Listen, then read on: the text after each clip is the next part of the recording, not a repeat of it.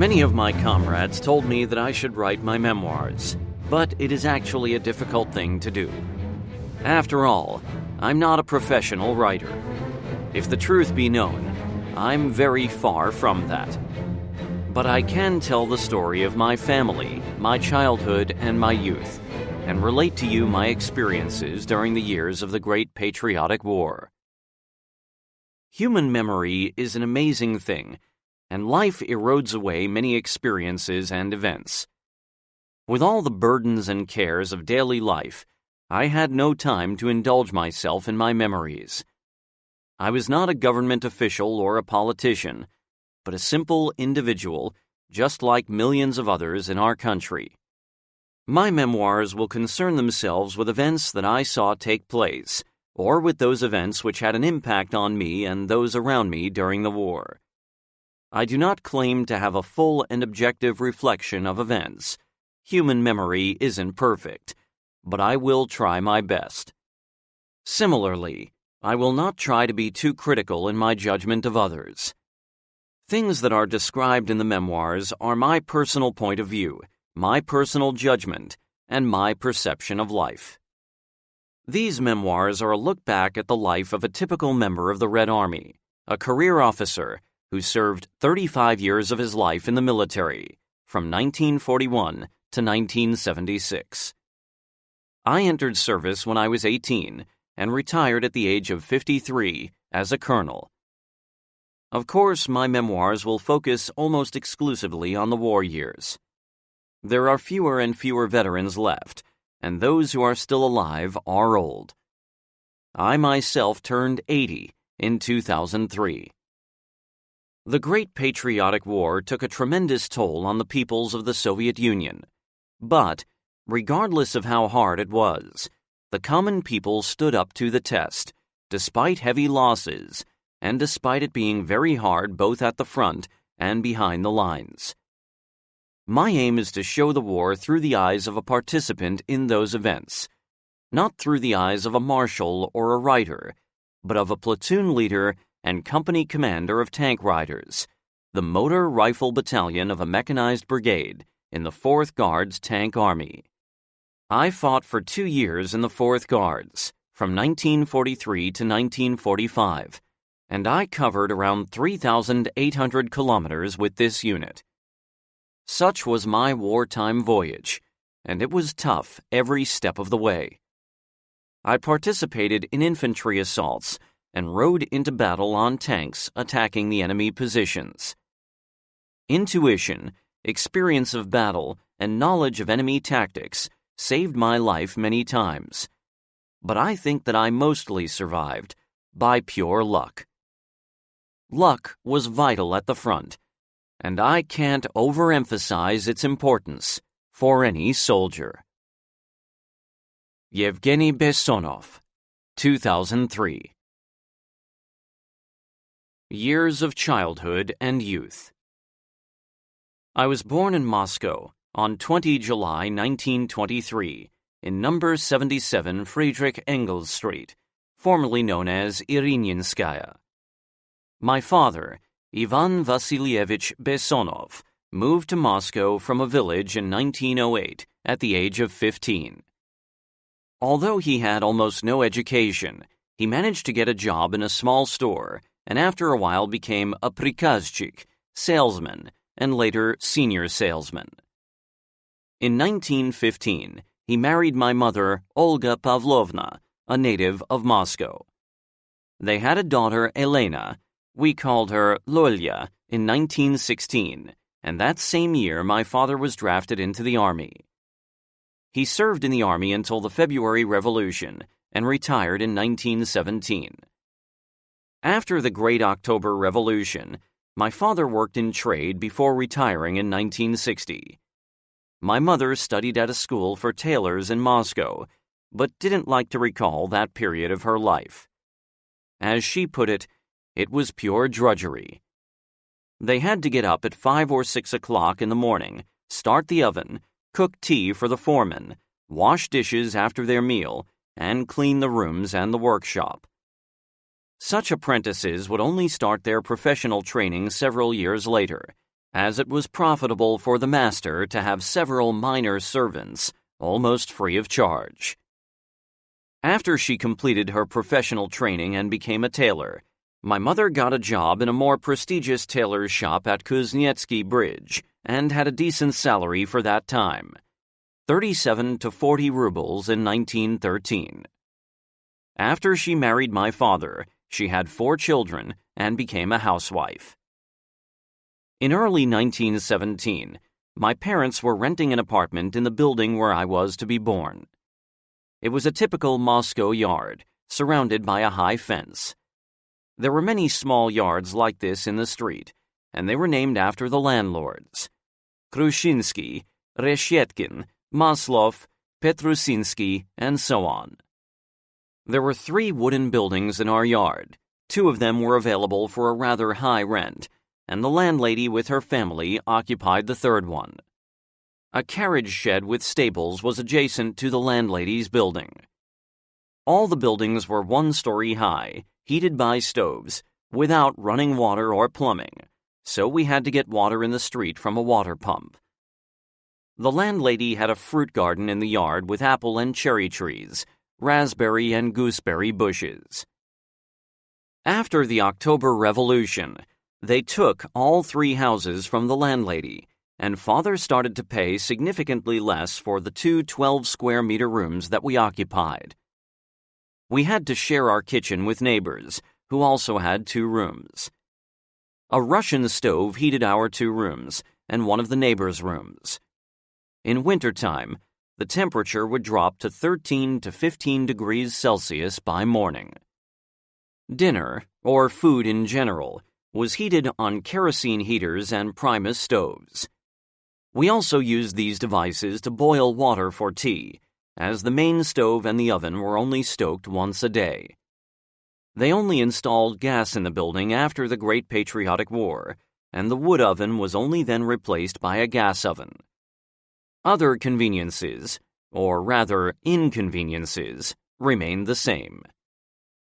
I should say that they only installed electric lights in our street in 1935 or 1936, and that the street had been illuminated by gas lamps until then.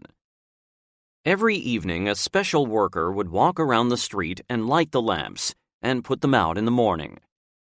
He carried a special ladder with him for this purpose, and the lampposts had a special crossbar to rest it on. Until the mid-1930s, our neighborhood was a haunt for thieves and hooligans, and we even had famous thieves living in our yard. Between 1936 and 1938, measures were taken. They all went to jail, and our neighborhood became quiet. Recalling our life before 1941, I think that our family had a modest life. We had a Singer sewing machine, and our mother made all our clothes for us with the help of this machine. Clothes were passed on from one sister to another, and I even received some things adapted from my sister's clothes. Our furniture was quite simple, for besides the sewing machine we had a wall clock, a chest of drawers, an old wardrobe, 2 metallic beds, 2 chests that we children used as beds, chairs, and a bookshelf with some books. It was cramped. Sometimes I had a hard time finding somewhere to do my homework. For some time, my sister Lolya even had to sleep on the table, which was, fortunately, quite large. In every room in the place of honor, there were 3 icons with lampstands. Grandmother lit them up quite frequently. After Lolya and Galya entered Komsomol, the common name for VLKSM, the All-Union Lenin's Communistic Union of Youth, in 1933, my father took the icons down and hid them, leaving just 1 icon in the kitchen for our grandmother. On holidays, sometimes on Sundays, we would bake pierogi, pastries, jam patties, and sometimes a pirog with a jam or meat filling. Pierogi are small pies. A pirog here refers to a large one for the whole family. Translators comment. For New Year, our father would buy a New Year tree, decorate it with toys, candles which we lit in the evening, and sweets if we had them. At Easter, my mother and grandmother baked 2 Easter cakes. Sometimes they went to the church to sanctify them. They would leave early and then stay there for a very long time. My father rarely invited guests. His friends with their wives, sometimes with children. Mother's friend, Aunt Shura, her former classmate, would come to visit her sometimes. Before leaving for school for the first shift, as there was a lack of schools, some of them had to organize teaching in 2 shifts, the first one in the morning and the second one in the evening. We had tea and bread with butter if we had it. We did not have any hot meal. After coming back from school, we had soup or shi, traditional Russian soup. The main ingredient is cabbage, translator's comment, for the first course. For the second course, we had potatoes, pasta, millet porridge or buckwheat porridge. Sometimes we had fried cutlets or fish. In the evenings, we had tea with bread. Very rarely, we had sausage. We had free breakfasts at school. On Sundays, we went with friends to watch films for children at a cinema, or to the Markov Club, or the 3rd International Cinema next to Baumanskaya metro station. The Markov Club was next to the school where I studied, on Bolshaya Pochtovaya Street. I went to the parades on Red Square on a regular basis on 1 May and 7 November, together with our school or with the workers from the factory where our neighbor Sergei Glazkov, a highly professional turner, worked. I liked going to parades. It was fun. People were dressed in festive clothes, sang songs, danced, orchestras played music everywhere, and children received gifts from the factories, sweets, cookies, and soft drinks. Until the age of 13 or 14, I was a sickly and thin child. I would fall sick very often. I had scarlet fever, measles, pneumonia, and inflammation of my middle ear. I was shy. I was often lost when I had to answer in class. I could not always express my thoughts properly. First, I had trouble with mathematics. Then I got it sorted out. But I never learned to write properly. My writing has always been full of mistakes. In order to improve my health, I started to do sports.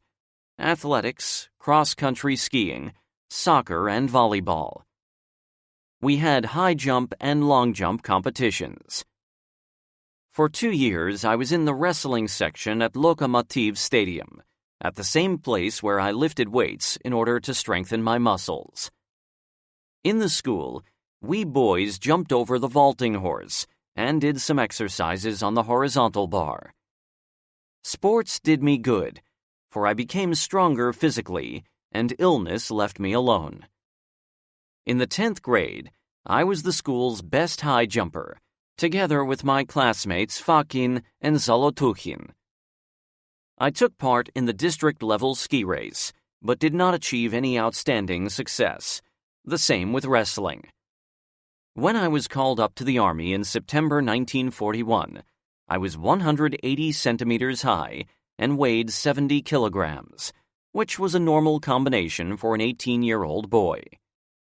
Sports helped me to take the physical stress in Army life and at the front.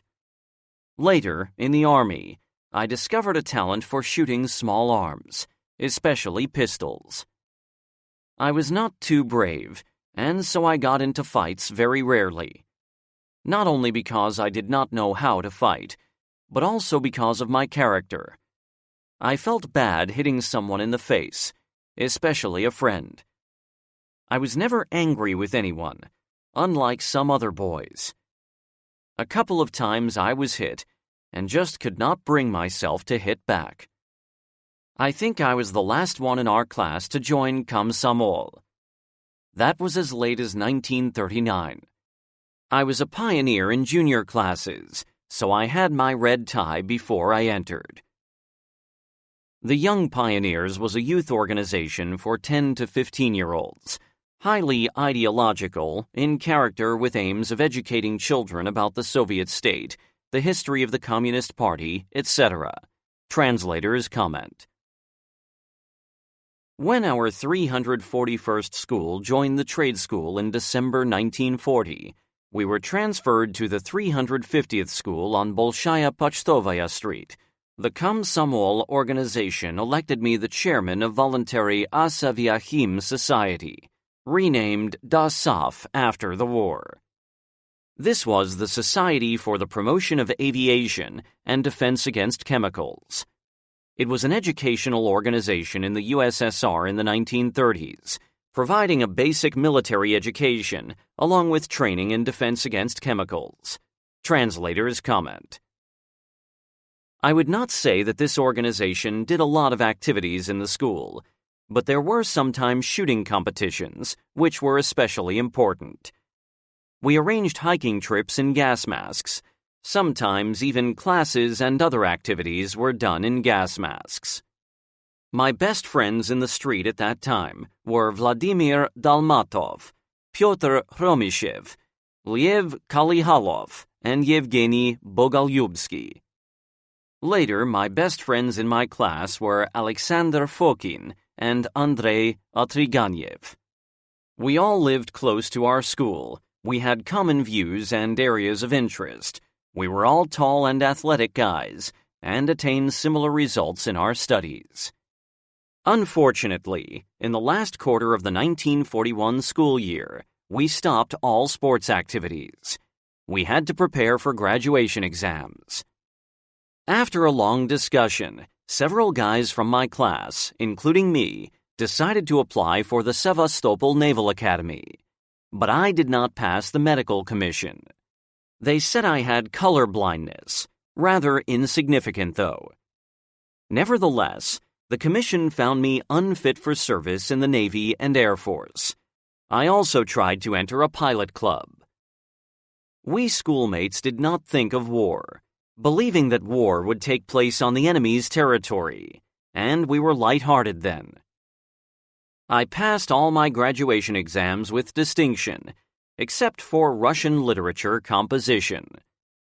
The graduation party took place on 17 June, and we received our maturity certificates.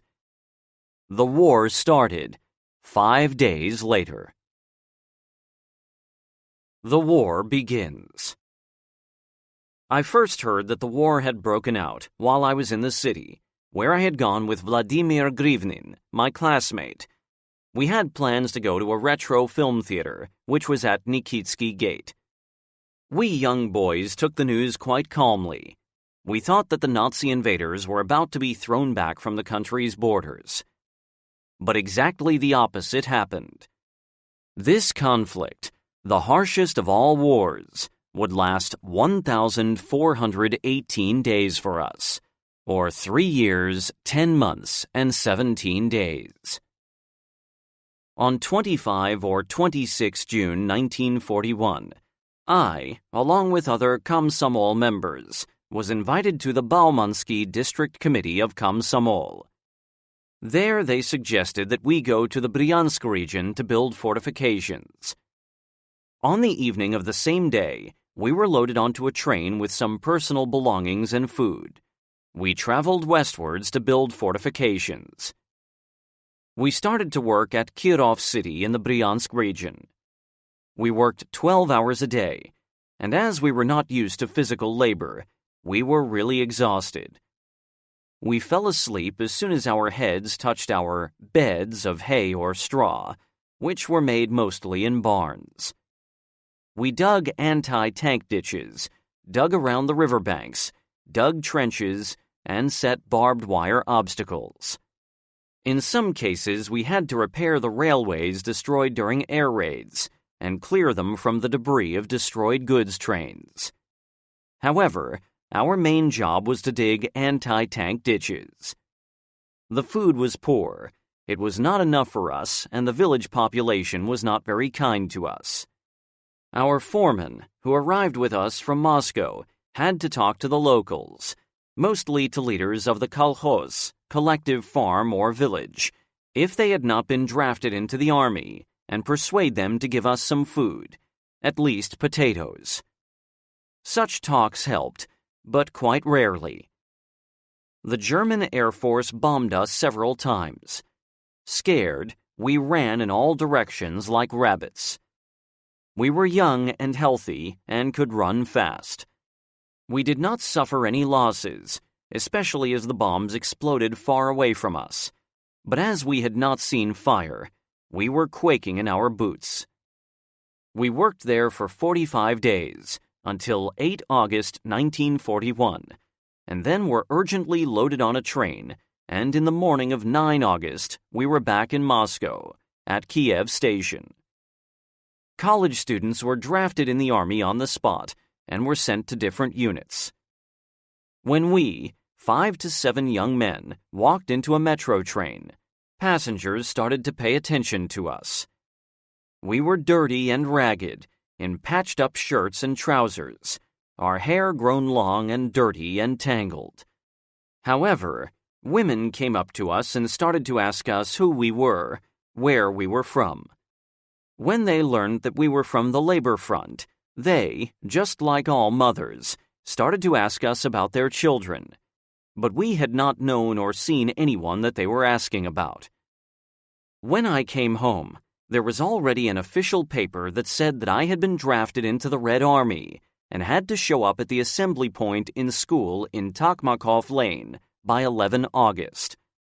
That was the assembly point for the Baumansky District Military Commissariat of Moscow. Some neighbors in the street and classmates also received similar call-up notes.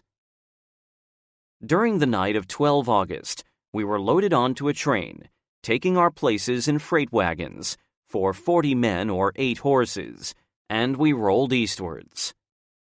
On the way, individual cars were taken away, as the men were sent to different military academies. Alexander Fokin left our company this way. In the vicinity of Chelyabinsk, we were quartered in tents at the Chebarkulsky military camp, where army units of the Urals military district stayed during the summer. Before the cold weather set in, we lived in that camp, mostly doing drill. We still had civilian clothes. With the arrival of cold weather, we were transferred to the summer film theater of the Chelyabinsk Park of Culture. Moscow also had similar summer film theaters before the war. The autumn in the Urals was cold. We were freezing in the film theater. Some were falling sick, and the shoes of some men fell apart. Plus, the food was very bad, and some men turned to theft. After that, some top brass decided to get rid of this large, unmanageable, and motley crew.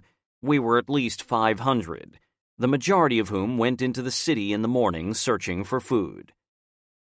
They started to send the men out to different places of service. My friends Turanov, Tvarogov, and Silvanovich left. I met them only after the war in Moscow. They all went through the war and survived, although Silvanovich was crippled after being wounded. In October, a strange sergeant major picked us, some 20 men, and together with him we went to a kolkhoz to harvest potatoes, which the locals had not managed to harvest before the first frosts. They put us in an unheated room. We were freezing at night, but we were getting so tired during the day that we did not notice the cold. That was in the Urals region, and it was already mid or late October. The villagers did not help us at all, did not give us either food or firewood. We did not even have a pot to boil potatoes in. We were constantly hungry. Besides that, many of us, including me, caught cold. Our superior also did not take proper care of us. It was good that they made a decision to move us back to Chelyabinsk. I can, to some extent, understand the words of one woman from a village where we had been digging anti-tank trenches, who refused to give us food, saying, "What am I going to feed the Germans with when they come?" But that was in Bryansk region, not in the Urals, which was far away from the Germans. Never again in my life did I meet such people. They really deserve their name, Chaldons, a name for Russians living in Siberia. However, normally the name does not have any negative connotation.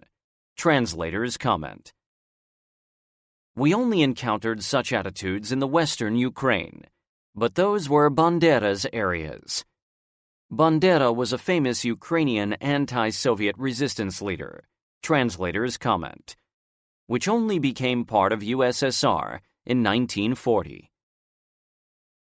We never returned to the summer film theater in Chelyabinsk. We were moved from one barracks to another, but the good thing was that they were at least warm.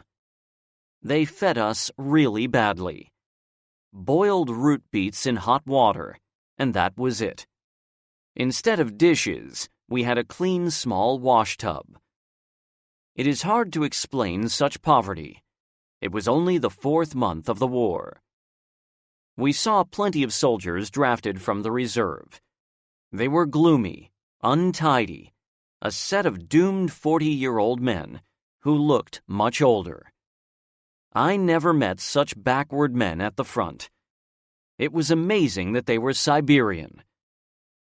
In early November 1941, some 400 of us were loaded onto a train in Chelyabinsk. We were all sent to Kamyshlov Military Infantry Academy. We suffered a lot from hunger on the way to Kamyshlov. As usual, they appointed a crook as the senior man of our team. He received the food for the whole group, gave out a ration for one day, and disappeared with the rest of the food. We never saw him again.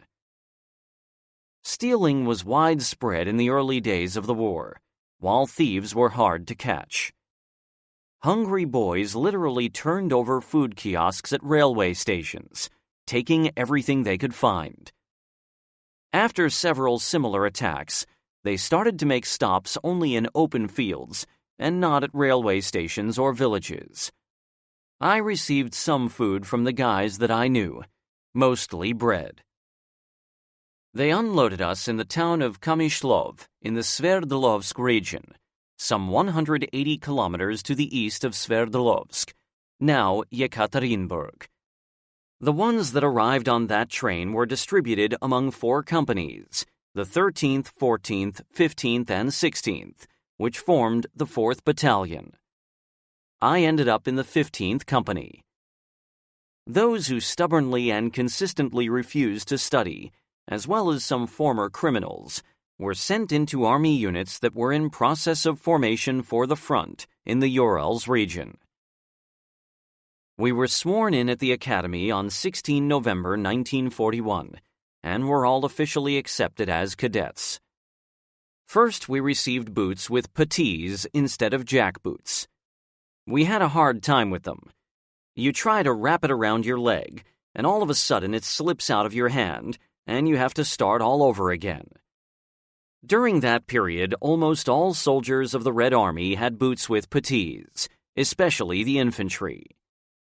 They issued winter uniforms to us in the academy. That was when puttees were replaced by jackboots.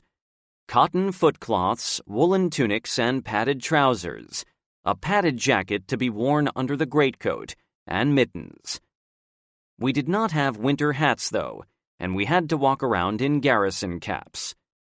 Some put a towel under a garrison cap when the temperatures dropped to minus 20 to 25 degrees Celsius.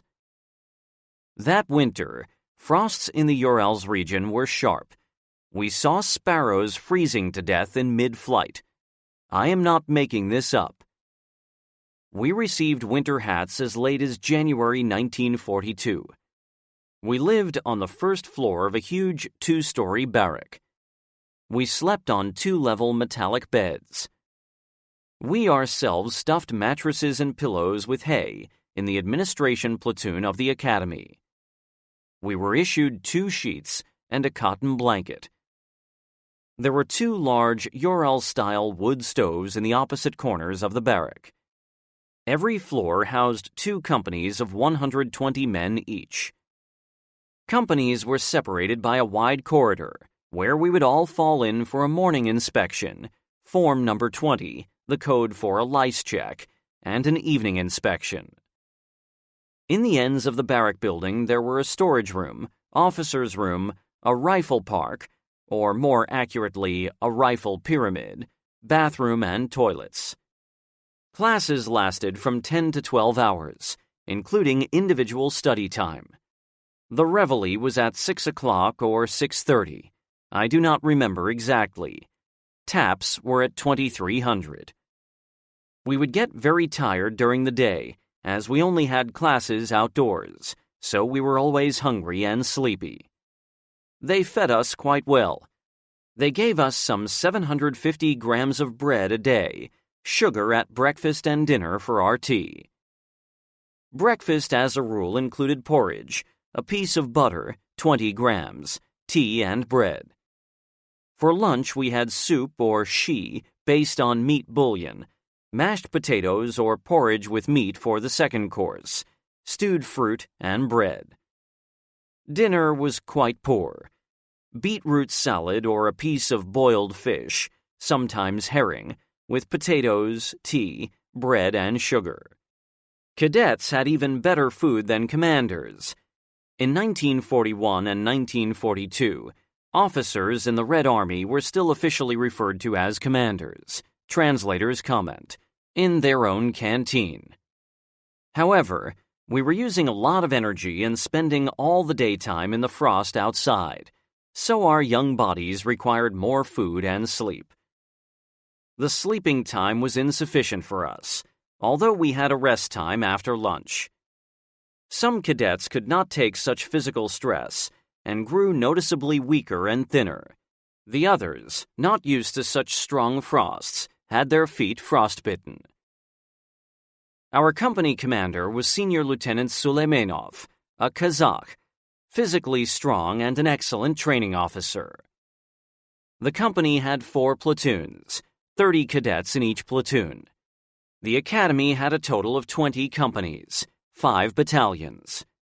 Lieutenant Khrapovitsky was leader of my platoon, the 1st, and Lieutenant Ilyin led the 2nd platoon. I forget the names of the other 2 platoon leaders.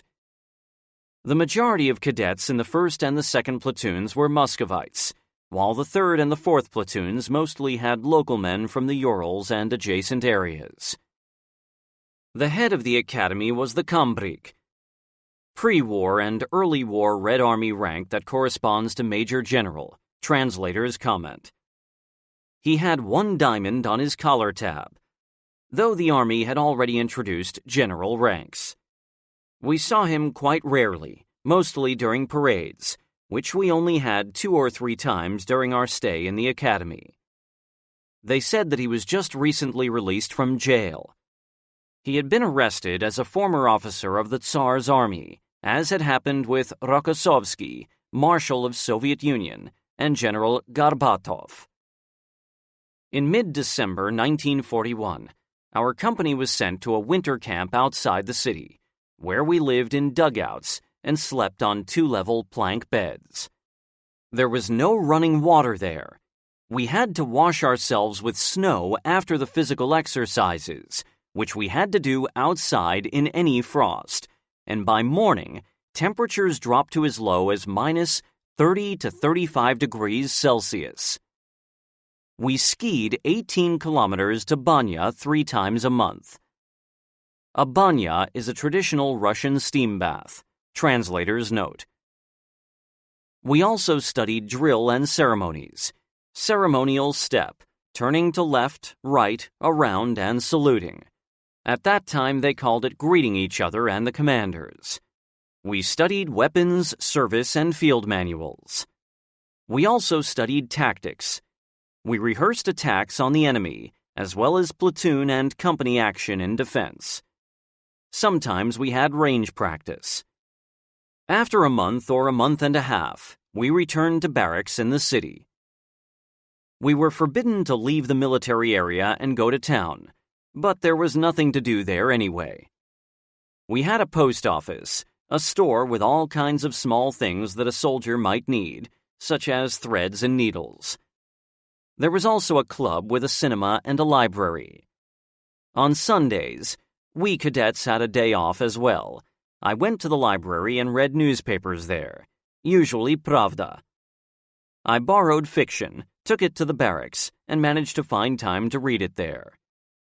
We marched in formation to see movies. Normally that was during the morning before lunch. I only remember one film, The Destruction of German Forces at Moscow. During the other films I would fall asleep, just like so many other cadets, even though the heating of the hall was very poor. When we were on duty in the company, a cadet on duty and 3 orderlies, we ran to the station cafe at the time of arrival of a train from Moscow to get some wheat porridge. It was not millet, but wheat porridge. There was nothing else in the cafe. We normally had it poured into the fire bucket. Several pieces of bread were also given with the porridge. We would finish the bucket of porridge during the night, and if we had porridge left, we woke up a couple of our friends. By morning, the bucket was to be cleaned and hung on the firefighting stand again. There were different cadets in the academy. Honest, responsive, helping each other, sharing food parcels with close friends according to the cadets' rule of thumb. Others were dishonest and did not respect even the elementary requirements of discipline. The cadets themselves dealt with thieves. In any case, the older cadets did not abuse the younger ones, or if they did, we did not know anything about it. It was easy for me to overcome the difficulties of military service, the same with the Frosts. I was the 3rd tallest cadet in the company. The tallest was Anatoly Pavlovich Zlobin, an outstanding writer after the war. He died in 2000. We were drafted from Moscow together. He was a mortar battery commander at the front. I had good relations with all the men in the company. While in the platoon, we were all good friends. We were all Muscovites from the same neighborhood and graduated from neighboring schools. We even had common acquaintances. We had nothing to fight about. Physically, I was no worse than the other cadets in the platoon and the company. I was not outstanding, but I stood up for myself. I did not flatter anyone and didn't tell tales. The company commander was somehow distant from us. We did not see him every day. In the evenings, we had classes with assistant platoon leaders. As a rule, these were older cadets, not the former schoolboys, but cadets that had entered the academy earlier than ourselves. Some men had a hard time with the studies, and 2 cadets could not take it. One local man, Lisitsyn, shot himself in a dugout during his company guard duty. The second guy, Vishnevsky, a native of Moscow, escaped. They looked for him for a long time, but never found him. Both incidents were emergency cases for the company. Later, there was a rumor that a letter came from Vishnevsky, in which he wrote that he was at the front and asked not to be considered a deserter. However, the letter was not officially read to us, probably so that other cadets would not follow his example. We had to learn in 6 months what we would have studied for 2 years in the pre-war military academy. The front needed officers for platoon company level, as these were being killed the fastest at the front. We studied field manuals and had to learn in practice, as they say, in the Army Infantry Field Manual of 1936, from the actions of individual soldiers to the responsibilities of a company commander in defense and attack. This manual was abolished in 1942 and replaced by a revised manual which was based on the experience gained in the first year of war. We were also supposed to know the Army Manual, Internal Service Manual, Guard Duty Manual, and Drill Manual by heart. Besides that, we studied technical manuals. We were supposed to know the weapons, assembling and disassembling weapons, employment, failures, and repair, principles of its work. We studied the Mosin rifle model 1892-1930, the Simonov automatic rifle, the Degtyaryov light machine gun, RPD or DP, and the Maxim heavy machine gun. The difficulty with that was in assembling and disassembling its bolt, or rather lock, which was intricate. This machine gun, just like the Mosin rifle, dated back to the First World War and the Russian Civil War, and was used until the end of the Great Patriotic War. Besides those weapons, we studied mortars. The 37mm company mortar, later withdrawn from service, the 50mm and the 82mm mortars, their technical data and employment, firing conditions, and preparation for firing. I should say that the level of training was poor, as the teachers did not understand the subject themselves. In general, during the war, our mortar crews were really bad shooters. Of course, artillery units, mortar battalions, and even regiments were very well trained, but the infantry mortars were not that successful. Indeed, they almost killed me once. German mortar teams were very good and well trained, while their artillery was just average. Along with all the other things, we were also trained in the language of command. In comparison with other subjects, I achieved outstanding success in this field, and also had political classes. Political classes were confined to lectures given by a teacher. Exhausted cadets could hardly take them, and some fell asleep. I can remember it myself. I was always dozing off at those lectures, and nothing remains in my memory from them. But in general, most of the time in the academy was spent on military subjects. Training was intensive, and we became quite exhausted. We never completed the course of preparation of fire data for the 82mm mortar, and we had to learn this in our units at the front. But I stayed in infantry, and besides me, at least 30 men were not sent to mortar units. We never fired live ammo from those mortars, which was wise given that apparently our platoon leaders and company commander themselves did not really know how to operate them.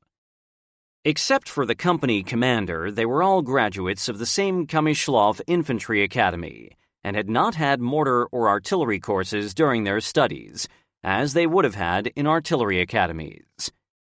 They studied the theory of shooting a mortar together with us and could not give us any decent knowledge, while we cadets did not take that mortar course seriously. Our course was over, and in early May 1942, the cadets received their military ranks. Some became lieutenants and some junior lieutenants. To my great dismay, I was among the latter. I was upset, but gradually I calmed down. What was the difference? We all had to go to the front as platoon leaders anyway. 480 officers, 4 companies, graduated. The graduation was passed unnoticed, just like another day. It was wartime. The barracks were empty. New cadets had yet to arrive. We said goodbye to everyone. Too many of them for good. I was not even 19 years old, and we now had to lead other people, soldiers, who were older than us. The burden of responsibility that the war put on our young shoulders was especially heavy. We, young men, almost boys, had to lead at least 100 mature and experienced men. We were responsible for their lives, for orders. We had to solve moral problems, but we, the young ones, did not bend and did not break. That's the way it was. Some commanders, we were no longer cadets. Some 25 to 30 men, including me, stayed in the academy. They told us that we were supposed to undergo training as tank hunter platoon leaders in the anti-tank rifle platoon. No one really knew what this might involve.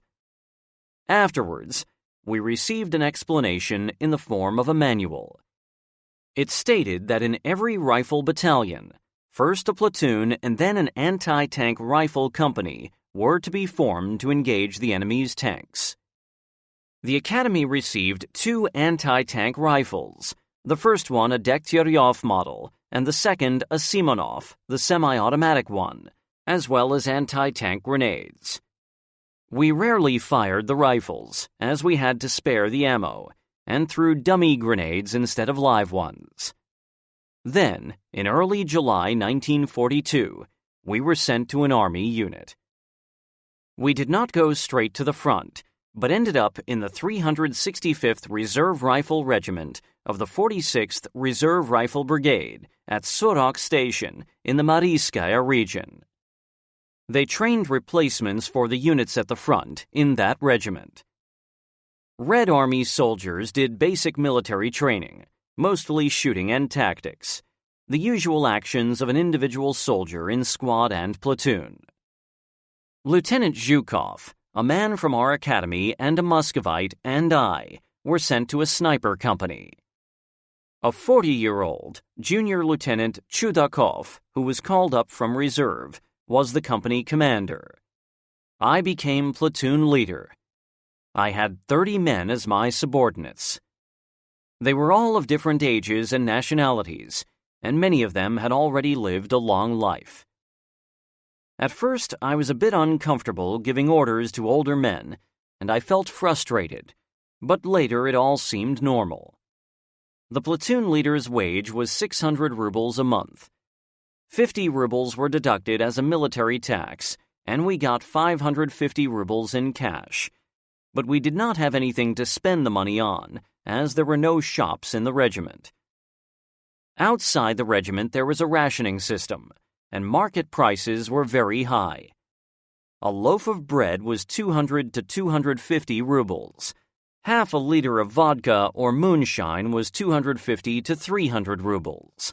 That was all we could get for our wage. Besides shooting and studying weapons in the sniper company, we taught the men to dig in with a small entrenching tool, camouflage in terrain, advance in short rushes, throw grenades, mostly RGD-33s, and to charge with the bayonet. They sent younger men who were enthusiastic about marksmanship to the sniper company, and they tried to reach my level of skill, but there were very few men in the regiment who could shoot better than me. Although we did not have real combat experience, we taught our subordinates to do the things that we knew and could do after graduation from the military academy. The training period for snipers was extended in comparison with the training period of a private from an infantry company. After 2 or 3 months of training, or sometimes even less, men were sent as replacements to the combat units, but the regiment's officers, or more correctly commanders, were rarely sent to the front. For example, I spent at least 1 year in the regiment. During the summer and autumn of 1942, I was twice sent as an escorting officer for marching companies to the combat units, first to Mozhaisk area, and the second time to Voronezh area. The task of the escorting officer was to deliver the company without losses in personnel.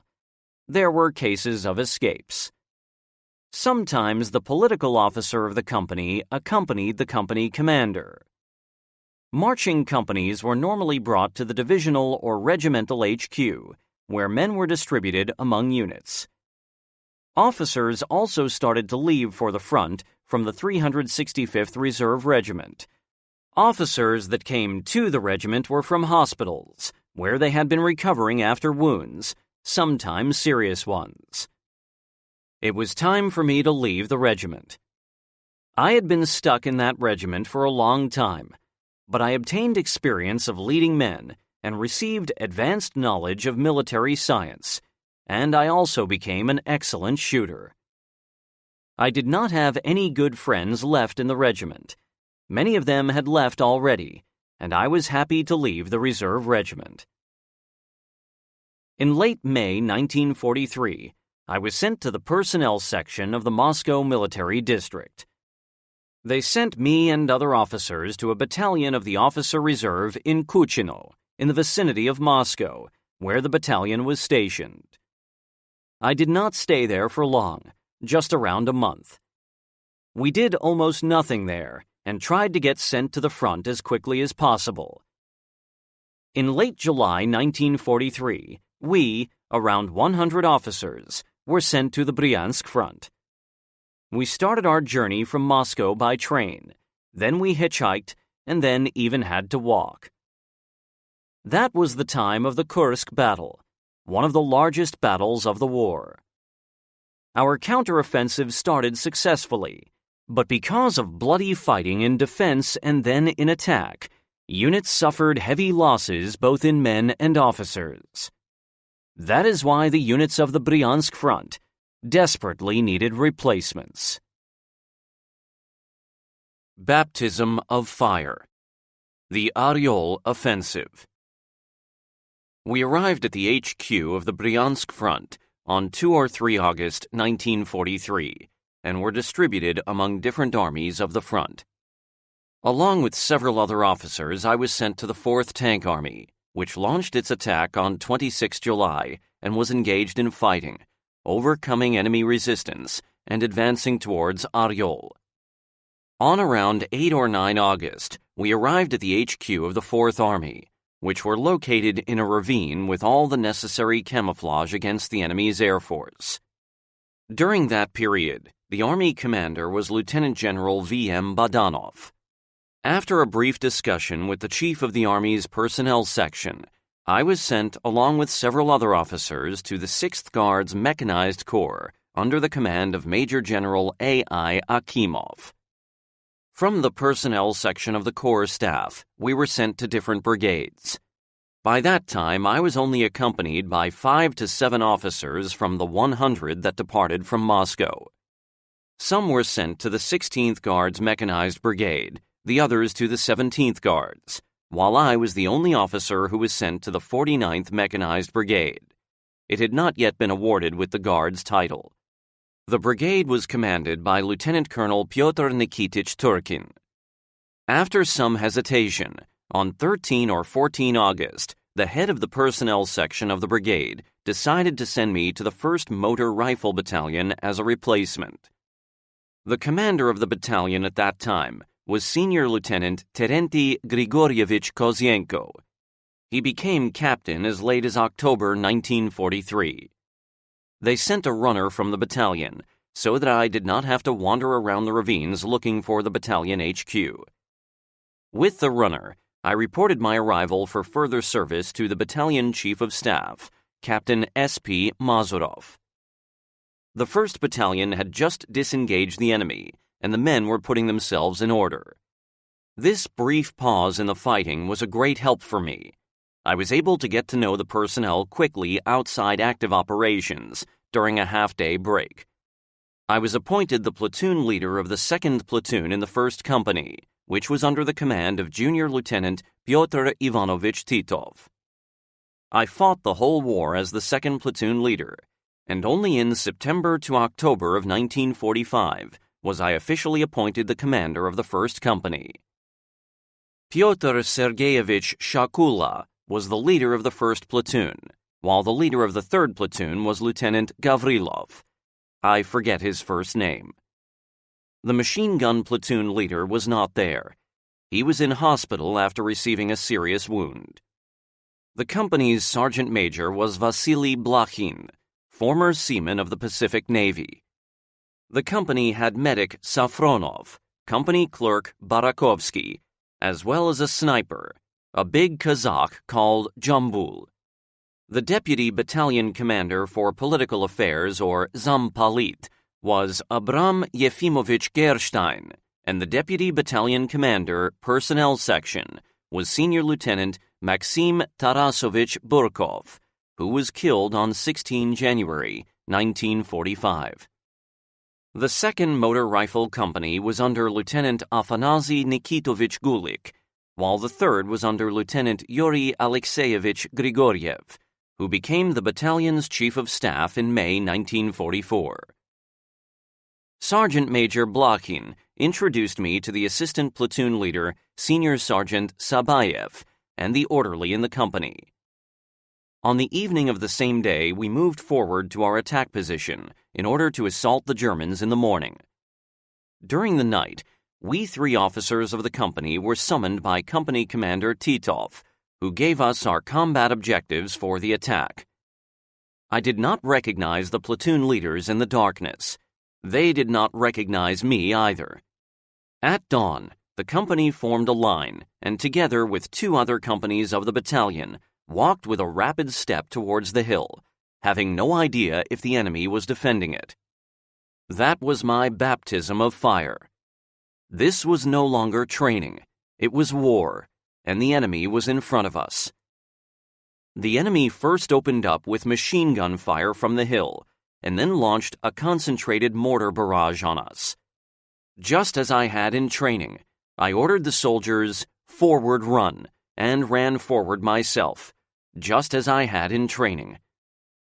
All of a sudden, my soldiers were no longer in front of me.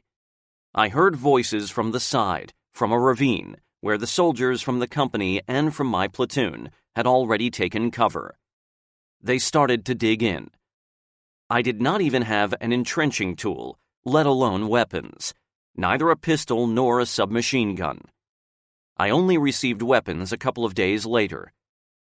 To the right of me, there was a soldier who had already dug his skirmisher's trench, so I asked for an entrenching tool from him. I dug in and made a breastwork. I gave the entrenching tool back to the red-headed man and asked who he was. He answered that he was platoon leader from the 1st Company, Lieutenant Pyotr Shakula. I had only seen him once in the night and did not recognize him in daylight. This is how Pyotr Shakula became my best friend for the whole war. Our friendship lasted until his very death in 1988.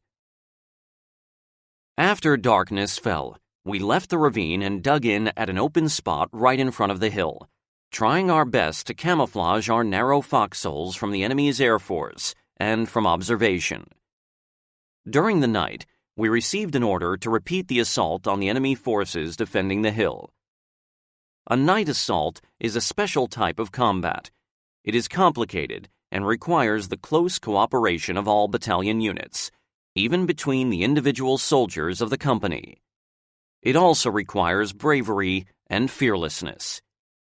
The assault began well until we reached a barbed wire entanglement and the company had to lie down in front of it. How could we overcome the obstacle? We did not have wire cutters. It might well be that several soldiers could sneak under the entanglement together with me. But what about the rest? Would they follow? It was impossible to see in the darkness. Would they help me, or would I help them? That's the main thing in night combat. I did not know what to do, and I sneaked out to look for Shakula and Gavrilov, the 2 other platoon leaders of the company. The Germans were lighting up the area intensively with missiles, and I managed to find them. Lieutenant Nikolai Konstantinovich Chernyshov, platoon leader from the 2nd Company, was also there with them. We all decided to withdraw to our starting positions. We reported that we had failed to complete the mission and received a repeated order to seize the enemy's trench. To give spoken orders meant making myself and other soldiers a target for the Germans. Even without any noise from our side, the Germans were delivering horrible flanking machine gun fire with tracer bullets that shone brightly in the darkness. We prepared our soldiers for the new assault and discussed with the other platoon leaders how we could best fulfill the order. I noticed that 2 Kazakh soldiers from the platoon did not join the platoon during the assault and stayed in their foxhole. I warned them strictly that they could be severely punished for cowardice. Incidentally, during the daytime assault, my assistant platoon leader Sabayev also fell behind, saying that he had stomachache. That was the only time in my life when I told another person, "If this happens again, I'll shoot you." Sabayev got the message, and in the second night assault, I ordered him to check the foxholes, see if anyone had stayed behind, and then join the assaulting line with those that he found. He fulfilled the order, and no longer had stomachache. The second assault was also unsuccessful. However, the Germans only spotted us when we got right under the entanglement. They tossed hand grenades at us and opened machine gun fire. A hand grenade went off next to me, but in the heat of the battle, I did not pay attention to it. After that, the Germans opened fire with mortars, even though they knew they might hit their own troops.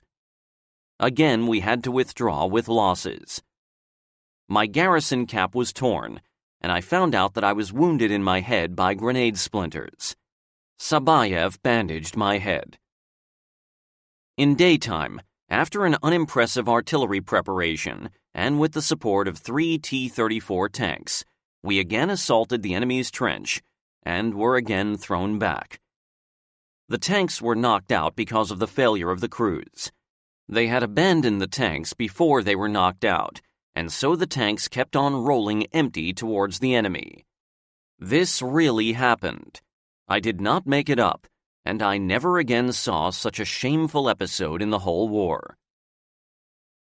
During the night, we assaulted twice more, and again it was in vain. To add trouble to our misery, a platoon of 16 men led by a lieutenant went missing in the 2nd Company of the battalion during the night. They were looking for the platoon for several days, mostly at night, but never found them. Men just disappeared, and no one knew where they went. These things also happen in war. War is always war. I should say that the 2nd and 3rd Battalions of the brigade also failed to advance during their attacks. Their attacks were repelled with heavy losses in personnel. The enemy firmly held on to the dominant hill. The next day, he sent his air force against us. From dawn till dusk, all day long, in wave after wave, German bombers dropped their bomb load on us. Soviet fighters were nowhere to be seen, so the German Air Force had every possible chance. Anti-aircraft guns tried to repel the air raid, but were also suppressed by the bombers. Besides bombing, the enemy opened artillery and mortar fire on us. We had the impression that the Germans were preparing for an attack, but it never came. Apparently, the enemy had been given the task of inflicting casualties on us to try and stop our attempts to capture the hill.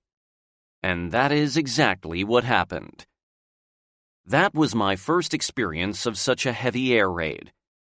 It was pure hell. It is hard to find a comparison for it. You are just lying in your foxhole and waiting for death. Bombs are exploding all around. The ground is shaking, and you are shaking. I was frightened to death and wanted to run away from that hell, but I was a commander and had to stay with my soldiers. One has to know how to overcome fear. There are no fearless men. Fear is natural, but some people are able to overcome it. Others shiver, but remember their responsibilities and get over it. The third type of people grows numb with fear, and they literally lose their minds. Such people run anywhere just to hide, creating panic among others. These people are especially horrified by the enemy's air force. The twilight of that horrible day set in. The sun was setting, and the enemy's air force ceased its air raids. The artillery and mortar fire had stopped even earlier. It probably lasted just around 1 hour, or maybe even less. Time goes by slowly in such hell. One by one, the soldiers started to crawl out of their foxholes. Sabayev and I got out of the trench to check the soldiers in the platoon. I also spoke to the other platoon leaders, and we counted our losses. To my surprise, the losses were lower than one might think, considering the condition of our positions. Both mine and the other platoons in the company had insignificant losses. The 2nd and the 3rd companies of the battalion were the worst hit. The ground around our trenches was churned up with bomb craters. Some foxholes collapsed, and buried the soldiers that were in them, but they survived. My assistant platoon leader Sabayev had left a backpack and a helmet lying on the breastwork, which were hit with splinters. The helmet was pierced in several places. We were all thirsty. During the whole day, we did not have a droplet of water. We were summoned to Company Commander Titov. His trench was some 150 to 200 meters from the front, on a ravine slope. We had some water at his place and asked to bring water to the front, to the soldiers. Titov cursed violently at us for failing to complete the task and informed us that we were to retire from the sector and the brigade was transferred to another sector of the front. We reported our losses from the air raid to Titov. I think we did not have anyone killed, but 10 to 12 men were wounded and shell-shocked. Before dawn, still in darkness, the company quietly abandoned its positions. We marched for some 5 or 6 kilometers and stopped for a break in a ravine. A field kitchen drove up, we were fed and went to sleep. The day passed by. Battalion Commander Kozienko summoned the officers in the evening and scolded us for not being able to capture the German trench and to overcome the barbed wire fence. However, he added, there was no barbed wire entanglement. You just thought it up. The company commanders unanimously reported that there was an entanglement, but the battalion commander insisted on his version. After our fruitless attempts to capture the hill, we tried to launch attacks along different sectors of the front, but all those attempts failed, and sometimes we pretended to launch the attack in order to distract the enemy's reserves. It was unbearably hot on those August days of 1943 in the Oryol area, and we mostly moved on trucks during the night. There was a huge amount of dust on the roads. Our feet sank into it as if it were cotton. By morning, we were all covered with a thick layer of dust. In an attempt to turn the area around Oryol into a wilderness, the enemy burnt entire villages during his retreat, putting everything that he could to the torch. Just chimneys remained after the fire. A horrible, depressing view.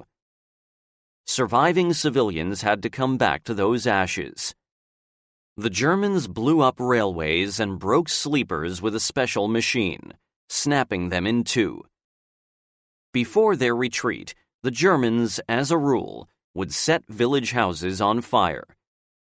From the black pillars of smoke that rose from the burning houses, we knew that the Germans were about to retreat, and we could advance without resistance from their side, capturing the village as it burned.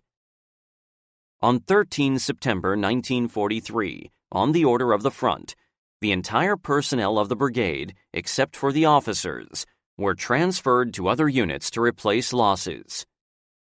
Our company had just the sergeant major, clerk, medic, and company commander's orderly, as well as my assistant platoon leader Sabayev. However, we continued to move along the front on trucks at night, sometimes with lights on, as late as 15 or 18 September. It was explained to us that this was done to deceive the enemy.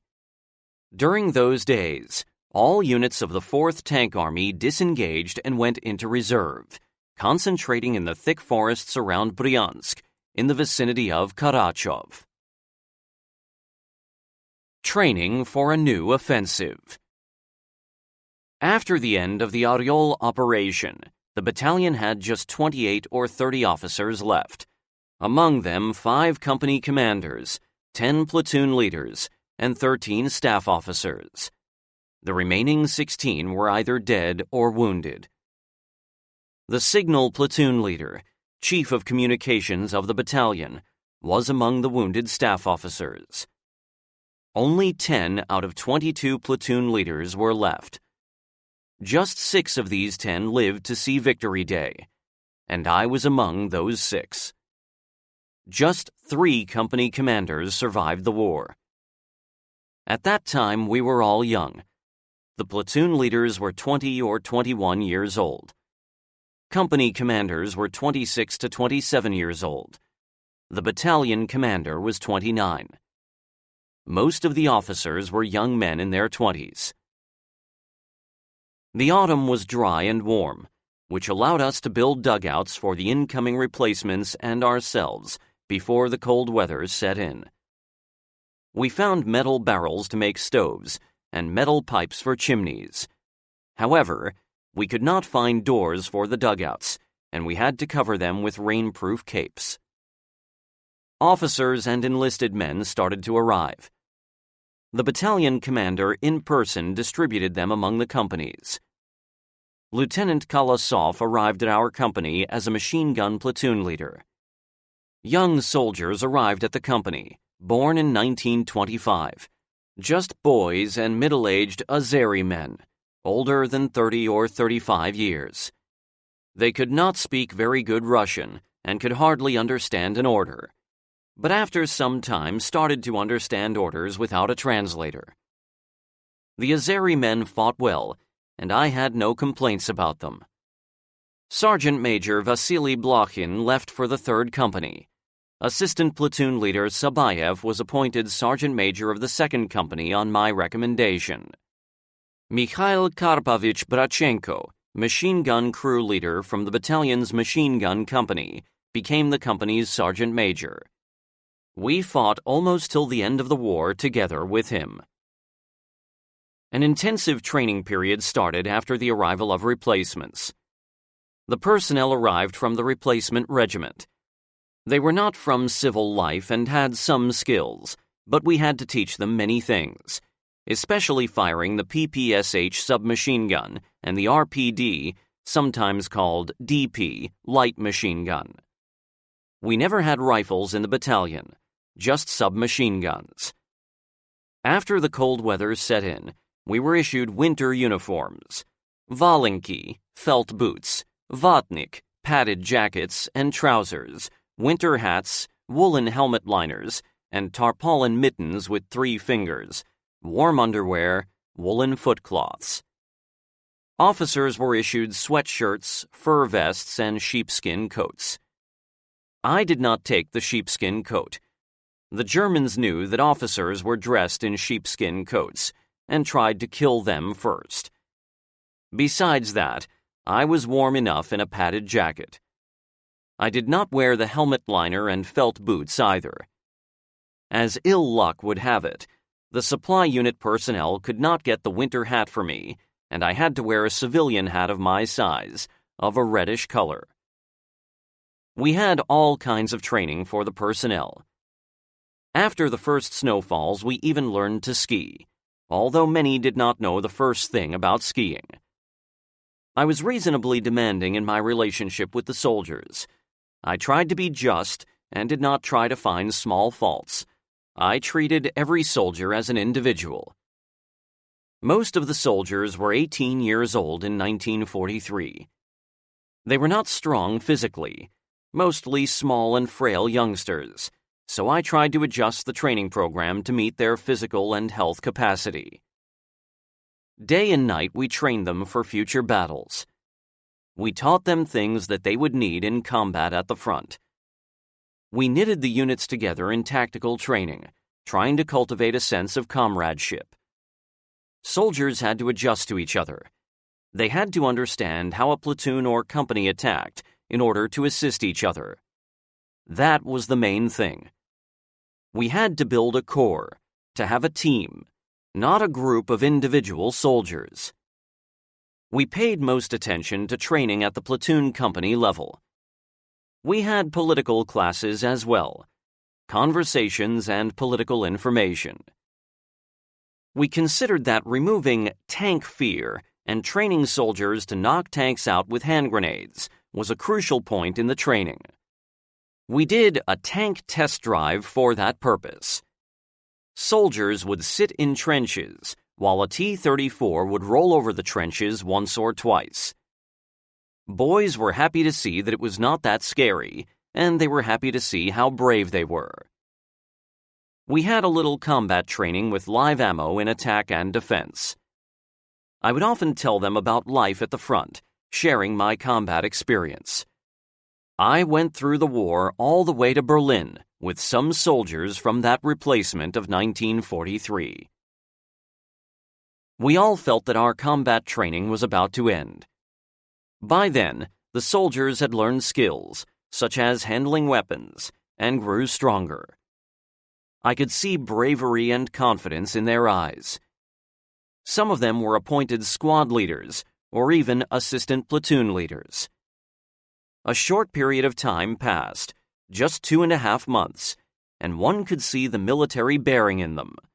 The young boys had transformed into soldiers that I could lead into battle. The Kamieniec-Podolsk Operation. In early January 1944, following the order of Stavka, the 4th Tank Army was transferred to the Kiev area from the Bryansk forests.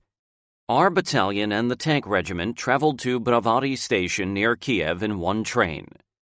After this, we crossed the Dnieper River by means of a temporary bridge, drove into Kiev's outskirts, and stayed in the buildings of a former technical college not far from Klavdieva Station. That was in late January. We stayed there for a long time. I remember that the supply units fell behind us on the march, and for some time we had awfully poor food. Rye flour boiled in water without salt. We were constantly hungry. It was impossible to buy food for money. One could only exchange things for food, but we had nothing to offer for exchange. Officers had to put up with it, but soldiers were soldiers. They had to get good food. One could kick the bucket with that rye flour. Food was finally arranged by the efforts of the battalion commander and the Zampolit. After a week, we started to receive decent rations. In mid-February 1944, we were again loaded onto a train and even received 100 grams of vodka before getting on it. Veterans usually refer to grams of vodka. Translator's note. That was the first and last time that we received vodka. We never received it later.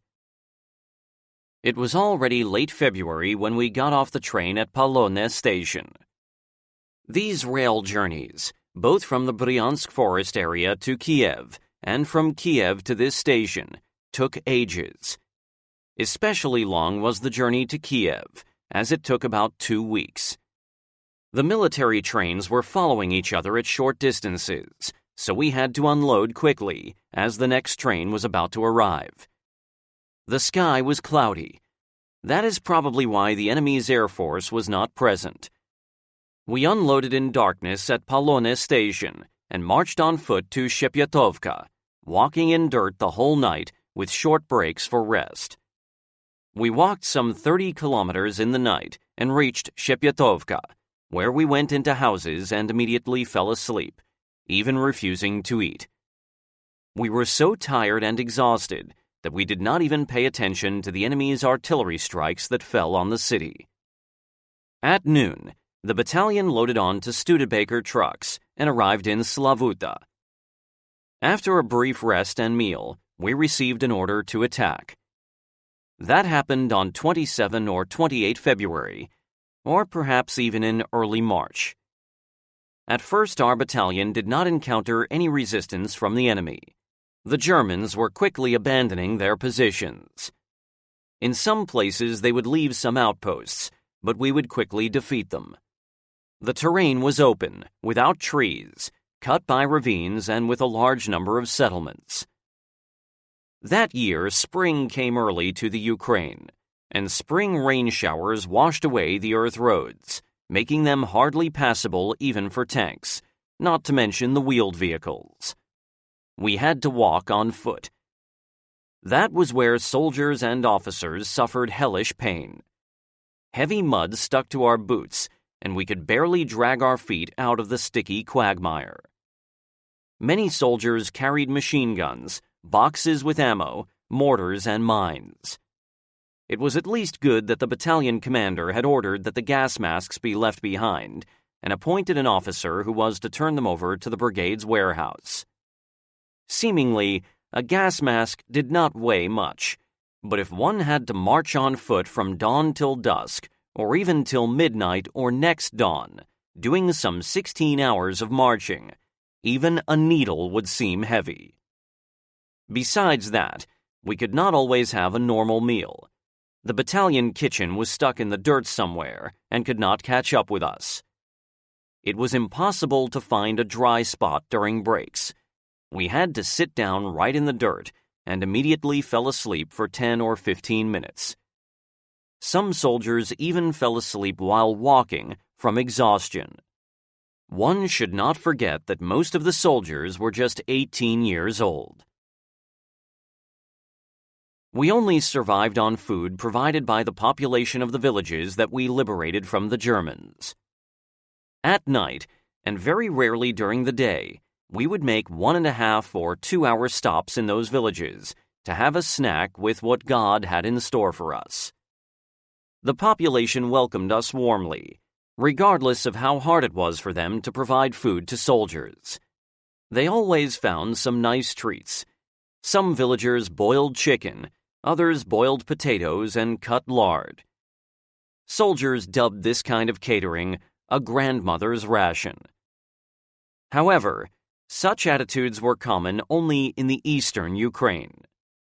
As soon as we entered the western Ukraine, that had passed to the Soviet Union from Poland in 1940, the attitude of the population was quite different.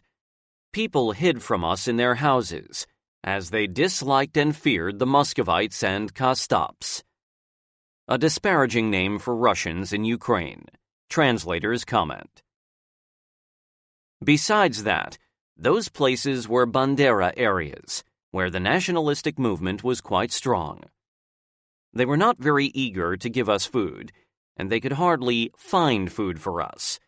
Usually it was millet and potatoes. As a rule, they would say in Ukrainian, "We do not have anything. The Germans took it all."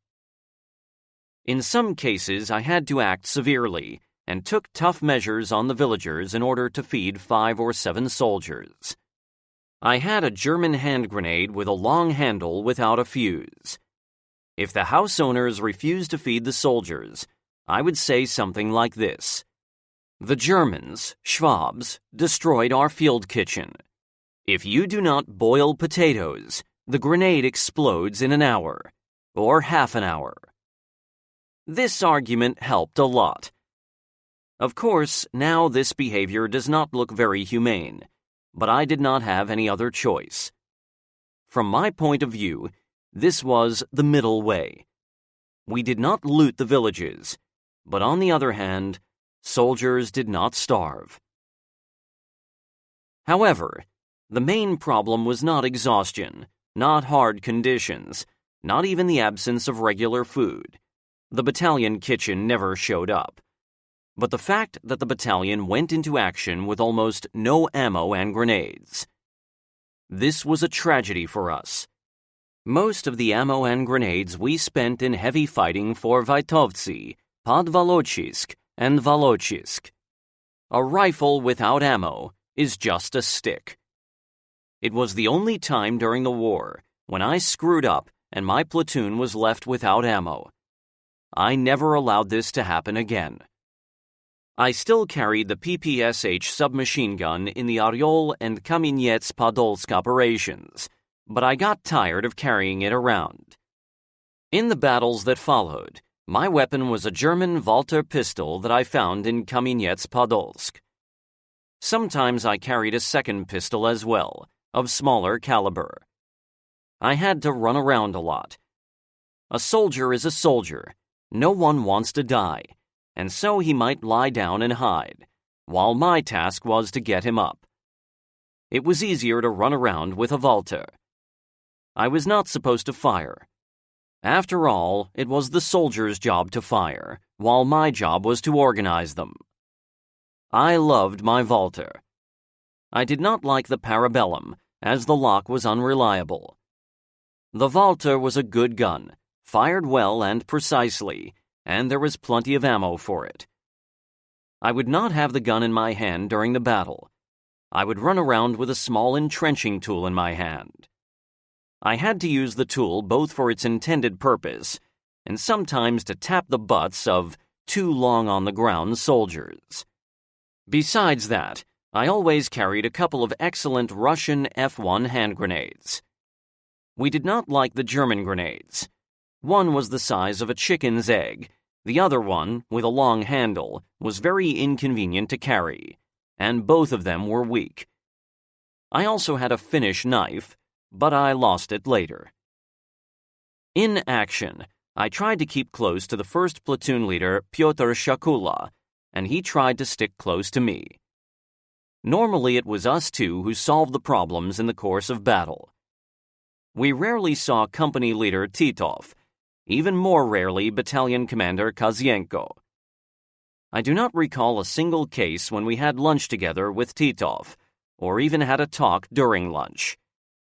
I will be honest and say that those battles before 20 March, that is, until we reached Skalat, have not remained clear in my memory. 60 years have passed, and of course I have forgotten many things, but some events are still firmly entrenched in my mind. From the company commander, I received a mission to capture a village, a kolkhoz named after Voroshilov, which was on some high ground. The platoon assaulted the village by crossing a plowed field, and our feet sank into the soaked soil. We could barely move our feet. We tried to run under fire, but got exhausted very quickly. An overwhelming feeling of indifference set in, an awful apathy. We walked towards the Germans, paying no attention to their fire. We walked silently, but stubbornly, a kind of psychological assault. The enemy could not stand this and fled. When we reached the village, there were no traces of Germans. We stayed in that village for several days. For some reason, I do not remember why, I was the only one from the company to stay in the village with my platoon. I had to feed the soldiers, and I talked to the village elder, who used to be the chairman of the kolkhoz before the war. I requested him to provide houses where the soldiers could stay, and food. At first, he did not get me and brought only potatoes, so I had to explain to him that besides potatoes, soldiers needed other staples: meat, lard, cereals, sugar. That village had a lot of it.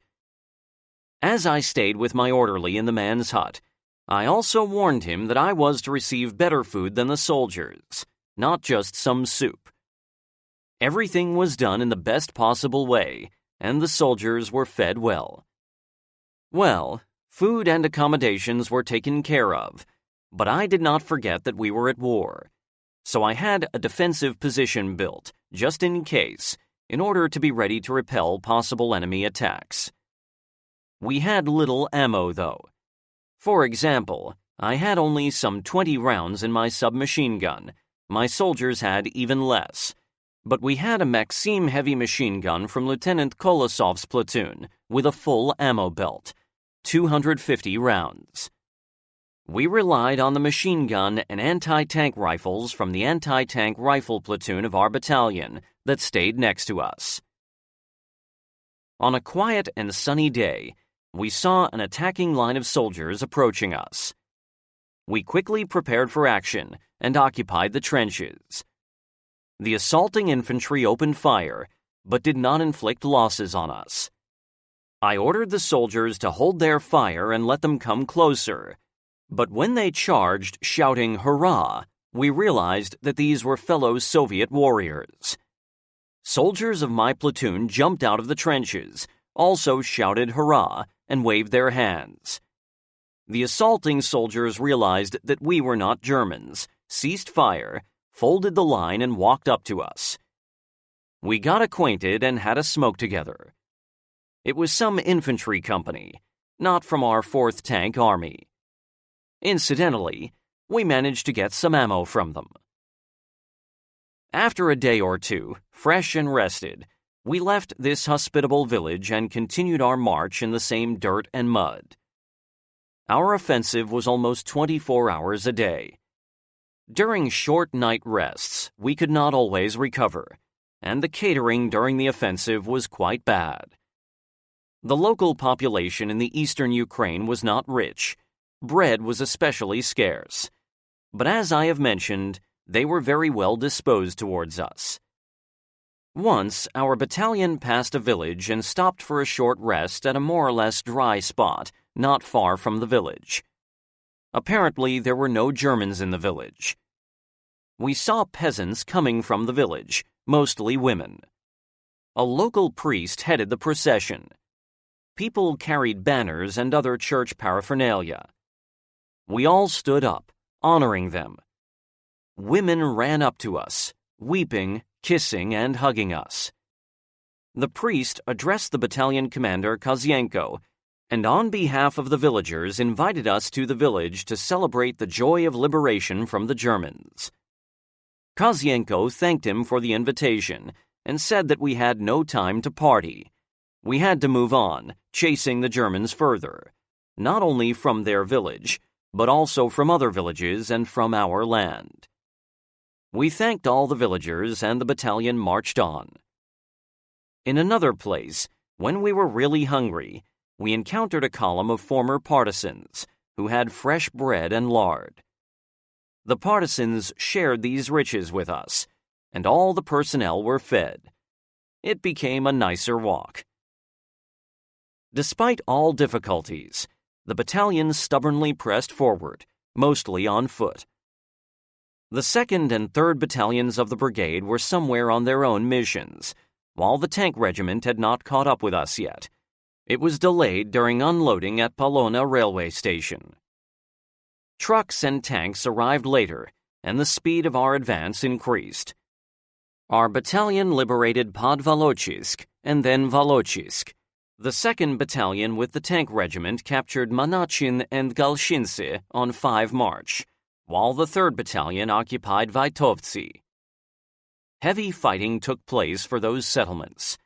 The young soldiers did an excellent job in these battles. At first, I doubted the abilities of some of the soldiers because of their shortness. I considered them not fit for war, but they turned out to be able to take hard physical pressures and go into battle right after a march. They turned out to be the right kind of soldier.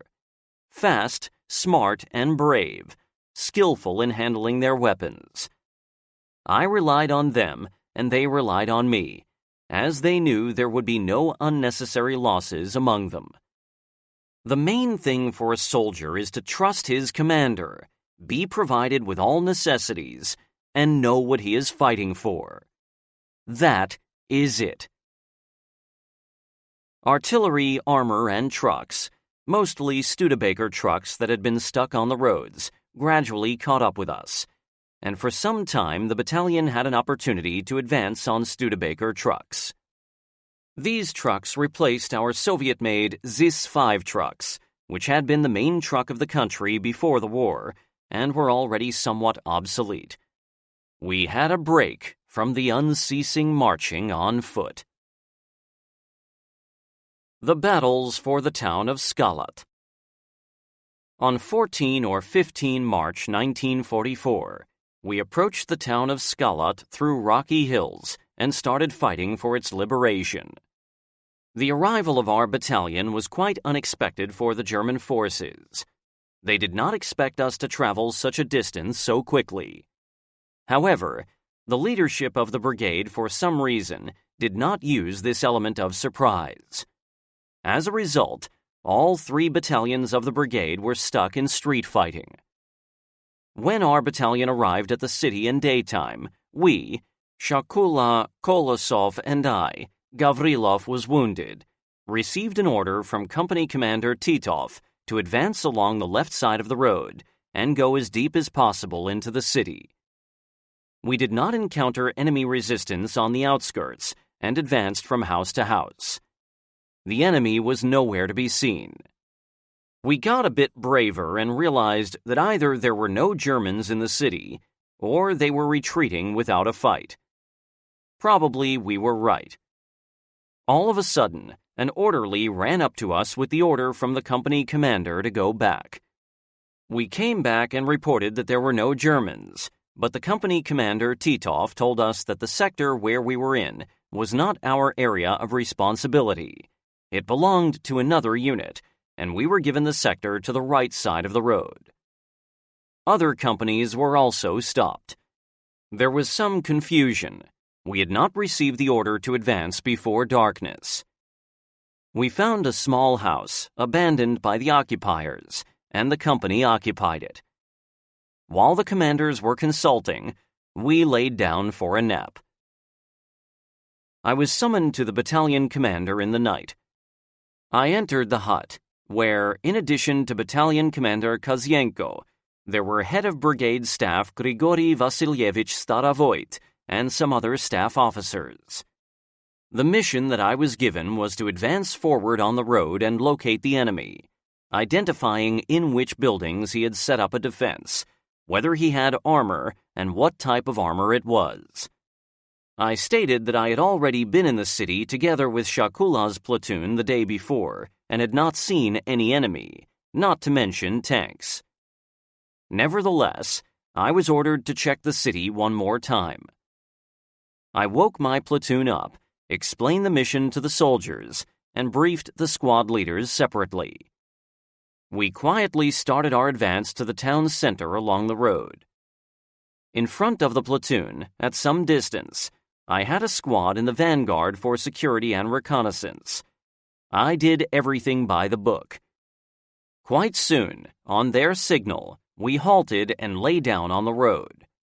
It turned out that we had run into soldiers from the brigade's scout company. They did not meet the enemy, did not see any tanks, but had heard voices from the building in front of us, and even said that they had seen a lit cigarette. When we reached the building at the crossroads of the two streets, I ordered a quiet search of the building. There was no enemy in the building. The scouts had made a mistake. It was war. It happened a lot. We did not advance any further, as the soldiers drew my attention to the sound of engines, and we recognized that tanks were advancing towards us. In fact, 2 Tiger tanks, which must have arrived shortly before to reinforce the infantry. Upon my return, I reported exactly what I saw, that the enemy had no infantry. Even if he had, it was stationed in isolated strongpoints in some buildings. Later, this turned out to be true, as well as 2 tanks, which had not been in the city the day before. The commanders did not tell me anything and let me go to rest. I thought that I completed my mission. I do not know if they believed me after the report from the scout company. However, I can only say that if we had attacked the enemy in the city on the first day, we would not have suffered such unnecessary losses, being stuck in street fighting for almost a week, from 14 to 20 March. At dawn, the battalions formed an attacking line in front of the city, in an open field, just as if it were a training session. The enemy was silent and did not open fire on us, although we were like sitting ducks for them. Why did we have to lie in the field? The battalion commander summoned us all for briefing. We, a group of officers, gathered in a group at the roadside, which did not even have ditches, not to mention any shelters, and all this was in the war. In the meantime, at least 10 or 12 enemy aircraft appeared. They first dropped bombs on the tank regiment, which immediately suffered losses in tanks and personnel. After this, the planes flew towards our battalion and opened fire on the soldiers, who had no time to dig in and were lying in the open. We were rescued by the fact that the planes had already dropped their bombs on the tank regiment. Officers, before they could be briefed, dispersed in all directions, seeking cover. I also tried to find a shelter, but it was an open field. There was nowhere to hide. The battalion commander and several other officers dived into a drain pipe under the road's surface. I couldn't think of anything better than running back to my foxhole. A German pilot noticed me and opened fire on me. Bullets were kicking up spurts of mud all around me. The pilot dived 5 times, trying to kill me. He opened the cockpit, and I saw the bastard laughing at me. Still, I made it safely to my foxhole. His bullets missed. I jumped into my foxhole, and the pilot ceased fire. Planes strafed the battalion several more times, firing at people, then gathered in a formation and left. Some guy in desperation opened fire from an anti-tank rifle, but quickly stopped firing. There was no point. It was not an anti-aircraft gun after all. The losses of the battalion were insignificant. Several soldiers were wounded, as well as Company Commander Lieutenant Yuri A. Grigoriev and Sergeant Major Vasily Blokhin, formerly Sergeant Major in our company of the 3rd Company. After the airstrike, we were briefed and quickly advanced forward. The Germans opened fire only after we went into the city and captured several buildings. Our tanks tried to support us, but after the Germans knocked out 3 T-34 tanks, with their crews being burnt alive, the rest of our armor did not advance any further and hid behind the buildings. It was 2 Tigers that delivered most of the fire on our infantry and tanks. They had a very convenient firing position behind the buildings, where they could not be seen. Shakula and I advanced forward with our platoons, hiding behind the buildings. We had to drive the Germans out of some buildings, while the other buildings they abandoned without a fight. Advancing in this way, we captured the building in front of the square with a church, ending up in the center of the town on the right side of the street. However, by the wall of that building there was a German tank. It fired for some time, but ceased fire soon, apparently to conserve ammo. We did not have petrol bombs or anti-tank grenades to knock it out. We were running out of ammo ourselves. The battalion's ammo depot had not arrived yet, and it would not arrive till the very end of the Kamenets-Podolsk operation. Twilight set in, and firing ceased from both sides. It was just about time to get some food. War was war, but we were hungry anyway. Soldiers were sent out to look for food, and they found a small warehouse with supplies and vodka.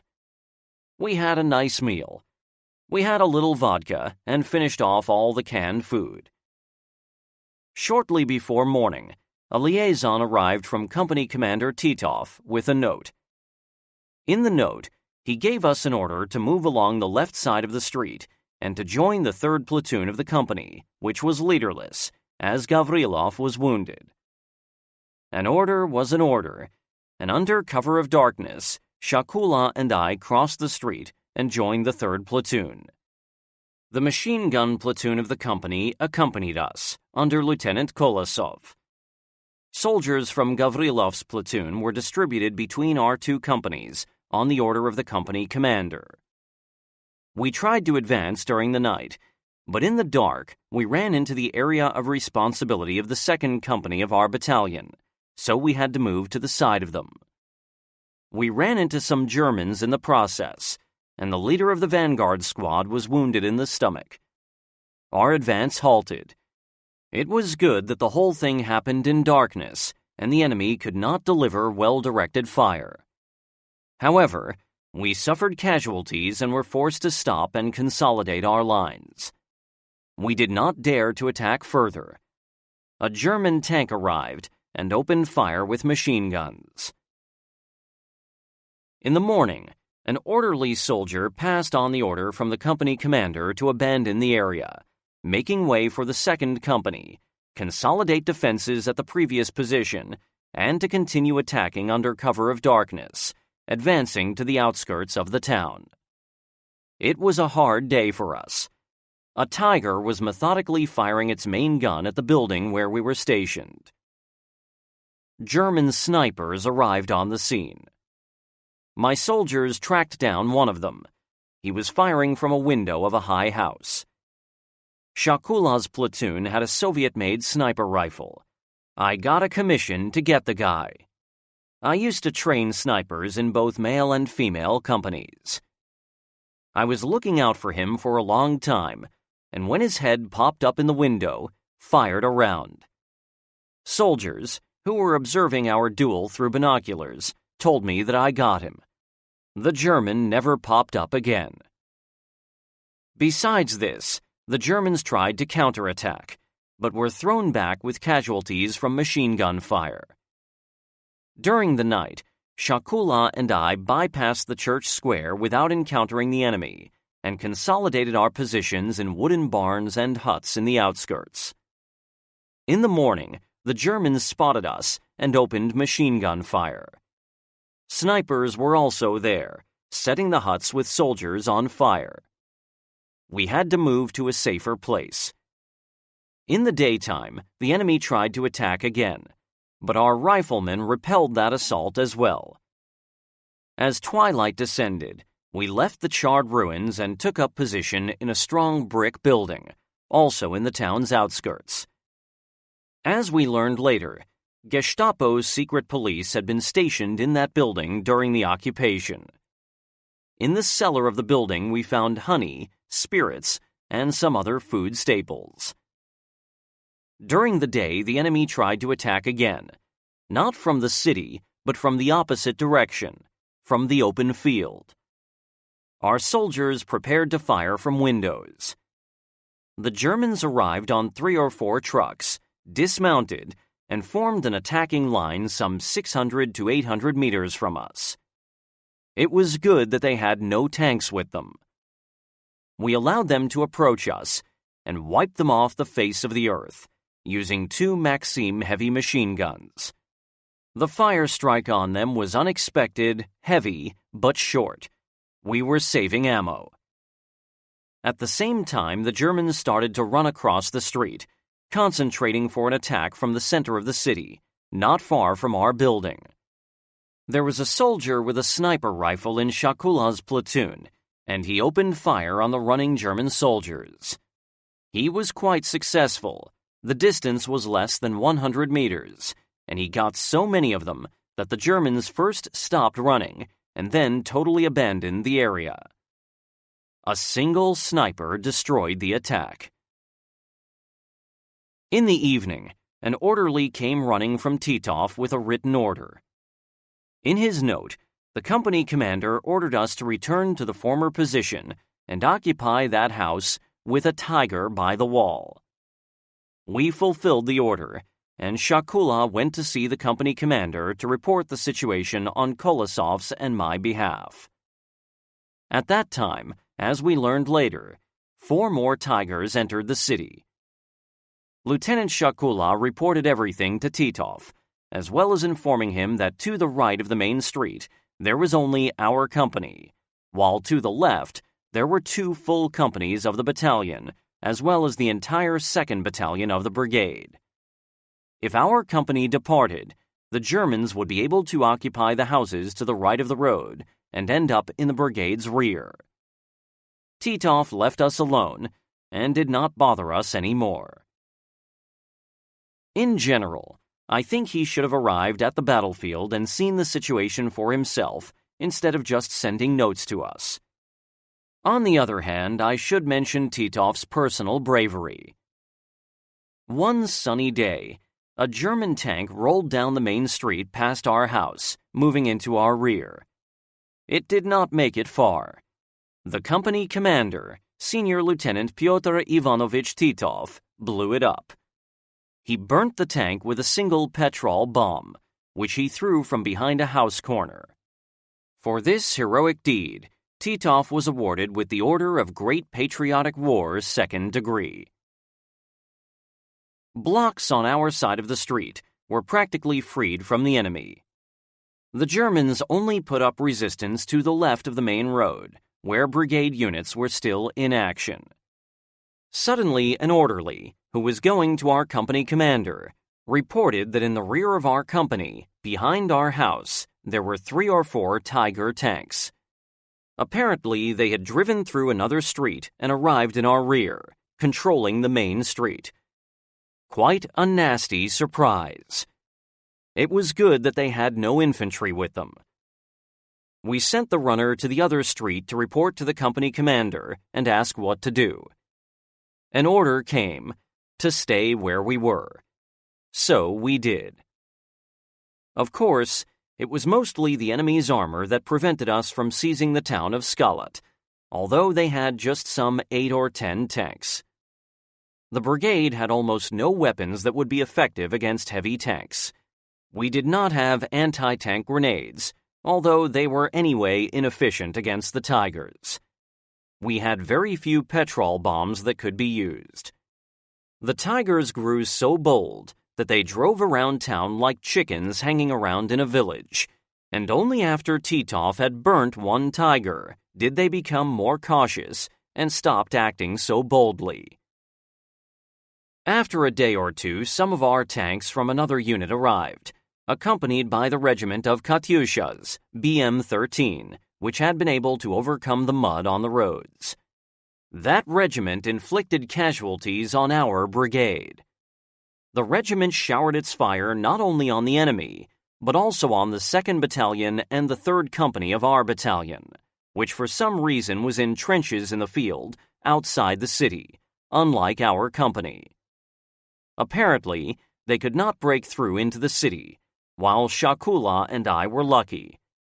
A single salvo killed 30 to 35 soldiers. In 1 month of fighting, we did not have such high casualties as from one Katyusha salvo. It was painful to see the dead soldiers, young, healthy, and needed for further battles. It hurt even more that they died from friendly fire, because of the carelessness of some commanders for the lives of soldiers, and their incompetence and lack of leadership skills. The worst part was that none of the commanders that allowed this to happen were punished. This salvo could have helped the Germans, who could have mounted an attack after it. However, the arrival of Katyushas and tanks forced the enemy to leave the town at night, and on 20 March 1944, the town of Skalat was finally liberated. The brigade had suffered significant losses in personnel and hardware in fighting for Skalat. The 3rd Company commander, Senior Lieutenant Grigoriev, was wounded. Platoon leader's Lieutenant Kravtsov, he was burnt by petrol from a petrol bomb that broke at his feet, Gavrilov, and someone else, as well as Sergeant Major Vasya Blokhin, my friend from Siberia, were wounded. The commander of the 2nd Company, Senior Lieutenant Gulik, the commander of the submachine gun company, Lieutenant Kalamitsev, and some other officers were killed. In front of my eyes, a sniper killed a leader of a machine gun platoon from the machine gun company, a tall, slim, and cheerful Bashkirian lieutenant. He was supporting our 2 platoons, mine and Shakula's, with his machine gun platoon. We buried him in the garden of a house. I am sorry that I cannot remember his name, or the names of soldiers from my platoon who were killed in Skalat. We were young, did not have any experience in life, and cared very little about our lives and the lives of others. Sometimes we were even indifferent. In Skalat, the soldiers arranged a game with death. Quite a brilliant idea they had. They ran from one side of the street to another under machine gun fire from a German tank. They had a competition. Who could run across the street fastest and not be hit? Normally, Fritz would be late and open fire on an empty spot. Some soldiers ran across the street several times, and even I dared to run across the street once, so that I would not look like a coward in the eye of my subordinates. Luckily, no one was hit. I think that the Germans did not quite understand our game and thought that we were mounting an attack and were leaving several important buildings without a fight. Such things happened. Everything could happen in the war, and we considered such things normal. After the end of battles for Skalat, when our company marched on the central street, I noticed the facade of a house, which looked more like a sieve. It was all battered by shells. I asked the soldiers whose house it was and how defenders could have stayed there. The men laughed and said that it was our house, the house where we had stayed for several days. I came up to company leader Titov. Zampolit Gerstein was also there. I pointed at the building, told him about the conditions that we had had to fight in. Titov also remarked to the Zampolit of the battalion that it was amazing how the company could hold such a battered building and repel German attacks, closing their access to the rear of the battalion. Was it hard? Gerstein asked. What could I answer? I said it was okay. The Battle for Gusyatin. From 20 March 1944 onwards, the brigade received a new order to advance towards the south and southeast to the towns of Gusyatin and Kamenets-Podolsk. 34 arrived, and our company left as tank riders with the brigade's vanguard, as we had had fewer casualties in the previous battles. 34 is a nickname for T-34 tanks. Translators comment. It was also because the 2nd and 3rd companies, as well as the anti-tank rifle platoon, had lost their company commanders and platoon leader. These 3 companies only had 1 platoon leader each. Lieutenant Chernyshov in the 2nd Company, Junior Lieutenant Belyakov in the 3rd Company, and Junior Lieutenant Dragavoz in the Anti-Tank Rifle Company. A 5-day march to Kamenets-Podolsk started, with the objective to liberate it and encircle the enemy. At that time, Kamenets-Podolsk was the center of a province. We advanced on Studebaker trucks. Those trucks were real beasts. Sometimes they would rumble on the mud roads like tanks. We would travel on T-34 tanks even more often. The offensive was almost round the clock. During day and night, often we would make a long halt, hiding from the enemy's air force, which inflicted high losses on us, both in personnel and even tanks. We continued to survive on grandmother's rations, that is, on the food provided by the villagers. After the town of Skalat, the brigade left the western Ukraine and again marched in the eastern part of Ukraine, where the local population was happy to see us, often meeting us with tears of joy in their eyes. If we rushed through a village without stopping, villagers would throw loaves of bread and lard to us. We always shared this food with the tank crews. Several times in good weather we were bombed, but all worked out fine. In such cases, we would quickly jump down from the tanks, scattering in all directions from the road. Tanks would also leave the road, trying to find some natural shelter, in a ravine, a depression, even stopping in the shade of a tree, as it was harder to be spotted under a tree. In daytime, during short halts, we normally parked tanks in the shade of a house or a barn. We camouflaged not only the tanks, but also trucks and other vehicles, and soldiers tried not to wander too much around the village.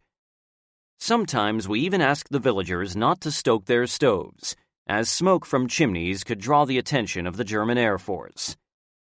Germans had an all-weather scout plane that we called a frame. This is the German Focke-Wulf FW-189 artillery observers and scout plane. Some Russians also called it a crutch. Translators note. It was a 2-fuselage aircraft, which would normally fly at high altitudes and had good optics. When a frame appeared, every activity froze on our territory. Otherwise, if the frame spotted anything, the bombers of the enemy arrived. Soviet fighters would rarely engage the frame, because at its altitude and with its speed, the frame would quickly disappear. Our tank army, including our 49th Mechanized Brigade, was deep in the rear of the enemy. The Germans put up resistance only in isolated points along the line of our advance. There would be days when we saw no Germans at all, or they would try to stop our advance with hastily set up defenses, which we broke without any difficulties. They put up significant resistance in the fight for the town of Gusyatin on 22 and 23 March 1944. Our 1st Motor Rifle Battalion, and of course our company, took part in the town's liberation. During the night of 23 March, when the enemy was driven out of the city, Pyotr Shakula and I stopped at the town's outskirts, where we settled in several huts to give some rest to the soldiers. We could barely stand on our feet from exhaustion, as all day long we had walked on foot, eliminating separate pockets of resistance. Tanks did not always help us in those encounters, as they supported other battalions of our brigade. In darkness and inaction, we lost communication with Company Commander Titov and Battalion Commander Kozienko, as well as other companies of the battalion. Communication and coordination is the cornerstone in every action, and one should never lose communication. But we were happy to have some rest after driving Germans out of the city. We decided that we would gain understanding of the situation at dawn, so we did not look for the company commander. Just in case, we put guards at the hut and arranged shifts. Night came. We managed to heat up the stove, took off our wet greatcoats and boots in order to dry our puttees, and fell fast asleep. Late at night, the guard, who went into the hut to warm up a bit, heard a knocking on the door. The guard opened the door and heard German language, shouted, "Germans! Germans!" and opened submachine gun fire. Other soldiers woke up. Many of them made it outside the hut and also opened fire. However, the Germans managed to disappear, shouting, "Ivanen, Ivanen." This is what they called us, the Red Army soldiers. Lieutenant Shakula gave a scolding to the guard for his negligence. We had some sleep until dawn, put our clothes and shoes on, and in the morning found the company and battalion commanders. Other companies of the battalion arrived. We had a snack with what God sent us, and marched forward on foot. It was quiet. The enemy was nowhere to be seen. Apparently, they had been straggling Germans, remains of destroyed units that ran into us during the night. Anything could happen in that war. For example, when our battalions left the town, all kinds of supply and support units of the battalion and brigade stopped there. They forgot about security, as they knew that the city was liberated from the Germans. German tanks rushed into town in the evening and held a St. Bartholomew's Day massacre, breaking, burning, destroying, and squashing everything that was in the streets, as there was no one who could put up resistance. The Germans burnt our battalion's field kitchen, and several cooks were killed. A few eyewitnesses who made it alive out of Gusyatin, including Deputy Battalion Commander for Logistics Zadyiran, told us the sad story. On 24 March 1944, other tank units of our tank army arrived at Gusyatin, and after some heavy fighting, the Germans were once more forced to leave it. So, Gusyatin was liberated twice, and all the merit for the liberation of the town went to the other units, which had liberated the city for the second time, not to our brigade. I recall a march on foot in the spring of 1944. We would walk in the dirt, barely moving our feet. Our greatcoats weighed a ton because of the rain, and I would think, it would be nice to get into a hut, have a hot soup or shi, and have a nap for some 25 hours. All kinds of thoughts could be in one's head during marches, both good and bad ones. We were happy when tanks from our brigade's tank regiment caught up with our battalion, and we moved on as tank riders. We had just one objective: to capture Kamenets-Podolsk. Running a bit ahead, I would say that it took the brigade 2 or 3 days to arrive at the town. Both people and tanks were tired. The vehicles couldn't take such stress either. Tanks stopped more and more often because of small technical breakdowns, especially broken tracks. Of course, we tank riders assisted in tank repairs, so as not to fall behind the battalion. The battalion's march continued from Gusyatin. The enemy was not putting up serious resistance. Our tanks and the tank-riding infantry crushed separate pockets of resistance. In other cases, the Germans did not put up a fight and abandoned villages, sometimes leaving an insignificant delaying force behind. We stopped in a village in order to refuel our tanks and load them with ammo, as well as to make some small repairs. I have already mentioned that the march was very hard and halts were necessary. Villagers gave us food, and we lay down for a nap in their houses. As far as I remember, the day was sunny. We were afraid of an air raid and camouflaged all vehicles well.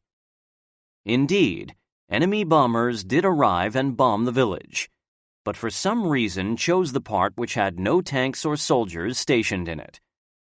Evidently, the German pilots did not notice us. After the planes left, we heard women weeping. There were casualties among the civilian population. At the same halt, the following incident took place. A tank driver, apparently after a liberal dose of moonshine, started his tank, but selected reverse gear instead of first gear. The tank broke through the wall of a hut, moving the table to the other wall of the hut, while some officers and hosts of the house were having lunch at the table. The driver realized that he was going in the wrong direction and stopped the tank just in time. It was amazing that no one was hurt, but everyone was covered in clay and plaster, and the wall of the house was destroyed. Those who were sitting at the table in the hut got off lightly. One of the officers jumped up from the table and with a gun in his hand ran to the driver's hatch. The driver was scared to death, closed all hatches and sat quietly in the tank, while the others calmed down the officer, who was threatening to shoot the driver. As the result, the tank was driven away, and the tank regiment commanders decided to leave the horseless tankers, those who had lost their vehicles, to repair the house. Later in the day, we started to gather for a march, and the commanders decided to continue the advance during the night because of the enemy's air force. In the twilight, we started our night march on tanks. We rushed through villages and towns with lights on the tanks. There were supply vehicles with us and Studebaker trucks, and this all gave the impression of a huge tank column moving on the road. At dawn, or rather early in the morning, we ran into the Germans. Infantry and 2 or 3 tanks, Tigers and Panthers. A battle commenced. Tanks opened fire from both sides. The 76mm guns of our brigade's artillery battalion also opened fire. Some guns were set to fire with open sights. Lieutenant Shakula and I led our platoons in assault. We both commanded our platoons, "Get up, for the motherland, forward, run." We picked ourselves up for the motherland and ran forward together with everyone. It was good that we did not have to run far. The enemy was less than 100 meters from us. We rushed into the outskirts of the village. Some of the German soldiers were killed. The rest fled. Artillery knocked out 1 German tank. The second one left the village together with the infantry, while the third one stayed where it was, abandoned by its crew.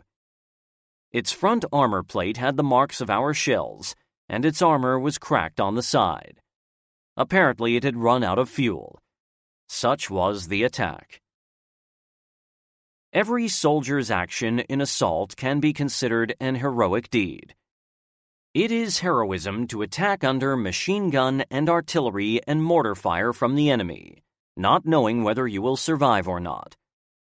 One had to have a lot of stoicism, bravery, and courage to overcome all this and drive the Fritzes out of their positions. Kill or be killed. This is the only law of war. It is a scary thing to assault the enemy. You have to overcome your fear, overcome yourself, get up from the ground, get up and make at least the first step to get as close as possible, in short rushes or sneaking on the ground. It is very hard, and then you rush towards the enemy, who concentrates his fire on you. First you run, but sometimes you do not have enough breath to run all the way to the enemy's trenches, especially across a plowed field. Then, not only can't you run, but it is hard even to walk, especially in springtime, when your feet sink deep in wet soil. As a rule, though, attacking soldiers will always try to run and at the same time fire at the enemy from submachine guns, even if they cannot see him. This has a psychological impact on the enemy, so I always ordered my soldiers to fire on the move. After we had rushed into the village under enemy fire and halted for a short break, I learned that my friend Lieutenant Pyotr Shakula was wounded. Pyotr was not very lucky. In every operation he would get wounded. Our tanks arrived. They managed to knock out another tank, which was burning in the village, and we moved on with our mission. It was the morning of 24 March 1944. Besides Company Commander Titov and I, the company had only one officer left, Machine Gun Platoon Leader, Lieutenant Kolosov. In the second half of that day, the German Air Force delivered a strong raid against our battalion and tanks. I rarely saw our fighter planes. The Germans bombed us very often, but the fighters never covered us. The anti-aircraft machine guns of the brigade were a futile weapon against the German Air Force. They were simply afraid of opening fire on the Germans, as they feared they would be destroyed. Ground attack aircraft would support us. Bombers would do so more rarely, but I only saw our fighter planes during the Aryol operation. A lot has been written and said about there being no fighters in 1941 and 1942, but they were not even there in 1944, when the Germans were strafing at 50 meters altitude, massacring people and tanks. They said that there were no airfields for our fighters. Maybe this was so, but the explanation did not make our life easier. At that time, we did not think anything bad about our Air Force. We were proud of them. We were happy to see them working on the enemy. Only at the end of my life did I start to ask questions. Why hadn't our fighters protected us from the enemy's Air Force during our marches? On that day, 24 March 1944, the German Air Force almost completely destroyed the battalion. We suffered high casualties in personnel, and the tank regiment lost many tanks. The rest were not spared either. The air raids started at noon and lasted till evening. One wave of aircraft, 15 or 20 of them, would drop their bombs, and as soon as our battalion column gathered for further advance, the next wave would arrive. This lasted for several hours, until the twilight came. Luckily, the tank that I was riding on with my platoon threw a track, and we had to halt to repair it. The brigade advanced further, but we stayed behind for the repair. It was right after the first air raid, and I did not see other air raids on the brigade. Having completed the repair of the track, we moved on, and 2 more tanks joined us on the road. We arrived at the battalion when it was already dark. I found Battalion Commander Kozienko and Tank Regiment Commander Stalyarov. They were both happy to see us, a significant reinforcement. The battalion commander asked me if I had seen company leader Titov. I reported that I had not. It turned out that our company commander Pyotr Ivanovich Titov had disappeared, and they had been looking for him before darkness fell, searching all the area around, but failed to find him.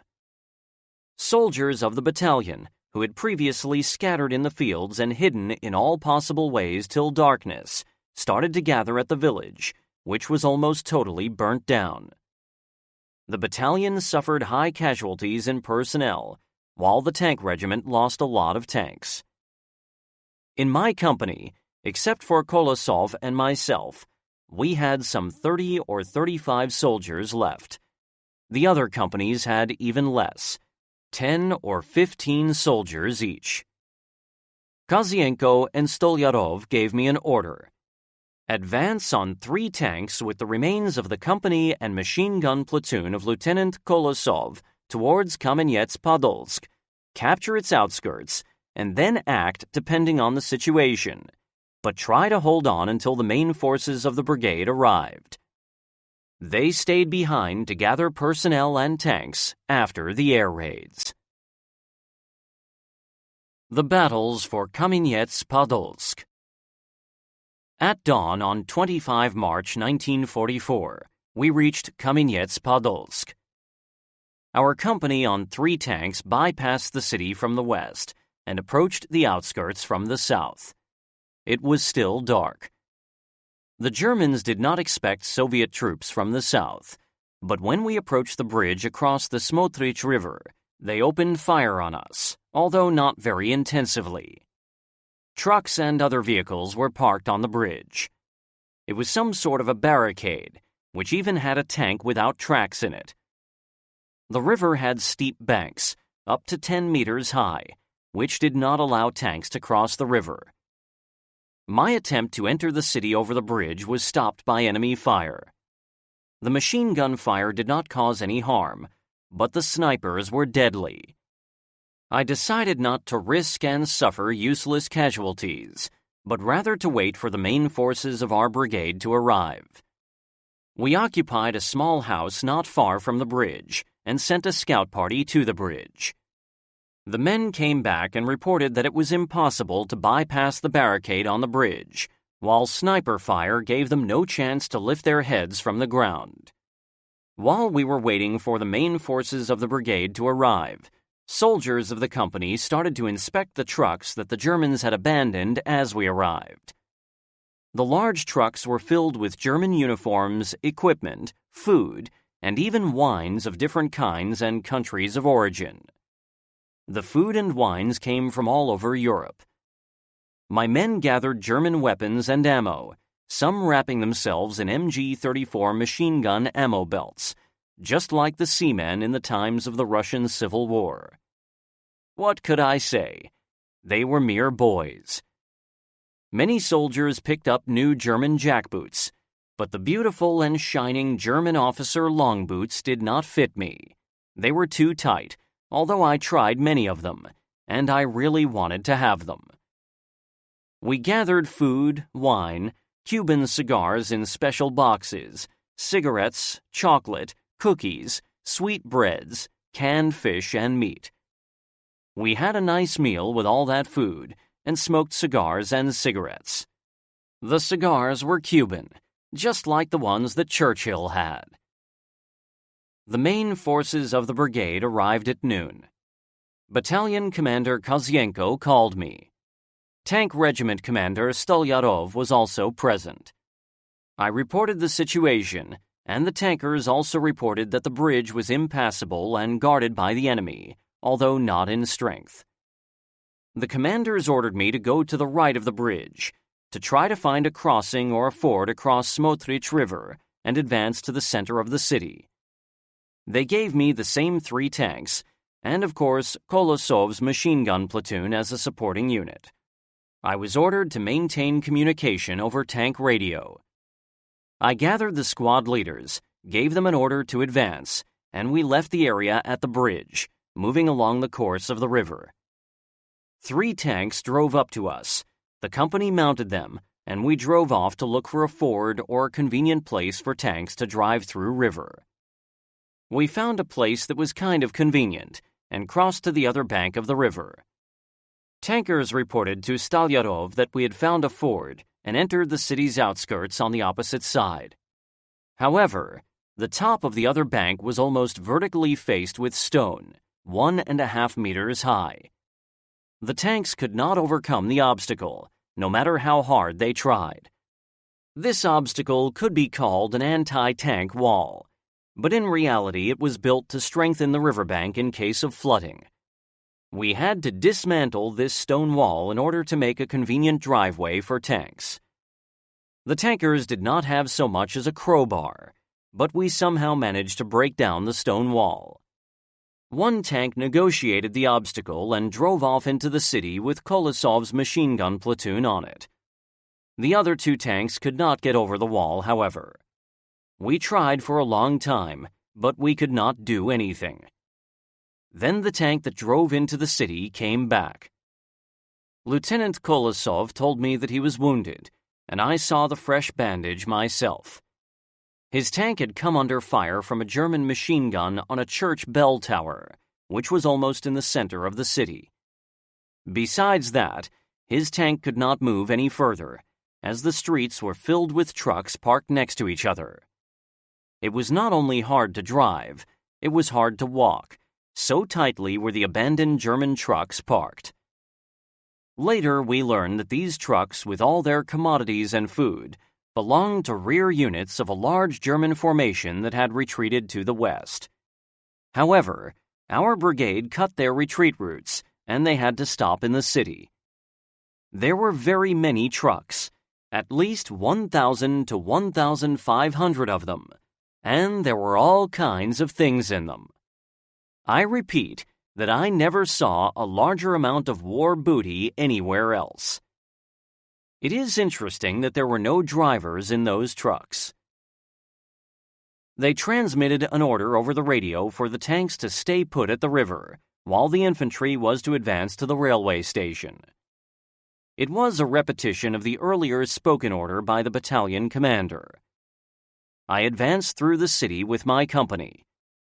The streets were packed with trucks, mostly heavy ones, MAN, Opel, and other types. We did not encounter the Germans. They ran away as we appeared in the city. Suddenly we heard artillery fire and shells exploding in the city. That was fire from our brigade artillery. The company went out to the city's outskirts, to the higher bank of the Smotrich River, and we saw an interesting picture.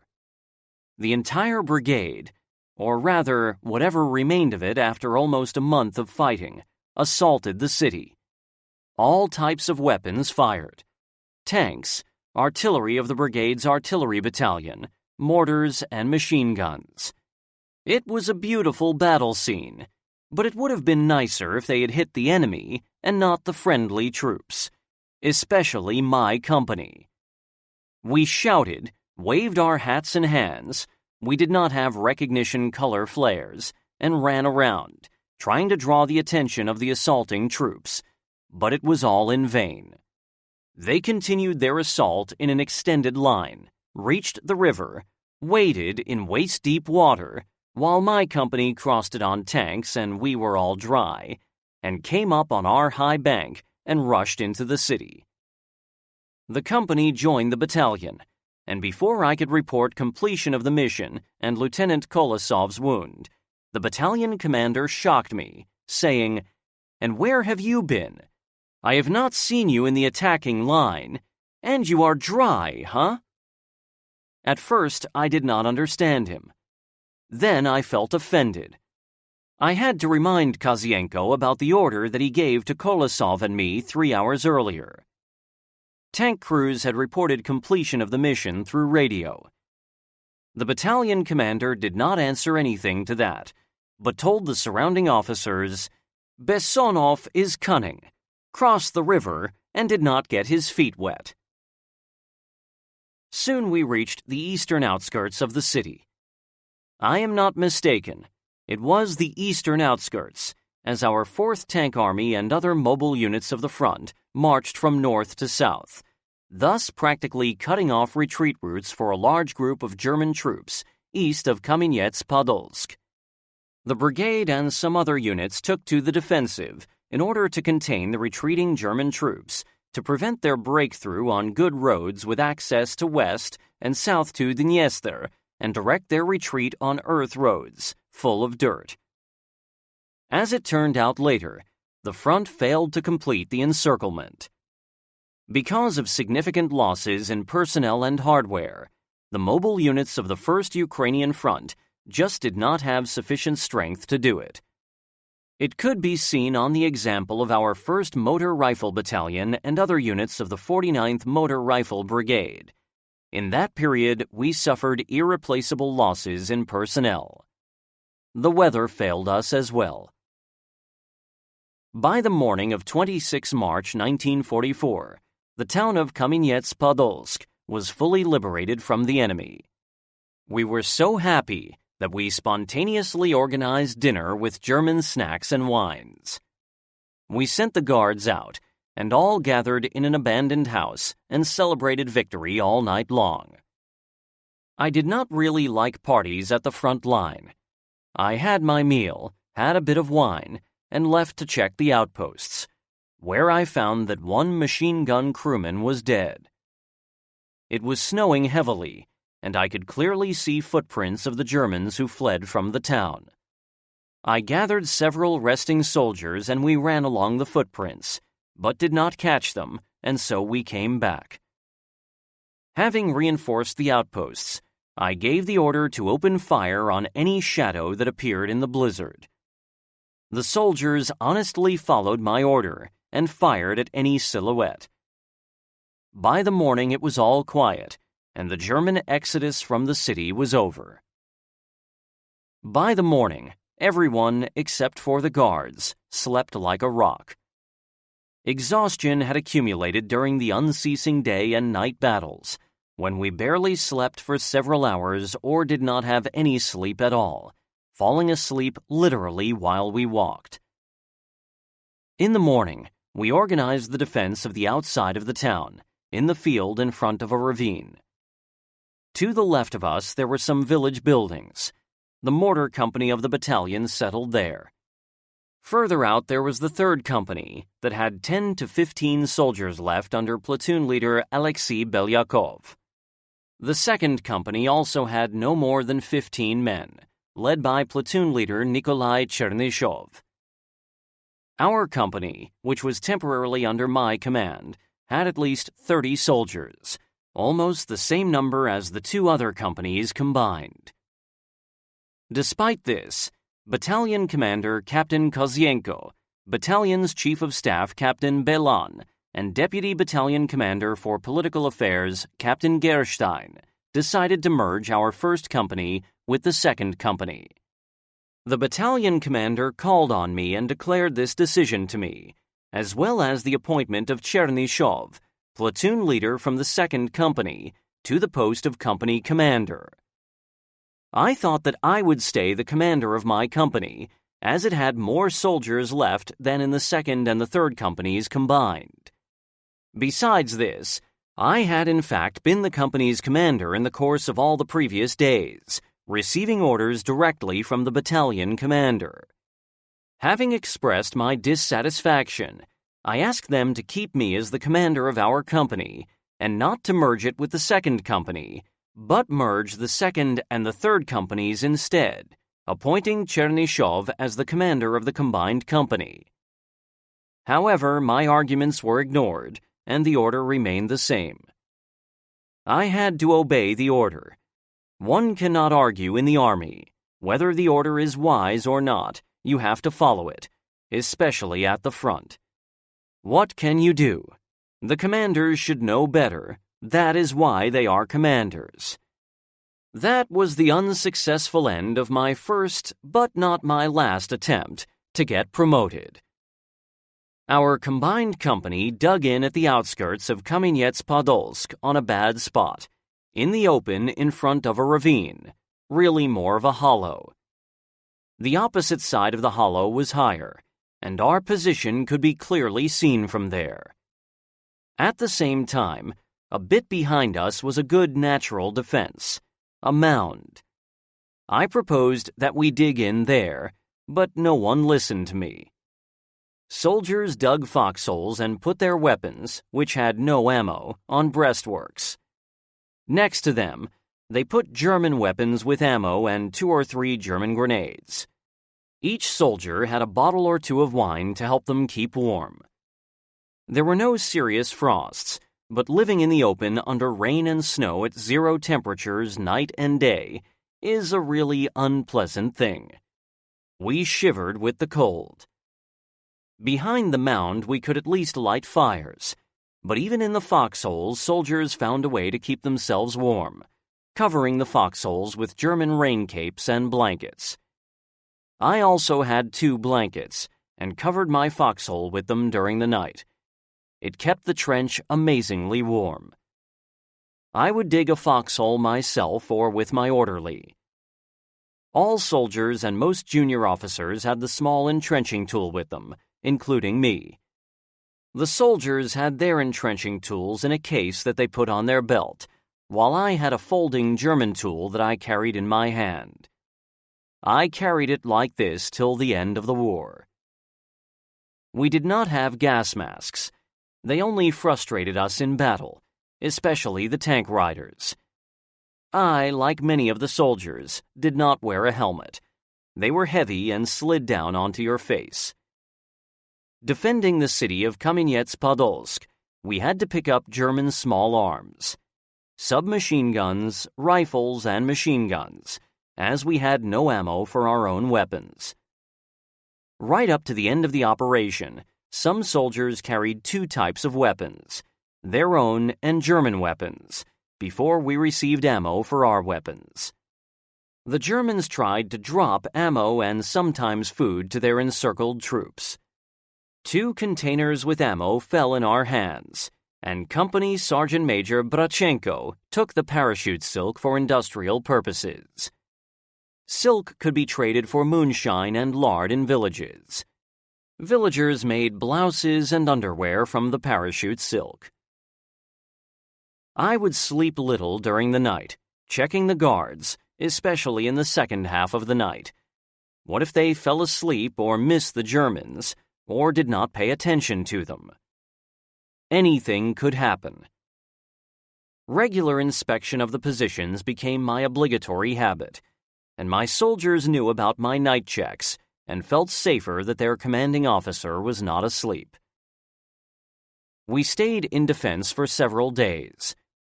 Germans appeared on one of the days, but they did not attack the company, capturing several houses some 100 meters to the left of our defenses. They opened fire, mostly from rifles, even on individual soldiers. Interesting indeed that the Germans could approach secretly, and apparently were already there in the evening or in the night, but we only spotted them in the morning. This was exactly what I always feared, that we would fail to spot the enemy. However, most likely it was a small scout party that was searching the area trying to find retreat routes to the west and good roads that wheeled vehicles could use. We returned fire from all possible weapons, as we had plenty of ammo and we did not have to save it. Because of this need to save ammo, we had not fired on the enemy freely for a long time. The Germans ceased fire, and so did we. At the same time, we could hear heavy firing on the positions of the 3rd Company, then it was the 2nd, and the battalion's mortar company. The platoon leader of the mortar company, Lieutenant Novozhilov, was killed in that fight. The Germans were about to capture the mortars, and then Novozhilov ordered his soldiers to withdraw to another position, while he himself stayed and covered their retreat with a machine gun. Mortar crews had one just in case. The Germans set the house from which he fired on fire, but he continued to fire from that house until he himself burnt to death. This is how Lieutenant Sergei Vasilyevich Novozhilov died on 28 March 1944, a brave and cheerful officer. He sacrificed his life to save the lives of soldiers from his company. The Germans did not advance any further after Sergei's death, and, on the contrary, they abandoned a couple of huts next to the burnt-down house. We had to fold the left flank of the company towards the enemy in order to keep them under our fire, and in that moment they almost got me. The bullet just scratched the skin on my side. Apparently, a German had fired an explosive bullet at me, and as a result, for a long time I had a black stain on my right side. On one of the days in late March 1944, a heavy snowfall set in, and it continued the whole night. I slept in my foxhole like a baby, covered by 2 German blankets. In the morning, when I woke up, it turned out that the foxhole was full of snow. There was so much snow that my soldiers literally had to dig me out. At the same time, Chernyshov was in the house, in the warmth. They had a stove there. He did not care to invite me to get warm, even though we were both platoon leaders. As soon as he was appointed company leader, his attitude toward me and to other officers of the platoon, Shakula and Gavrilov, changed. I did not visit him in that hut, always stayed with the soldiers, had my meal with them. But I really wanted to have some hot soup or shy, or just some tea. The Germans, under cover of the blizzard, abandoned their positions and disappeared. So, when we finally got out from the snow, the guys told me that there were no Germans opposing us. It was only then that we went into the huts to cook something hot. We were already tired of chocolate, cookies, and canned food, as well as wine, too. The enemy bypassed the town of Kamenets-Podolsk and moved to the west, abandoning cars and other vehicles on the roads in the blizzard. I have never seen so many burnt or abandoned vehicles. From the east, from Vinnytsia, the army units of the 1st Ukrainian Front chased Germans towards us, but we did not have enough resources to stop the enemy at Kamenets-Podolsk and fully encircle him, as happened in Stalingrad. Disregarding their losses, abandoning vehicles that were stuck because of lack of fuel or mud, the Germans broke through to the west. The fighting was bloody and heavy. I remember that we used to find Soviet propaganda leaflets signed by Marshal G.K. Zhukov, calling for German soldiers to surrender, as they were surrounded and were to be destroyed if they did not lay down their weapons. It is indeed a pity that we could not repeat the Stalingrad scenario. At the same time, we threw the Germans far to the west. As Lieutenant Pyotr Shakula told me after his return, he was in a medical platoon in the small town of Arinyin, near to Kamenets-Podolsk. The HQ of our 6th Guards Motorized Corps was also stationed there under General Akimov. Retreating westwards, the Germans tried to capture Arinyin. Even wounded soldiers that could still hold weapons had to fight to repel the German attacks. The battle lasted for several hours, and the outcome was uncertain until several JS-2 tanks arrived to assist the besieged troops. As a result, the German tanks were destroyed and the infantry scattered. Some surrendered. This is how 100 wounded and the Corps HQ were rescued. The battles for Kamenets-Podolsk were over. Sometime in early April, General Army units arrived from the east. The bridgehead at the river Stripa. The commander-in-chief expressed his gratitude for the liberation of Kamenets-Podolsk to the soldiers of the brigade in his order of the day on 27 March 1944. Our brigade and some other units of the 4th Tank Army received the honorary title of Kamenets-Podolsk, the full name of the brigade becoming 49th Mechanized Kamenets-Podolsk Brigade, while its commander, Pyotr Nikitich Turkin, was promoted to the rank of colonel. The brigade again received an order to advance to the west and drive out the enemy from our land.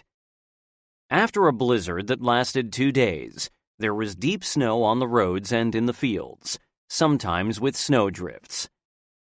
The battalion again mounted tanks with the aim of chasing the enemy to prevent the possibility of his consolidating positions on good defensible grounds.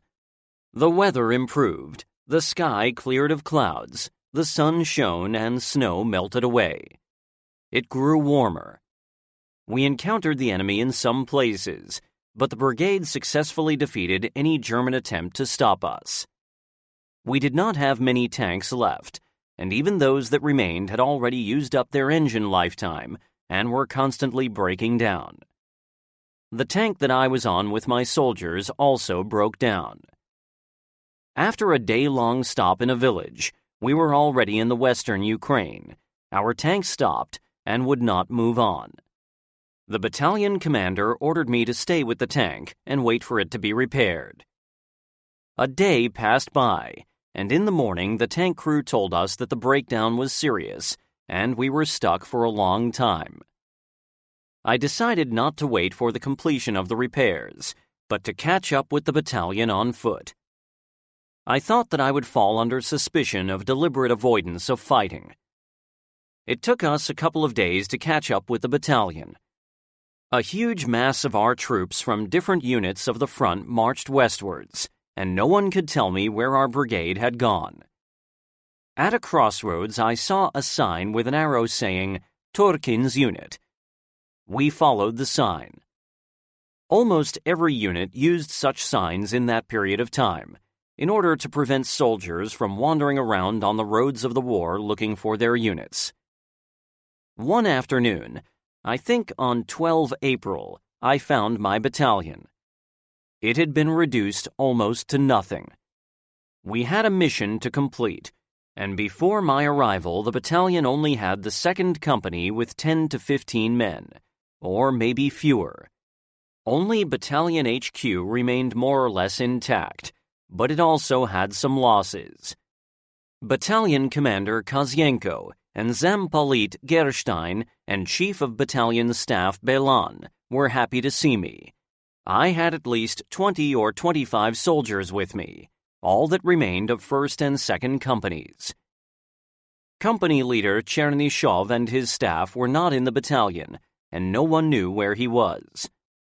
Having fallen behind with a broken tank, the company commander only showed up some 3 days later. Once with the battalion, we got a hot meal, which we had not had for a long time. We received both the 1st and the 2nd course. I remember this quite well.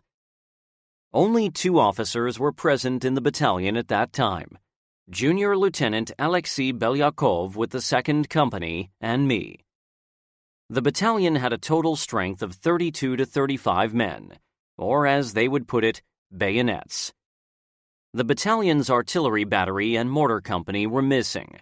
The submachine gun platoon, machine gun company, anti-tank rifle company, all were missing.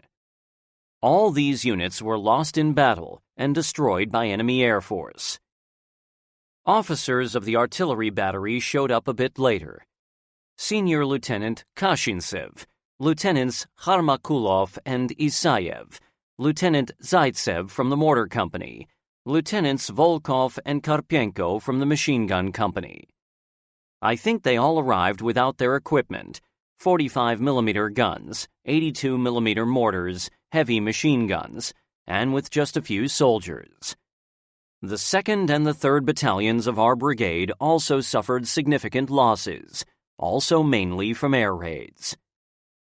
The battalion was stationed in a village and stayed there for several days. Reinforcements arrived. These were soldiers drafted from liberated areas of Ukraine. The company received men well in their 40s who had only received basic training, and they were slow and timid. Besides that, they had never served in the army. Our company received 12 or 15 such warriors. The 3rd Company, at that time it was the 2nd Company, received men of different ages, including former partisans who could handle weapons, all in civilian clothes. The same company got a new commander to replace Gulik, who had been killed, Senior Lieutenant Shtokalov. Lieutenant Mochalov arrived as the machine gun platoon leader to replace the wounded Kolosov. At that time, the machine gun company as such did not exist. It did not have machine guns either. It was Mochalov's first time at the front. He was not used to army service and commanding other people, so he had a hard time on active service. Sometimes he merely wept, as he could not control his men. After a brief rest, the battalion received an order to advance and set up defenses on the bank of the Stripa River in the village of Dobropolye. Further to the west was the town of Bulach, where German reinforcements were starting to arrive. The brigade was not capable of executing offensive operations. Its personnel was almost gone. Almost all equipment was out of action. Out of 450 to 500 tanks of the 4th Tank Army at the beginning of the operation, the entire army only had around 60 vehicles, all with some kind of breakdown. However, we could still hold defenses against the enemy that was also weakened, and we had to hold out until the infantry units of the front arrived. The tank armies lost contact with them and were at a significant distance from the front units, 50 or 60 kilometers. My company and I were transferred to the other western bank of the Stripa River. We dug in to the west of Dobropolye village. The village was small, no more than 30 houses, I believe. The terrain on the bank of the river was less defensible than on the eastern side, but that was the order. I sent an outpost to the nearest hill in order to get early warning in case the Germans appeared. When in a defensive position, I always appointed observers both during the day and during the night. That was necessary at the front. The bad thing was that I did not have binoculars. Although I did not like having them with me as they were very uncomfortable, especially during assaults. The company lived on food provided by villagers, as the battalion kitchen was not there. Many villagers abandoned their houses. The old people remembered the fighting of 1914 to 1916. The Russian army under General Brusilov had defended the area, so they said. Villagers took their cattle with them, leaving chicken and other poultry behind. This is why we mostly ate poultry. Soldiers could cook very well, and even baked donuts with sugar, as there was plenty of sugar in the village. We dug trenches on the edge of the village and had several days of quiet rest and sleep in the huts. The sun was already hot by 12 or 14 April 1944. It was already nice and warm weather, while we were still in our winter uniforms. Somewhere is a small ravine where we would take off our shirts and fight German submachine gunners, as soldiers at the front called body lice. We squashed the damned bugs with our fingernails, shook our shirts out above a fire, but it rarely helped. Lice lived very well in the warmth. I had a sweater, and in almost every stitch lived a parasite bug. I burned the sweater. Lice snapped loudly in the fire. It is shameful to write about it with such sincerity, but what can you do? It was war, and as a mobile unit, we did not have a chance to wash in the field bathhouse or change our underwear from January 1944. We slept and rested in warm clothes for at least 4 months, in wintertime anywhere at all, in foxholes, on tanks, in huts, all the time without taking our clothes off. This is why we could not maintain a good level of personal hygiene. I do not think that I should blame anyone for this, as we were all the time deep behind enemy lines. It was only after we disengaged that we received new summer uniforms. It wasn't a problem in any of our other operations. One of those days, Captain Belan, after the war and graduation from a military academy, he served as Chief of Traffic Police in Moscow. Chief of Staff of our battalion arrived along with our company commander, Lieutenant Chernyshov, who had been missing for over a week. Lieutenant Chernyshov right away started to give orders, saying that this and that was wrong. I answered him with, "Fuck off." Captain Belan stopped our quarrel, but I said that Chernyshov was picking on me. I said that if he had not been missing for a week and had arrived on time, he could have given all kinds of orders. I said that I had marched 30 kilometers in 1.5 days just to catch up with our battalion and hadn't been living with a young village girl. Belan did not reply, but gave me an order to take a squad of strong guys and reconnoiter the village that was some 3 or 4 kilometers from us. I think this place was Bulach. I was to find out the enemy's strength and report back. Going on a scout mission in daytime in the open field, sinking in a muddy, plowed field, where bushes did not have leaves and wheat was not high, was a hard task. It was practically a suicide mission. Germans could merely shoot us down in the field or try to take us prisoners.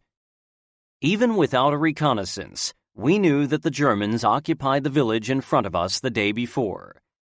Day and night we heard noise of the tank and truck engines from the village. But I had my orders and I had to fulfill them, as I did not receive any counter-orders. I took 2 or 3 physically strong soldiers and my binoculars, and off we went. It was fortunate that there was a ravine, and we advanced 1 or 1.5 kilometers in it. It was a hard walk in the ravine. We could barely pull our feet out from the mud. We reached a hill, lay down on a dry spot, and started to examine the surrounding area.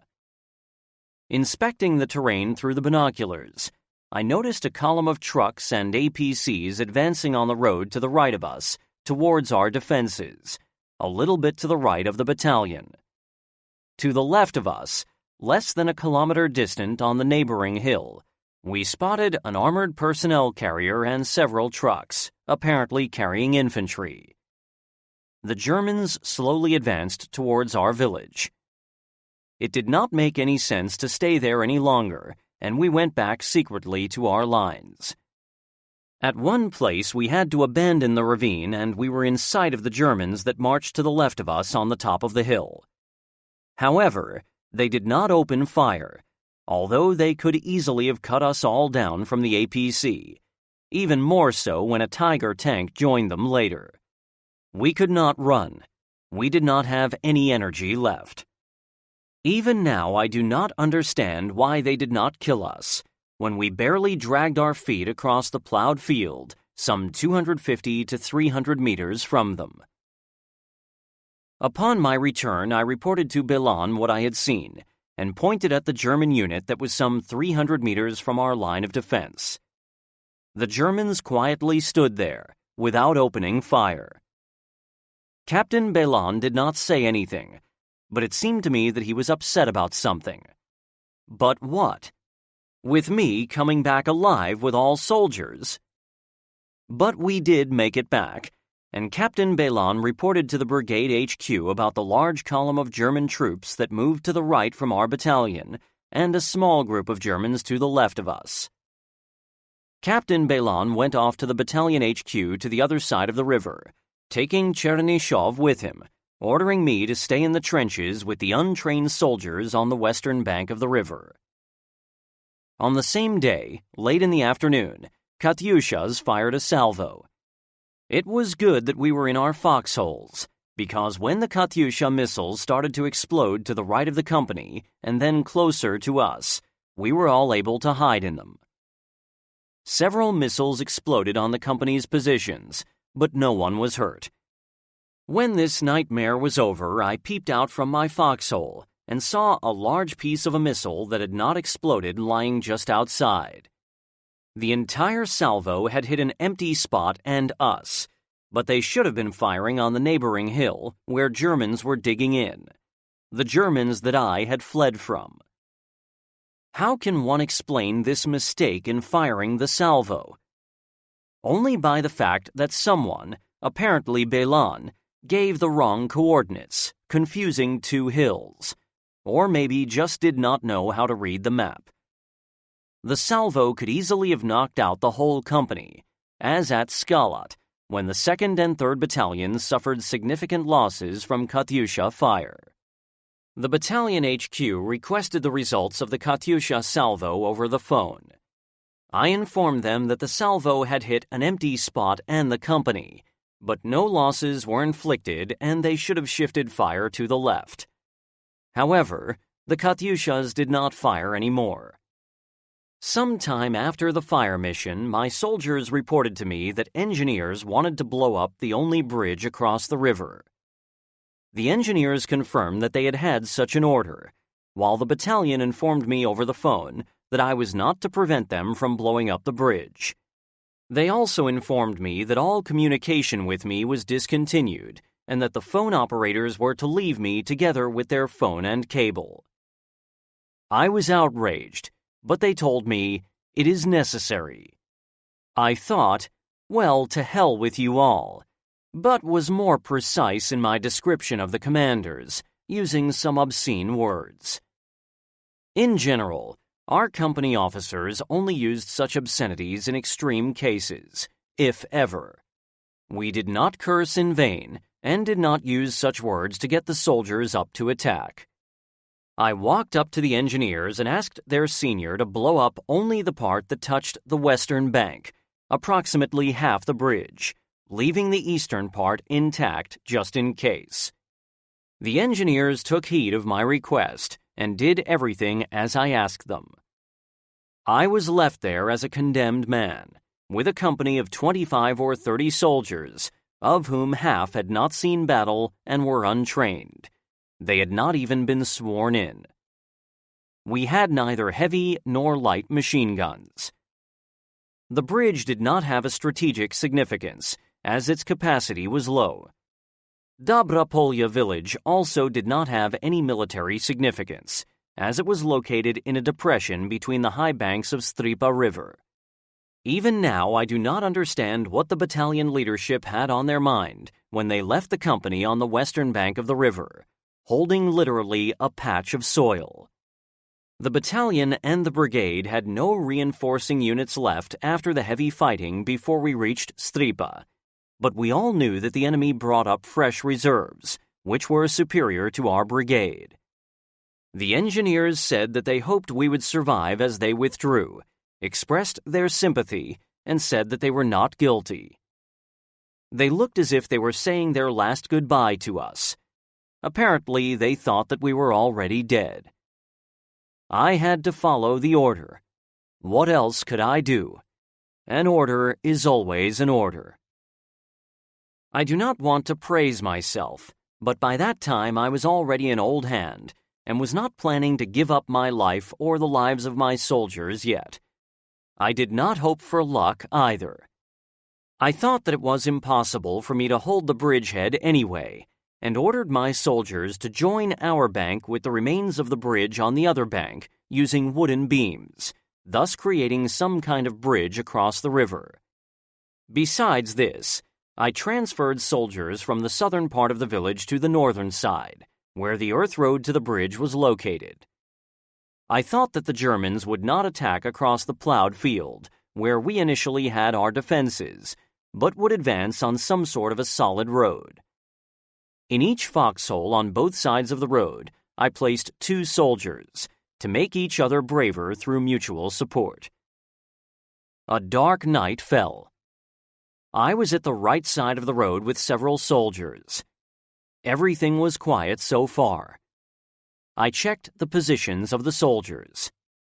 The men couldn't sleep, but some were sleepy, and I warned them to be at full alert, as we could overlook the moment of German assault.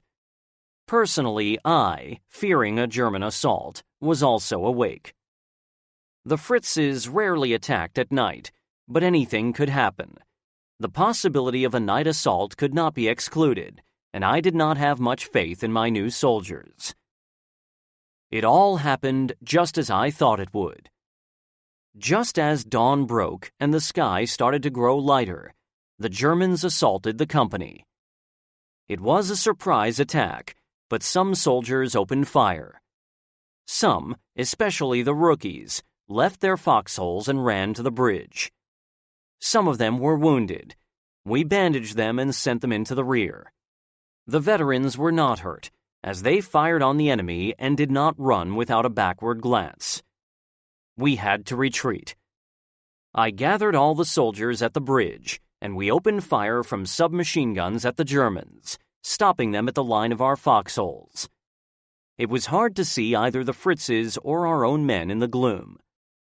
I wanted to regain the positions, but Assistant Platoon Leader Savkin talked me out of it, pointing at the green soldiers, who, putting it mildly, did not feel well, shivering with fear. They received several boxes on the ears from the more experienced soldiers for their behavior. Such a teaching method was rarely used, but in that case I did not object and did not stop the men. Wooden beams were carefully placed on the bridge, and we safely crossed to the other bank, digging in at the bridge. Day came, and I informed the battalion commander that we had had to abandon the western bank of the river. As an answer, I received an order. Come back to the other bank the same way that you ran away from there. Immediately recapture the positions. Why on earth did they need that bridgehead? I had to fulfill the order, and for the successful completion of it, I studied the enemy's positions, noting his weapon emplacements. I got some understanding of where the enemy was, how many Germans were there, and what they were doing. It was quiet and calm, except sometimes the Fritzes fired single shots at us. We did not return fire. Preparing for assault on the lost positions, some soldiers cooked food. One still had to eat. I talked personally to every green soldier, debriefing his behavior in battle.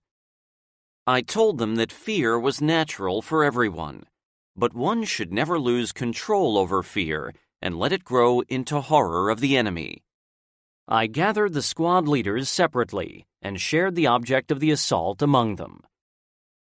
We sneaked across the bridge and suddenly stormed their positions. The Fritzes were about to have their lunch and did not notice our rush, as we approached quietly without any shouting. I did not really think that the Germans would be so scared and shocked by our assault that they would flee from their foxholes without a single shot, leaving weapons and unfinished lunch behind. Sergeant Padubny scared the German machine gunners so much by popping up some 10 to 15 meters in front of them that the guy ran away, leaving a battle-ready MG-34 and his lunch in the canteen. His first course was in the canteen, and the second course, pasta with a piece of meat, was in the canteen lid. Many of my soldiers did not even fire a shot, so rapidly did the Germans make their escape. Then the 2nd Company commander, Shtakolov, with a dozen former partisans, arrived on the scene.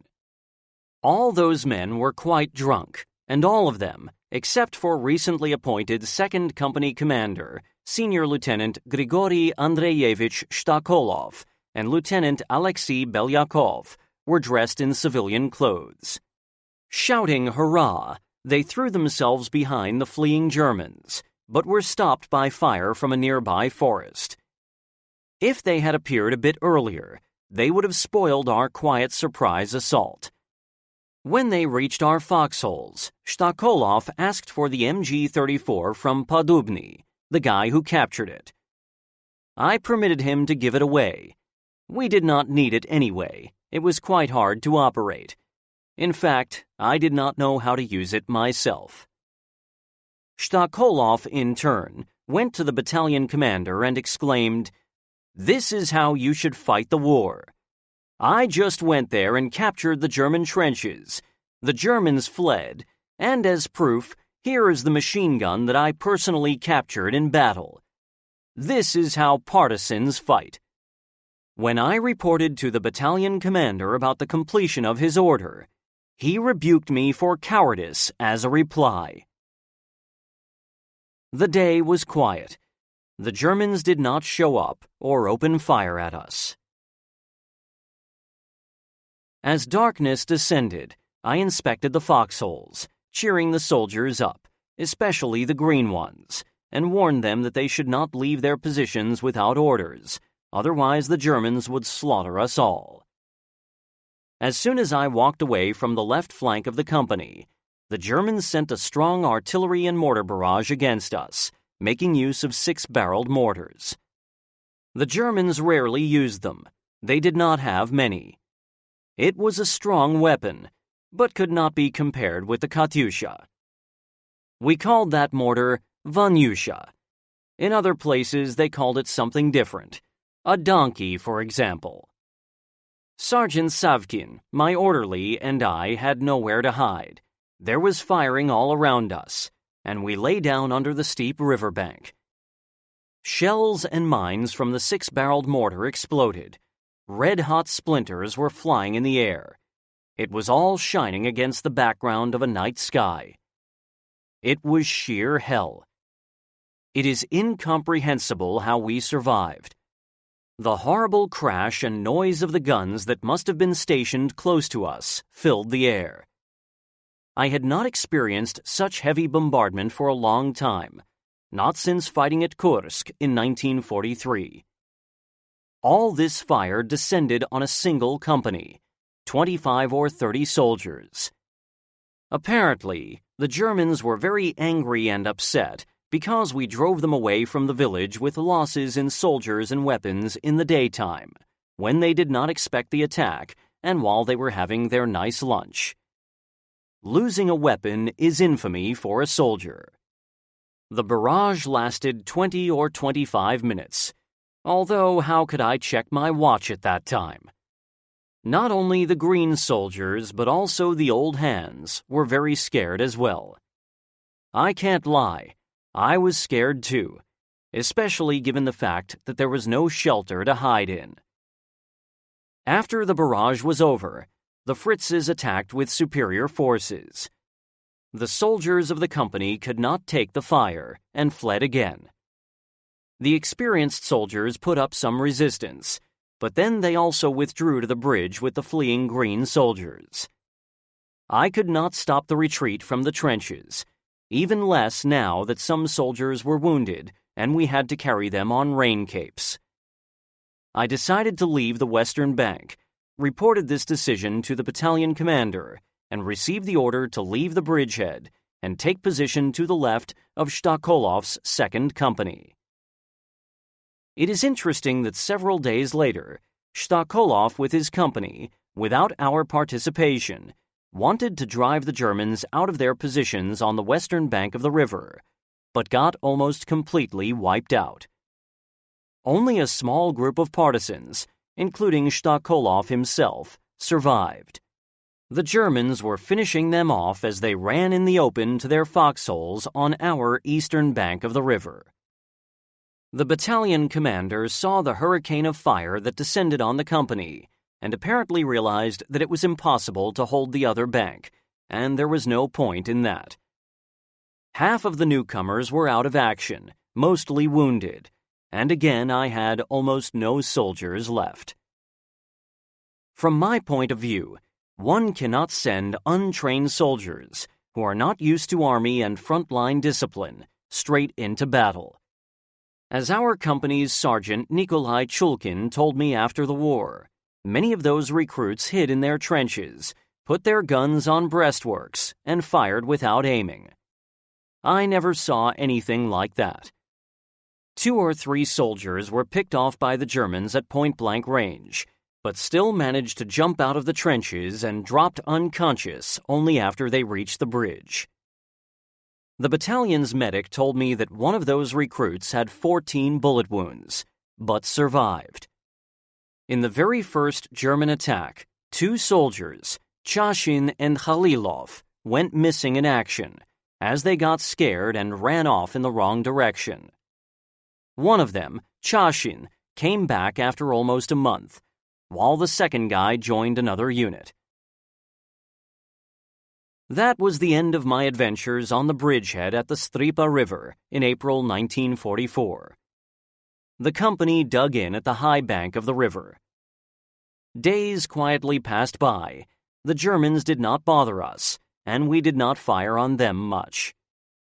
Sometimes our brigade artillery fired on the targets that they spotted, but that was quite rare.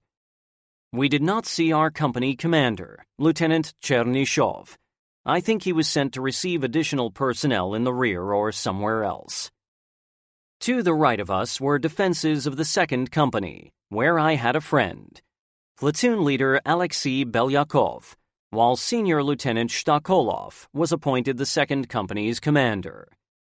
He had arrived shortly before from the reserve and had already caused a stir. Lieutenant V.K. Mochalov arrived in late March or early April to fill the position of the machine gun platoon leader of a machine gun company.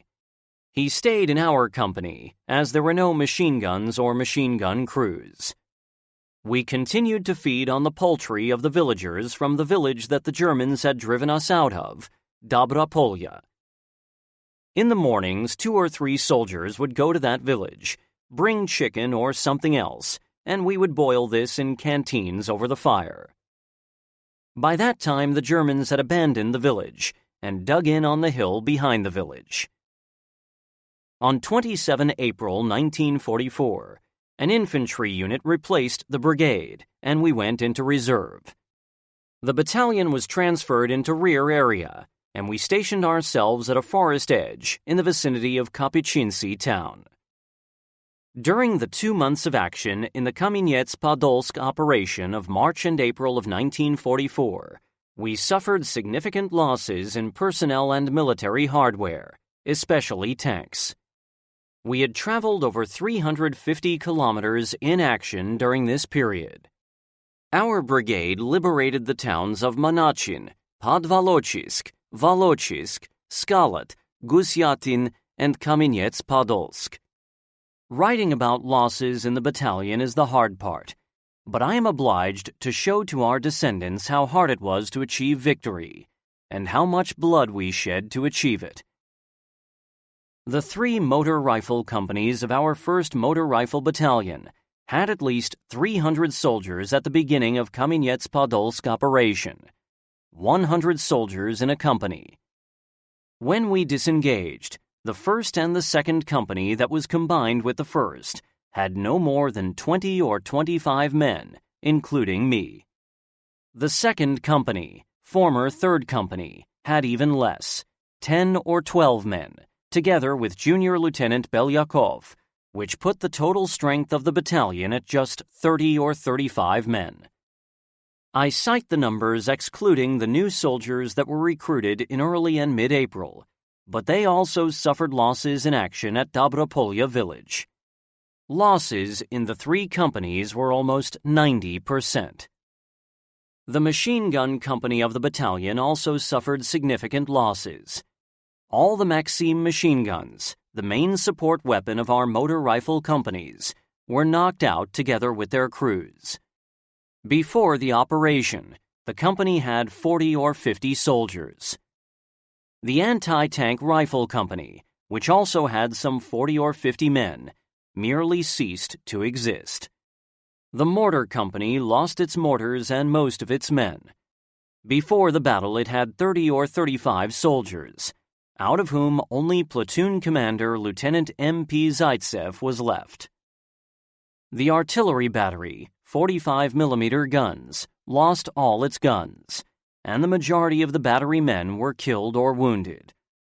Before the operation, the battery had 25 or 30 men. The rest of the materiel, as well as most of the transport vehicles of the battalion, was destroyed. The 4th Tank Army had no more than 60 tanks left, out of 450. The tank regiment of the brigade had just a few tanks left, of the initial 33 tanks. Out of those that remained, all were damaged. No more than 50 or 55 men remained out of 550 soldiers and NCOs of our battalion. Losses among officers were also high. Out of 45 officers, no more than 50% remained. The rest were killed or wounded and sent to hospitals. Just 6 out of 22 platoon leaders were left. Young soldiers, 18 or 19 years old, the cream of our country, died for the liberation of their motherland from the German Nazi invaders. Officers, platoon leaders, and company commanders also died, often being just a little older than their soldiers. They were 20 to 22 years old. One can always replace losses in military hardware, tanks, and equipment, but one can never replace losses in personnel. In reserve at Kapuscinski. We marched on foot from the front line to the rear area, while the battalion command went there by car, pilots, as we called them. We walked without any haste for several days before we finally arrived at our destination. We built shelters and settled there. For some reason, only I was present in the battalion out of all the junior officers. The others fell behind somewhere. The battalion commander called on me and appointed me officer of the day in the battalion. A heavy rain started during the night. I was tired, and my sentries were also tired. We lay under the tarpaulin that made do for the tent we had not set, and fell asleep. In the morning, the battalion commander found me and woke me up. But he was not angry with me, even though I had slept and not organized breakfast for the men of the battalion. I quickly corrected my mistake and told the cooks to start making food. Replacements started to arrive. Many officers, as well as soldiers and NCOs, came back from hospitals. Senior Lieutenants Fomin and Grigoriev, he was appointed the battalion's chief of staff. Platoon leaders Lieutenants Shakula, Gavrilov, Gushenkov, Drogovoz, Kravtsov, he had to spend over 2 months recuperating after the burns he received, came back. As we were receiving personnel, we started training and putting the units together. We taught them what they would need in battle, tried to strengthen discipline, eradicating laxity that had appeared in behavior at the front. No one saluted at the front line. Some liberties that could not be tolerated in an army in peacetime appeared in relations between soldiers and commanders at the front. We did combat training at company and platoon level with live ammo. We had to teach green soldiers everything: taking care of weapons, assembling and disassembling the PPSH submachine gun. We did not have rifles.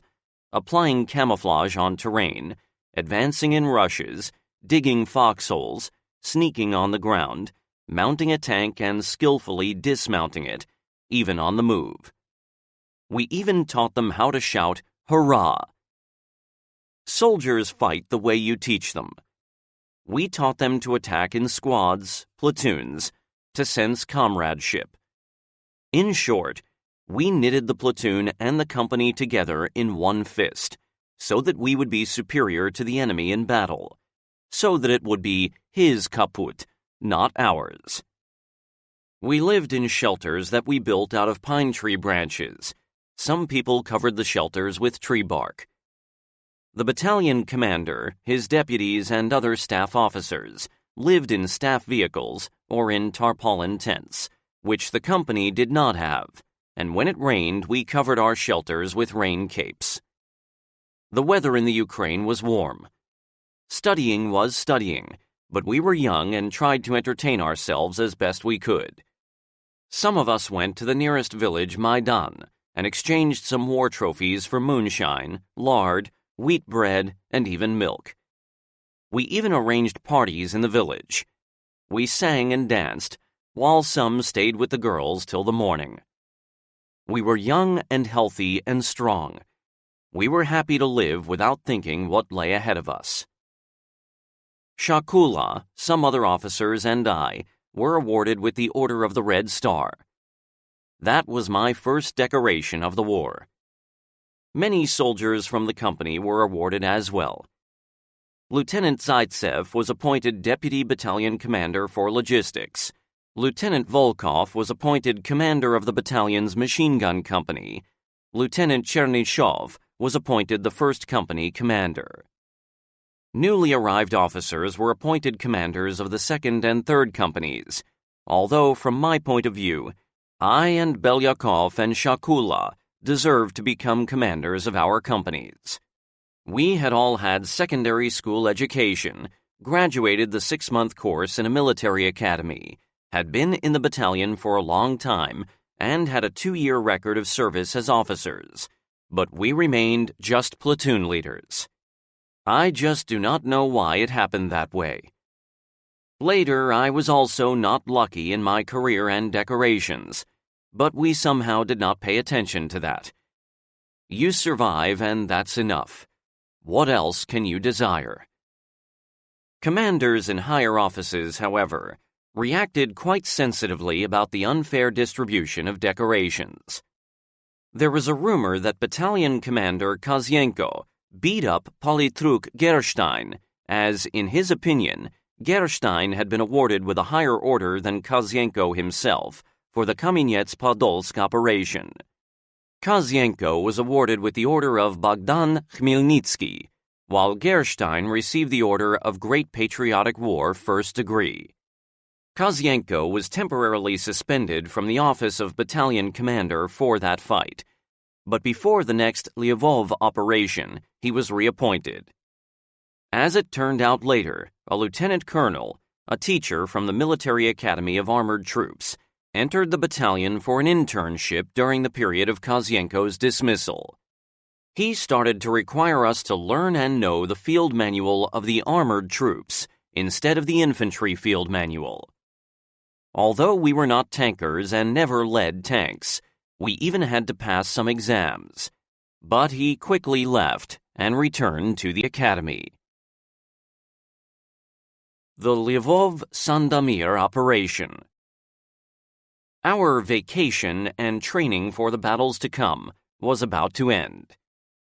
In early July 1944, our battalion, along with the other battalions of the 49th Kamieniec-Podolsk Mechanized Brigade, marched on foot towards the front line, to the concentration area, from which we were supposed to go over to the offensive.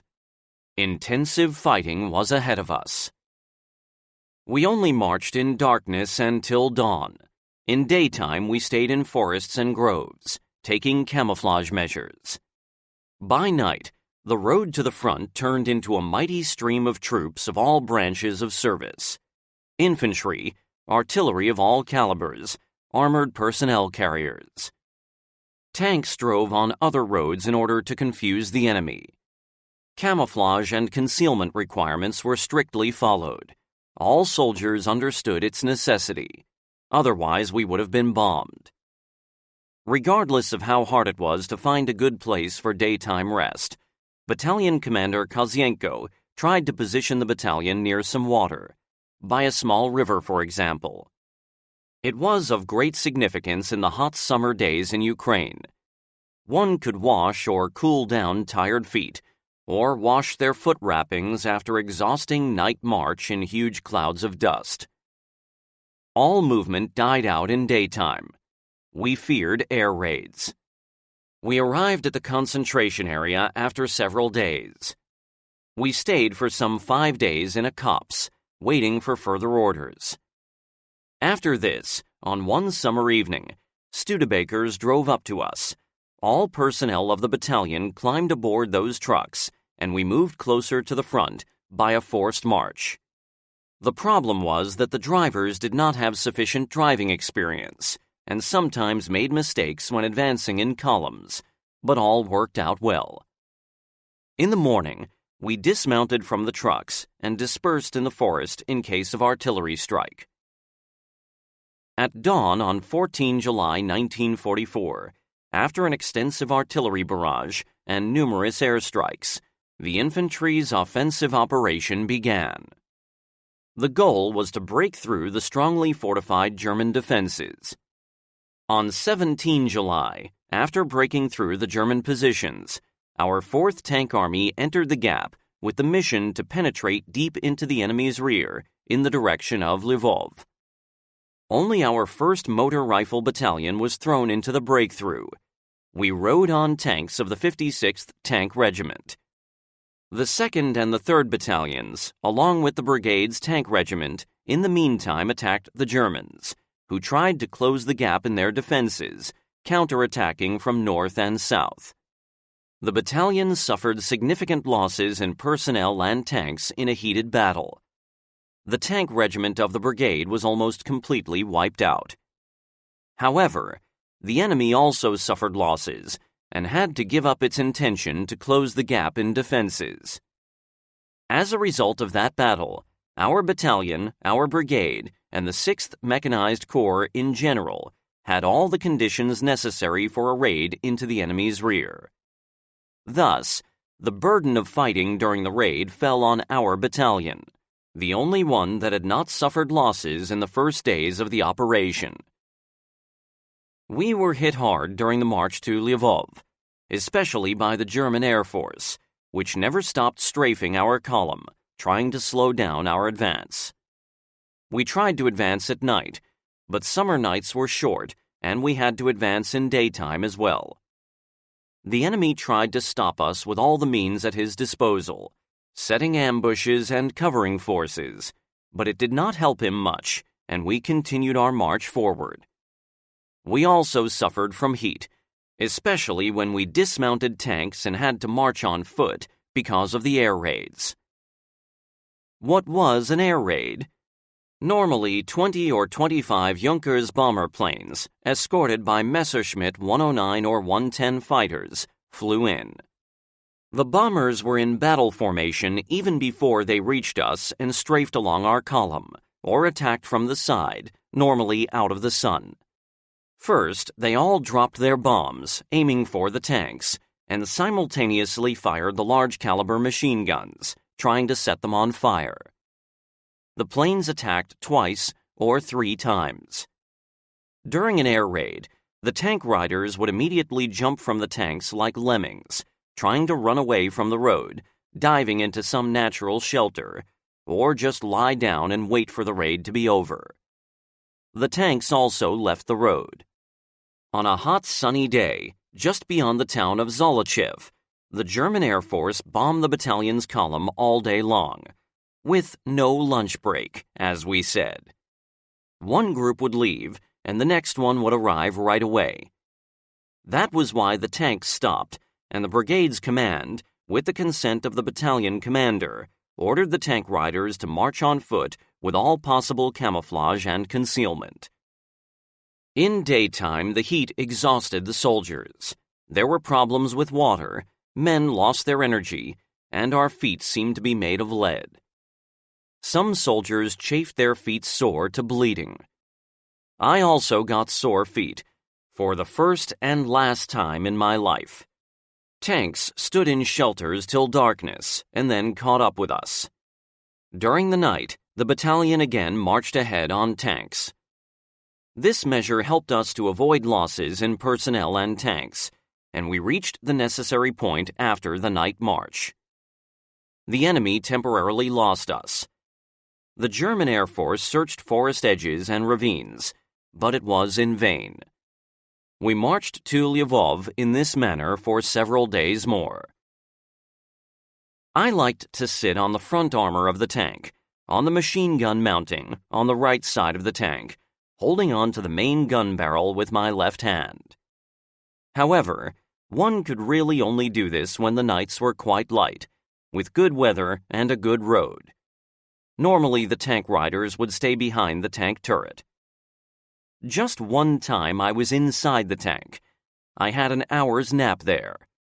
It was not too comfortable. Bumpy, hot, and strange. I mostly traveled on the first tank. There was no dust, and there was a good view. However, the danger was that the very first enemy's shell was for you. After all, that was the first vehicle. This is exactly what happened once. We had traveled on tanks almost the whole night, with lights on. Before dawn, as the sky grew gray, the column stopped in front of a small hill for a short break. This was in front of a small town, Bobrika, south of Lvov. I decided to leave the first tank and stay behind the turret of the third tank, a more usual place for me and my soldiers. I just wanted to take a nap, if that was possible.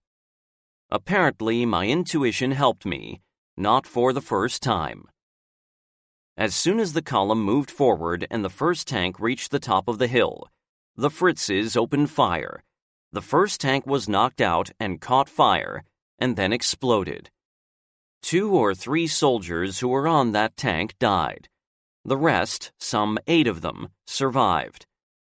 The men were lucky. They jumped off the tank in time, ran away from it, and took cover in a roadside ditch. The company also dismounted the tanks and dispersed in a line. We lay down and started to dig in just in case. We could not lift our heads, so heavy was the German machine gun fire. Artillery also fired on us. Later we learned that this was in fact German tanks, Panthers. The order forward came from the company commander. I got my platoon up to attack. Other platoons of the company also stood up. We reached the top of the hill, where our knocked-out tank was, and could not advance any further because of the storm of fire coming from the Fritzes. The platoon suffered casualties, both dead and wounded. The soldiers went to ground, as they could not stand the machine gun and artillery fire of the enemy, as well as the sniper fire.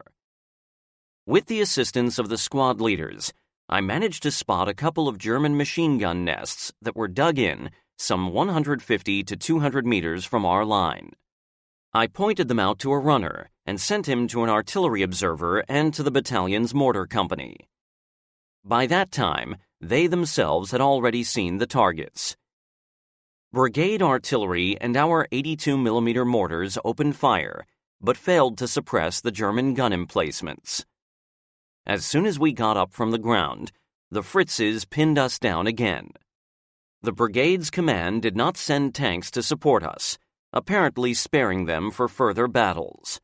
We, tank riders, also could not attack without tank support, and we lay down and tried to wait for the tanks to arrive.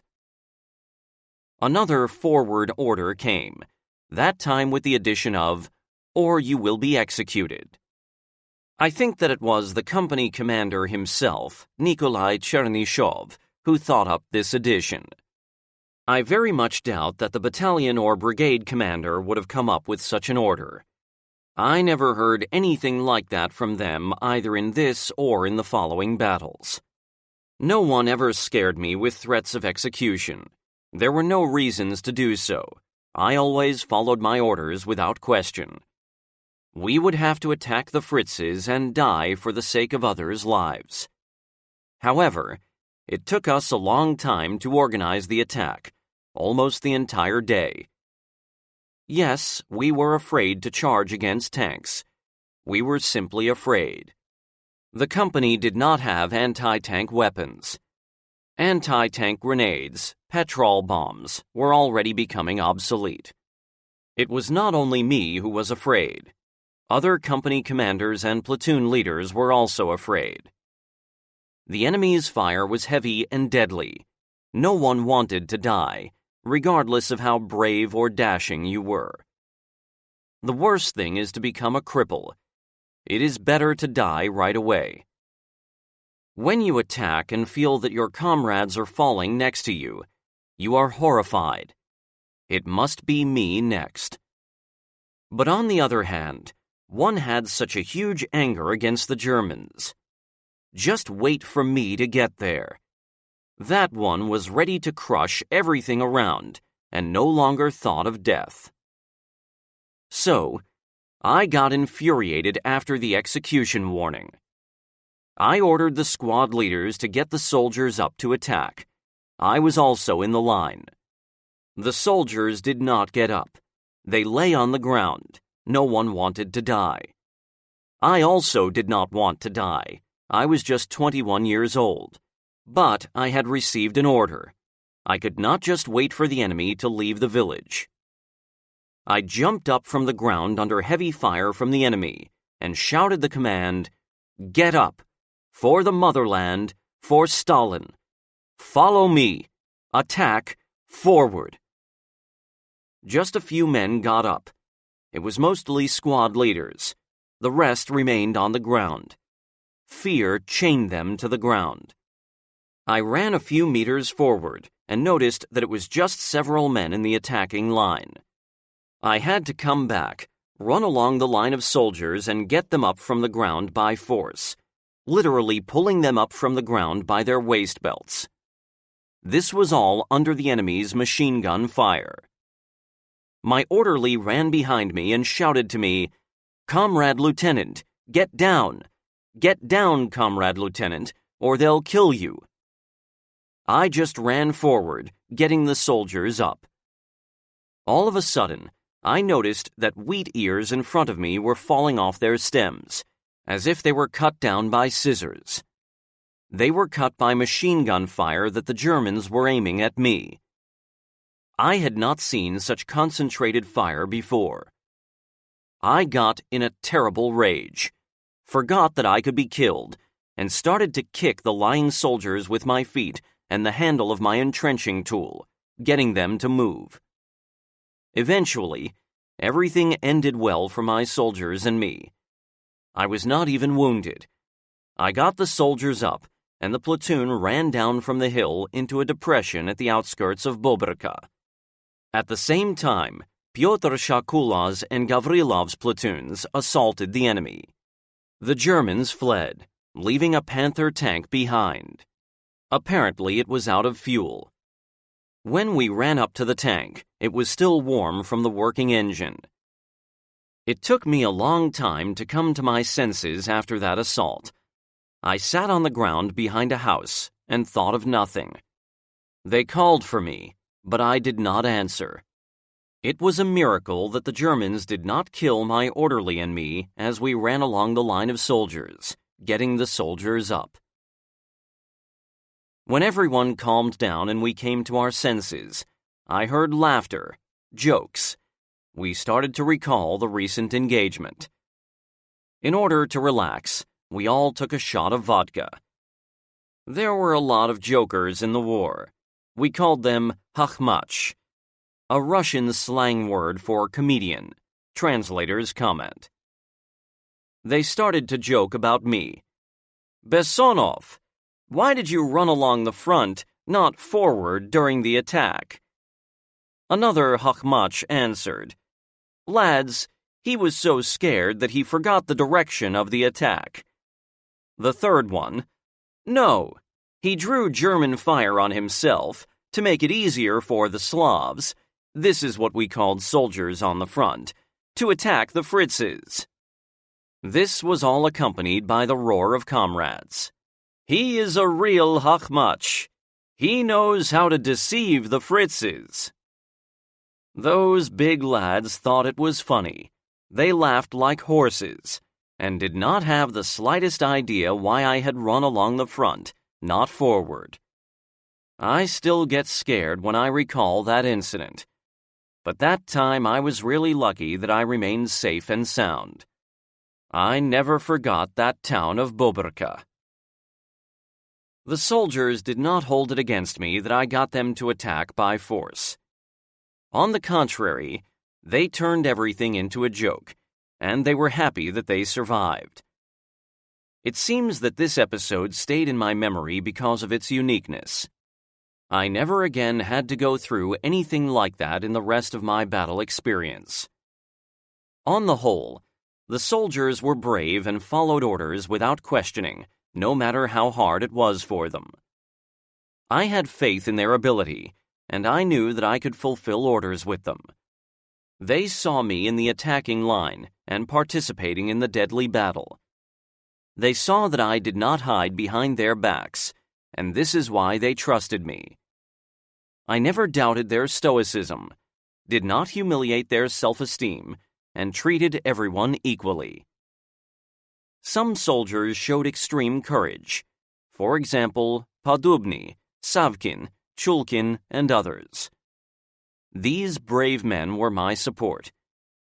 I took heed of their useful advice in battle, and as a rule, I tried to fulfill their requests and shared everything that I had with them, mostly food. So did they. I never left wounded on the battlefield, and I knew that if I were wounded, they would not leave me. Our problem was that with our fast advance on tanks, we did not always have time to bury the dead, and when we buried them, we did not always mark that place. It was only after the end of an operation, when we were in reserve, that we defined more precisely who was killed and where. But even then it was only approximate. That was the misfortune of the tank riders and tank crews when fighting far behind enemy lines. We sometimes carried the lightly wounded with us on tanks. They were taken care of by medics or sanitary officers.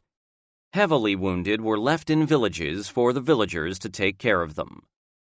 In general, it was the battalion and company clerk's job to keep a tally of the dead and wounded. We did not enjoy the rest for long. A forward order came as our tanks caught up with us. That horrible day, 18 July 1944, the day that I would remember for my whole life, was drawing to an end. One must acknowledge that the Germans set up a good covering force on that spot, skillfully used the terrain, and acted very competently in that battle. The road, as I have already mentioned, first went up to the top of the hill, and then went sharply downwards with a right turn. To the right and to the left of the road were steep hillsides. We had to jump down from them when attacking. At the same time, from my point of view, the German covering force was small, 2 or 3 Panthers and Tigers, and up to 1 company of infantry. To compensate for that, they had a lot of MG-34 machine guns, snipers, as well as an 81mm mortar battery. The Germans were well prepared for defense, skillfully placed their weapons and set their tanks in ambush. We, a column of tanks, advanced at full throttle, without advanced point, without any reconnaissance. An encounter battle is a very complicated type of combat, and one must know how to command it. We were lucky to have such minor casualties both in our company and in platoon. We failed to find one soldier, Babayev, a native of Baku. We searched the entire hillside, checked the houses, but he was nowhere to be found. It was a pity. He was a good soldier.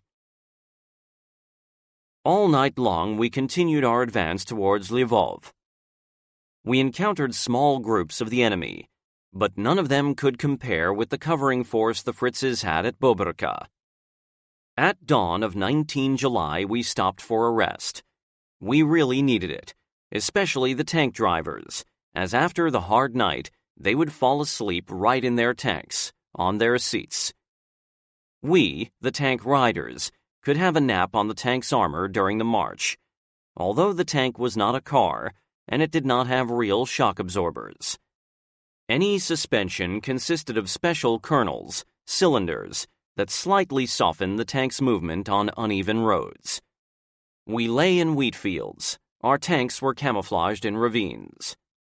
We had a snack with what God had in store for us, washed ourselves, and started to put ourselves in order. Officers, who were older than me, started shaving. It was quiet and calm. The sun was shining. The sky was blue. Not a single cloud in the sky. How much beauty is around, and what a great happiness it is to be alive. An incident took place during that break that I remember very well. Lieutenant Alexander Gushenkov, machine gun platoon leader from our company, was shaving. Lieutenant Pyotr Malyutin came up to him to shave after Gushenkov was done. Gushenkov had a German parabellum pistol. It was quite a rare piece in our army. The officers did not like it as it was quite complicated, but it did fit comfortably in one's hand. So, Lieutenant Malyutin came up and took the pistol, which he had apparently never seen before, and started to study it. Without thinking, he put the bullet in the cartridge chamber, pulled the trigger, and a shot sounded. The bullet hit Gushenkov in the left shoulder and went right through the muscles. At first, Pyotr did not even understand what had happened, until Alexander told him, "Pete, you wounded me." Malyutin was scared to death, but all worked out more or less well. He did not kill him, just wounded Alex in the left shoulder. Gushenkov was quickly bandaged and sent to hospital, but his misadventures did not end with that, and he had to avoid a deadly danger once more. As he told us later, the Germans, some retreating unit, rushed into the village where the hospital was stationed. They suddenly burst into the house where the wounded were, rushed into the rooms, and slaughtered everyone who was there. Alexander Gushenkov jumped from the window of the second floor and ran away into the wheat fields, firing back at the Germans with his parabellum. He was lucky that it grew dark quickly after the attack. He got into the army hospital several days later. Unfortunately, this was not the only case when the Germans executed wounded and medical personnel. I think that there is no justification for such atrocities. I also had a case when I wounded a fellow officer, a machine gun platoon leader. It happened like this. Our battalion attacked the Fritzes and almost threw them back from the road when my soldiers reported, "Comrade Lieutenant, the Germans are attacking from the left." I did not have binoculars. They only frustrated me in battle. But after looking attentively, I indeed saw Fritzes with their giveaway helmets with little horns running to the left flank of my company. One of them was especially annoying. He kept hiding and popping up again from the wheat. For some reason I had a rifle, in fact, a German carbine. I did not think long, aimed, and as soon as he showed up, I fired. All of a sudden, I heard horrible, obscene curses from his direction. It turned out that this was a Russian, and he had found a German helmet in action and put it on for safety. I did not kill him, but had shot his nose through. He immediately threw away the German helmet. They bandaged him and sent him into the rear, as someone wounded by a German bullet. What else could I do? Well, the bullet was indeed German. How can one put on German equipment during an offensive? One can use them in defense, but with certain caution. On the day Gushenkov was wounded, our column marched forward unharmed for half a day, not encountering the enemy. The Air Force was not there either. However, this did not last long. In the afternoon, the enemy threw their Air Force against us again. Given the lack of fighter escort, we did not always have anti-aircraft guns in the column either. The Germans merely taunted us without any disturbance. They strafed low over the column, and we suffered losses both in tanks and personnel. Why were our fighters not in the air? I think the only reason was that our brigade was far away from the fighter bases, and fighters had limited range capacity. With the mission to liberate Lvov, our tank army, including our 49th Mechanized Brigade, were deep in the enemy's rear, almost 100 kilometers ahead of the General Army units that mostly advanced on foot and were engaged in constant fighting with the Germans. The Battle for Lvov. On 19 July, we spotted German defenses in front of a village. The battalion dispersed and formed a line.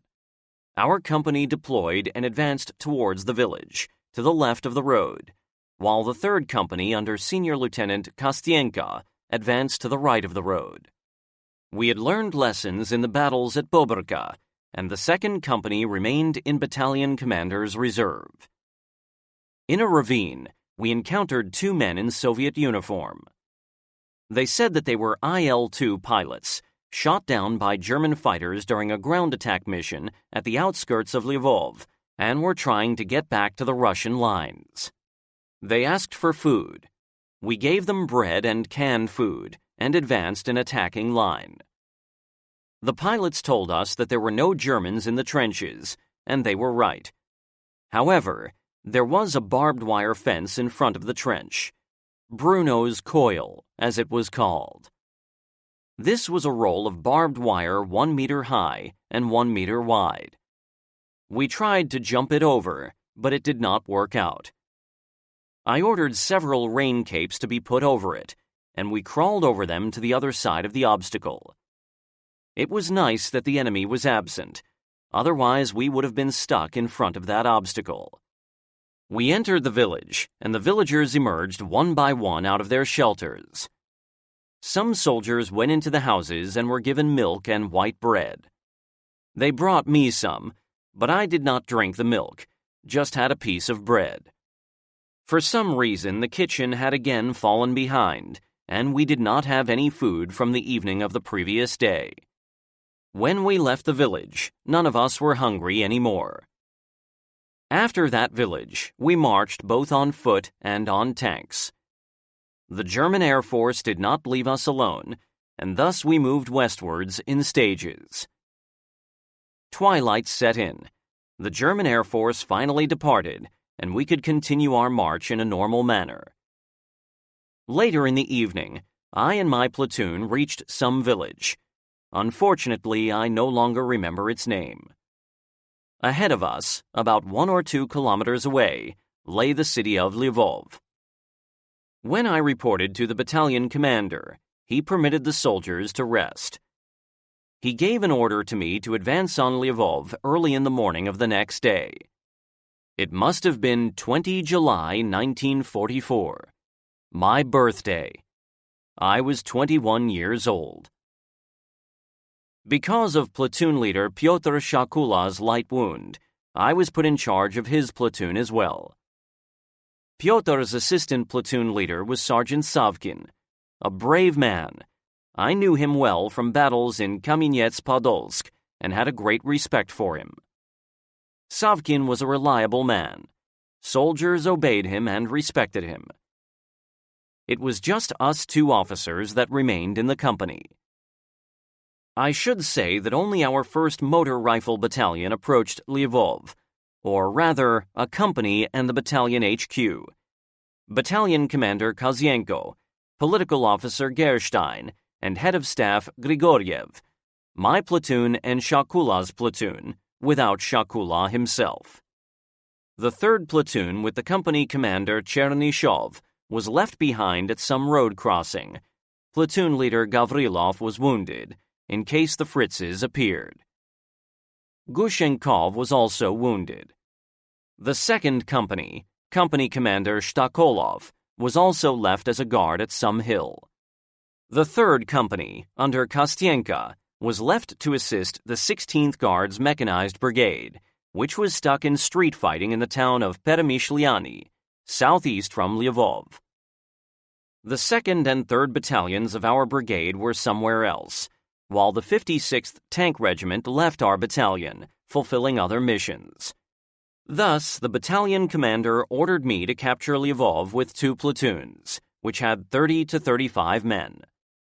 A huge city and a handful of soldiers. We approached Lvov from the south, not from the east. The enemy did not expect us there, and there were almost no German troops in the area. To be honest, I was afraid to enter the city without armor support. I did not like to assault or advance without tanks. Tanks always meant additional courage for us and additional fear for the enemy. We supported each other in battle, especially in built-up areas and forests. It is hard to fight without tanks, as it is hard for them to fight without us, the tank riders. Both the tank crews and ourselves were used to this cooperation. Without tanks, we felt like a naked person in the winter. I cannot find any better comparison. It is bad without armor. In short, on 20 or 21 July 1944, I summoned the squad leaders and explained the mission that had been given to me by Captain Kozienko, battalion commander. 1 month later, he became a major. At dawn, I and 2 platoons of our company, as well as the machine gun platoon of the 3rd Company of our battalion under Lieutenant Tsikhanovsky, attacked Lvov. The city was built in the Western manner. Alongside large apartment houses, there were individual mansions, surrounded by iron fences or mesh. There were a lot of small, crooked, sometimes steep streets in the city, in addition to the wide boulevards. Trenches could be seen at the outskirts of the city. It was these that we attacked in a line. Just in case, I sent one squad, 7 or 8 soldiers, ahead as a scout party. The scout party reached the trenches and reported that there were no Germans there. I ordered the squad to come out onto the asphalt highway and advance into the city on that highway. I turned the company to the road as well, and we followed our advanced point on the roadsides. This is how we entered the city. Ahead of us, some 150 to 200 meters away, there was the vanguard, and the rest of the company proceeded as 2 columns of 1 on the roadsides. 2 local men welcomed us. One of them held a tray with glasses, while the other held 2 bottles of vodka, pouring it into the glasses. Each one of us came up to them, had his shot of vodka, and marched on. I also did this with thankfulness. I even had 2 shots. We entered the city from the southern outskirts, along Kultparkovaya Street. To the left of the road there were small houses, 1 and 2 stories high, while to the right there was a wooden fence. We did not encounter enemy. It was quiet, as if there were no war, and the sun was at its hottest. But we could in no case be off guard, as we were not waging war against amateurs. On the contrary, we faced well-trained, strong, and resourceful soldiers. One could expect anything from them.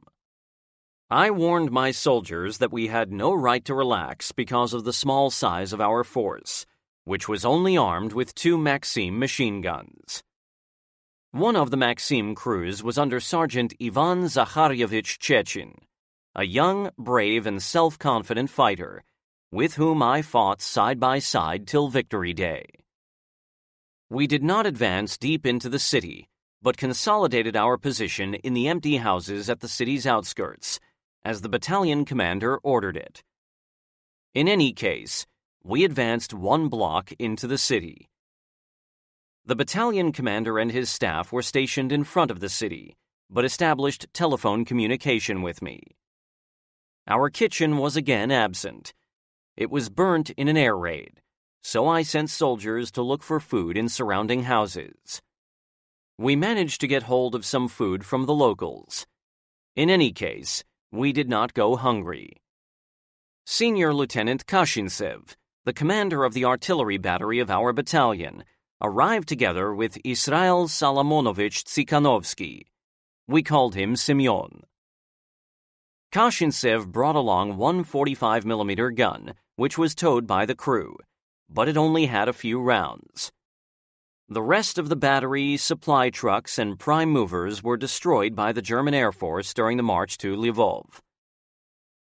I liked Kashintsev, sometimes stuttering, but ever cheerful with a sharp mind and a good sense of humor.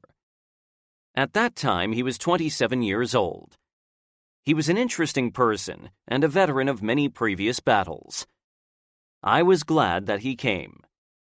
Then Tsikhanovsky and I had someone to consult with about how to capture a huge city with a company of soldiers. We did not advance deep into the city. I was afraid of entering the maze of narrow streets, which had no shelter and where it was impossible to dig in. We could not advance through the gardens because of high metal fences of private houses. Somehow, there had been more space in Skalat and Kamenets-Podolsk. We had not encountered any fences of that type. We did not have any tanks with us. We would have felt safer with them. Of what use was the 45mm gun with 5 rounds? Just a joke. We did not have any information about the enemy, its positions, and presence of enemy armor. The battalion commander did not give a detailed mission to us, such as where to advance in the city. He did not bother us, we did not bother him, and that was a mistake. It was quiet and calm. No one fired at us. The German Air Force was nowhere to be seen, and we had food. They were warm, sunny days. After days of intensive march and battles on the way to Lvov, this was bliss to us. We prepared to face the enemy, placed our machine guns, even put the 45mm gun into position. We dug trenches by the houses to defend against air raids. We had a schedule for observers and a squad on duty. Tolya Kashintsev and I decided to inspect the nearest houses. I sent 2 squads ahead to check what was happening in front and to the sides of our street, and without going too deep into the city, interrogate the locals, if any could be found anywhere. So far, the city looked dead. Locals were nowhere to be seen. Some houses were abandoned. Searching the area, Kashintsev and I found a German hospital, which was stationed in 3 or 4 four-story buildings. As far as we could understand, it was a hospital for mentally ill soldiers. We found some German personnel of the hospital. In broken German, I ordered them to feed the patients and take care of them. They understood me, and we did not come close to that psychiatric clinic. We had enough things to worry about, while Germans could take care of their mentally ill countrymen without our help. We inspected several other houses. In a brick one, we found the locals, who had gathered in that house from other buildings, more vulnerable to shelling. Our scout party came back, reporting the absence of Germans in the nearest houses. Other soldiers, who volunteered to examine the surrounding area, also came back. They spotted a German airfield close to us, but the enemy had abandoned it. The soldiers brought some food staples, mostly all kinds of canned food. Night passed well. On the next day, we did not receive any instructions from the battalion commander, and we were happy. Of course, we should have entered the city instead of having a rest, but we were exhausted and did not know anything about the enemy. We were all tired from our march to Lvov, and especially tired of the enemy's air force. German pilots strafed low, almost at ground level, firing their machine guns and raining their bombs on us. They did all they could to prevent our advance, while we could only repel the aircraft with small arms fire. The effectiveness of this fire was the same as the effectiveness of medicine given to the dead. And all of a sudden we were in a quiet place. No shooting, no bombing, no hunger either. It was nice and warm. Summertime. It seemed like a resort to us. At least a nice holiday house for us. The next day, a sniper opened fire on us. As soon as someone appeared in an open place, a shot sounded. We could not spot his firing position for a long time. Finally, through binoculars, we found out that a sniper had fired from the attic of a 5-story building. Late one afternoon, volunteers secretly approached the building and went up to the attic, but the sniper was off and away, while neither I nor my soldiers were quick-witted enough to leave an ambush there. Most likely he was not even a German, but a Ukrainian or Polish independence fighter on his own. He never reappeared. 2 or 3 days passed like this, and we were still hanging around in the city's outskirts.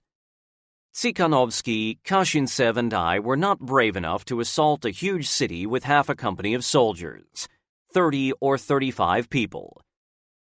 The battalion commander did not bother us, and we did not bother him. But all of a sudden, Company Commander Senior Lieutenant Chernyshov arrived. It would have been better if he had never shown up. All he did was cause confusion and mess. Later, he again disappeared. Chernyshov made a decision to advance to the city center. We advanced along one of the streets. At that instant, A person in civilian dress appeared, who showed a Soviet passport and started to convince Chernyshov to advance faster to the city center. Despite my admonitions not to trust the guy, he did not agree with me and ordered us to advance. An order is always an order. We had to comply, and we cautiously continued our advance along the street. Before we could cross many streets, German infantry with 2 armored personnel carriers showed up in our rear. It was as if they were waiting for us to go deeper into the city and then cut us off from the battalion staff. There was not much infantry, but the Germans were armed with machine guns, the worst being the APCs with machine guns. We did not have a weapon to combat them. The civilian disappeared. Soldiers later told me that he ran to the Germans. The Germans opened a storm of fire from all types of weapons, mainly from machine guns. We were not ready to strike back, but many soldiers kept their heads and returned fire. I do not remember how I ended up with a submachine gun in my hands, but I also opened fire on a machine gun crew from behind the fence. However, we could not deliver a single attack, as we were separated by the street. Some soldiers fired individually, others ran away behind the houses, almost to our previous positions. Chernyshov ran back to the platoon, which was in defense in the rear of the battalion HQ. He told me, "You manage things here yourself, while I go see the battalion commander," and then disappeared. Somehow I organized the defense and calmed the soldiers down, suppressing the confusion. It was amazing that we did not have losses, because there was no shelter except for the houses, and the doors were locked as a rule. Sergeant Savkin showed stoicism and courage in that fight. This man was never at a loss and was always acting as platoon leader for Lieutenant Shakula when the latter was wounded, and he was trusted as an officer. In that fight, Savkin, with several soldiers, had to keep the Germans at bay all day long. It was good that they hid behind a high metal mesh fence, and the Germans could not overcome it under fire of our soldiers. The German APCs were also helpless. Nikolai Savkin was angry at me because I did not support him with another group of soldiers in that fight. Only after it grew dark did I reach him with my soldiers. The Germans had already abandoned the battlefield. Apparently, the Germans wanted to delay us for some time, depriving us of the possibility of advancing to the center. A soldier went missing in that fight. He was around 40 years old, and our search for him did not produce any results.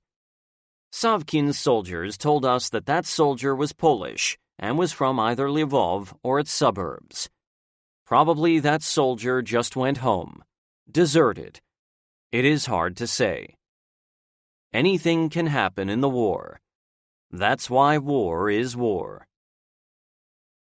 I should mention that during the battles in Lvov, a lieutenant, I do not remember his name, arrived with a battery of 120mm mortars. He failed to find his unit and decided to stay and fight the battle together with us. Of course, we warmly welcomed him. His battery had 4 mortars with a full Boykomplekt complement of mines, each mine weighing around 16 kilograms. The lieutenant was dashing. Many times we climbed into the attics of a tall building, and he adjusted the fire on the enemy from there. In any case, it was of assistance to us. In order to be on the safe side and not be convicted of desertion, the lieutenant asked for a letter that would state that he took part in battles for Lvov. I wrote such a letter, signed it, and got it stamped with the battalion's stamp. One day in late July, a T-34 tank showed up some 500 to 700 meters from us. Apparently, it did not notice us, and we could not establish communication with it. The tank disappeared in the labyrinth of the city streets, and we never saw it again. It was only many years later that I learned the story of that tank and its crew. The tank was knocked out, the whole crew died except for the driver. They were all awarded with the status of heroes of the Soviet Union. The crew of that tank is considered to be the first one to the city, although it was Tsikhanovsky and me with our soldiers who entered the city first. Apparently, Battalion Commander Kozienko did not report on time to the brigade commander that we had entered Lvov. The only thing that consoles me is that we did not fight for history, and we did our soldiers' duty without paying attention to who was first and who was second. In the course of those battles, Lieutenant Apleznin, submachine gun platoon leader from our battalion, went to the city center dressed in civilian clothes with a local Polish guy who could speak German. Several times they ran into German patrols, but everything went well, and knowledge of the language helped them. Also in late July, our tanks from the 10th Guards Tank Corps arrived, but they entered the city at some distance from us. Their actions made us bolder, and we also advanced into the city in order to cut the road that fleeing Germans used for retreat and capture the railway station and crossing. We completed the mission, consolidating our positions in 2 smaller abandoned buildings. There was not even any furniture in the rooms. The city was not damaged. Neither our nor the German Air Force bombed it, and it seems that it was only our half company that was involved in street fighting in the city. As soon as our tanks entered the city, the Germans evacuated the city almost without a fight. The lieutenant that joined us with his 120mm mortars was with me throughout the battle. He rained down his mines on the highway that the Germans used for retreat from Lvov. We cut another highway, and the Germans only had one road for withdrawal.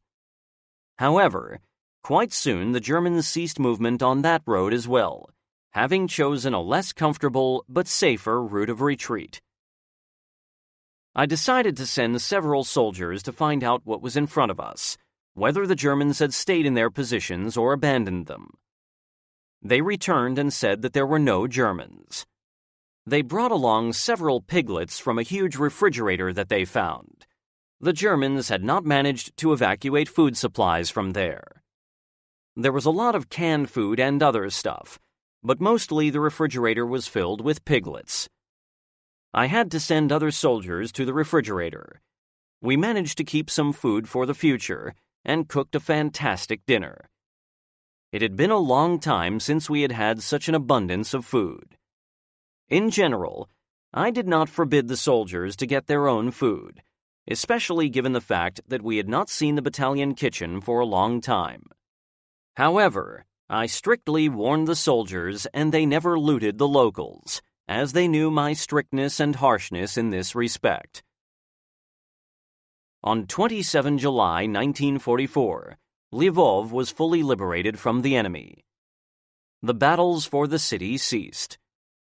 I should mention that the city had been under German occupation for 3 years, but we met 5 or 6 Jews who had been hidden from the Germans in a shelter by their acquaintances. One evening, sometime after Lvov was fully in our hands, Semyon Tsikhanovsky told me that we had been invited by several Jews for a dinner on occasion of the city's liberation. For 3 years these people had been suffering, but survived and were happy. They welcomed us in the warmest possible way. The table was served just like before the war. Moskovskaya vodka, sausage, ham, canned meat, and fish. How on earth did they manage to get all that food? Everything was very tasty, and we had a nice evening, just like being back home. We stayed for several days in Lvov.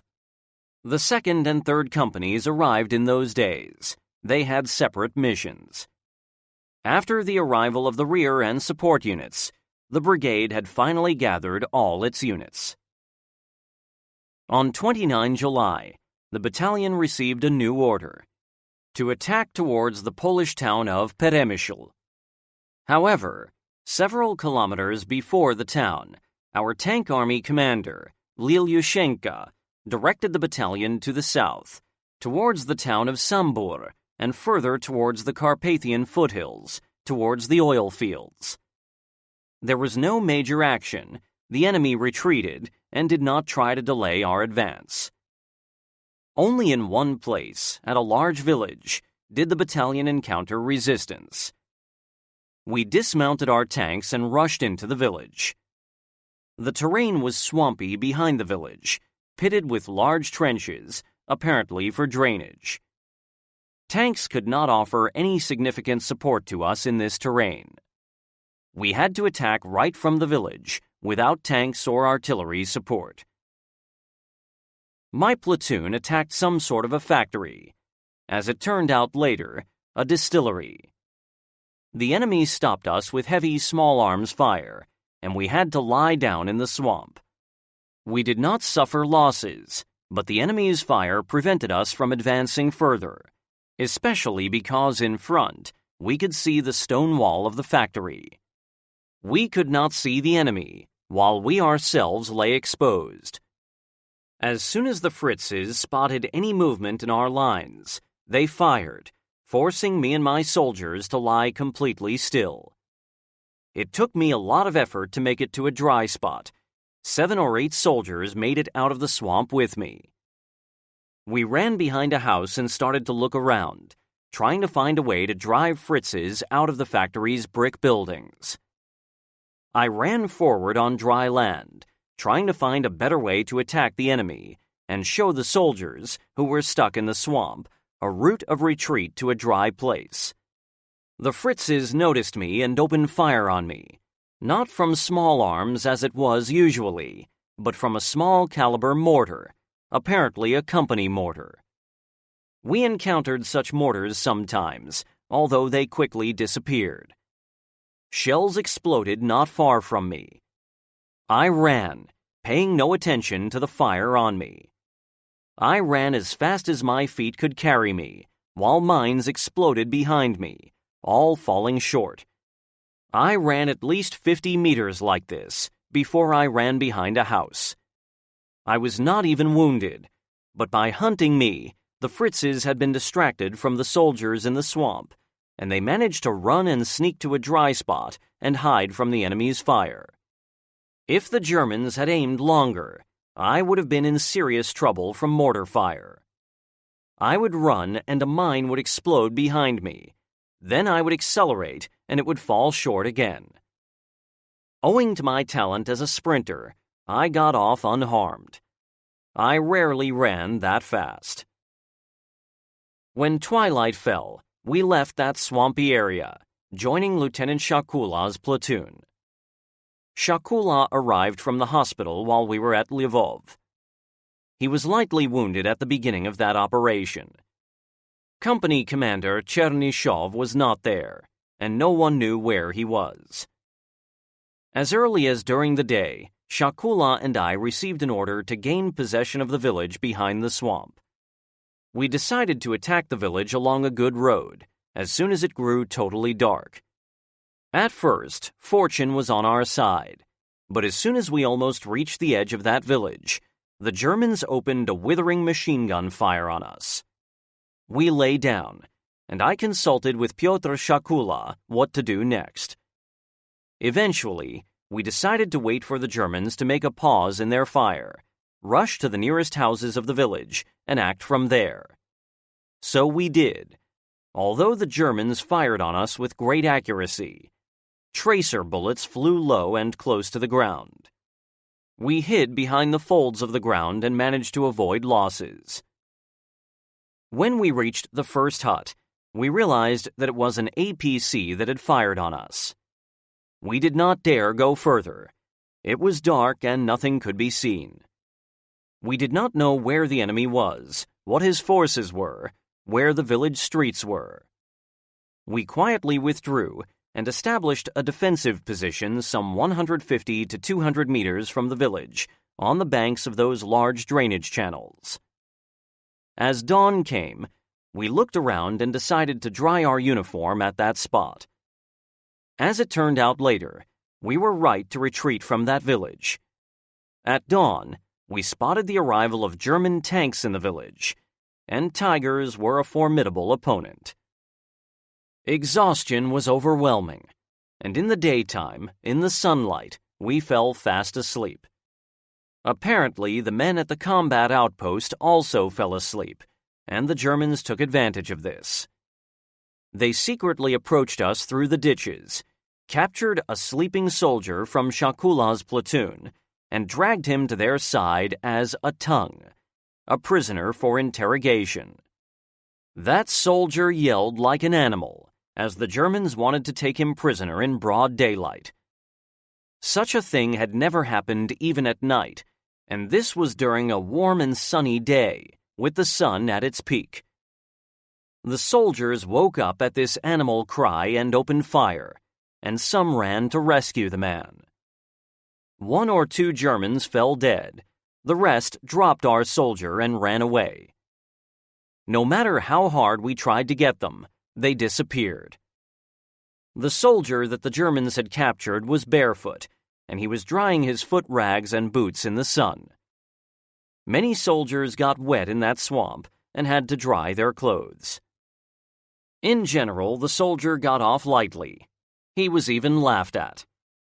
We could not calm down for a long time after that incident, and Pyotr Shakula gave a scolding to the soldiers who fell asleep on duty. This was the result of our carelessness. The guys forgot that they were in the war. One had to sleep in a special way during the war. Of course, we were always short of sleep. Not always hungry, but always short of sleep. During even the slightest breaks in the fighting, we would fall asleep. I was always sleepy and slept in every possible place and at every opportunity. Exhaustion was relentless. We were tired all the time in battles, both in day and nighttime. Breaks were short, as a rule. We informed the battalion commander that enemy tanks and APCs had entered the village, but we had not captured it and thus failed the mission.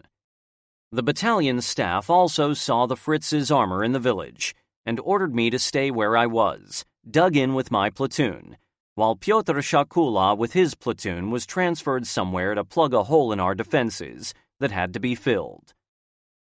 During the day of 30 July, a soldier came and reported that I was invited as a guest by the 3rd Battalion's company commander, Senior Lieutenant Varyenik. Escorted by this soldier and my orderly, I would never go anywhere alone at the front. I went for a visit. Varyenik welcomed me warmly. The snacks were excellent, and there were also some drinks. We had a nice time together with him. I was glad to talk to my brother officer, as at the front, in battles, one could rarely meet a comrade, especially from the neighboring battalion. Also, I did not think that the officers from the other battalions knew me, although personally I knew Varyenik. Later, he became deputy battalion commander of the 3rd Battalion. In that period, his company was to the right from my platoon. There were no other units. The leadership forgot about us. Neither he nor I had a phone line to the battalion HQ. This is why we had such a nice resting session with him at the table. No one bothered us, even not the Germans. Such a thing was quite rare at the front. The next day, 31 July, we disengaged and left this water battlefield. For some reason, I was again the only commanding officer left in the company. Company Commander Chernyshov did not appear, while the platoon leaders, Gavrilov, Gushenkov, and Shakula, were wounded, Shakula for the 2nd time.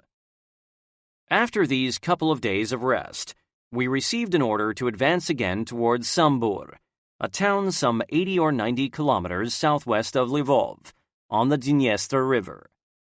Captain Kozienko, battalion commander, again did not appoint me company commander to replace Chernyshov, appointing machine gun company platoon leader Lieutenant Karpenka for the office. Karpenka was a battalion veteran. He had fought with the battalion as early as in the summer 1943 at Kursk. I do not remember where Chernyshov was, probably lightly wounded. Several days later, on 2 August, Karpenka was killed in the vicinity of Sambor at his command post in a trench by a single splinter that went right into his heart. Telephone operators, orderlies, and platoon runners were in the trenches next to him, but they were not hit, although the mine exploded closer to the telephone operator's trench. Near Sambor, we dismounted the tanks at a forest edge. We received an order and the direction of advance. Our companies deployed in a line and quickly walked forward. The enemy was not seen. No one fired on us. Apparently, the Germans did not expect our assault in this area. We reached a village. Behind the village was a wheat field, on the river Dniester, and on the other bank of the river we saw a city. From my point of view, the offensive was poorly organized. Even now, recalling those fights, I cannot understand why it was so. No one knew where the enemy was. There was no reconnaissance done by the brigade or its battalions. Forward, and that was it. We were supposed to hope for the best after that. Oh, this hoping for the best. The entire battalion, or to be more precise, what remained of it, almost got slaughtered. The company reached the village, which only had one street, and we had to check the houses just in case. A threatening silence hung in the air. I was used to relying on intuition, and I did not believe there weren't any Fritzes in the houses. Machine gun platoon leader Lieutenant Pyotr Malyutin from our MG company, however, did not agree with me, saying, "There are no Fritzes in the village because it is quiet." It was this very quietness that scared me. I was about to send a squad of soldiers to check what was going on in the village, when Malyutin went out into the middle of the road and started to inspect the village through binoculars. A shot sounded. The bullet hit him right between the eyes, and the binoculars fell apart into two pieces. Lieutenant Pyotr Nikolaevich Malyutin was killed on the spot. He was older than we were. He was around 36 years old. We dubbed him either grandfather or old man. There were no more shots. Soldiers hid behind the huts, not daring to go out in the street. We did not attack the village at all. The battalion commander sent an order to advance towards the river in order to capture the bridge across the Dniester and further towards the city, leaving the village alone. We said, to hell with those Germans in the village. They would have had to retreat anyway when we captured the bridge. An order is an order, so I left the village with my soldiers, and we quickly advanced across a field to the river. As soon as we got 100 to 150 meters away from that ill-fated village, we saw a line of Germans attacking us from the rear. The Germans walked openly and fired submachine guns at our line. To be honest, we were lost when we saw the German attacking line behind us. Despite all soldiers being experienced and having been in all kinds of troubles, we were taken aback. I did not lose self-control and shouted to my soldiers, "Fire on the Fritzes! Fire!" I also shouted to the Maxim machine gun crew, "Turn the machine gun and fire on the Fritzes!" I was not even shouting. I was yelling at the top of my lungs. Many soldiers opened fire, while the others ran from the enemy's line, retreated, and thus frustrated Sikhanovsky's machine guns. They could not fire on our soldiers, of course. Neither I nor the other officers managed to bring order and organize resistance, no matter how hard we tried. Soldiers dispersed. At least it was good that many fired on the Fritzes. When no more soldiers were left in front of me, I also ran along the hillside to the road and lay in a ditch. I saw a light DP machine gun. Some soldier dropped it in panic so that he could run faster. I grabbed it and opened fire on the line of German soldiers, as there was ammo in the drum. As I fired, my garrison cap fell from my head. I put it back on and continued to fire before I ran out of ammo. I did not have my own submachine gun with me, although it would have been nice to have it in that moment. When I ran out of ammo, I withdrew, sometimes sneaking and sometimes in short rushes to the rear, where the fighters ran. Or rather, frightened soldiers. One could not call them fighters. They had got scared by a bunch of 40 or 50 Germans. Later they said that there was also an APC, but they must have lied. The eyes of fear see danger everywhere. Our group was not larger than the German one, though, but we had Maxim heavy machine guns, although they ceased fire quite soon. It was either due to my fire or that of some stoic soldiers, but the Germans did not pursue us and quickly left towards the bridge, carrying their dead and wounded. Apparently, our fire on them had been successful. The Germans left, while we gathered together and started to debrief the clash with the other officers, including 3rd Company Commander Kostenka, and gathered the scattered soldiers. Our subordinates assembled too. I noticed that machine gunner Ishmu Khamietov sat there without a weapon, and realized that it was he who had dropped the machine gun. I sent him to pick it up. It is infamy for a fighter to drop a weapon. Soldiers came back with a feeling of guilt. They were ashamed of their fear and cowardice in battle. The proud ones suffered twice as hard in their feelings. We also did not spare ourselves. We distributed the returning soldiers between the companies and ordered them to dig in just in case. If memory serves me well, by some miracle we had no losses. The machine gun platoon of the 3rd Company under Lieutenant Tsikhanovsky had disappeared during the fight, but as it turned out later, they had had to hide in thick vegetation on the Dniester shores for some time. Several days later, they caught up with the battalion on the march. We were all hungry after the skirmish and arranged some snacks. During the meal, one of the officers asked me, "Where did you tear your garrison cap?" I took it off and saw 2 torn holes in it, in the front and in the back. It was only then that I recalled that the garrison cap had fallen from my head as I fired the machine gun and told the story. The guys told me, "You were really lucky, Bessonov. If that sniper had aimed several millimeters lower, you would have been dead." They were right. I was lucky, really lucky. How many times have I been lucky? Quite a few. Luck at the front is quite an important thing. However, such luck does not happen very often. By the evening, our company, as well as the other companies of the battalion, dug in on a dominant hill with a steep slope towards the river, some 150 meters from the river. Some units to the left of us also tried to attack Sambur. The cannonade lasted some 30 minutes. Katyushas also took part, as well as heavier missiles, launched from the ground, not from trucks. Sometimes their missiles, M31, were launched together with the launch frame, in order not to waste time for preparation. However, those units also attacked in vain.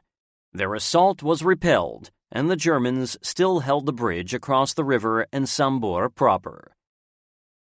On the night of 2 August, a heavy rain fell from the sky. Water fell like a shower. The deluge continued all night and the whole day after. We had to ladle water out from the trenches with mess kits, and we were all soaking wet. The soil was so saturated with water that it turned into a total quagmire. In the evening, the Germans decided to drive us out from that hill. 8 to 10 T-6 Tiger tanks emerged from the bushes by the river. Probably there were more Tigers, but I could not see all of them. At the time, I did not understand how Tigers had appeared against us, and even now I cannot explain how they appeared. Regardless of how they made it there, the main thing was their assault on our defenses. The Tiger is a serious thing. Our 76mm gun could penetrate its armor only at a range of 50 meters. The Tigers advanced slowly, with frequent stops, sometimes opening fire. We all hid in trenches, afraid to make a move. A tank could fire even on a single soldier, but they fired over our heads on some targets in the undergrowth behind us. It was good that infantry were not escorting the tanks. Apparently, they wanted to squash us with tanks without infantry support. At that very moment, the rain shower and wet soil, as well as the steep slope, played their positive role. The tanks were some 50 meters from us, when all of a sudden, a miracle happened. The Tigers skidded on the wet soil and stopped. The tanks were stuck on one spot. Their tracks were spinning, but the tanks could not move. We were lucky that because of the Tiger's weight, its tracks did not have good cohesion in the mud. The tanks could not approach our defenses, and they retreated to the line of attack, and then disappeared from our sight. Had it not been for the rain, they would have squashed us in our trenches. It was hot before the rain fell, and the soil was dry. Nevertheless, we suffered casualties. It was in that fight that Lieutenant Karpenko was killed, and I again had to take over the company, though not for long. Fighting on the Sandomir bridgehead. The next day, we left that position and quickly moved on tanks to the west, towards the Vistula, where Soviet troops had captured a bridgehead on the western side of the river. We entered Poland. The march was quiet.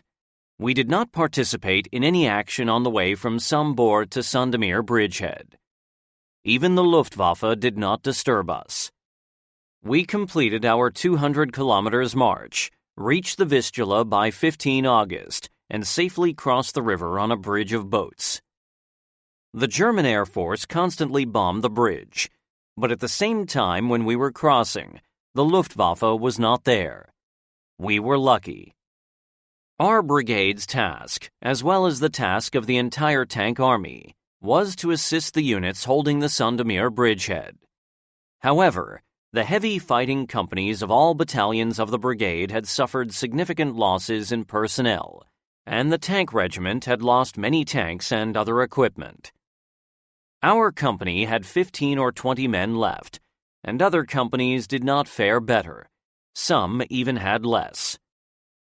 After crossing the Vistula, we advanced into the bridgehead and stopped in a young forest, setting up tents. We did not have anything to go into action with, neither tanks nor soldiers. Several days later, we received insignificant replacement personnel from hospitals and rear units. The men that joined the company were of different ages. Most of them were older, the bulk of them had never seen battle, and some of them did not know how to handle a submachine gun. It was not a nice gift, as the saying goes. But we had to go into battle with them, so we trained them a lot. Chernyshov appeared. On 20 August, he took over the company, while I returned to my second platoon. 2 companies were formed in the battalion. There were not enough men to form the 3rd company. All in all, we were given no more than a week to form the units. For the first time at the front, they screened a film for us. 2 soldiers. However, we did not have a chance to finish watching it. A kukuruznik, or corn plane, this is what we called a U-2 plane. The name probably comes from the joke that those planes could not fly higher than corn. Translators comment. Flew by. The pilot turned off the engine and shouted to us through the loudspeaker. Slavs, turn off the film. The Germans are about to deliver an artillery strike. Everyone dispersed very quickly. The pilot was right. After some time, the Germans hit the place with artillery fire. We finished watching that film after the war. in the autumn of 1945 in Veszprém, Hungary. They did not show any more movies to us at the front. I rarely saw artists or war correspondents or mobile shops during my time at the front. Just once, in June 1944, when we were at Kapicińce, an army ensemble came to visit us. That was about it for cultural activities in our 49th Mechanized Brigade. All of a sudden, a military shop appeared on Sandomir bridgehead. Once, squad leaders, led by Sergeant Pavel Podubny, walked up to me and asked me if I had money. I gave them some money, but I do not remember how much.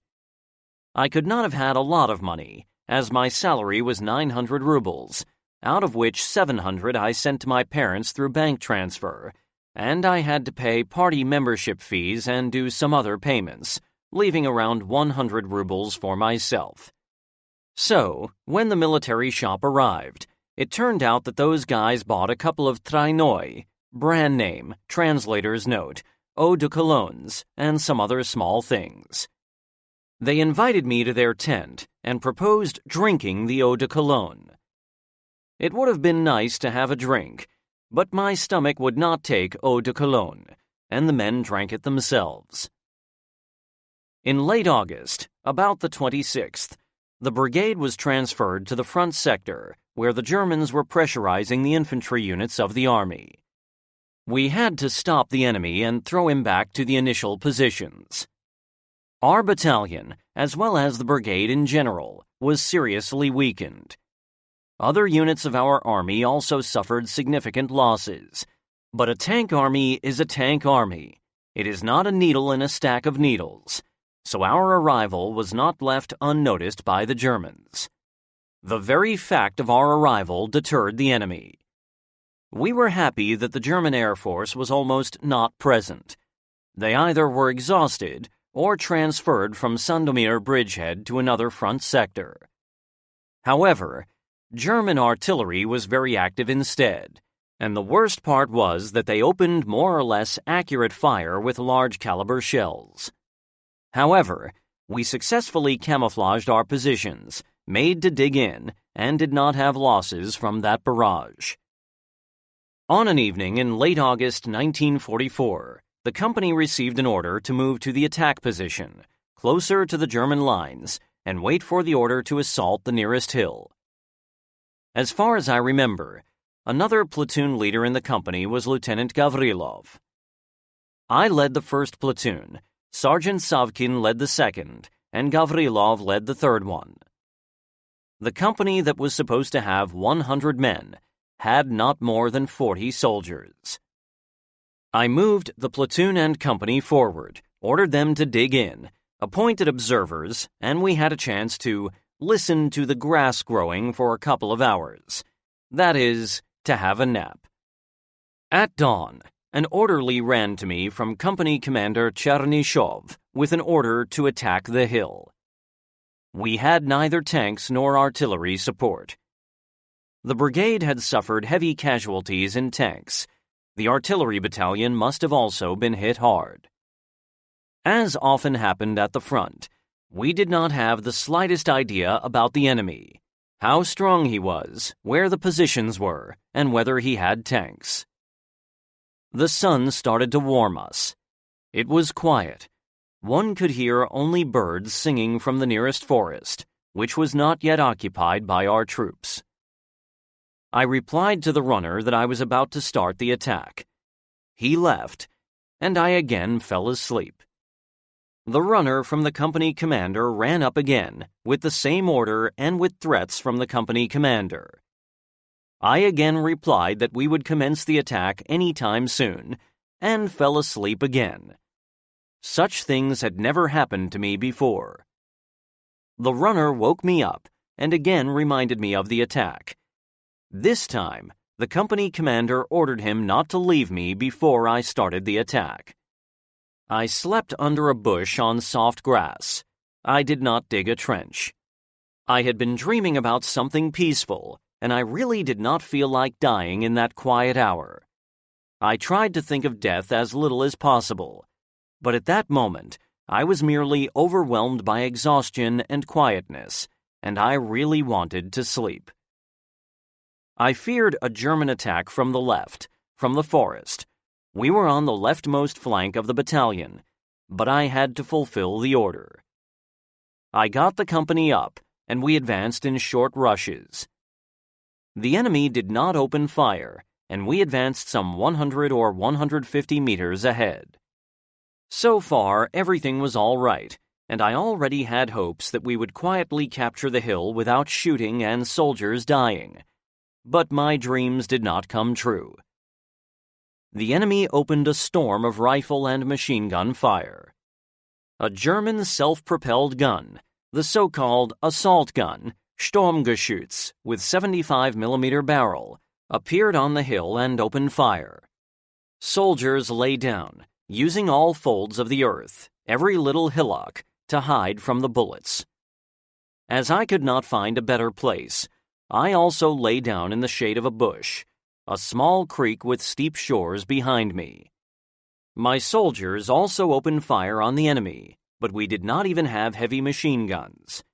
The machine gun platoon had ceased to exist a long time before that battle. We only had submachine guns and light machine guns.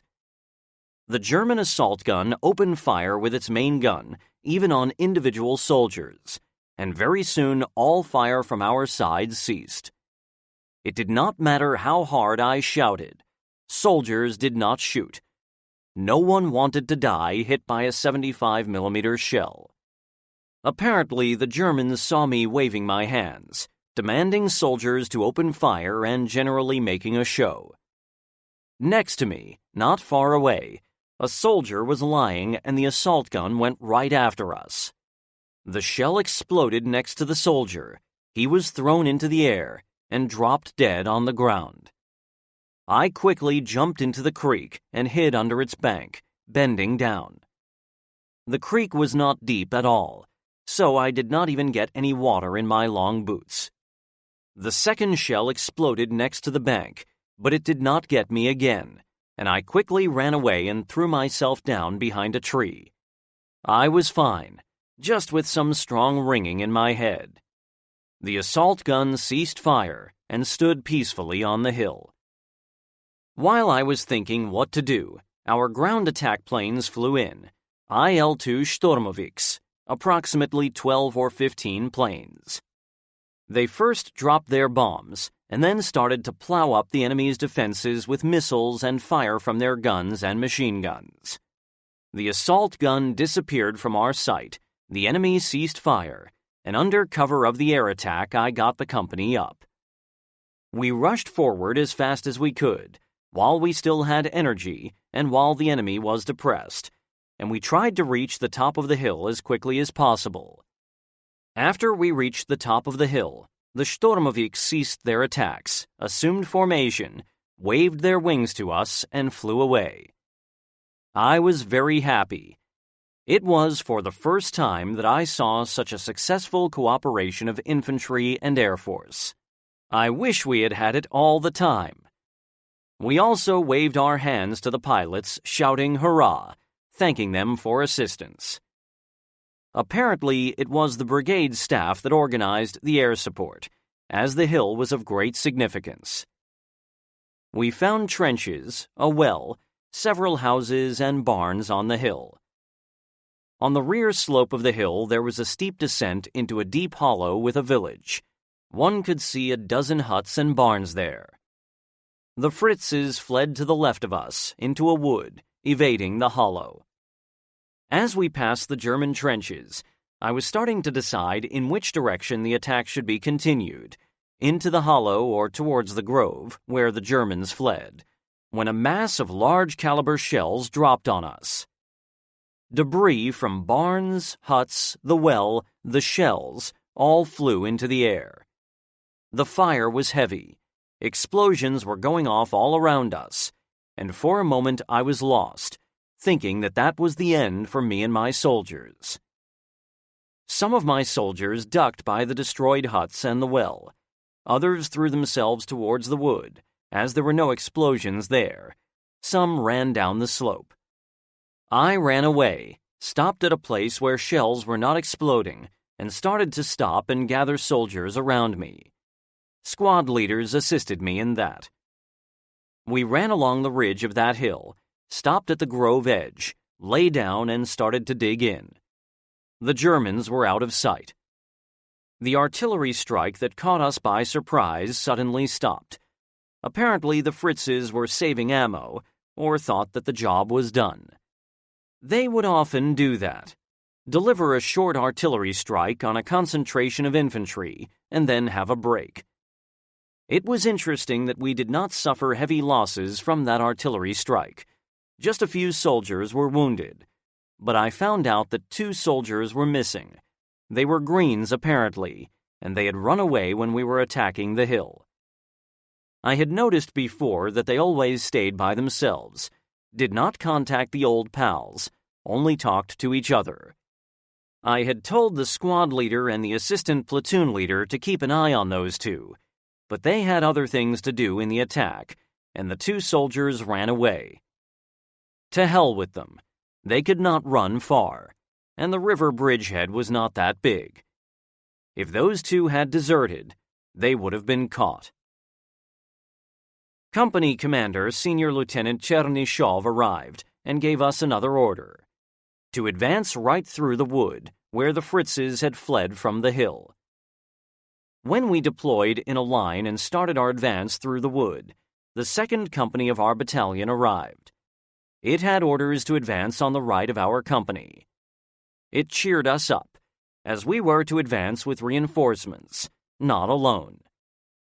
In general, attacking in a wood is different from other types of combat, say in open terrain or in built-up areas. You can't see the enemy. There are trees, bushes, and high grass all around. You don't know what is going on with your neighbor. I rarely fought in such terrain. The Germans rarely set up defenses in forests, and as a rule did not launch attacks in forests. We walked for some time among the trees without any shooting. Company Commander Nikolai Chernyshov was next to me. This was quite rare. Apparently, the battalion commander had scolded him, and he decided to lead the company himself. We all knew that Germans were dug in somewhere in the area, but still, the heavy machine gun fire that they opened on us was sudden. As the enemy was close, the bullets did not whistle, but flew as a dense swarm. When they hit a tree, they made a sound, as if someone hit a tree with an axe. The sound was loud and juicy. One could hear that it was a strong impact. We had to lie down. We somehow dug in and started to look around, but because the young forest was dense, we could see nothing, although we knew that the Fritzes were somewhere next to us. Company Commander Chernyshov was shouting, "Besonov, forward! Get the soldiers up and attack!" I had to fulfill the order and shouted, because of the exchange of fire we could barely hear each other, to my assistant platoon leader and Sergeant Savkin, "Get the men up and attack!" They were lying on the ground and looking back at me, as if they were saying, "Why don't you get up yourself? Get them up yourself." And they were right. That was my job. Whatever. During a pause between 2 machine gun bursts, I drew myself up to my full height and shouted at the top of my lungs, Get up, you this and that. Follow me, charge, forward." A short and clear message. The situation called for it. Savkin and my deputy platoon commander, I forgot his name, jumped up from the ground at the same time as me, and the whole company followed. We ran the distance to the German trenches, but they did not like hand-to-hand fighting and fled. We did not pursue them. They fled, and to hell with them. We stopped in their trenches to have a break and decide what to do next. In principle, we had completed the mission, but German tank engines could be heard in front of us. The German tank engines had a special sound, a mournful one, different from our tank engines. It was hard to say how many tanks there were just from the sound. Chernyshov walked up to me, sat down under a tree, and we discussed the situation and further action. Chernyshov reported the situation to the battalion commander over the field phone and received an order to wait for the tanks to arrive. At that moment, the Fritzes opened artillery fire, most likely from tank guns, and shells exploded, both short and over us. They did not know the company's position and fired at random. A shell hit the tree beneath which Chernyshov and I were sitting. Splinters wounded several men, including me. Chernyshov was not hit. All this happened in a twinkle of an eye. I did not even manage to realize that I was wounded and did not lie down on the ground, but something just bent me. I quickly ran away from the spot, shouted to Chernyshov that I was wounded, and quickly, running and walking, went to the battalion's aid post. They bandaged me in haste, and I went to the brigade's medical and sanitary platoon. It turned out that I was wounded in the right side of my chest, both shoulders, and the left foot. They disinfected my wounds in the medical platoon and bandaged them. I was hoping that I would be sent to a hospital, but my dreams did not materialize. I did not want to stay in the medical platoon and went back to the battalion. I reported to the battalion commander and received permission to stay at the aid post. A couple of times I had to go to the medical platoon to change the bandages. The wounds healed, but the movements of my right hand were still limited. The wound was sore. The pain echoed in my chest. These splinters are still both in my shoulders and in my chest. For about a week I hung around the kitchen. It had finally arrived and started to provide food to the battalion's men, until the battalion was transferred to another sector, where the situation became difficult. In my absence, the platoon was led by my assistant platoon leader, a Jewish senior sergeant, whose last name I totally forget. He arrived in my platoon in June 1944 from an Army unit. A brave and steady NCO, he was a good assistant to me. He proved himself a good soldier in action in Lvov. Soldiers of my platoon and even the company, especially the old hands, took to him straight away for his calm character, bravery, and smartness in battle. He deserved to be reckoned with. It was a pity that soon after I was wounded, he was killed, mortally wounded by a shell splinter in his chest. He was just 22 years old. After I was wounded, tanks arrived to assist the companies. Just 3 T-34-85 tanks arrived, but they increased the morale of the soldiers. Already then, in mid-1944, the tank crews were afraid of Panzerfausts, and we tank riders would sit at the front of the tanks when in forests. In such cases, tanks were ordered to fire just armor-piercing shells at enemy tanks, not high-explosive shells. Everything seemed to be clear, and tank crews were supposed to know that order and stick to it. But as the saying goes, every family has its black sheep. One of the tanks fired only one shell. It hit a tree and cut down all who stood next to it. Senior Sergeant Safronov, medic of our company, veteran of the battalion, was killed. He was 43 or 45 years old. We all respected him. He was a cheerful and brave uncle. He always provided first medical aid to wounded soldiers and was highly respected in the company. I enjoyed good friendly relations with him.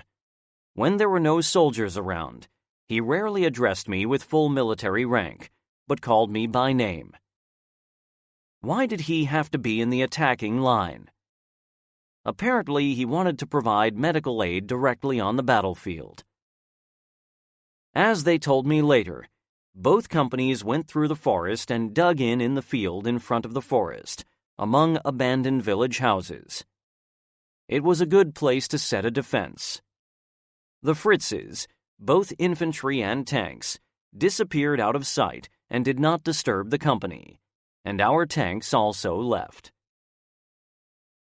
A heavy thunderstorm started in the afternoon of the next day, and rain poured down. The company posted observers, and soldiers hid in their shallow trenches, covered with rain capes. The night was pitch dark.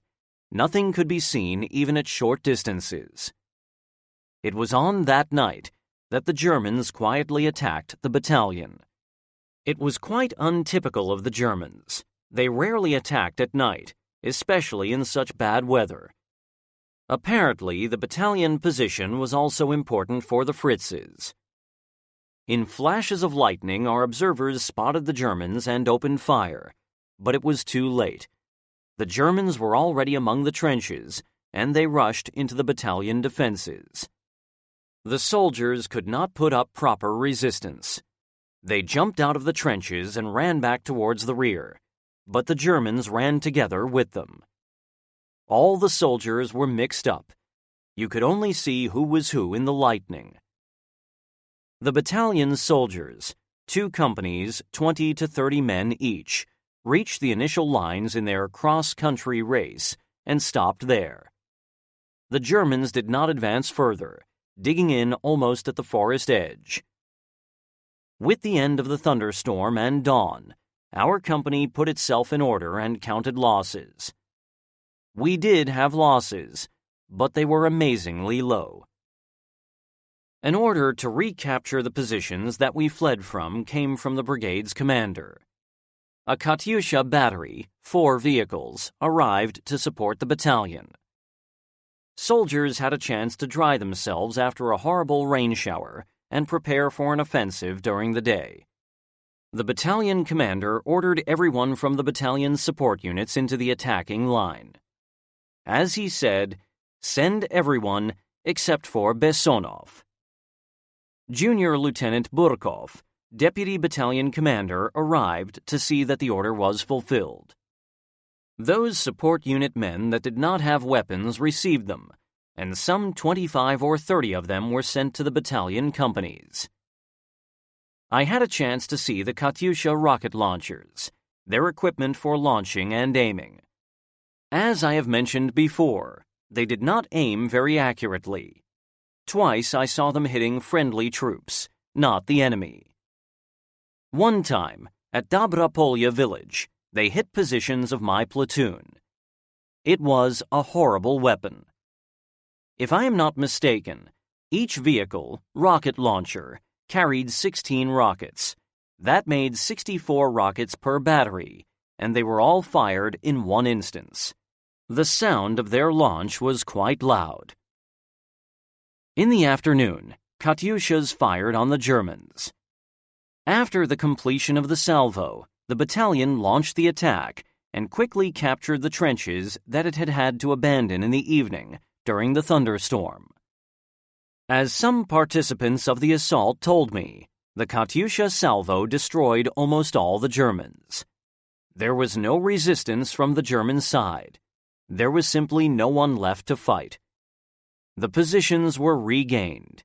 That was it. After several days, the Germans calmed down, stopped their attacks, and went on the defensive. In mid-September, we handed over our sector to a General Army unit. We were transferred to the second echelon of the First Ukrainian Front for replenishments in personnel, military hardware, and equipment. During the operation that had lasted around 2 months, we had traveled 600 kilometers. In many cases, we had to fight our way through. We liberated many settlements, including the cities of Lvov, Bobrka, Zolochev, Pieromyshliany, and others. Our 6th Guards Mechanized Corps was awarded for the Lvov-Sandomir operation, mostly for liberation of Lvov. The Corps received an honorary title of Lvov, while our 49th Mechanized Brigade was awarded with the Order of Bogdan Khmelnytsky.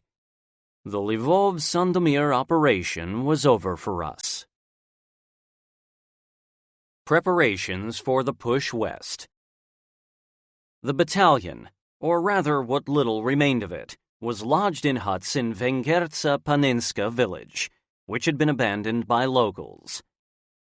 We buried platoon leader Lieutenant Savin and a private who had been killed at the Sandomir bridgehead at the edge of the village.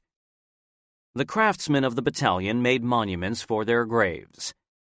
We took full advantage of the lull and got our hair cut by the company's handymen, washed in the field banya, which in the summer and in winter was nothing more than a tarpaulin tent, changed our underwear, fried our uniforms in barrels, and wrote letters home. While we were settling down, Lieutenants Pyotr Shakula and Alexander Gushenkov came back from hospital, while Senior Lieutenant Grigory Vyunov arrived to replace wounded Gavrilov, who was still in hospital. As far as I remember, he was a political officer and had never led a combat unit before. We were not too curious, and he also tried to avoid the question as to why they sent him to us. The main thing was that he was a good comrade, a calm and cheerful person with a gentle character. He was around 30, and he was a bit too stout for a platoon leader, though of course he grew thinner later on. A new medic, a sergeant, also arrived in the company. I do not remember his last name, and I probably never knew it, as everyone called him Brotherly Heart, because of the way he began conversations with many men.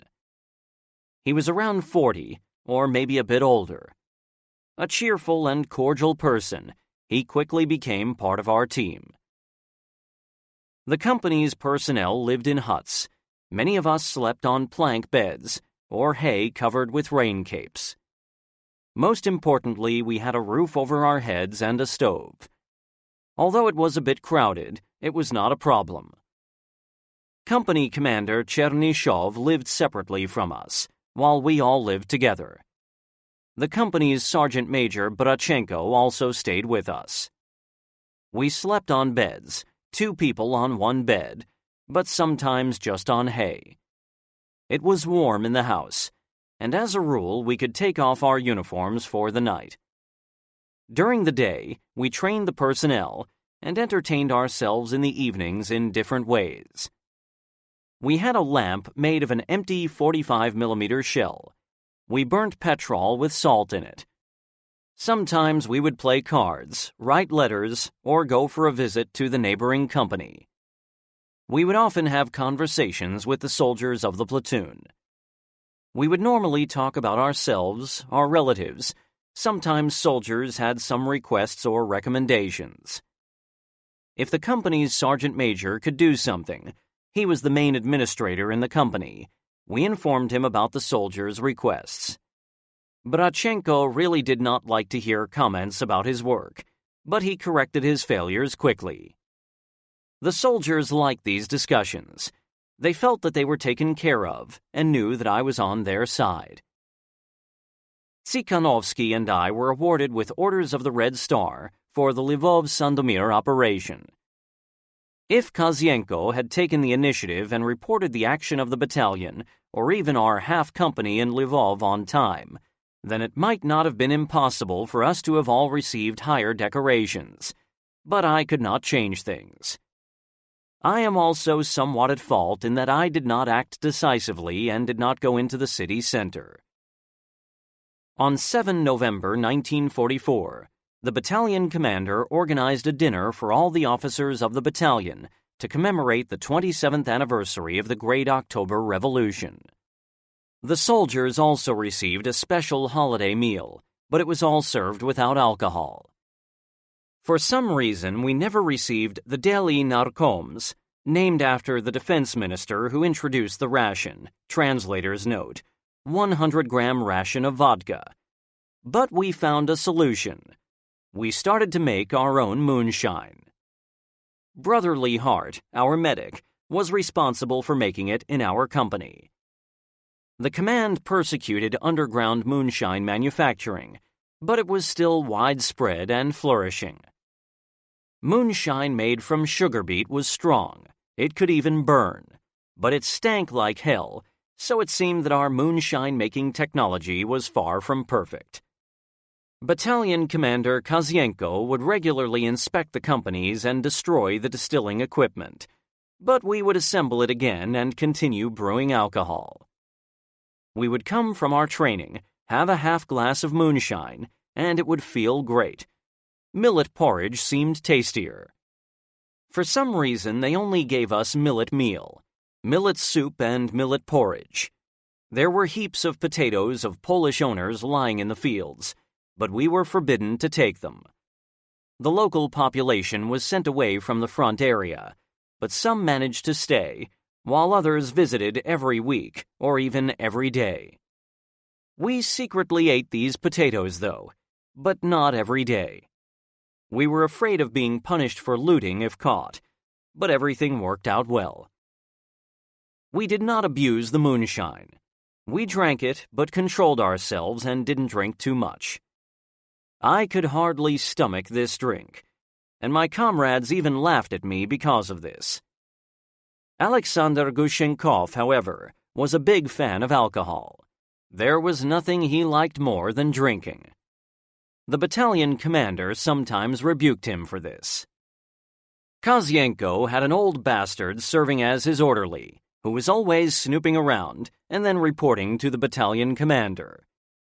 We would normally kick him out of our house, but somehow he still knew everything. He himself also brewed moonshine. It was for the battalion commander and his deputies. Some smart guy found out where he was brewing it, and when the orderly was away, he stole the whole supply of alcohol. Quite a big disappointment for him and the battalion's top brass. Deputy Battalion Commander Burkov decided that it could only be officers from our company, and right away came to our house. But we did not have the moonshine in our house, although we got to taste it a couple of days later. It is still not known who stole it. I should also mention that in October, Burkov was promoted to the rank of captain and awarded with the Order of the Red Banner.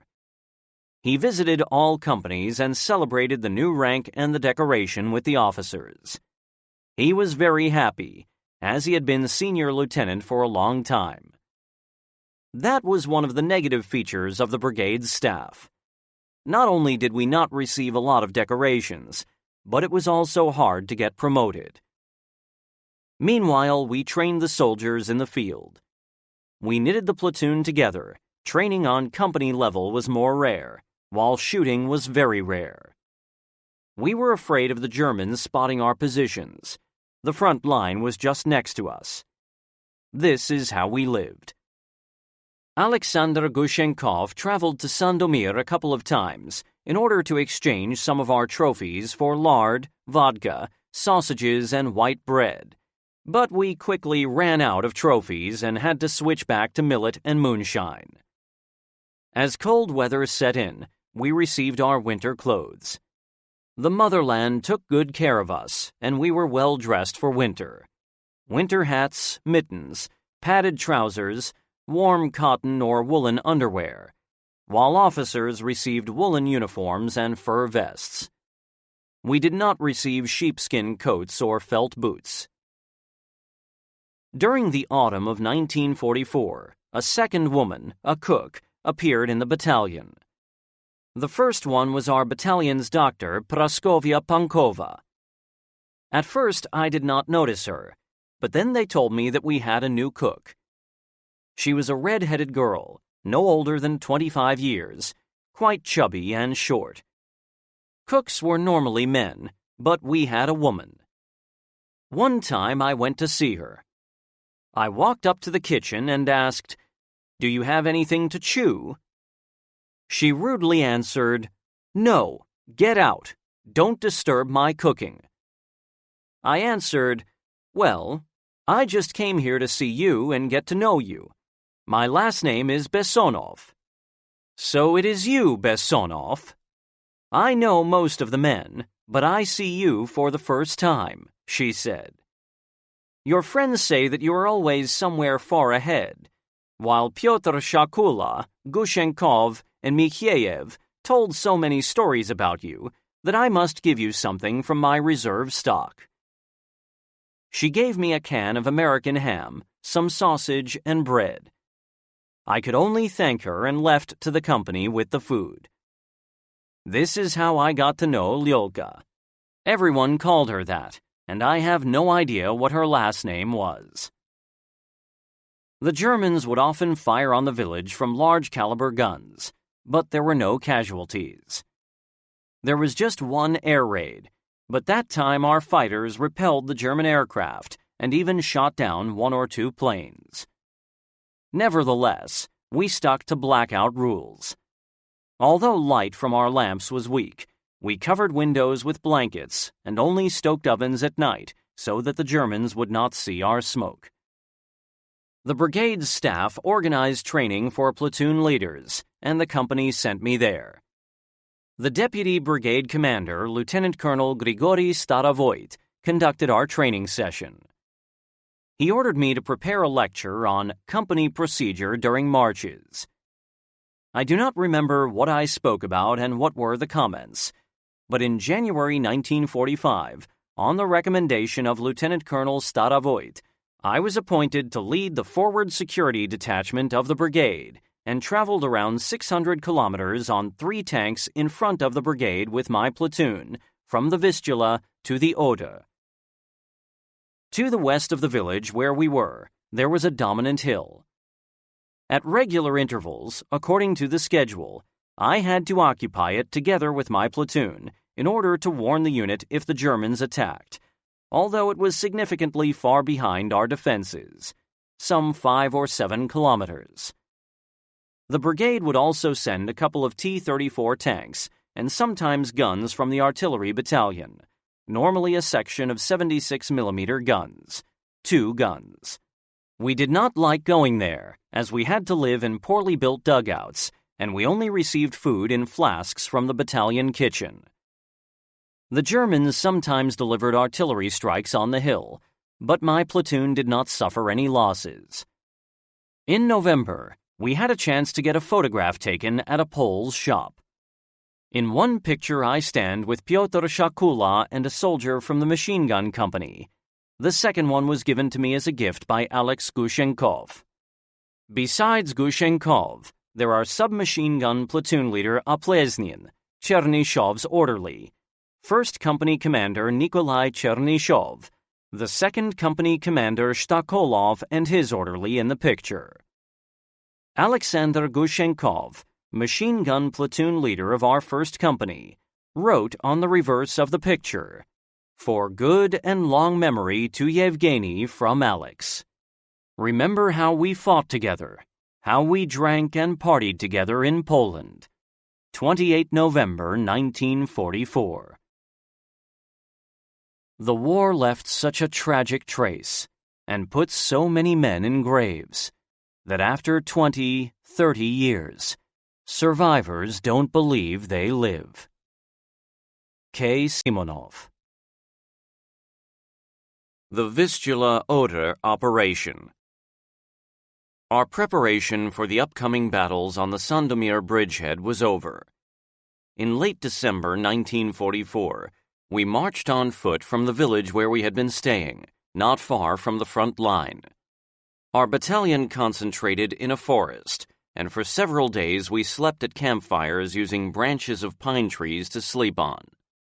After that, we built dugouts and installed stoves that we made from empty fuel barrels. Rain capes or pieces of tarpaulin served as doors for dugouts. Frost was not that heavy, 10 to 12 degrees, but we were freezing to our bones. Of course, it was warmer in dugouts. We did not have any training during that period. We were given all our time for rest. We slept as much as we wanted, checked our weapons, and did all kinds of small things. Mostly we played cards and wrote letters home. They took us officers to the front line several times. We went to the trenches to work out the routes of advance for tanks with tank riders. We also got to know the tank crews. We did not know when the grand offensive was to start. Such things were kept secret. However, one could feel that the moment was coming, and this is why we were somewhat excited, even nervous. The two worst things are waiting for something and catching up with someone. Finally, the big day, 12 January 1945, came.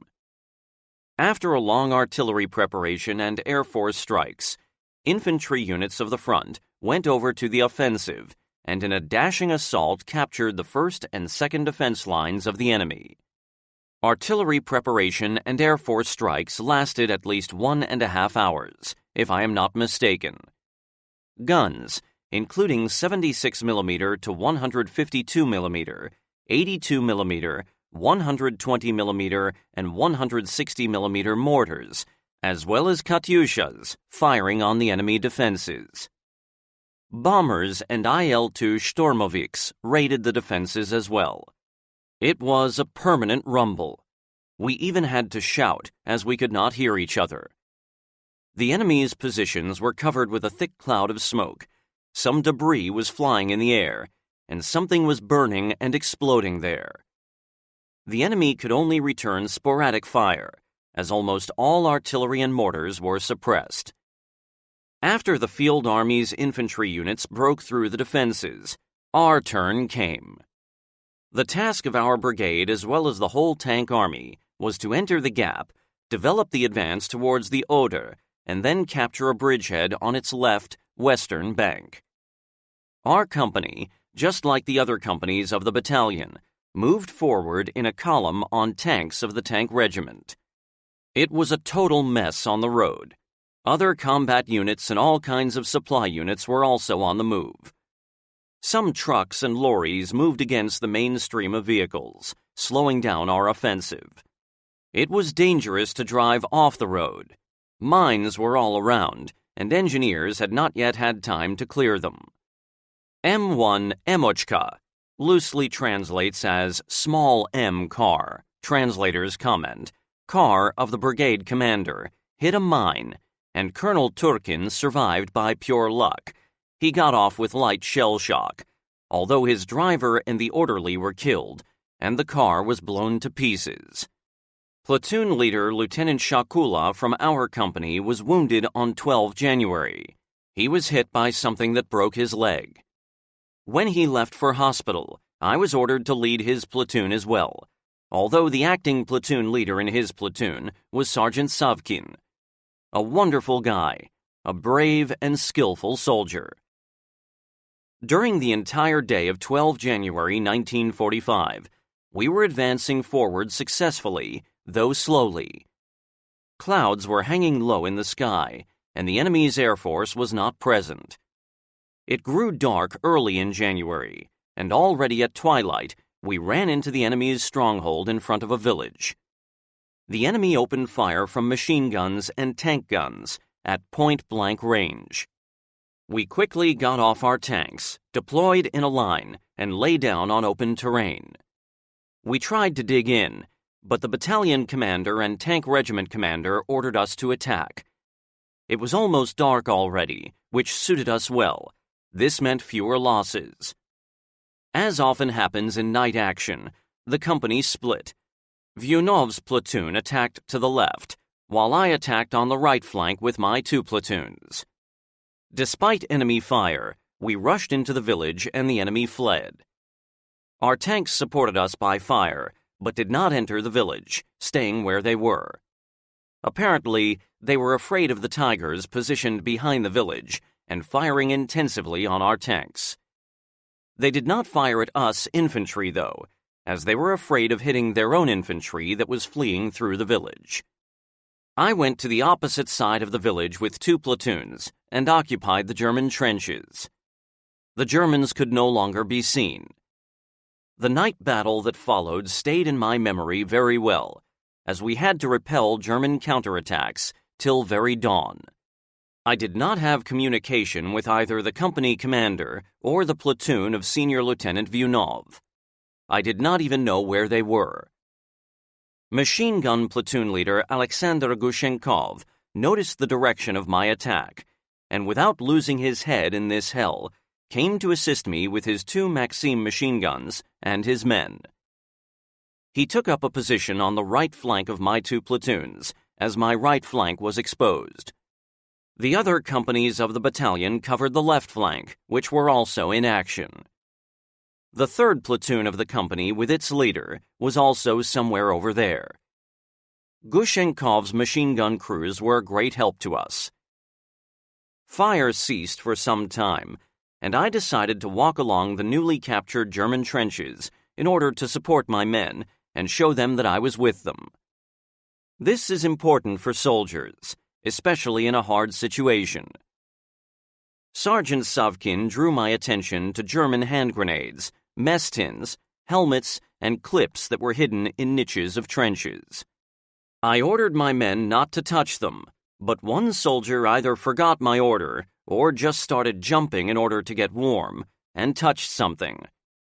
An explosion sounded in the air. The soldier was thrown 2 meters up in the air, and he fell dead into the trench like an empty sack. That was the only casualty we had from booby-trap mines. The Germans counterattacked after some time, but only with infantry. Their tanks stayed where they were. At that time, our T-34s had already driven up to us, and together with them we repelled the attack. The German infantry fell back, while the German tanks opened fire on the village, setting some houses on fire. Combat at night is generally very hard, and this engagement lasted the whole night. You cannot see a thing. You only fire at flashes or barely visible shadows. In darkness, you cannot see the results of your own fire, and of course it is less effective than in daytime. As far as I remember, there were at least 13 to 15 Tiger tanks, but I cannot say how many infantry they had. It was too dark.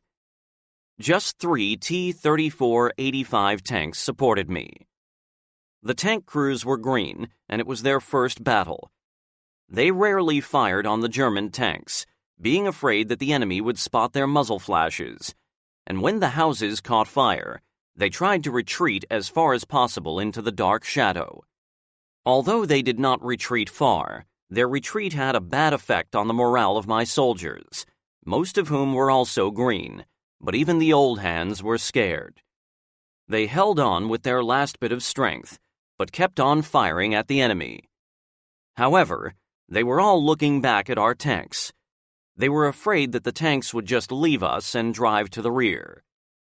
So I had to run back and forth, first to the tanks in order to stop them if they had retreated too far, bring them back, or even ask them to fire, then run to see how Gushenkov was doing, and then back to my men.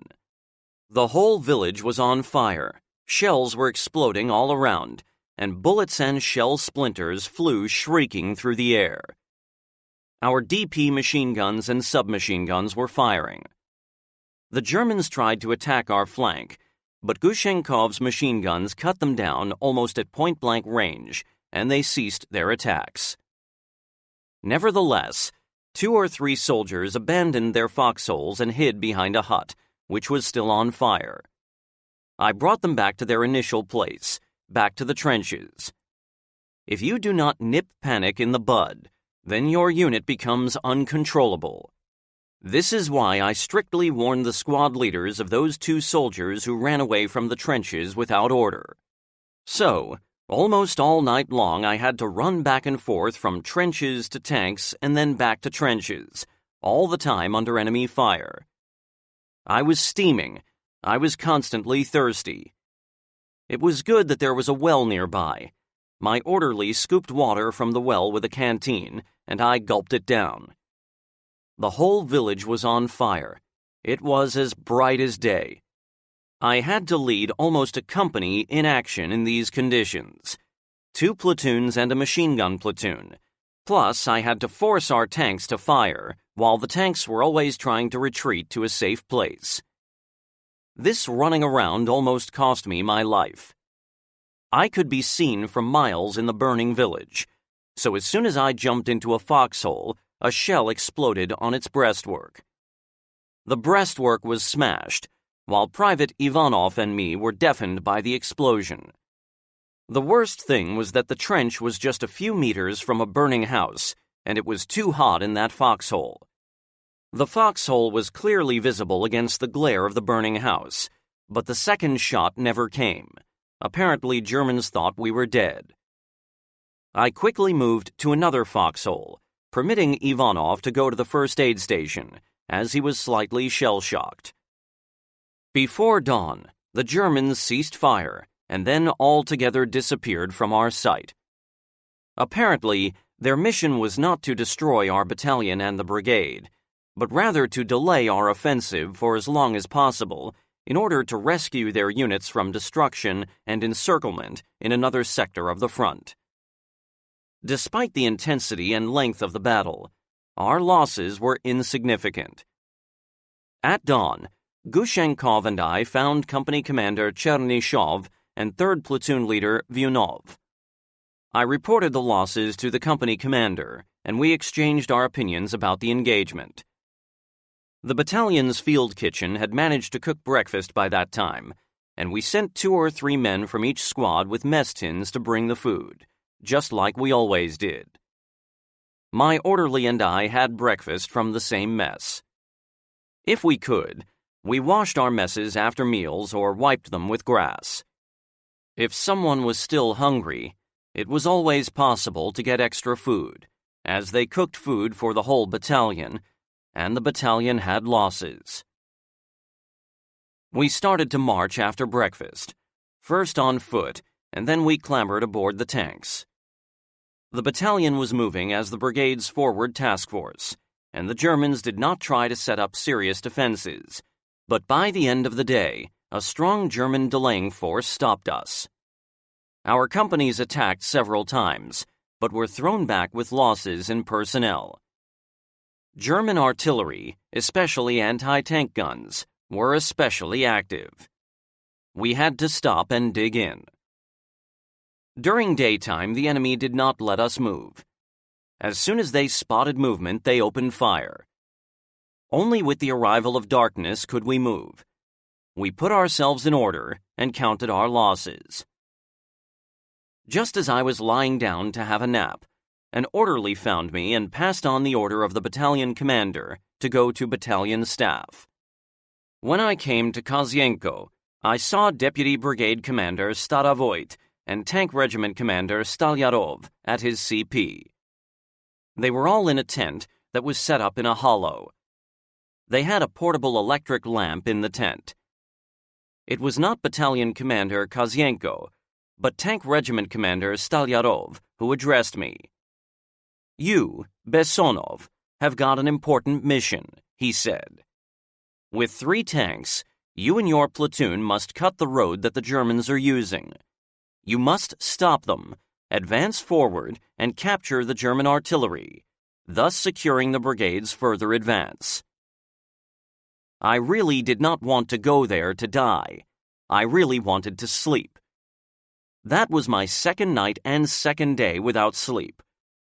Yes, it was an order, but I lost my self-control. "Don't you have any other officers except Bessonov in the battalion? I always have to go first. I've been 48 hours without sleep already." Lieutenant Colonel Starovoyt answered to me, "We did not choose you at random. We believe that you will complete the mission, and we are more doubtful about the other officers." Major Kozienko repeated the order. "Go and fulfill the order." What could I do? It was an order, and I had to obey it. The tank platoon leader also came up to us. We knew each other from previous battles and quickly developed a coordination plan.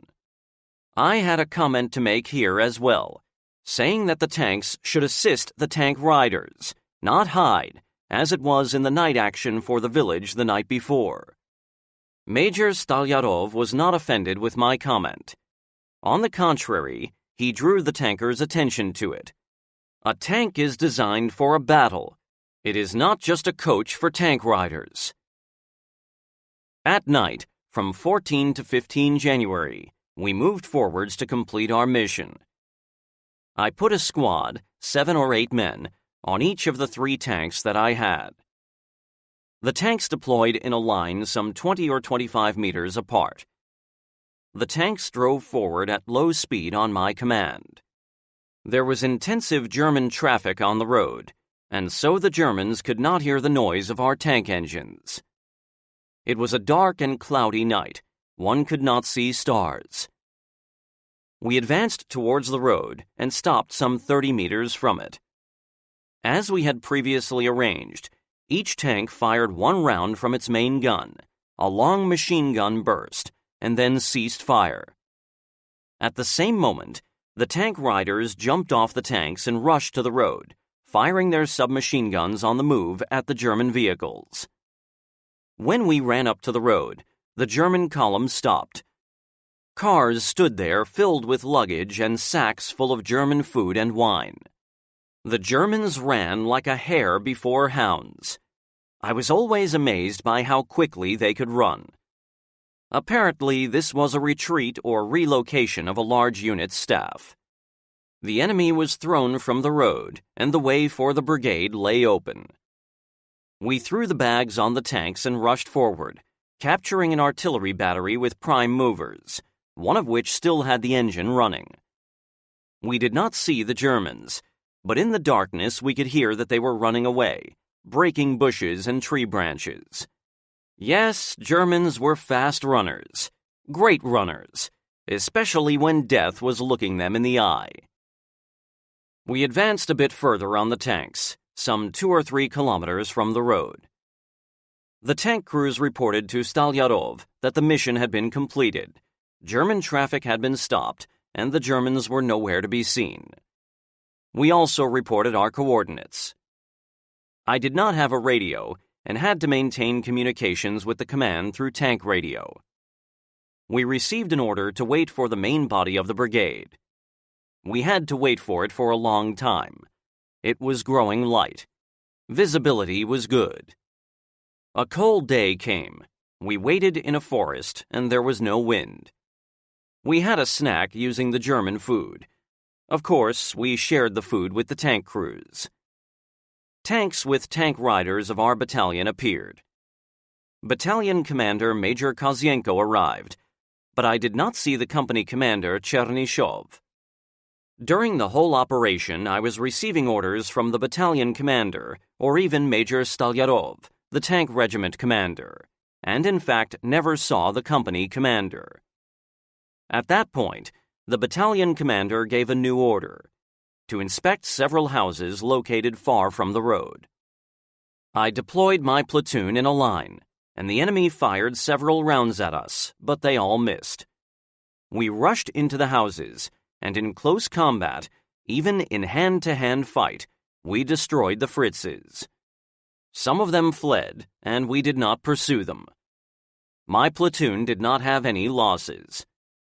The mission was thus completed, and we came back to the battalion.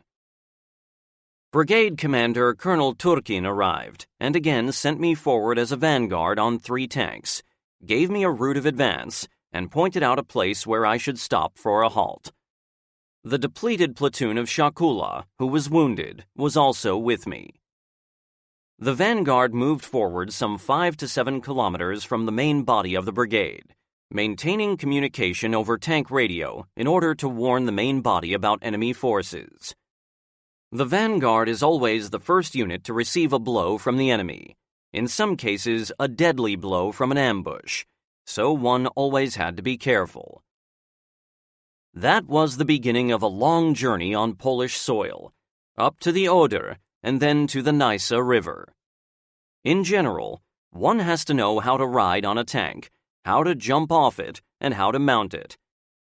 We had a special training session for that during our time in reserve. It is harder to do in wintertime than in summertime.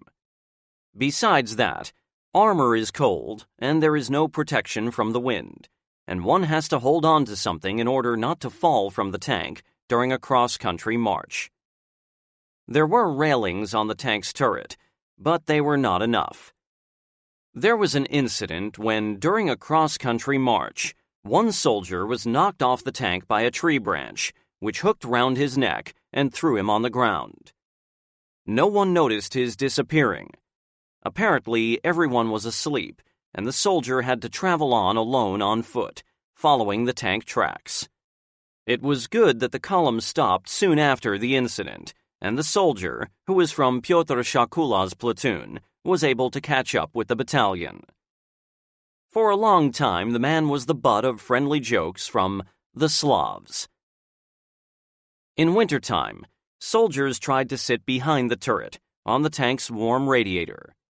I would sometimes stay behind the turret, where I sat and dozed off at night, and stood during the day and looked forward, in order to see the terrain and be able to control the situation. I would normally be on the second or third tank, as the radio worked better there. Continuous communication is a cornerstone of combat, especially when you are to the enemy's rear, and when we were detached from the main body of the brigade. Our mission was to attack along the route of Kiltsa, or Pesuv, Łódź, Petrokov, or Piotrkov, Ostrov, Kratoshki, or Krochin, and on to the Oder, to Keben on the other side of the river. It was generally dangerous to be in front of the brigade. If you missed the enemy, all its forces would crush on you and soldiers of your platoon. On the other hand, I felt quite free.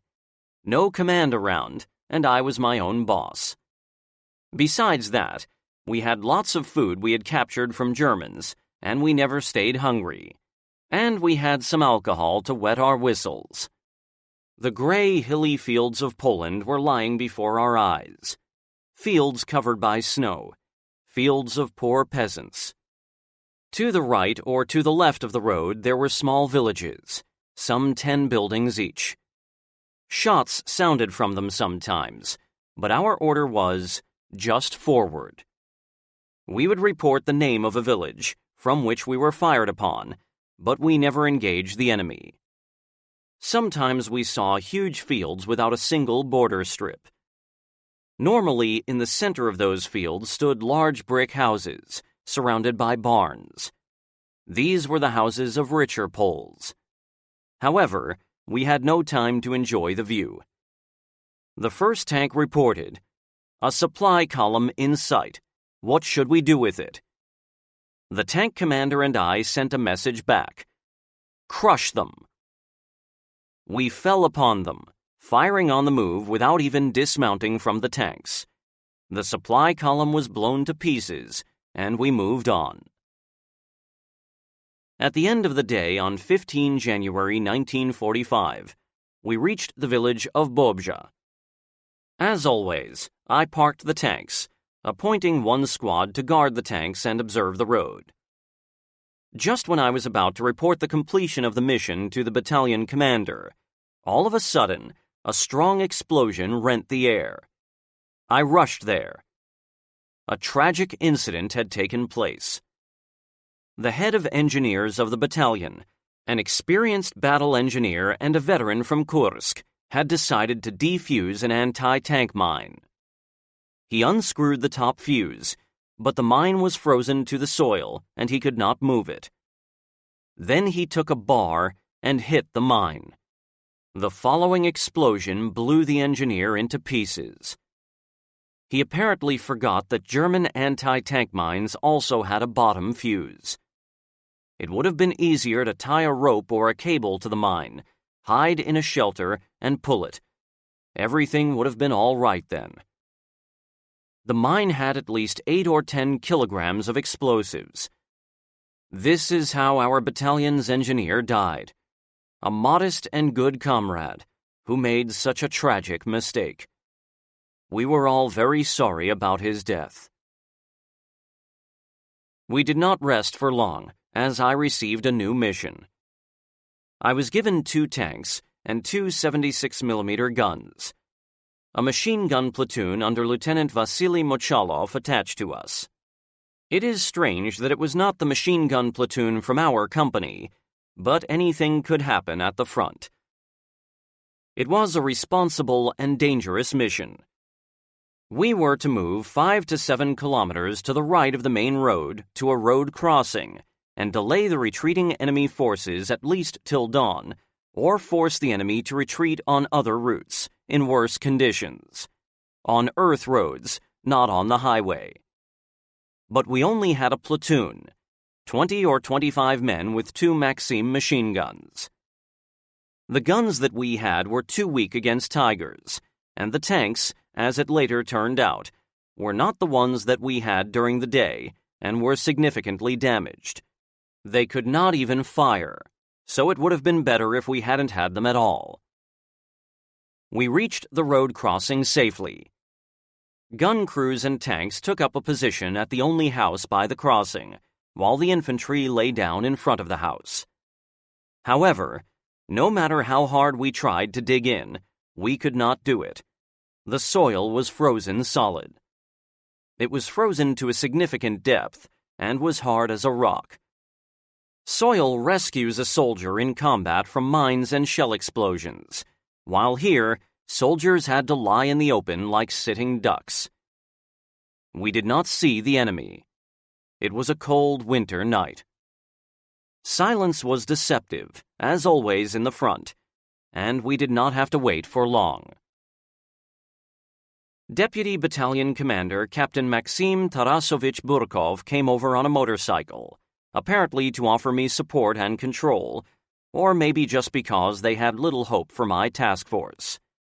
After bringing Burkov, the motorcycle returned to Bobja village. Burkov was a wonderful person and enjoyed great respect among the officers. He informed me that there would be no reinforcements, although earlier they had been speaking about it. He told me that we had to hold the crossing till dawn at all costs with our task force, and see it from there. We walked into a house where some of my soldiers were resting. It was warm inside. There were no owners of the house. They had abandoned it even before we arrived. We had a snack, given the fact that we had something to eat. Burkov laughed and said, "Where do you get all that food, Bessonov?" However, we did not drink alcohol, even the German wine. I had a bit before I was sent to the crossing, and it was enough for me, while Burkov also did not want to drink it. It was not the right moment. We walked outdoors and heard a motorcycle coming over from Bobja. We thought that it was our motorcycle again, and Burkov even walked up to the roadside and raised his hand. But the motorcycle rushed by us at high speed. Soldiers opened fire on the motorcycle in the gloom, but they were way too late and it disappeared. A truck drove to our crossing from the forest after some time. My men opened fire on the vehicle, and it stopped some 10 meters from the tank, behind which I was standing.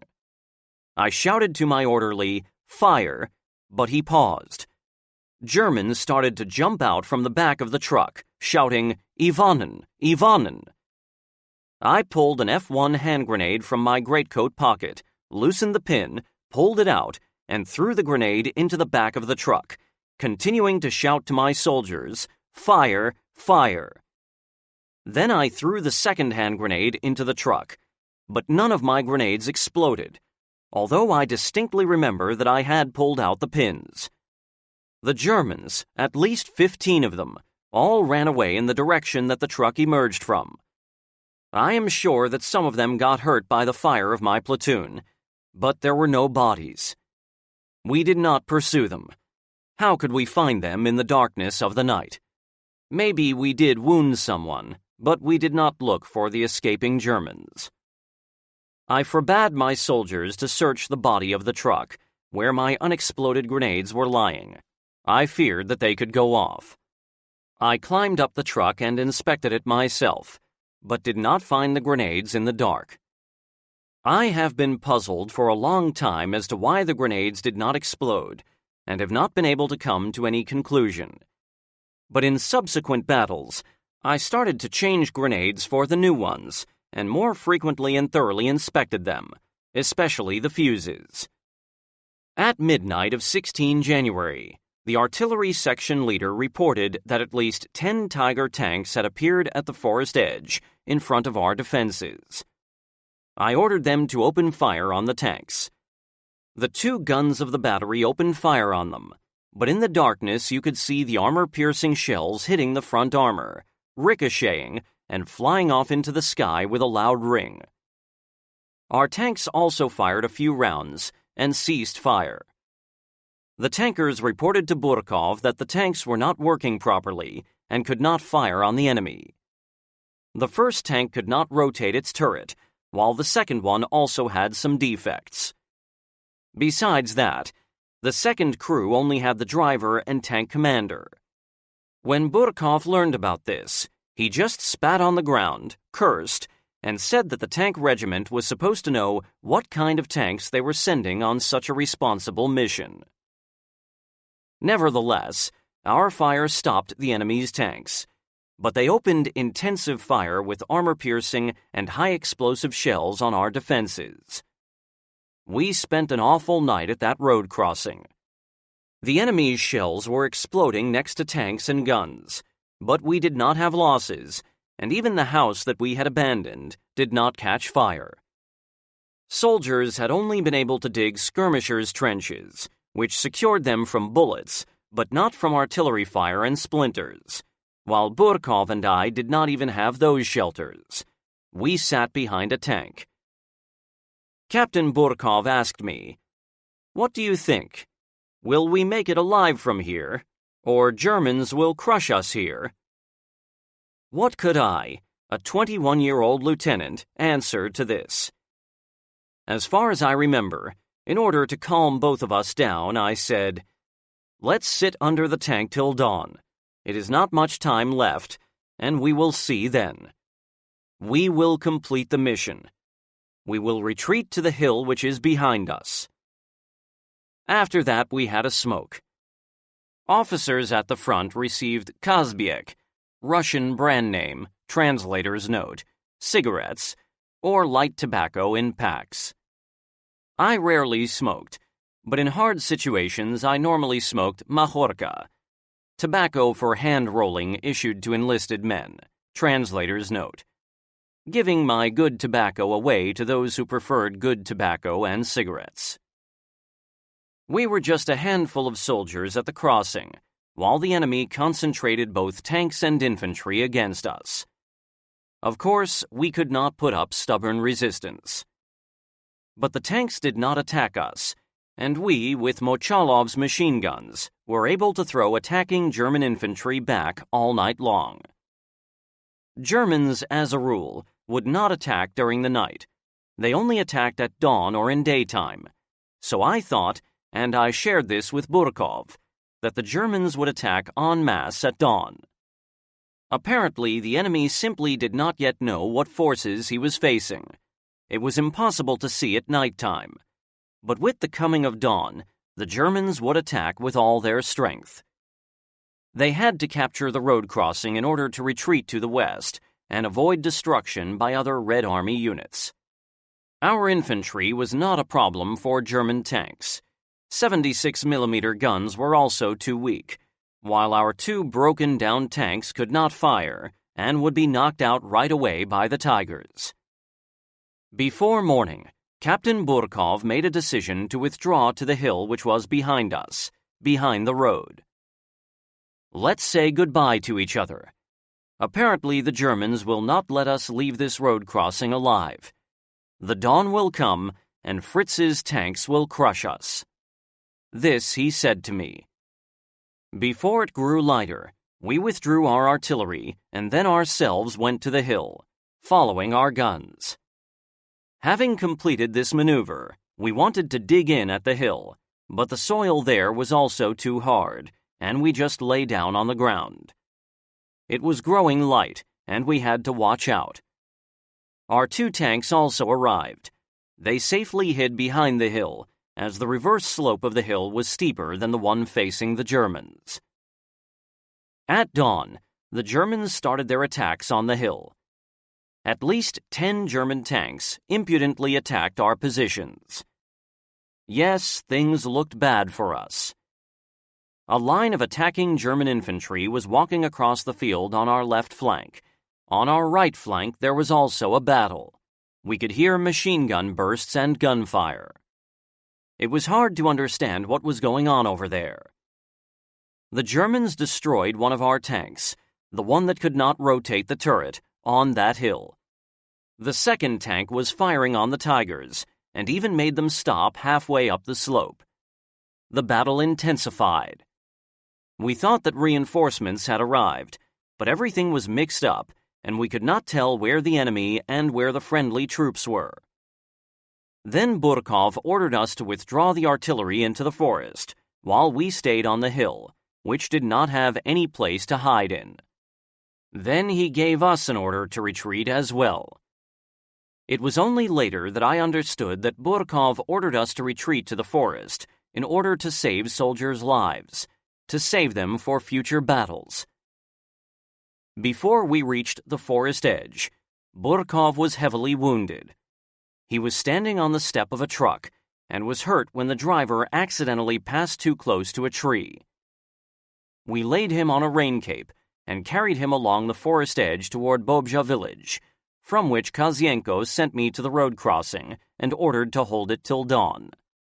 I fulfilled the order. It was already morning. Of course, we could stay at the road crossing, but we could no longer contain the enemy. The Germans needed ways of retreat, and they would have merely squashed us with tanks, as we could not dig proper trenches.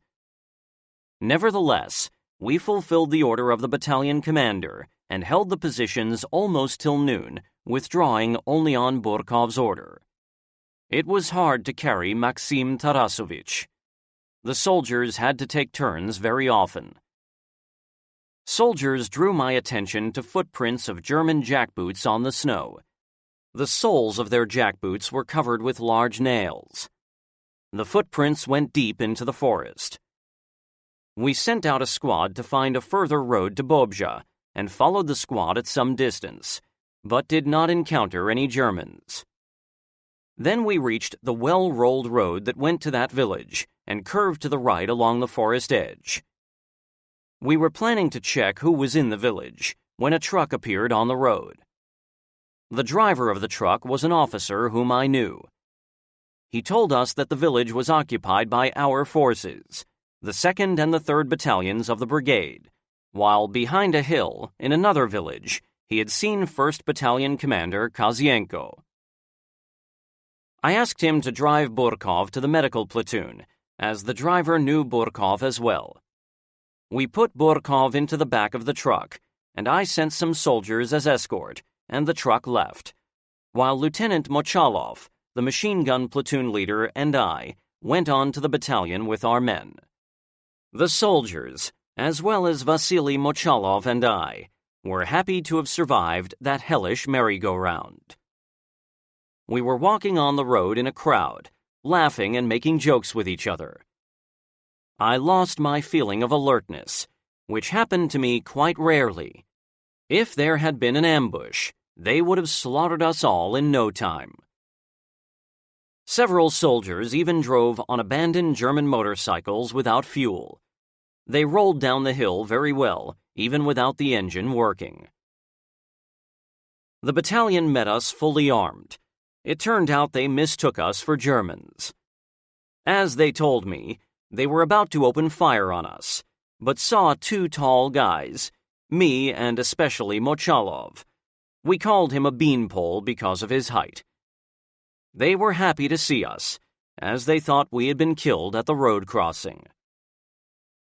I started my report about the battle at that road crossing and the entire situation to the battalion commander. I also reported that I had fulfilled his order to hold the road crossing till dawn. First of all, I reported Captain Burkov's wound and where they had sent him on a vehicle. The battalion's political officer, Gerstein, and the battalion's doctor, Senior Lieutenant Pankova, who was Burkov's wife, immediately went to the medical platoon. They came back after some time and informed us that Captain Maxim Tarasovich Burkov had passed away. He was 25 years old. It was a big loss for the battalion. A warrior, an officer, who had been in the war from its very first day, a decent person, a brave and good comrade and commander, was dead. In my memory, he will remain as a tall, physically strong, and cheerful person that never lost heart. His wife, Praskovia Pankova, was expecting a baby at that time, and Maxim Burkov's son was only born after his death. The 2nd Company commander, Senior Lieutenant Shtakolov, being drunk, was heavily wounded in that village. He liked to drink, and he drank a lot. He was wounded because of his own stupidity. As Alexander Gushenkov told me, the drunken Shtakolov grabbed a submachine gun and started to fire on an abandoned German APC, and the APC just exploded. Shtakolov was seriously wounded along with several others. This is how it was at the front. Bravery was sometimes next to stupidity. Besides that, eyewitnesses told that in Bobja village, the Slavs overslept the arrival of retreating German units that broke into the village at night. The battle lasted all night till dawn. The 3rd Battalion of our brigade, under command of Major Alexander Grigorievich Chuyakh, as well as the tanks of our brigade's tank regiment, saved the situation. The enemy forces were thrown back with heavy casualties, and the situation was restored, but our losses were also high. The only conclusion is that you can sleep, but one eye has to stay open, and one ear should still hear. It was war. Our battalion had been sent to another village from Bobja and did not have losses. We were in defense the whole day of 16 January. Our task was to prevent the breakthrough of retreating German forces to the west. Everything worked out fine, however. The Germans did not appear, apparently having taken other retreat routes. On the next day, 17 January, tanks of our regiment caught up with us, and the battalion moved forward on tanks. We continued our advance to the Oder at high speed, through Petrokov, Ostruv, and Kratoshin. Along our route there were some other smaller villages and towns, which I do not remember. It's been more than half a century since that time, during which I did not keep a diary. As usual, I was sent forward as the advanced point with my platoon on 3 tanks. Marching behind enemy lines is no mere parade. One had to be careful all the time. We had orders not to engage small enemy groups, not to linger, just move forward. Nevertheless, we had casualties both in men and materiel. One gets used to heroism and self-sacrifice of men in battles, and takes it for granted. But it is impossible to get used to the death of people around you. The advance to the Oder. We advanced quickly across Poland. The enemy put up resistance only sometimes, but I did not engage the enemy. This was the job of other units, the main body of the battalion or the brigade. It was good that the enemy's air force was not active, owing to bad weather. Clouds were hanging low, it was foggy, and snowed sometimes. Breaks were short, mostly to give rest to the tank drivers and for small repairs, snacks, stretching our legs, and urinating. We encountered rivers sometimes. As a rule, we were able to capture bridges intact and cross the rivers. If a bridge was destroyed and the ice was strong, tanks crossed the river on it. Sometimes the ice broke under the weight of the tanks, and they had to ford. There were only 1 or 2 crossings like that, not more. Some tank riders did not dismount tanks in those cases and got really wet, and there was no time to dry clothes later on. Normally, the tank riders would dismount the tank and cross the river on ice, not far from the tank crossing. On the night of 18 January 1945, having overcome enemy resistance, we rushed into Petrokov. The brigade did not stop in the city and quickly drove through it, shooting at the houses right from tanks. Having traveled through the city, we continued our lightning march to Łódź, and at dawn on 19 January we captured the city's southern suburb. We dismounted and got behind some houses in an open field and started to dig in just in case of a German Air Force attack or artillery or fire strike. The enemy was silent. Some soldiers did not follow my order and only dug skirmishers' trenches, so I had to make them dig deeper. The soldiers did not like digging in. It took a lot of energy, and sometimes it was in vain. Either the enemy did not open fire, or we had to leave the area right after the trenches were ready. I ordered my soldiers to dig in for many reasons. First, we would have lower losses from enemy fire, but the main thing was that soldiers could panic under strong artillery or airstrike, abandon their trenches and flee in the rear, and panic always meant higher losses. Frontline experience had taught me this, and I enforced it strictly. Probably this is why we had lower losses compared with other companies. I was unrelenting on these matters, as I knew it could save the lives of the soldiers and NCOs who were my subordinates. They complained and were angry with me, but I always strictly followed my rules. In front of us, we could see a nice panoramic view of Łódź and the German defenses with dug-in tanks. The enemy did not open fire, nor did we fire either. The whole of 19 January was quiet. However, there was a small exchange of fire between Russian tanks. A tank column appeared to the right of us at noon. Several tanks of our tank regiment opened fire on the column. Tanks from the column returned fire. The exchange of fire lasted for a short while and suddenly stopped. It turned out that those were the tanks of the 1st Tank Army of the Belarusian front approaching the city, while we, the 4th Tank Army, were part of the 1st Ukrainian front. Such things tended to happen at the front, but fortunately we soon realized that these were Russian tanks, and I think no one had losses. In the suburbs of Łódź, where we dug in, I was checking how well the soldiers had dug in and walked at my full height in front of foxholes in sight of German tanks, displaying my bravado. A partorg, a Communist Party secretary of our battalion, told me that I should not walk so openly, I could be killed. He was amazed by my bravery. I remember that I answered him that a tank would not bother to fire at me, while submachine gun fire would not reach me.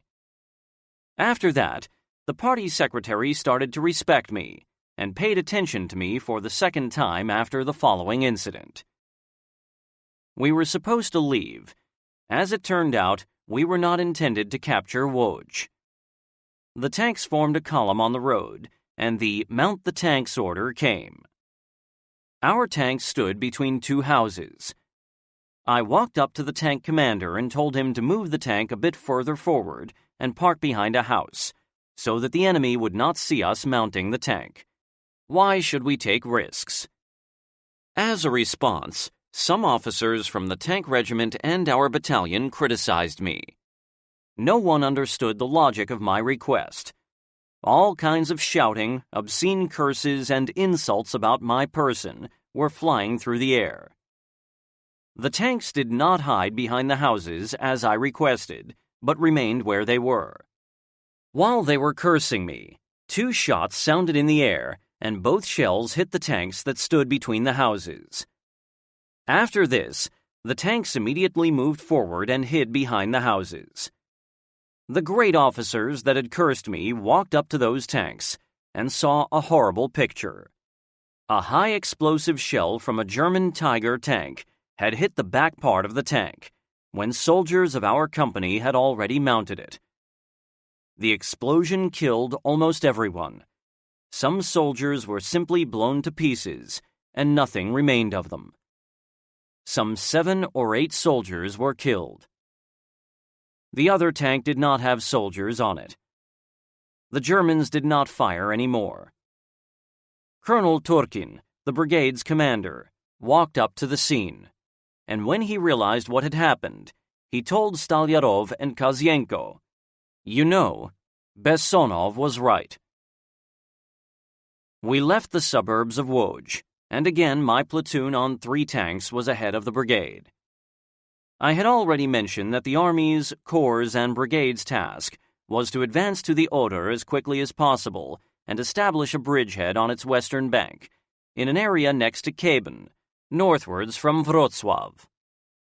Having traveled some 50 kilometers from Łódź, we stopped for a rest in order to refuel tanks, replenish ammo, and have a nap, if the situation allowed it. After all, in 7 days, from 12 to 18 January, we had traveled over 200 kilometers in heavy fighting.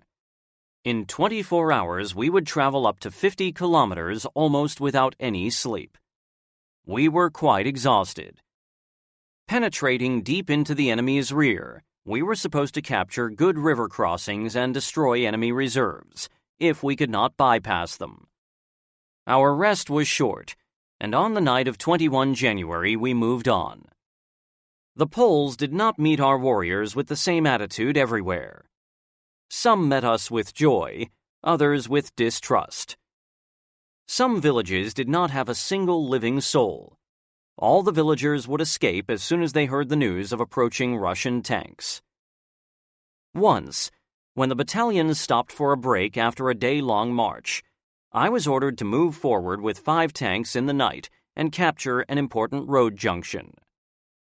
The commander of the tank regiment, Stalyarov, personally led the task force, and I was on his tank.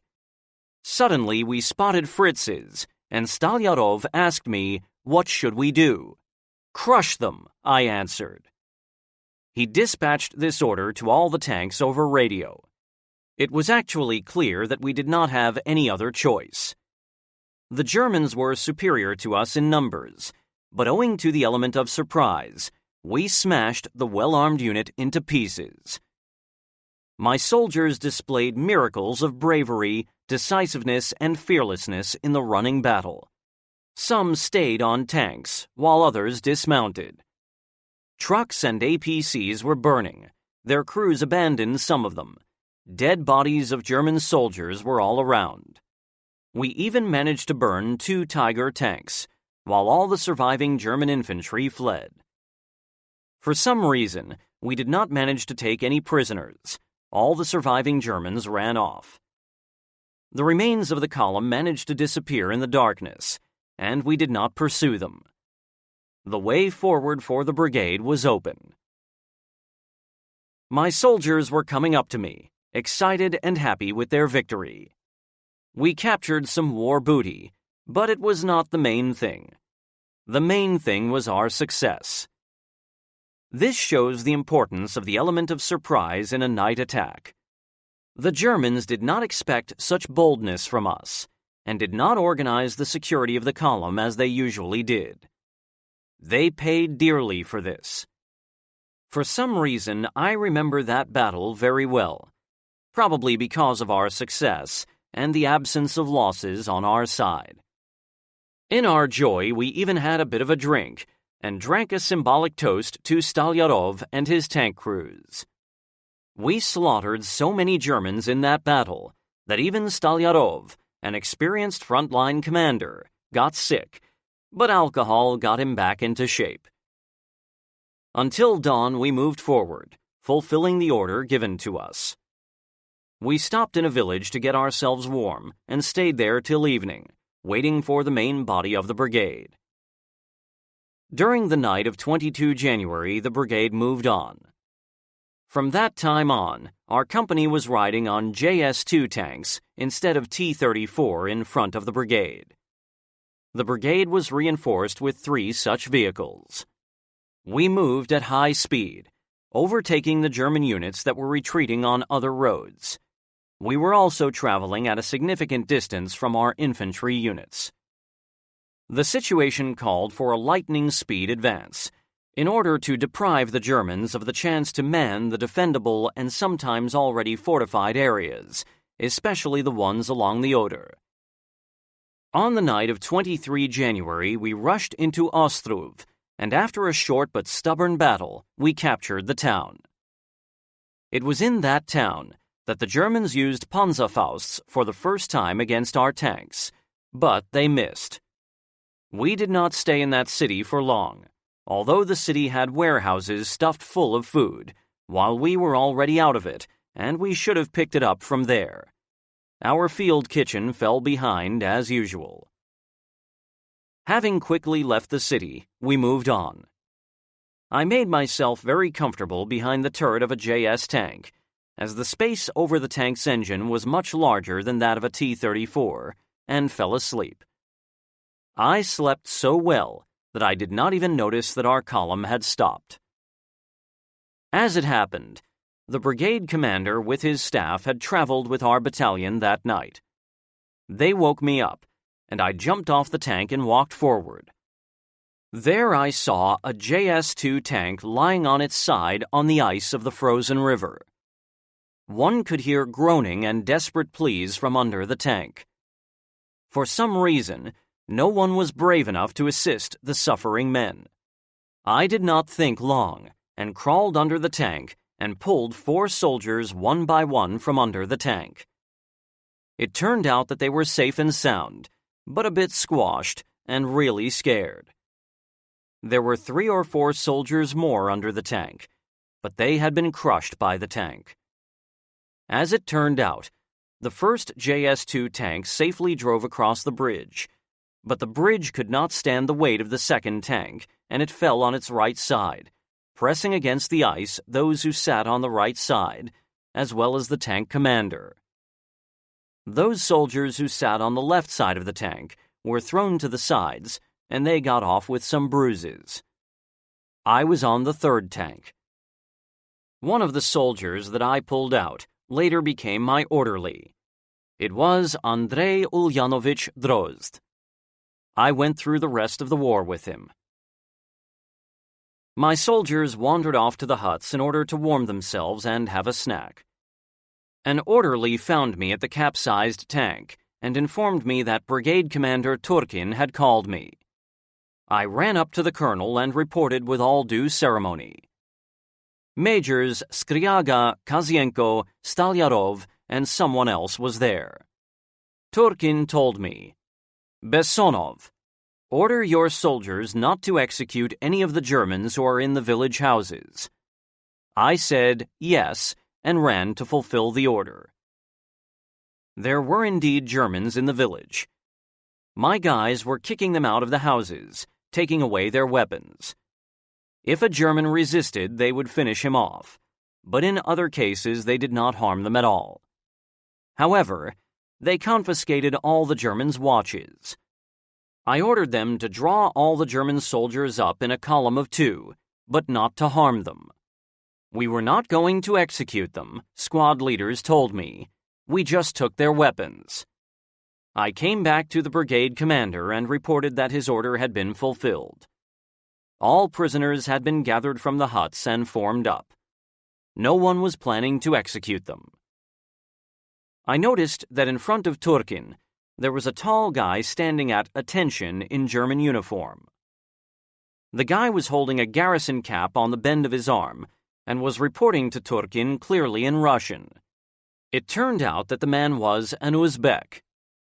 According to him, in 1941 he had graduated from Tashkent Infantry Academy as a lieutenant and was taken prisoner by the Germans in 1942. Then he was a commander of a construction or security company with the rank of Oberleutnant, a senior lieutenant in our rank system. His company included almost every nationality of Europe: Russians, Ukrainians, Poles, Belarusians, Frenchmen, Czech, and others, some 60 to 80 men. According to him, there was a German battalion staff and 2 companies of German soldiers in the nearby village. That village was not on the main route of our advance, and we did not go there. Colonel Turkin ordered the Oberleutnant to lead all his soldiers eastwards, into captivity, but did not order any security to escort them. I have no idea where they went. In my opinion, they most likely just scattered. No matter how hard the tank crews tried, they could not put the tank back on its tracks, and we had to leave it there. The brigade, in the meantime, moved on, sometimes engaging the enemy in short clashes. We were held up with the capsized tank anyway. Anything could happen at the front. One day, those of us on the 3 tanks traveled too far during the night, and they ordered us by radio to stop and wait for the main body of the brigade. Some soldiers went to look for food in the village, and they found some. I had excellent men. They could find anything anywhere.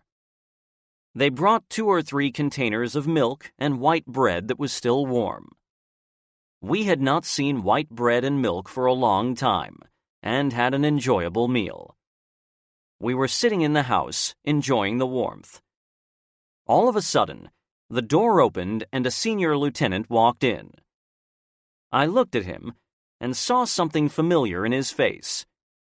The guy was smiling with a broad smile and asked us, "You have something to eat, Slavs?" I said, "Sit down, Muscovite, but we have nothing except bread and milk."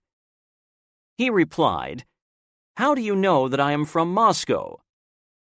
I did not want to tease him, and answered that he was a teacher of craftsmanship in the first Soviet school, which was later renamed in the 341st School, and used to be the school's Komsurg. I studied in that school from 1931.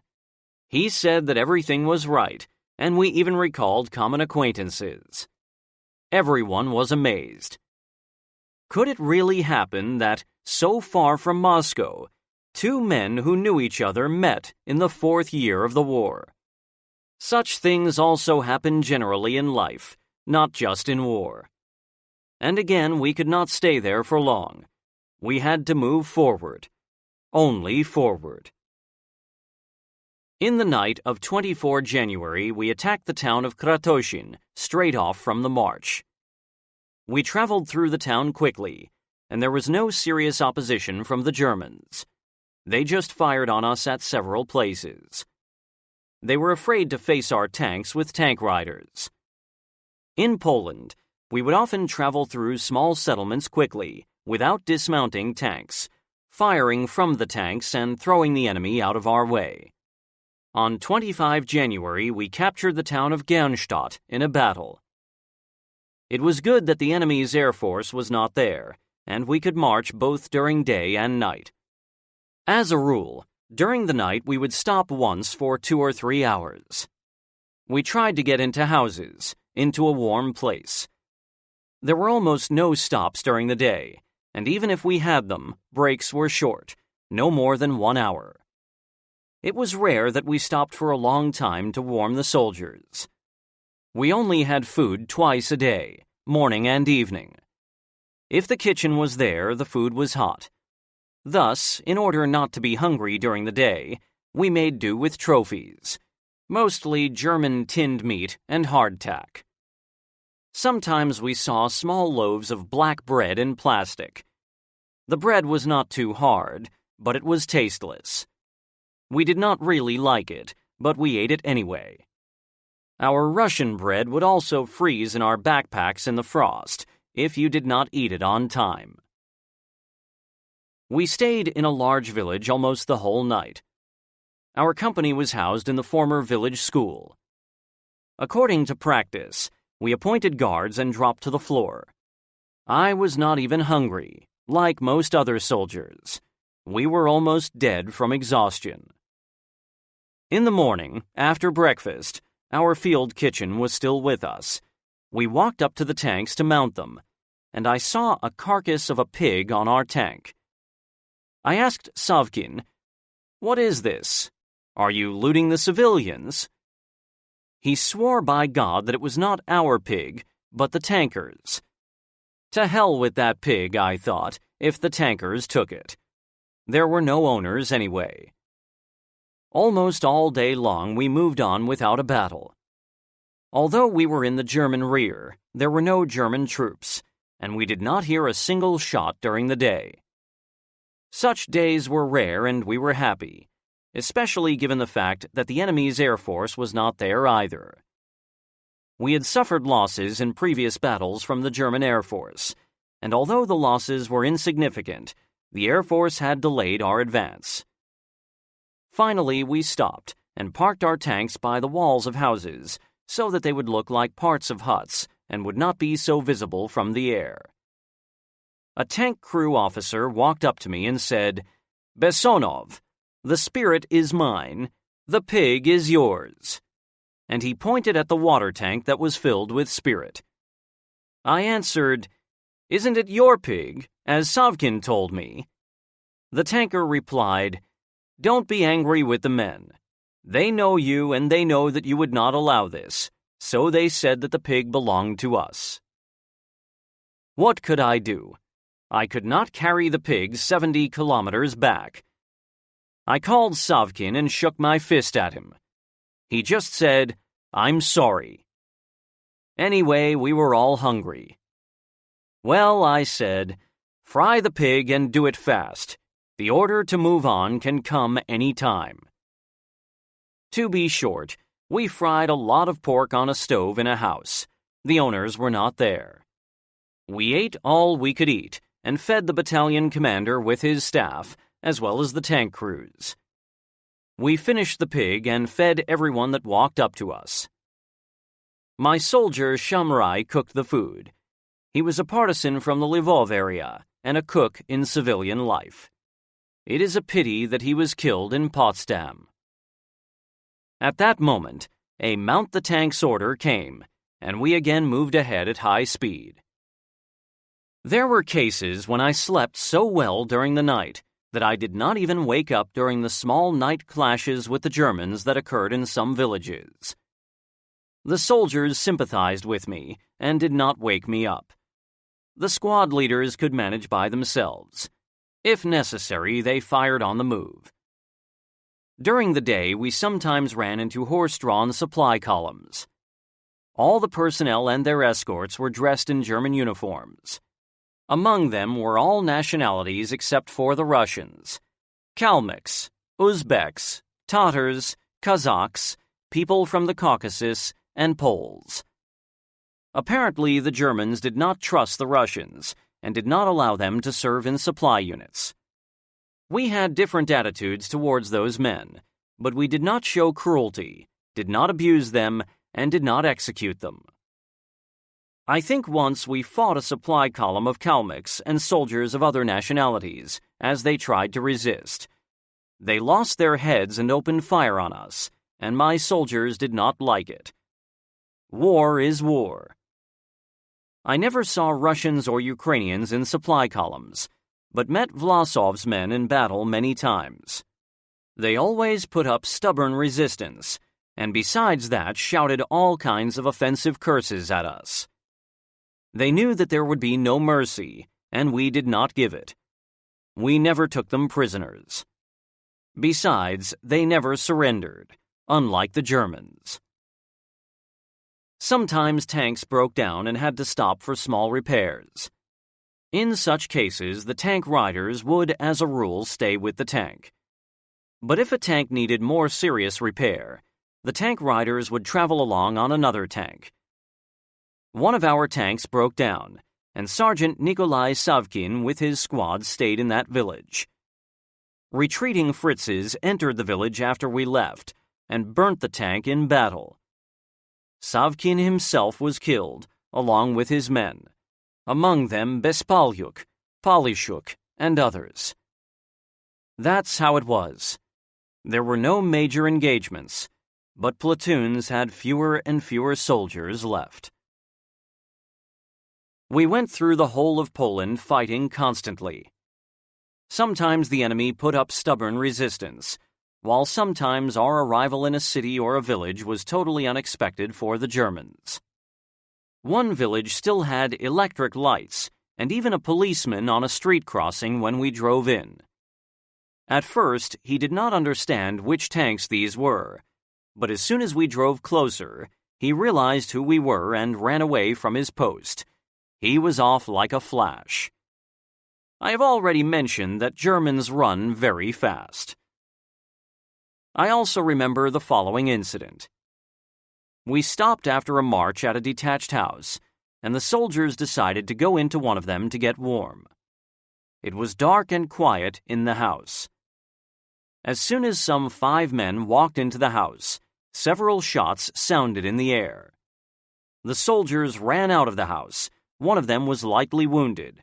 There was blood all over his face.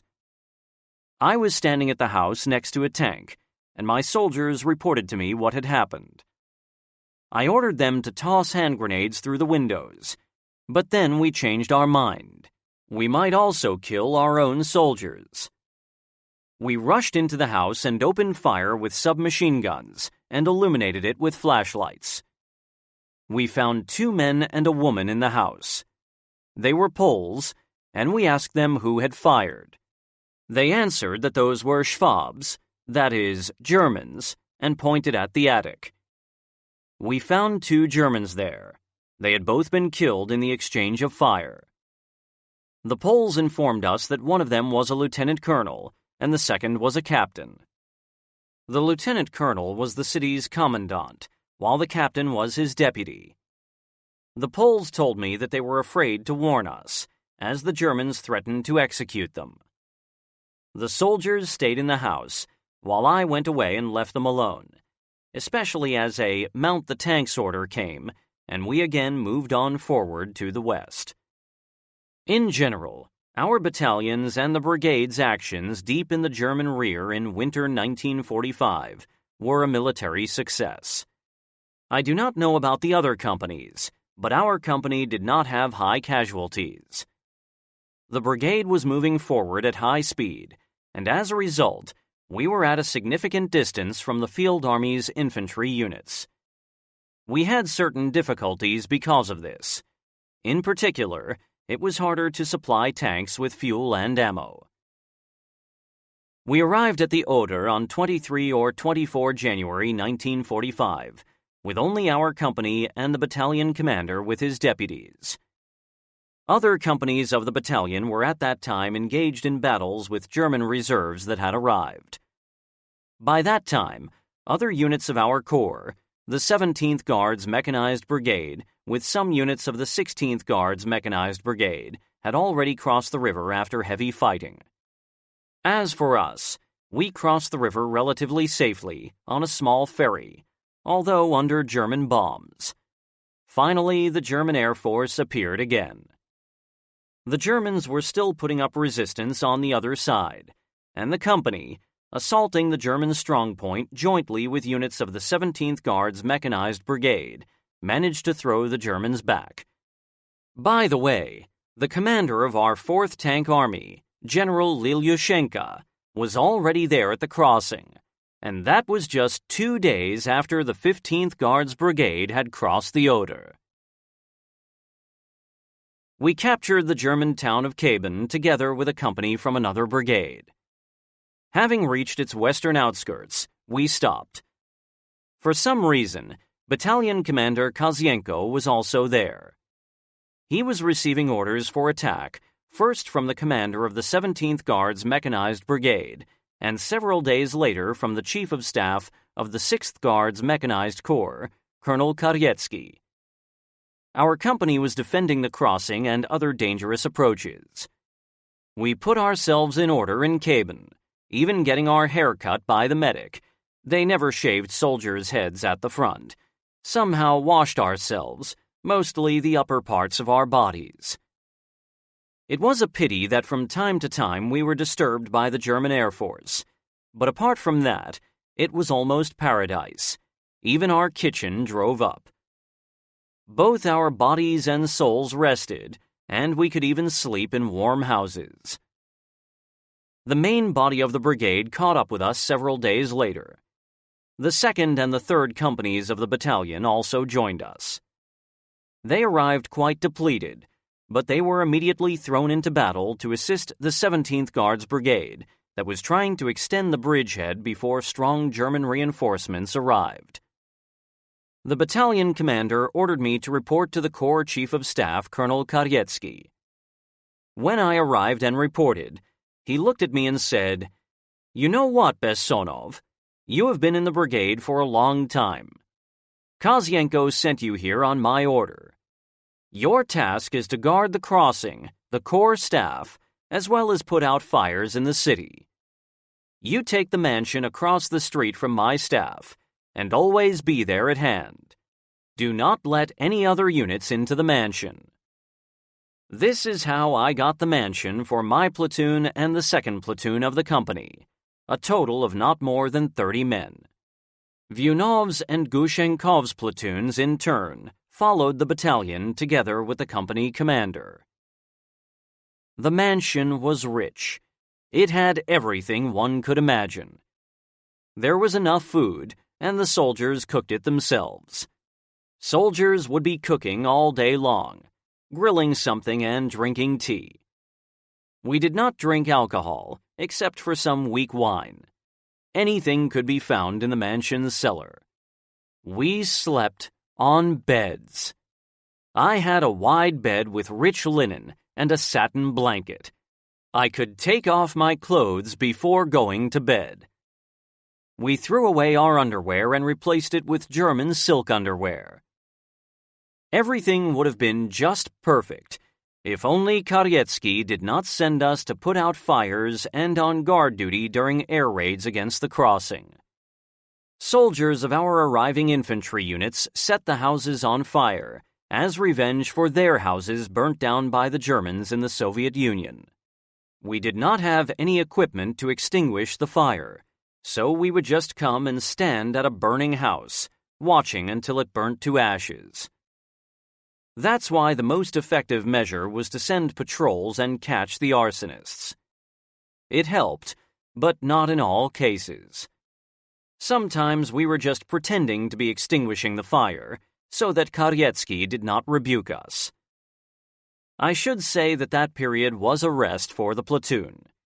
Before that, we had traveled at least 600 kilometers in 12 or 13 days, from 12 to 25 January 1945. On German soil.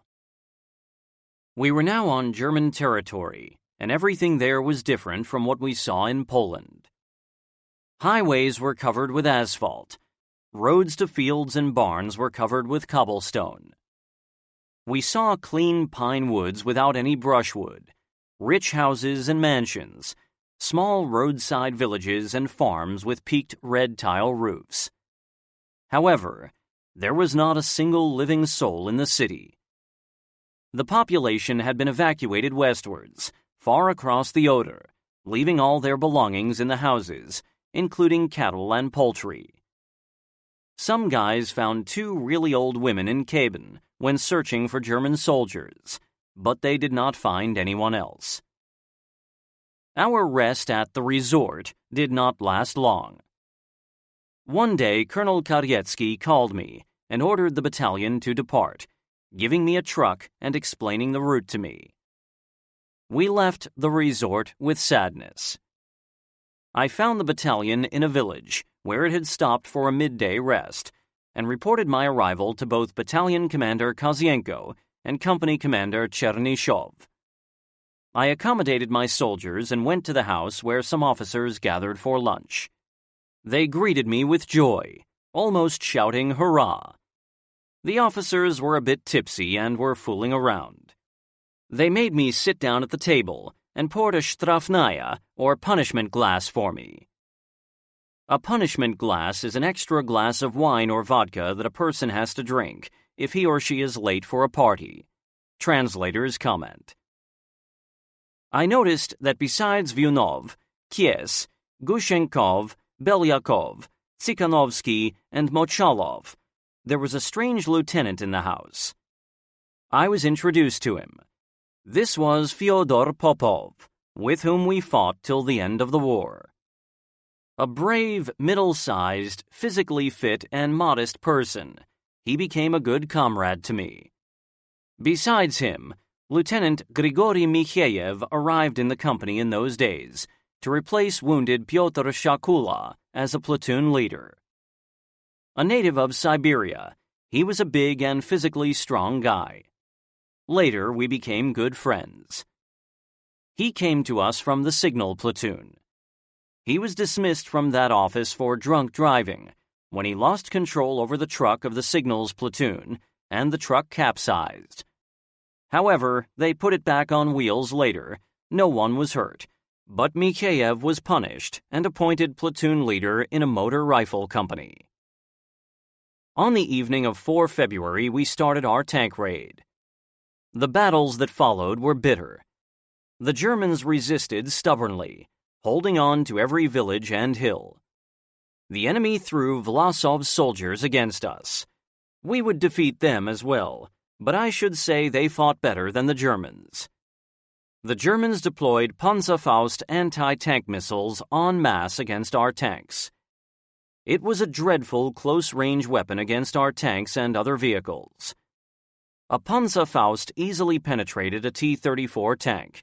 Its explosive energy was enormous, and it could even penetrate a JS-2 if it hit the side. As usual, I traveled on tanks with my platoon far ahead of the battalion. Once, before we could reach a small village at the road, we came under heavy fire. The soldiers quickly dismounted, while the tanks drove back a bit. I moved forward a little with my platoon, but had to lie down in a ditch because of heavy fire. Snipers were firing. Besides that, I saw anti-personnel spring mines and anti-tank mines. If you touched the wire from a spring mine, it would jump up to 2 meters and explode, killing men with its contents. Anti-tank mines were placed on the highway.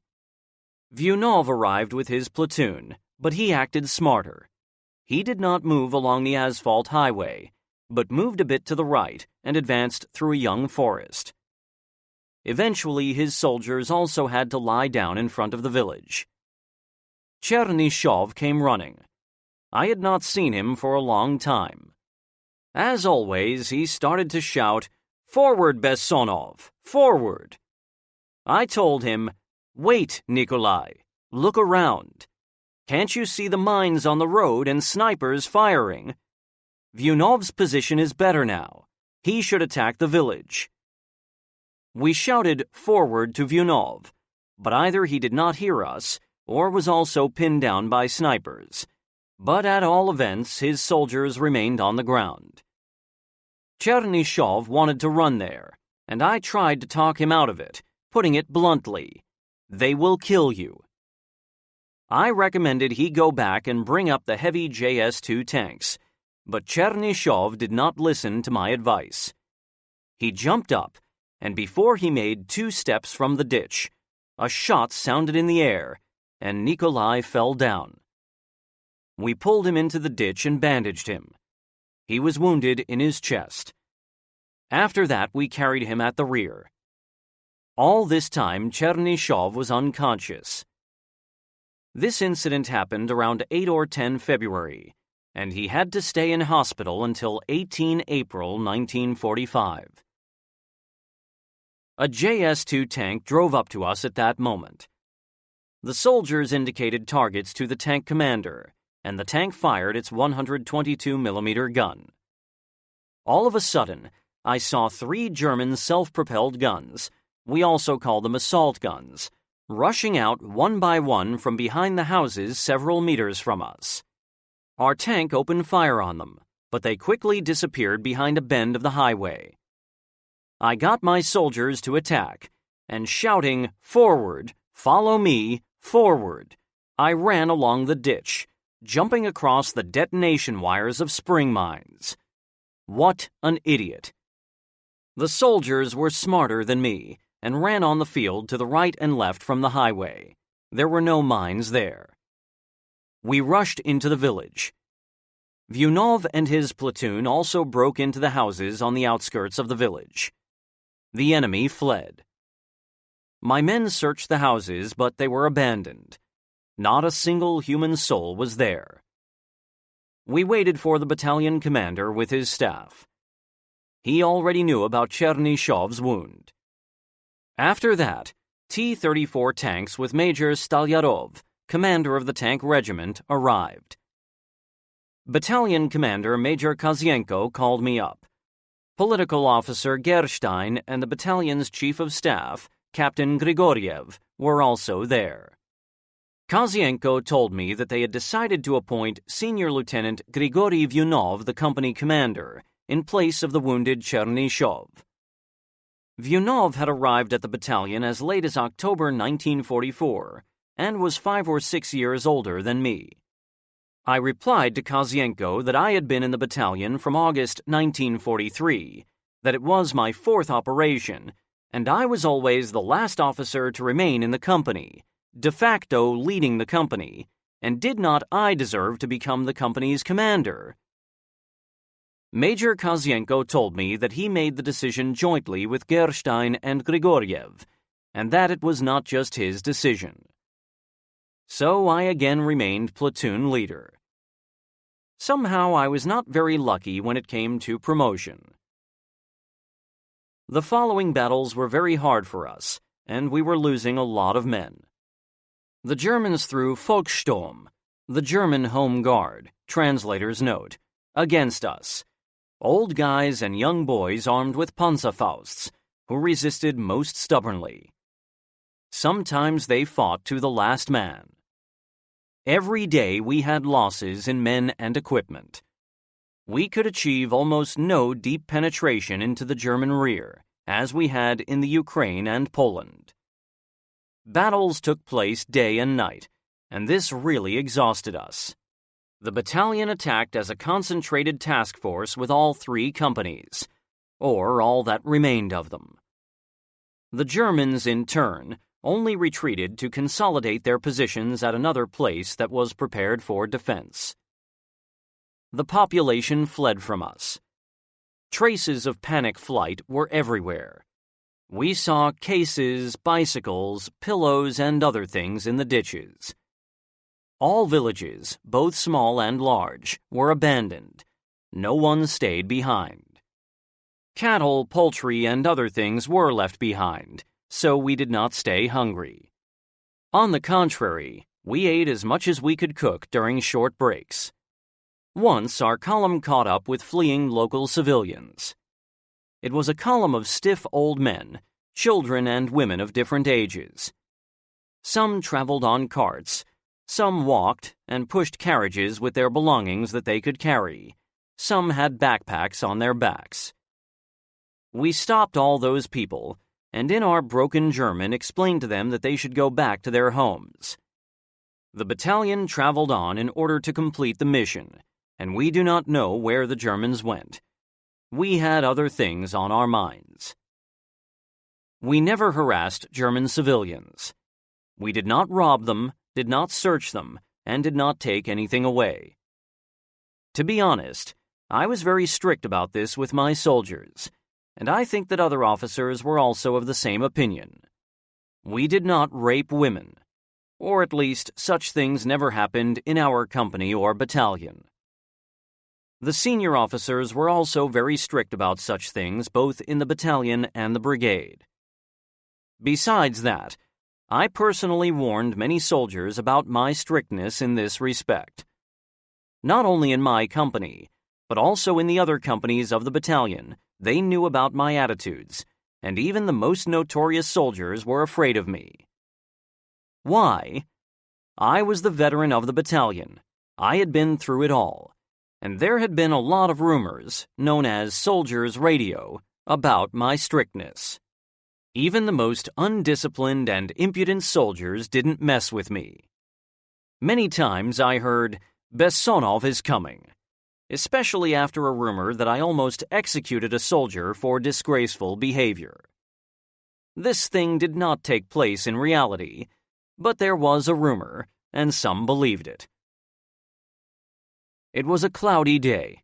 Sleet was falling, and it was quite chilly on the tanks. Everyone was trying to get closer to the tank's radiator. Bad weather for infantry. During 9 and 10 February, the enemy put up stubborn resistance, throwing armor, infantry, and Volkssturm into action, raining shot and shell on us. We had a hard time, but the enemy's resistance was broken, and after taking losses, the Germans had to withdraw, leaving heavy equipment and weapons behind. Tanks without fuel, artillery, and mortars. We were in the middle of a forest. Sometimes one could not see where Fritz's fire came from. Tanks moved forward carefully, following the tank riders. Our task was to destroy German Panzerfaust teams with small arms, or indicate Fritz targets to the tanks, so that they could destroy them with main guns.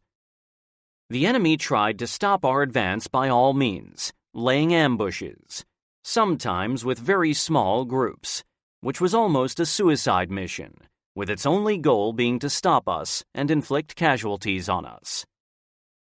One evening, just when it started to get dark, the 3 vanguard tanks approached the edge of a forest. My platoon and I were in the middle of the advancing tank column, while a group of soldiers from another company was in forward security. All of a sudden, several artillery shots shook the air, and the column stopped. I jumped off the tank and ran forward to find out what had happened. It got completely dark, but I saw a group of commanding officers, among them the commander of the tank regiment, Stalyarov, battalion commander Kozienko, and others. Soldiers from the 3 first tanks ran back from the forest edge and brought a heavily wounded soldier on a rain cape. The soldier died soon after the incident.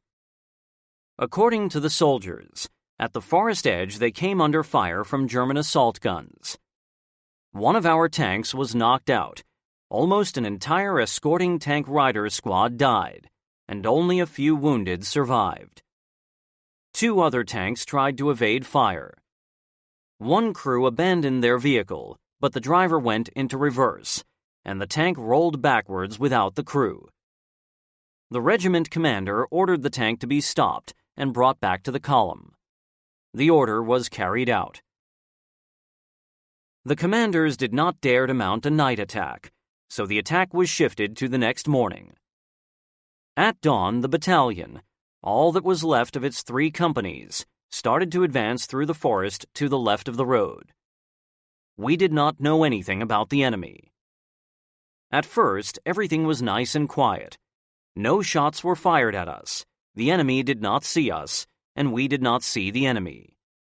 However, this did not last for long, as the enemy spotted us and opened rifle and machine gun fire. We returned fire and advanced forward in short rushes. The outnumbered German infantry retreated, or rather fled from our attack.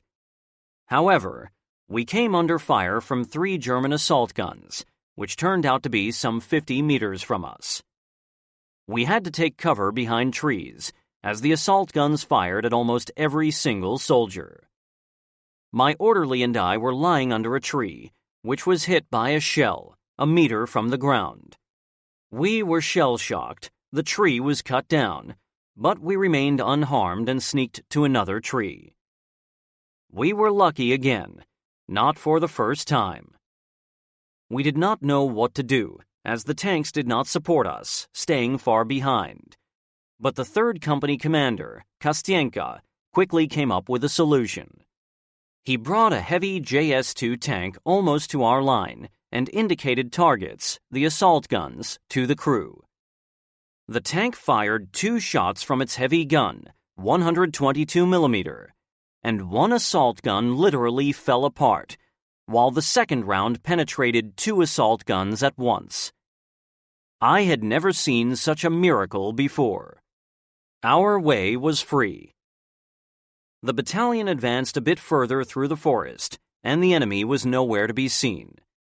Our tanks caught up with us. We were ordered to mount the tanks, and we drove on.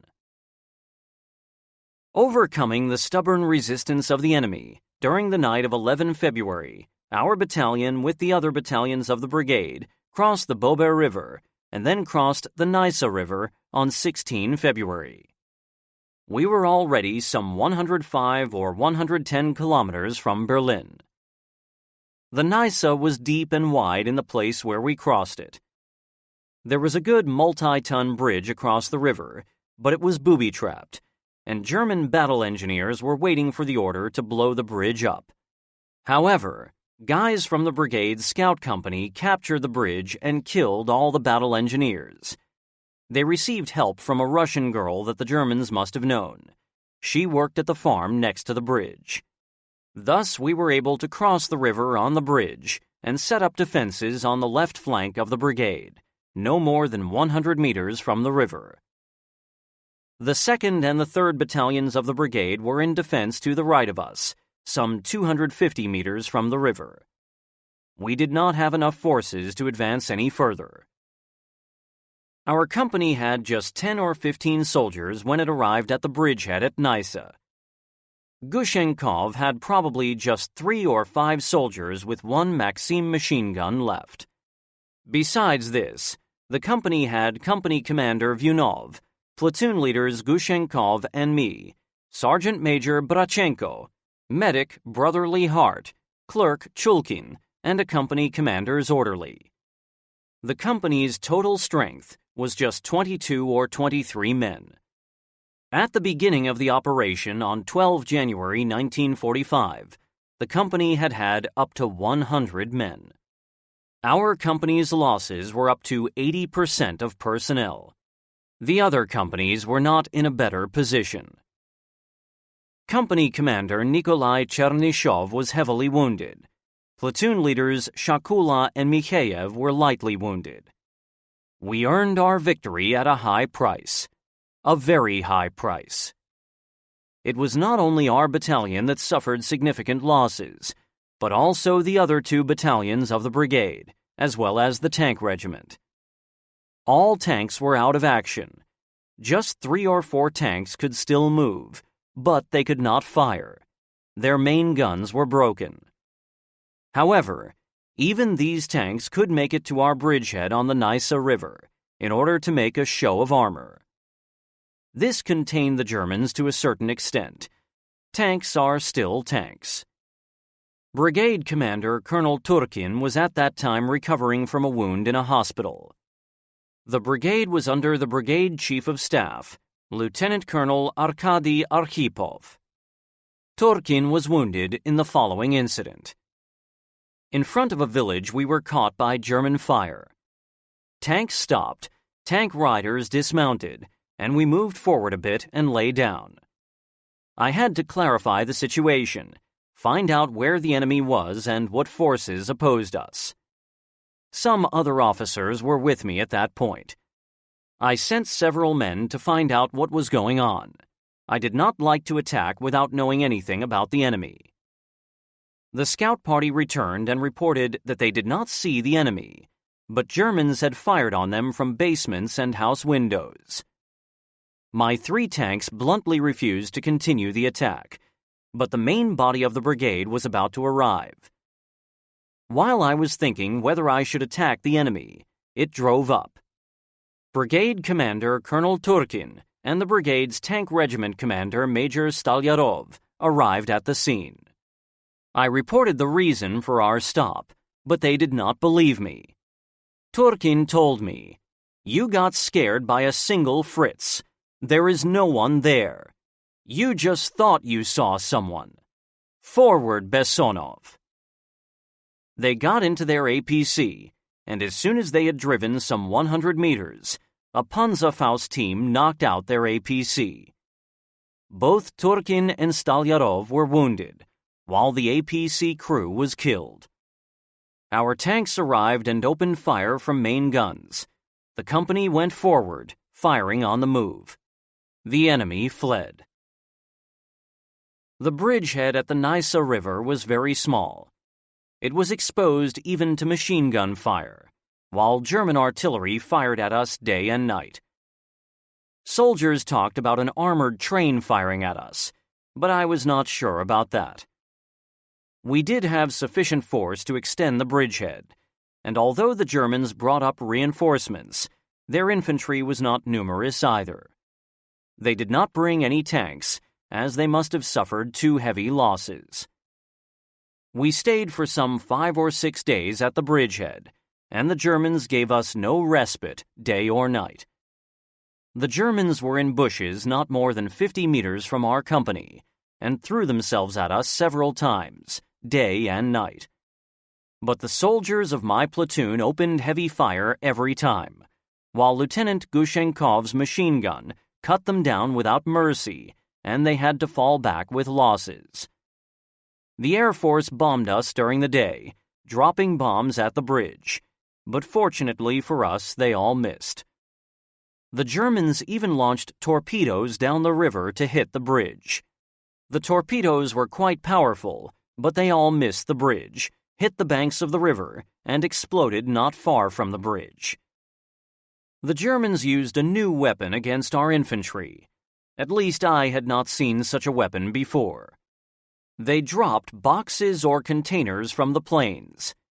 In midair, the boxes opened into two halves, and small bombs that resembled Russian F-1 grenades rained on us from there. They could cover quite a vast area. Again, fortunately for us, they missed us. Apparently, they did not know exactly where we were.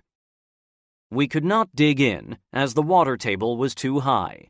We only dug skirmishers' trenches, not deeper. Eventually, everything worked out fine, and we did not have losses. My orderly, Andrei Drozd, and I slept in turns. Not far from the riverbank, we found concrete rings for facing wells, and they served us as a good shelter from shell and bomb splinters. This is where we rested when Germans did not attack. Our rest was a couple of hours of sleep. All the other time we were awake. Apparently, the Germans suffered hellishly from Gushenkov's machine guns, which fired at them at point-blank range, cutting down the attacking soldiers. As a result, the Fritzes ceased their attacks on our company, and it was quiet for a couple of days. Soldiers could calmly put themselves in order. At least those who wanted to could shave or wash their faces. The battalion's field kitchen would come to us across the bridge before dawn, and in twilight, in the evening, and all day long, we had to eat the remains of captured German food. When the Germans had calmed down, Company's Sergeant Major Mikhail Brachenko organized lunch during the day. They stayed in a small house together with Company Commander Grigory Vyunov, not far from the front line, and set up kitchen there. The company's medic, clerk, and orderly also stayed there. Alexander Gushenkov sometimes also visited there. He already had 4 or 5 wounds, and this was the first operation in which he was not wounded. On to Berlin. On 24 February 1945, rifle units replaced us, while our brigade headed towards the town of Oberau, for replacements. The officers that took over our defense sector said to us, after they heard we were from the 4th Tank Army, "Aha! So you are the bandits of Ilyushenko's army." We did not get the joke. They had to explain to us. There had been a special broadcast to the German people on the German radio. "Germans, save yourselves. Bandits are coming.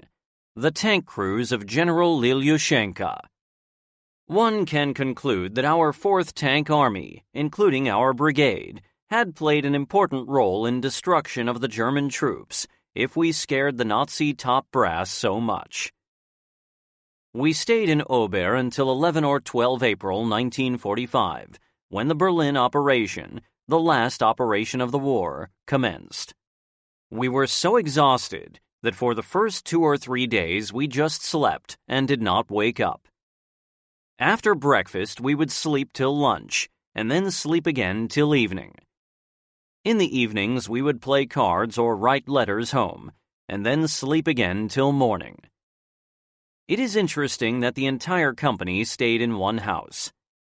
The soldiers took 2 rooms, while platoon leaders Gushenkov, Mikheyev, Pyotr Shakula, who had returned from the hospital, the company's Sergeant Major Brachenko, and I stayed in the 3rd room on the 2nd floor. I had a separate bed, above which I hung a German submachine gun. Vyunov and Shakula also had beds, while Mikheyev and Gushenkov had to share a large sofa. All of us, including the soldiers, had feather beds and pillows. Many officers and men were awarded with orders and medals for the Vistula Oder operation, including me. I got the Order of the Patriotic War, 2nd degree. That was my 3rd order in the war. They promised to recommend me for the Hero of the Soviet Union for battles in Poland and destruction of the German column. Major A.D. Stalyarov personally told me about that. However, as I later learned from Brigade's clerk Chulkin, he had been my soldier since 1943. The recommendation was later replaced with a recommendation for the Order of the Red Banner. The staff of my 6th Guards Mechanized Corps, in turn, returned the recommendation paper with instruction to recommend me for the Order of Great Patriotic War, 2nd degree. Well, God is their judge. I personally tried to recommend as many soldiers of my platoon as possible for decoration, and most of my recommendations worked, especially given the fact that the brigade commander was authorized to award medals and the Order of the Red Star. After an Order of the People's Commissar of Defense of the USSR of 17 March 1945, our tank army became part of the Guards. It was renamed the 4th Guards Tank Army. Our 49th Mechanized Brigade was renamed into 35th Guards Kamenets-Podolsk Mechanized Brigade, and we started to get higher wages. My wage, for instance, from that time on was 1,200 rubles. Out of them, 600 rubles as lieutenant's wage, 300 rubles for service at the front, and 300 rubles for being part of Guards. Money was not the main thing, though. It is prestigious to be a part of the Guards. We were all young at that time, and we all had human needs. We wanted to do many things: have a nice dinner, sometimes have a drink, have a talk, and recall things that we had experienced in peacetime and during the war, pay our honor to the dead and wounded.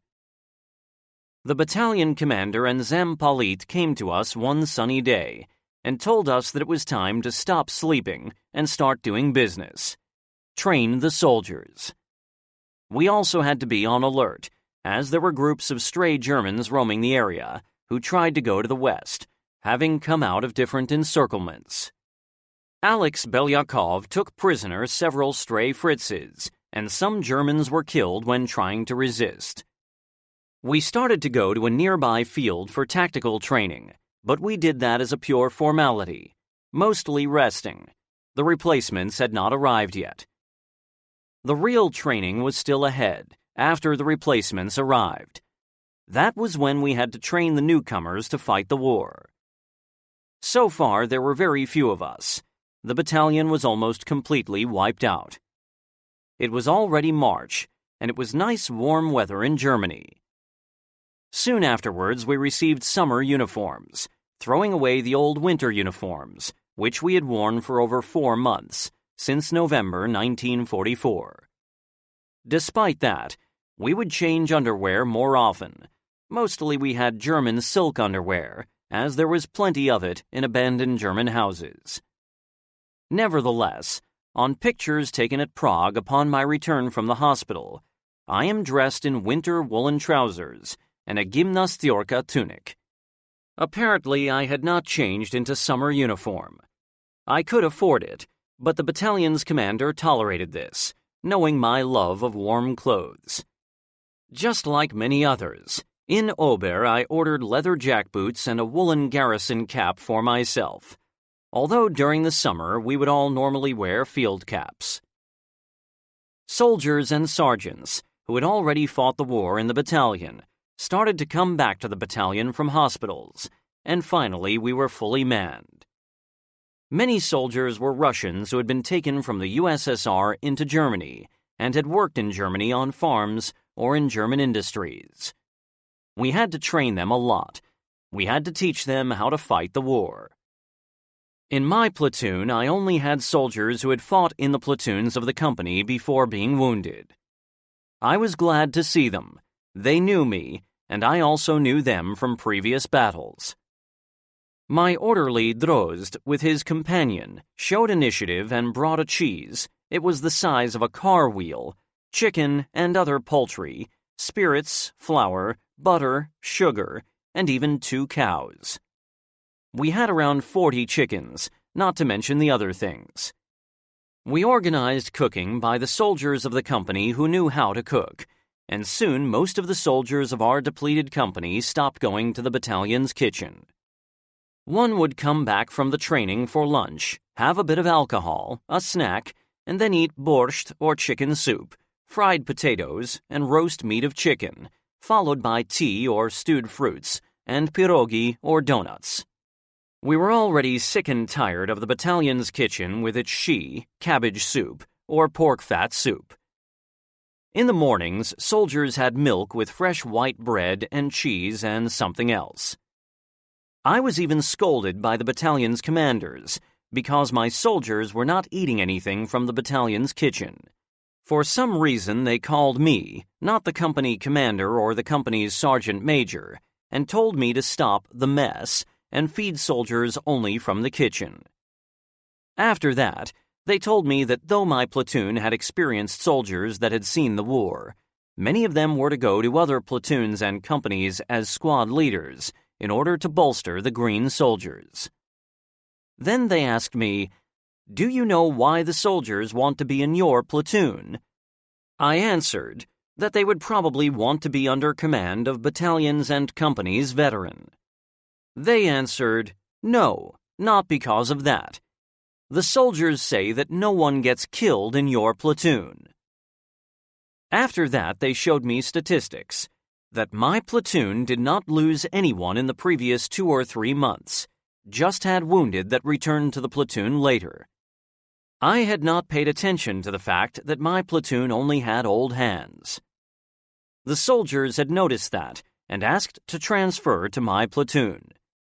Actually, traveling from the Vistula to the Nysa as a vanguard of the brigade and not having a single soldier killed was a miracle. I was unable to save my soldiers and myself from enemy fire. I just could not do it, but we escaped without fatalities. It just means that we were all extremely lucky. That's it. Others were less lucky in the operation. On 19 March, the commander of our 6th Guards Lvov Mechanized Corps, Colonel V.F. Orlov, was killed. Colonel N.D. Shuprov, commander of the 10th Guards Tank Corps, was also killed in March. The commanders of the 16th Guards Mechanized Brigade, Colonels L.D. Churilov and Rivis, were heavily wounded. No one is insured against death at the front. In March and April, we did intensive training, preparing the men for the coming battles.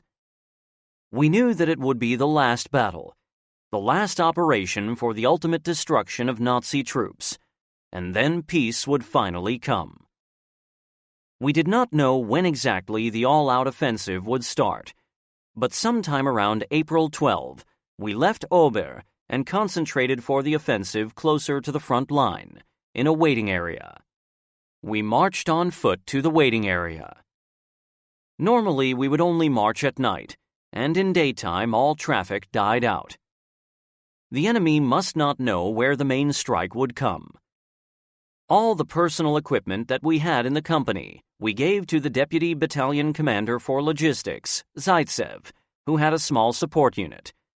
Cooks with a kitchen, several soldiers, supply trucks, drivers, and so on. We could not just leave it all for someone else. We did not do any training in the waiting area, and we were given time for rest. Most of the time we slept. Many officers played cards, the simple score game. I was extremely unlucky in cards, and since that time, I have never played cards for money. We followed camouflage procedures, as it was strictly required, and this is why the soldiers did not hang around the forest. It was quiet. During the night, from 15 to 16 April, we moved from the waiting area, some 3 to 5 kilometers from the front line, to the jump-off area, just 1 or 1.5 kilometers from the enemy. Tanks had already been distributed between the platoons, and we were just waiting for the signal to start the offensive. Many books have been written about this operation, the encirclement and especially the assault of Berlin, both fiction and in memoirs. I will try to describe the battle through the eyes of a junior officer, platoon leader, and company commander, who was personally in action together with tank riders and tanks of the 56th Tank Regiment of our Corps.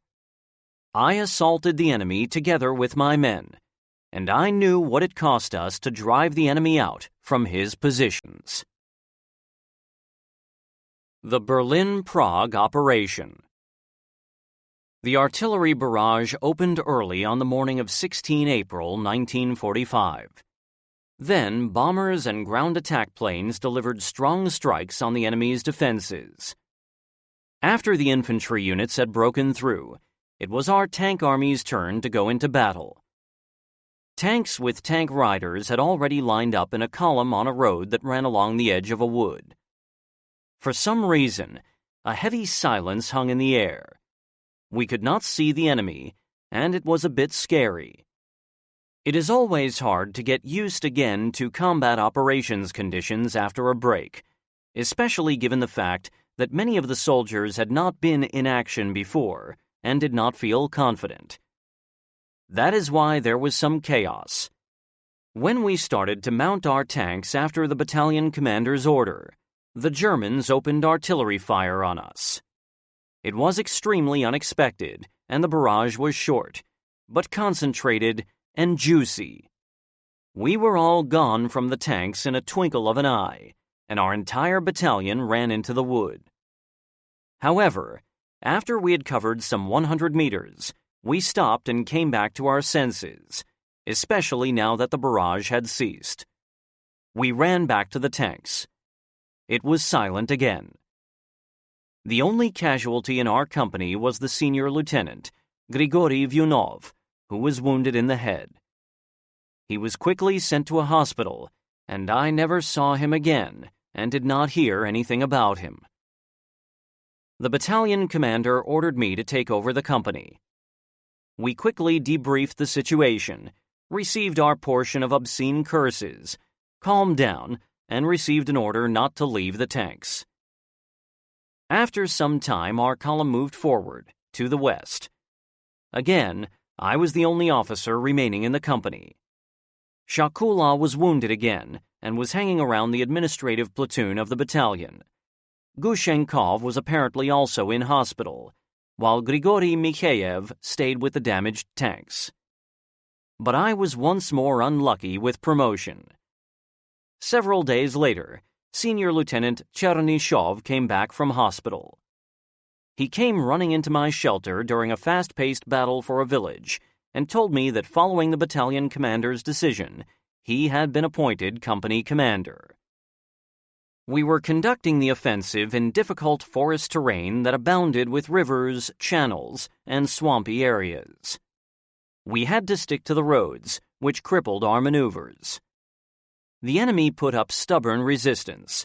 Bullets often ricocheted like rain from the armor of our tanks. We could not abandon tanks on the move, and only by a miracle were we without fatalities. The enemy's air force bombed the battalion's column, acting especially boldly in the absence of our fighter aircraft. I have already mentioned that they very rarely covered us.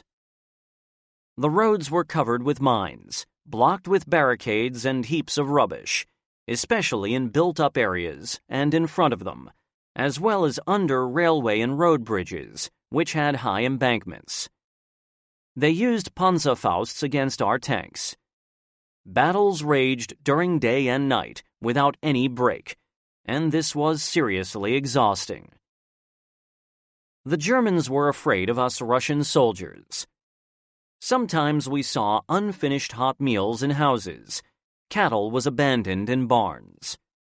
There were cases when entire families, 2 or 3 persons, would commit suicide and hang themselves, afraid of Russian revenge. Most of the villages that we captured were empty. We swept through some of them without combat, as the Germans had quickly abandoned them. But sometimes they would leave Panzerfaust teams behind to destroy our tanks. I prohibited my soldiers from eating the food that was left on the tables, as I was afraid that it had been poisoned. Whenever possible, we cooked our food ourselves. There was enough food left in German houses, or we ate pickled and preserved food that we found in cellars. One could find a lot of food there. In general, we didn't starve. We were quite cautious with wine, vodka, and other spirits. For a joke, we first asked Alexander Gushenkov to drink it, and when we saw that he was all right, we would drink it too. My orderly Drozd always had alcohol in his canteen instead of water. I tried to prevent him many times, but it was useless. Both Pyotr Shakula and I were not big fans of alcohol, and generally there were few hard drinkers in the battalion, but there were some. Alexander Gushenkov, Yuri Grigoriev, and Grigory Shtakolov. Alexander Gushenkov was a good comrade of mine. He was almost 10 years older than me. He did not have a better attitude than anyone else, but he always shared all things he had with me and never forgot about me. He was just the right type of comrade. It was he who hoped I would be lightly wounded, to stay for some time in a hospital on a bed with white linen, not in trenches on the ground next to the fire. Despite the German resistance, our battalion's and the brigade's advance was successful. The newcomers fought well, although their training had been short. I did not have anything to complain about. Preempting the events that followed, I note that from 16 to 25 April 1945, we advanced some 450 kilometers through Germany in 9 days. The Germans definitely had fewer tanks. They must have lost them in previous heated battles against our troops. However, their shortage of tanks was to some extent compensated for by Panzerfausts and assault guns, the self-propelled artillery pieces with weak armor. However, the enemy's air force was active, and it remained so for some time, and we were hit hard many times. On 18 April, my platoon, 3 tanks, and Lieutenant Fyodor Popov with his machine gun platoon were in the brigade's vanguard and were crossing the Spree River in a narrow and shallow place. The other shore was very steep, and the tanks stopped at the shore, unable to drive further. I walked up the steep bank with my soldiers and walked forward a bit, but we were pinned down by intensive machine gun fire from Fritz's. All of a sudden, I heard a rude commanding voice from a ditch or a trench. "Lieutenant, why the hell are you lying here? Go forward. Get the men to assault." I looked and saw that it was Colonel Karyetsky. At that time, he was commander of the 6th Mechanized Corps. How on earth did he end up in front of our troops? He must have just got lost. Apparently, I was more scared of Vasily Ignatievich Karyetsky than the Germans. I jumped up like crazy and literally threw myself forward with a cry, "Get up, follow me, assault, forward." The platoon soldiers opened fire. All stood up like one and assaulted the enemy. Assault, assault. Many things have been written about this in literature.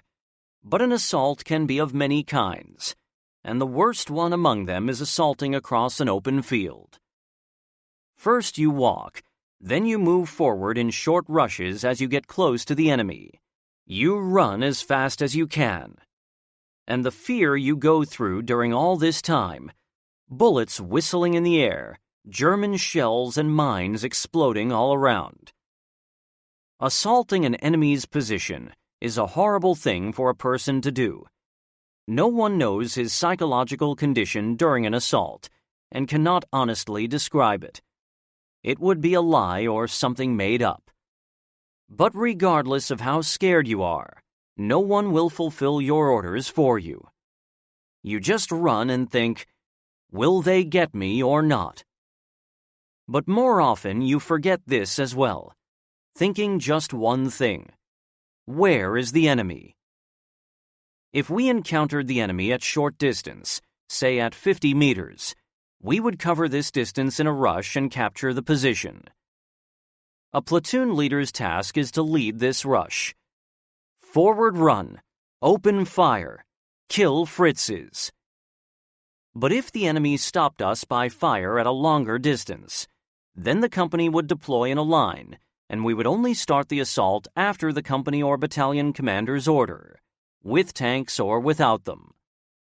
Such an assault is scarier, and there are more losses, as sometimes we did not have enough breath to run. The platoon leader's task in such a situation is not to allow the soldiers to lie down. This is why you run shouting, "Forward!" The enemy would normally flee, and we would jump in his trenches, barely catching our breath, or continued to pursue the enemy if we had energy for it. The enemy fled this time too, reluctant to take us on in hand-to-hand fighting, but I decided to run as far as possible from Karyetsky as we ran almost to the houses of the village, where we were again stopped by intensive machine gun fire. The platoon was pinned down. Popov was at our right flank with his platoon. There were thick bushes there, while in front of my platoon there was an open field with grass. I was lying there and saw the grass being cut down by the concentrated fire. It was good that we were lying behind a small elevation. It was very important, but some gloomy thoughts were revolving in my head. They can kill me here. All of a sudden, the machine gun on our right ceased fire. Popov's machine gunners had suppressed it. The second machine gun went silent soon afterwards. We rushed into the village. The Germans fled from it. It grew silent. Fyodor did a great job and helped us out at the right moment. Otherwise, how long would we have to lie on the ground and listen to the grass growing? The German MG-34 machine gun was a fearsome weapon. We could not lift our heads from the ground when it fired. But thank goodness everything went well and we did not have casualties. Both Fyodor Popov and I decided not to go to Colonel Karyetsky, and neither did he call us. Apparently he had left the riverbank and carried on with his business. This is how we accidentally rescued our corps commander. But that went unnoticed. Some forgot about the case, while others simply did not know about it. A runner from the battalion commander found us and passed on the order to come back to the river and advance along it, to a place that had a convenient crossing, where the tanks and the battalion would be crossing. On 20 April, the battalion received new orders to attack in a northwestern direction towards Potsdam, a suburb of Berlin, and Brandenburg, and further towards Ketzin, thus enveloping Berlin from the west and completing the encirclement of the enemy's troops in that city. This was the brigade's and the corps' objective. The 4th Guards Tank Army had been advancing due west, to the south of Berlin, towards the Elbe River. But the 1st Belarusian Front under G.K. Zhukov had a hard time capturing Berlin, and Stavka redirected our army and General Rybalka's army towards Berlin, or more precisely against its southern and western outskirts. The terrain on this new direction of advance was drier. There were fewer natural water obstacles, but there were more villages and tidy German forests. We would not get more than 3 or 4 hours of sleep a day. It was already warm in Germany, so we slept not far from the roads in the grass. They fired on our column very frequently, either from woods or from any village that was next to the road. If this fire frustrated our further advance, we would, as a rule, dismount tanks, engage the enemy, and force the enemy to retreat or destroy him. In most cases, the Germans fled, leaving small arms, machine guns, and Panzerfausts behind. Such actions slowed down our advance, but on the other hand, we had to free the road from the enemy. In one such battle, Drozd and I almost kicked the bucket. They fired on us from a wood, and we immediately dismounted the tank. The 3rd Company of the battalion assaulted the enemy together with my platoon, or rather company. Everything became confused. The soldiers of our company were mixed with the soldiers of the 3rd Company. I tried to restore some order, but it did not work. The platoon leaders from the 3rd Company had just arrived in the battalion, and I did not even know their names. We drove the enemy out of his well-dug trenches and stopped there for a brief halt, trying to see the situation and work out where the Fritzes had fled. We could see some buildings in front of us, which meant that the Germans had run there, and we would have to drive them out. At that moment, the enemy opened artillery fire on the trenches, but their shots so far exceeded the target. I pointed out a place some 100 meters from us, closer to the houses, to my orderly Drozd, and ordered the men to dig skirmishers' trenches there, in order to close in with the Germans for the next assault. The soldiers of my platoon and then the whole company ran forward on my command. The other company, the 3rd one, stayed where it was. Why did I decide to leave the trenches? The enemy knew the location of those trenches. The first salvo went over the target, which meant that the second salvo would definitely hit us. I advised the lieutenant from the 3rd Company to leave the trenches, but he stayed behind and even took my trench when I left it and ran to Drozd, who was already digging the dirt. It was my turn to dig deeper, so he could have a rest. It was hard to dig with a small entrenching tool while lying on the ground, but it was impossible to stand up. The Germans were firing their small arms and would immediately send anyone who stood up to his grave. Our entire company was digging in military terms, concentrating for an assault. Just as I expected, the Germans opened concentrated artillery fire on the trenches. Apparently, they had an excellent artillery observer. The 3rd Company had casualties, but we had left the dangerous spot in the right time. The orderly of that lieutenant ran up to the skirmishers' trench that I shared with Drozd and informed us that their trench had been hit by a shell or a mine, and the platoon leader was dead, while he himself had been lying next to the trench and escaped unscathed. Again, my company soldiers and I were lucky. We captured the village, but did not pursue the enemy. There were plenty of such fast-paced clashes.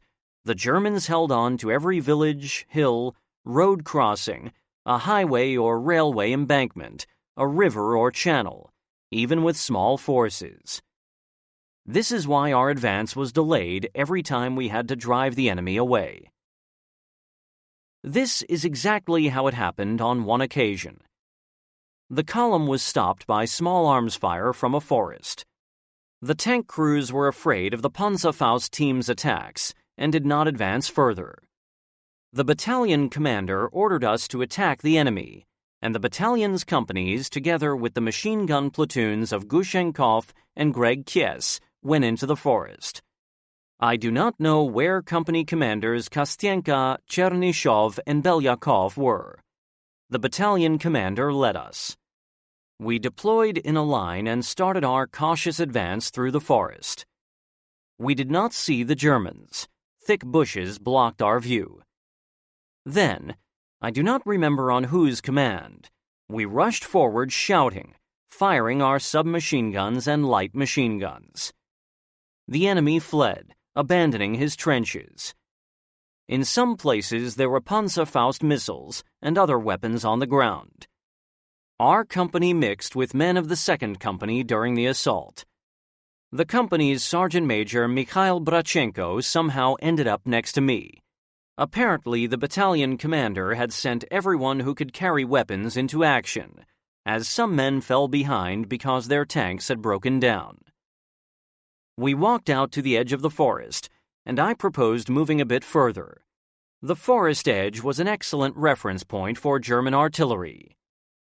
However, the 2nd Company's officers and Gushenkov and Kies disagreed with me. Before we could finish our argument, the enemy opened up with heavy artillery and mortar fire. It all happened very suddenly, and only during the barrage did the soldiers start to duck for cover.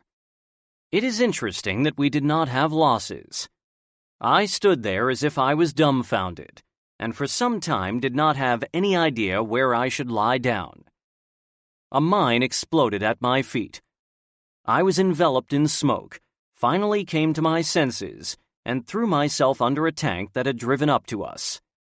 Then Brachenko and I ran a bit further on, as we were afraid that the tank would squash us. The firing quickly ceased, and it became silent again. Brachenko and I stood up and went to find out about the losses in the company. It turned out that there were no casualties, and it was quite amazing. I had not been under such an intensive strike for a long time. Gushenkov, Kies, and 2 more officers were unharmed. I do not remember the names of those 2 officers, as they did not stay in the battalion for long. They left soon afterwards. They had already calmed down and were about to deal with the stress with a good shot of vodka, but they did not make it, as Brachenko and I arrived. It turned out that they were raising a glass. In fact, it was a mess lid, for the resting in peace of Yevgeny Bessonov and the sergeant major. They had to revise the toast and raise the glass for our health when we showed up. They told me that they saw that a mine hit me, and when the smoke cleared, I was not there. This is why they thought that Brachenko had been killed and I had been blown into pieces. However, my jackboots were torn by splinters, and my greatcoat was also full of holes. But time and again I was unhurt, just like the rest of the company. It turned out that they ducked for cover in the German trenches. It is good that everything ended well. A runner from the battalion commander found us and passed on an order to come out of the forest and mount the tanks to continue our advance. The Germans abandoned their positions and fled from the village. I do not remember the names of all those villages. There were many such villages along the route of our advance. If they had fled, that meant that they would put up a more stubborn resistance elsewhere. The closer we came to Berlin, the stiffer German resistance became. But they had fewer heavy Tiger and Panther tanks. They started to use more of the weak assault guns and Panzerfausts. On 21 April, our brigade came up to the town of Zaufitz, and the action that followed lasted all day long. The Germans found a perfect defensive position. The terrain in front of the town was swampy and impassable for tanks. It was also impossible to dig in and hard to assault across the swamp. It was a quagmire. This swamp stretched some 300 or 400 meters before the town. The Germans placed tanks behind houses, set guns to fire over open sights, built up machine gun nests, and carefully placed snipers. They hit us hard. We were already used to going into battle with tanks and felt quite uncomfortable without them. It was one thing when a tank, a huge machine, was advancing toward the Germans, firing its main gun and machine guns, and the enemy already felt uncomfortable. But it was quite another when we assaulted only with infantry. The Germans had machine guns, mortars, and all this was against lightly armed Soviet soldiers. We assaulted the small town of Zaufitz straight from the march, without any clear directions. The order was just to go and capture it. Such things often happened. We deployed in an attacking line and moved towards the German defenses as quickly as possible, running, before the Germans opened fire. We tried to run forward, as it is harder to hit moving targets. All of a sudden, all the enemy's weapons opened fire, and the snipers started their work. In such a moment, a soldier wants to lie down. But I ordered, "Forward, don't stop," and myself advanced forward in short rushes. We had our first casualties. The soldiers moved forward in short rushes, but as the firing intensified, they just lay down, seeking cover and a more or less dry spot where you could dig in. I saw the 2nd and the 3rd companies also ceasing their attack on our right flank. We did not have anyone on our left flank. The Slavs were pinned down, and it would be hard to get them up and attack. Even more so now the snipers were active. They fired at any move in our line. You could not stand up, so we had to sneak on the ground. Drozd and I crept to some house and dug in behind it. I wanted to go into the house, but they warned me not to do it. The whole ground had been pre-sighted by the Germans. I exchanged opinions with my squad leaders, and they proposed that we stayed put. I also decided to take my time and wait for artillery support from our side, a Katyusha salvo. These were not old men of the Volkssturm defending the ground in front of us, but experienced German troops, probably even Vlasov's troops, with whom we had already had encounters. I ordered the evacuation of the wounded, and they were carried by men crawling to the forest behind us. The medical platoon's vehicle with Dr. Pankova and the medics were somewhere over there. The enemy turned out to have more forces than our command thought. It was impossible to capture the town on an important road junction with just infantry without artillery support. This was exactly what I said in my report to the battalion commander's orderly, and then to the deputy chief of staff of our battalion's senior lieutenant, Mikhail Romanov. He sneaked out to us, and then Drozd and I were barely able to send him back safely. German fire was intensive, but we knew safe routes of retreat. I showed Romanov what a daytime assault would be like. Of course, we could assault and all get killed there, but what would be the point? Who would go on to Berlin? Why on earth did I have to attack without any support, send my guys to a certain death, and be killed myself before the end of the war? Why the hell did I need this? Where were the artillery, mortars, Katyushas? They had been silent for a long time. It was time for them to act. There was no artillery support, but I was supposed to have it. Tanks did not support us either. They were cowering from enemy fire. An instruction from the battalion commander came a bit later. It said that I should stay put and wait for further orders. They had finally understood that one had to fight the war skillfully using all the resources at one's disposal. Where were Company Commander Chernyshov and platoon leaders Mikheyev and Gushenkov? Again, I had to lead the whole company, not just my platoon. There was absolutely no coordination between the companies of our battalion in that battle. I cannot say anything about the other battalions. They brought the battalion's artillery to us.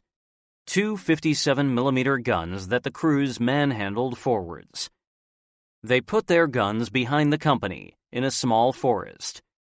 Then an Su-85 self-propelled gun arrived. Apparently it was from the Corps' armor regiment, but I did not know the guys in its crew. However, the gun did not manage to fire a single shot, as a spare fuel tank on its back part caught fire. The vehicle could have been saved by merely dumping the fuel tank on the ground, but the gun crew did not even try to do it. Our battalion's artillery crews fired several rounds on targets in the town and even knocked something out. I was observing the enemy when a mine exploded on the breastwork of my foxhole, and the edge of the foxhole even collapsed. I was buried in it, and who knows where the mine splinters flew. Everything was all right, although the mine fell only a foot short of the foxhole. I was not killed. Again, I was lucky, which happened time and again in that war. My orderly Drozd, who had been in another foxhole, crawled up to me, dug me out, checked if I was wounded by splinters, and told me that I was lucky. I had bells ringing in my head for several days, but later the ringing disappeared. In this manner, we spent almost the whole day. Finally, in the late afternoon, our artillery opened heavy fire, and the Katyushas fired several salvos. We also received an order to go into action. I got my company up, and the neighboring units also joined our assault. The enemy did not fire so intensively anymore, and under the cover of our artillery we quickly reached the outskirts of the place. It was already growing dark. We quickly walked through the town and reached the opposite side of it. The enemy was retreating, returning fire at us. It was hard to walk in the streets, as they were barricaded with heaps of roof tiling that fell from the roofs. Artillery and mortar crews did a great job. The enemy suffered significant losses. They should have done this a long time before. Then we would not have had to lie the whole day hungry in a swamp under enemy fire. The soldiers, excited by the battle, shared their joys. We felt like having a snack, but the mount the tanks order came, and we moved on forward to finish off the enemy. A dark night fell. We had a snack with what we had managed to grab from the houses. There was no time to relax. We had been delayed in front of Zalfitz, but after we captured it, the roads to west and northwest were open. The night march from Zalfitz went well. We just drove through some villages without dismounting tanks, sometimes opening fire from the tanks, and sometimes merely kicking the Germans out of our way, and rushed forward, without delaying and engaging the enemy. Before that, from 22 to 24 April, the brigade and the battalion captured Spremberg, Felzow, and other towns. In late April, the brigade captured Kallau, Luckau, Dahme, Belzig, Luckenwalde, Lenin, Brandenburg, Ketzin, and Potsdam in 3 or 4 days. At dawn on 22 April, we approached a high railway embankment and were stopped by intensive fire. We could have quickly destroyed the German delaying force and moved on forward, but the problem was that the passage under the railway bridge was filled with sand and fortified with big logs, connected with metal girders. We did not manage to destroy that barricade. The tanks turned to the right and drove to look for a place to cross the railway, while we, the tank riders, were thrown off so we could break through the defenses on the embankment. That time it was the 2nd and the 3rd Companies and Lieutenant Popov's machine gunners that captured the embankment. I crossed the embankment after the 3rd Company. Lenin village was behind the embankment. The 2nd and the 3rd Companies assaulted the village right from the embankment, while I moved a bit to the right with my company on the road that went out from that village. 3 or 4 T-34 tanks arrived at the scene in that moment, and sitting on one of them was our political officer, Captain Gerstein. The tank stopped. Gerstein jumped off the tank, and for some reason shouted, "Bessonov! Quickly get on the tanks! Quickly!" We saddled the tanks and moved forward. I was on the first tank with some of my men, while Captain Gerstein and the rest of the company were on the other tanks. I do not remember where the battalion commander and company commander were at that time. We rode on tanks for some time, and all of a sudden came under fire from trenches on the right side of the road. The tanks stopped. I ordered, "Dismount, fire, fire," and the whole company ran towards those trenches, firing non-stop from our submachine guns. Right in front of me, there was a Fritz in a trench. I tried to cut him down with my German submachine gun, the one that used to hang over my bed during training, but apparently during the skirmish at the embankment, some sand had got into the bolt. I jerked the bolt, pulled the trigger, but it did not fire. The German did not think long, grabbed his rifle and aimed at me. I had a thought flashing in my head. This is the end, Bessonov. Your life is over. Right at that time, a submachine gun burst sounded in the air, and the German dropped dead to the bottom of his trench. It turned out that it was Drozd who cut him down with a Soviet PPSH submachine gun, which never jammed in battle, in any situation. Why the hell did I carry that German submachine gun? We jumped across the trenches, some Germans fled, while the rest were killed. Andrei took away my submachine gun, took out the clip, and threw the submachine gun away. He gave me the clip, as its ammo could be used in my Volta pistol. We lay down after capturing the trenches, as we were too exhausted to run. But then Gerstein arrived at the scene and ordered, "Forward, Bessonov! Don't stop! We must capture those houses! Come on! Get soldiers up and attack! Faster!" I had never seen him in the attacking line before that. I got my soldiers up and we rushed into those houses, which were some 250 or 300 meters away. There were just 3 or 4 houses there. The Germans fled. Even their 2 self-propelled guns drove away at high speed on a road that had trees planted on its sides. The alley went to the village, which we could see at some 300 meters. One self-propelled gun managed to knock out one of our T-34 tanks in an ambush. The tank was burnt out, and the whole crew was killed. All these things happened before our eyes. It was so horrible that I do not even want to write about it. We moved forward a bit and dug in by a hedge that edged an open field that stretched to the next village. I sent one squad down the lane to check out where the Fritzes were, but the squad came under fire and dug in on both sides of the lane. The 2nd and 3rd companies of the battalion arrived and dug in on our left flank. We did not have any further orders. We had time to feed the soldiers. We found some food, cooked it, and satisfied our hunger. At midday, a regiment of 37mm anti-aircraft guns, 8 guns and 8 trucks, quickly rushed past our positions. I have no idea why the regiment commander sent them there. The trucks stopped in the open. The guns turned their barrels towards the enemy and opened fire on the village. They did not fire for long, as the Germans returned fire with artillery, and all the crews were killed or wounded, and almost all the guns were destroyed. Then the commander of the regiment arrived on the scene. He was drunk and could barely stand on his feet. An orderly soldier was with him. This colonel behaved in a strange manner. First, he ran out into the field, but the Germans fired on him and he had to return to the gardens. After that, he started to run back and forth along our line and try to get the battalion to attack. As we did not have any orders from our command for attack, I ran off to get out of harm's way, to the combat outpost and lay down there.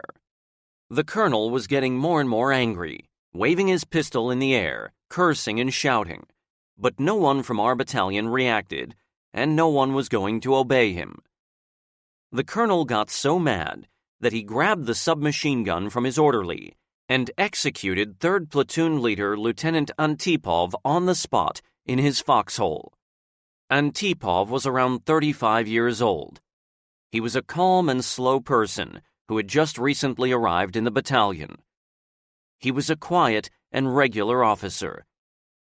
I wanted to kill that colonel, or at least wound him. I even ran forward, a bit closer to the enemy, so that my shot could be perceived as a German one, especially given the fact that they continued firing at us. But my hand did not lift against my countrymen. I could not do it. I just did not have the stomach for it.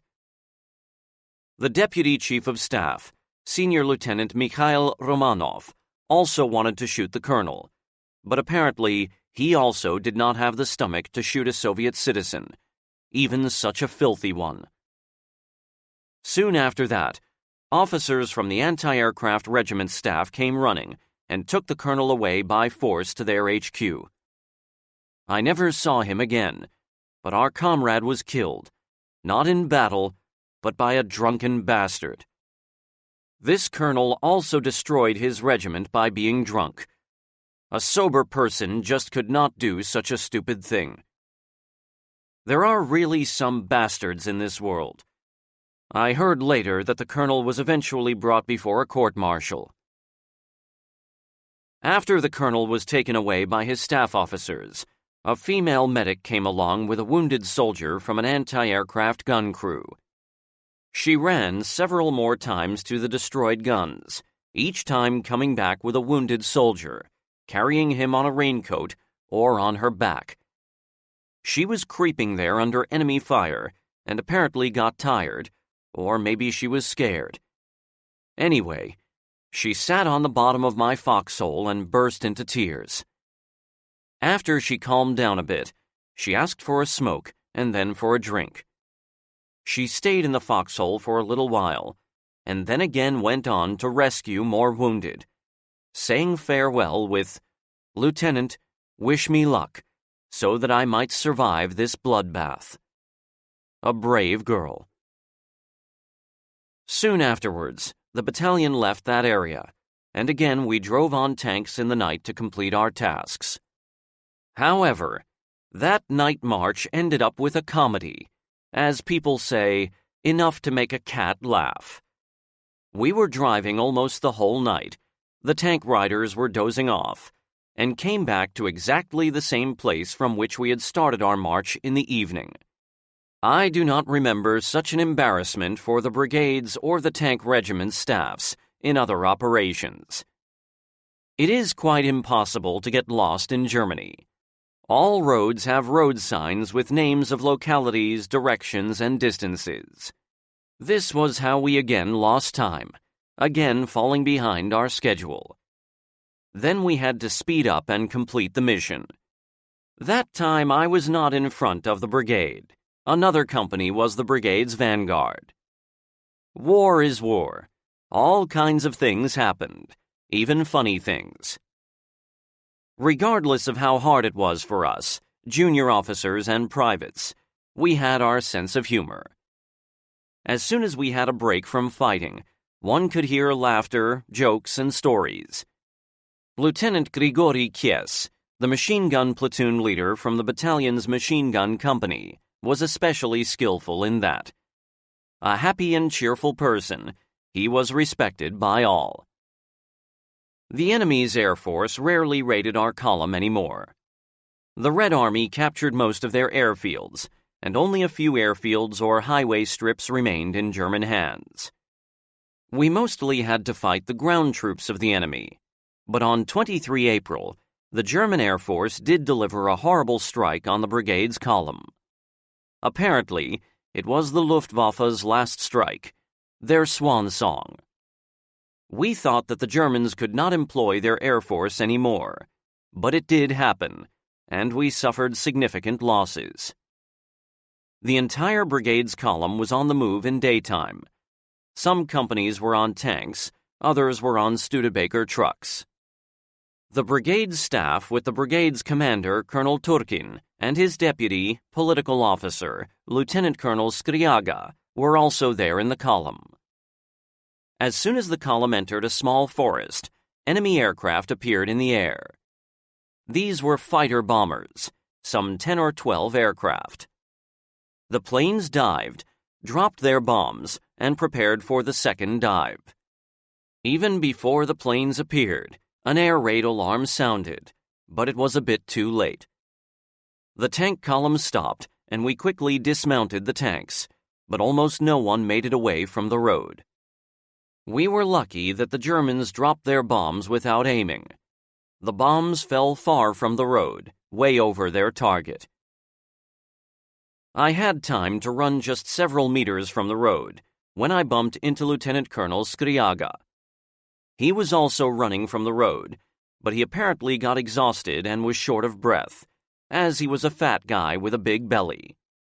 He asked me, "Help me, Bessonov. I do not know where my orderly is." Before we could make a step, a Fritz plane appeared. It flew along the road at extremely low altitude, almost hitting the treetops, and fired its machine guns. Skriaga and I just froze. We were standing there as if we were dumbstruck. We were just standing and looking at the bullets kicking up mud, and we saw those bullets hitting the dust closer and closer to us. We both thought that this was the end for us, as the fire was very dense. But a miracle happened again. The burst stopped just a few meters short. The plane soared upwards to take another dive. Yes, we were extremely lucky just before the end of the war. The lieutenant colonel and I regained our senses and ran further from the road. I literally had to pull him, as he could barely move his feet. I saw 2 or 3 more or less thick trees, and we lay down behind them. The air raid ended soon, but the battalion had losses. Lieutenant Colonel Skriaga went to the staff, while I went to my battalion. It was good that my company did not have losses. As soon as we were about to mount the tanks, another air raid warning sounded in the air, and numerous enemy aircraft appeared in the air. Soldiers scattered running in the forest, while I, with Senior Lieutenant Anatoly Kashintsev, commander of the mortar company of the battalion, jumped into a trench right on the road. Then we ran in short rushes further and hid in another trench.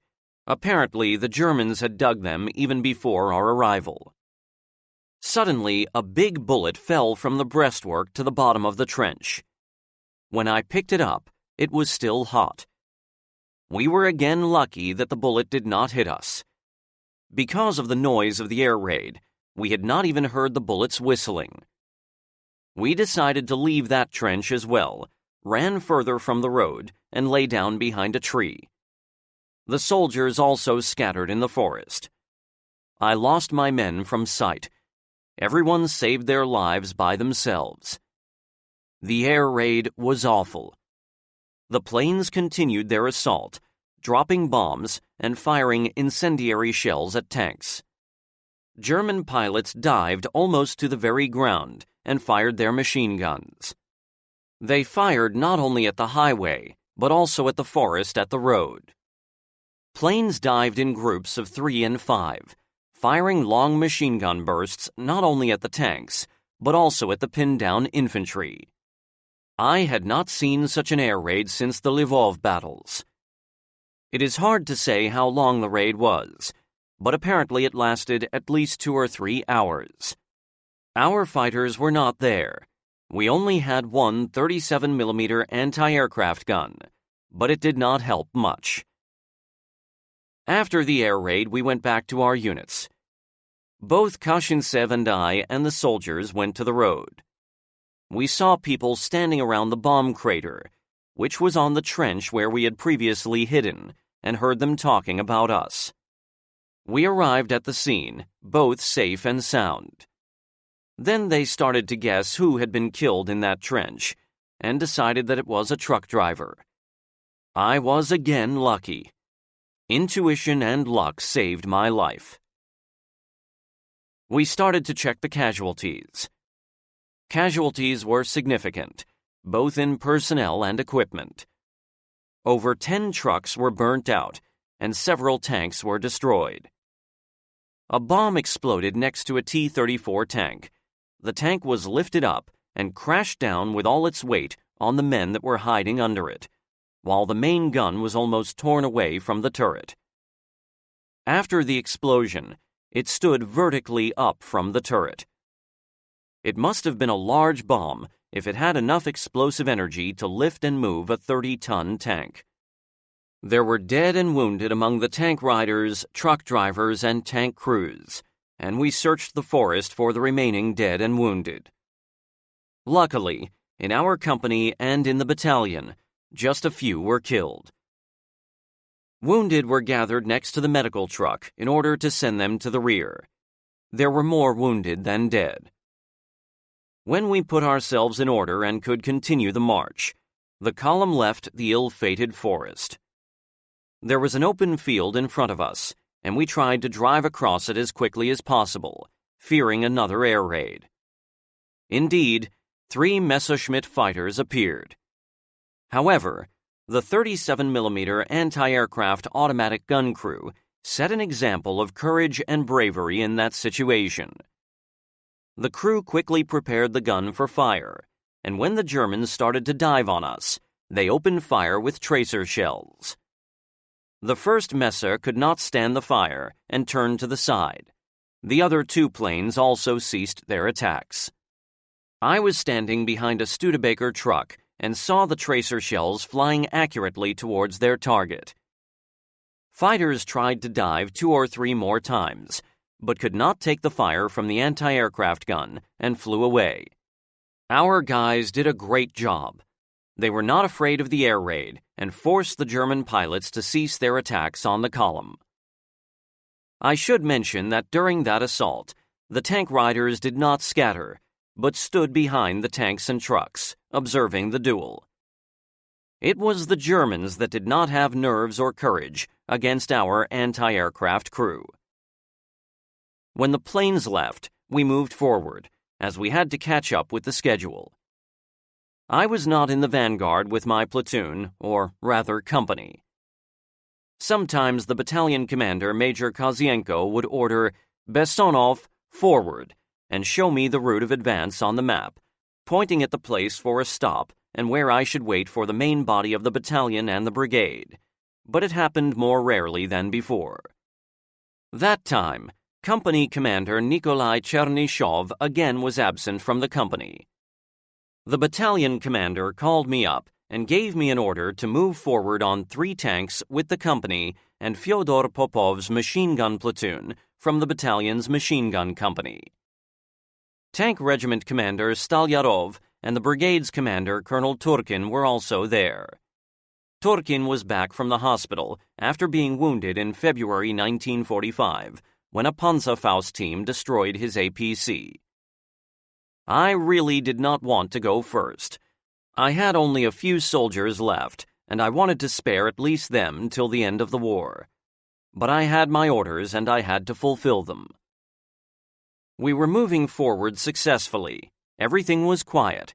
And as always, all of a sudden, we were caught by enemy fire before we could reach the forest. Our tanks stopped. The tank riders dismounted. Everyone stood behind the tanks. We had to find out what was going on. The enemy was firing, mostly from small arms, from the forest on the right of the highway. We had to drive the enemy out of his positions, as the whole brigade was about to arrive. Lieutenant Popov also dismounted his platoon, took his 2 Maxim machine guns from the tanks, and we prepared to assault the Germans. But their positions could not be seen in the forest. We made a deal with the tank crews that they would slowly move forward, while the tank riders would use them for cover. 2 soldiers were to sit on each tank in order to have a better view of the terrain and guard the tanks from Panzerfaust teams. This was the manner in which we started our slow advance towards the enemy. We reached a fruit garden. The fruit trees were in full blossom. It was late April, and the weather in Germany was warm. Behind the garden there was an open field, which continued all the way to a village. Popov's platoon and our company did not go further, but lay down in the orchard. The enemy's snipers were delivering aimed rifle fire. The tanks also stopped, fearing Panzerfaust attack. They did not want to die. But did we, the infantry, want to? As it turned out later, there were no Panzerfausts there, just 8 or 12 snipers. Popov's machine gun platoon opened fire on the forest edge, and half of the company, some 12 or 14 soldiers, rushed to assault on my command, while approximately the same number of men gave them fire support. There was an open field up to the forest. The soldiers ran into the German trenches and killed some of them. Others fled, while one Fritz was taken prisoner. The Fritz was a stubborn one. When my soldier ran up to his trench, he fired at him at point-blank range, but luckily only lightly wounded him in his forearm. They pulled the Fritz out of his foxhole and brought him to me. He was armed with a sniper rifle. I was stressed and angry after the assault and shouted at the German, mostly in Russian, and then hit him twice on his ear. They bandaged our wounded soldier. This was a strong and brave soldier, a former Ukrainian partisan. He would normally fire from his RPD, the Degtyaryov infantry machine gun, on the move during an assault. Normally, we fired from that machine gun lying on the ground, as it weighed 12.5 kilograms with the ammo drum. It is a pity that I forgot the name of the guy. I started to interrogate the Fritz, as I knew a bit of German. He had 14 decorations, and had received one decoration, the Iron Cross, personally from the hands of Adolf Hitler. He had been fighting against the Red Army for a long time, a pure Nazi, member of the German Nazi Party. He got another box on the ears from me. In general, I never beat up or harmed prisoners, but in this case I lost my self-control. The main body of the brigade arrived, including our battalion. I reported the results of the battle and the captured Fritz to the company and battalion commanders. Guys from the brigade's intelligence section came running to take the prisoner away. I told them to go to hell, but the battalion commander ordered me to give the prisoner to the intelligence officers, saying that it was Turkin's order. The brigade did not go deeper into the forest, as it received a new order, to continue its attack in a different direction. As soon as the brigade's column formed on the road, IL-2 Sturmoviks appeared in the air. Apparently, they mistook us for Germans and started to deploy for attack, and they were at least 20 to 25 planes. Soldiers ran out into the field from the highway, waved their hats, hands, and even shouted. We did not have recognition flares to show them that we were Russian. Finally, someone fired a green flare, then some more, and this saved us from big trouble. The group leader realized that we were friendly troops and stopped its dive, followed by other pilots. They formed their group, waved their wingtips at us, and flew away. All is well that ends well. The brigade also moved on. It was probably the other battalion of the brigade that was in the vanguard, not us. I do not know anything about the combat operations of the other two battalions of the brigade, which is why I do not write about them. I had the impression that our battalion was always the first in battles, as well as my company. The only thing I know about the other battalions is that they also had losses. In the following battles, we went into battle in turns.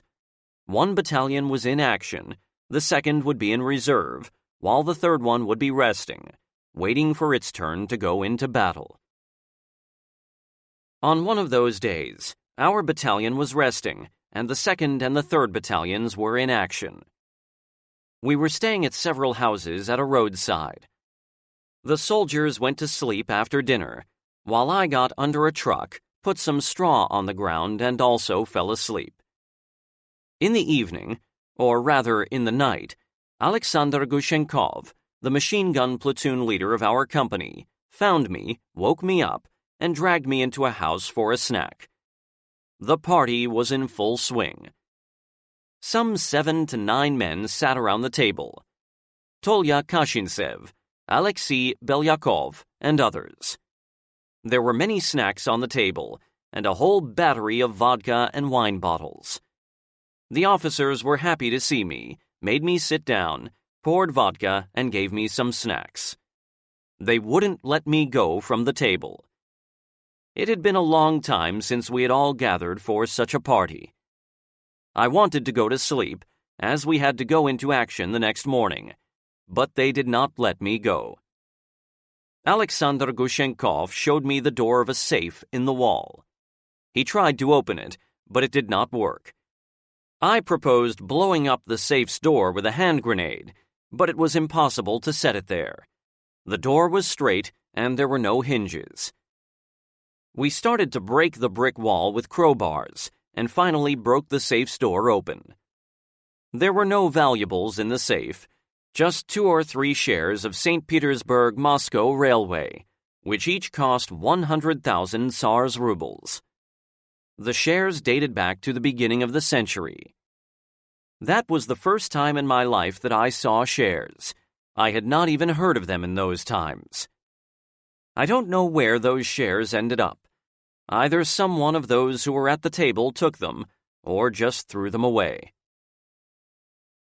As our forward battalions were far away, and our company did not have wheeled vehicles, in the morning my soldiers found some horses with carriages, mostly coaches, and we traveled on in them.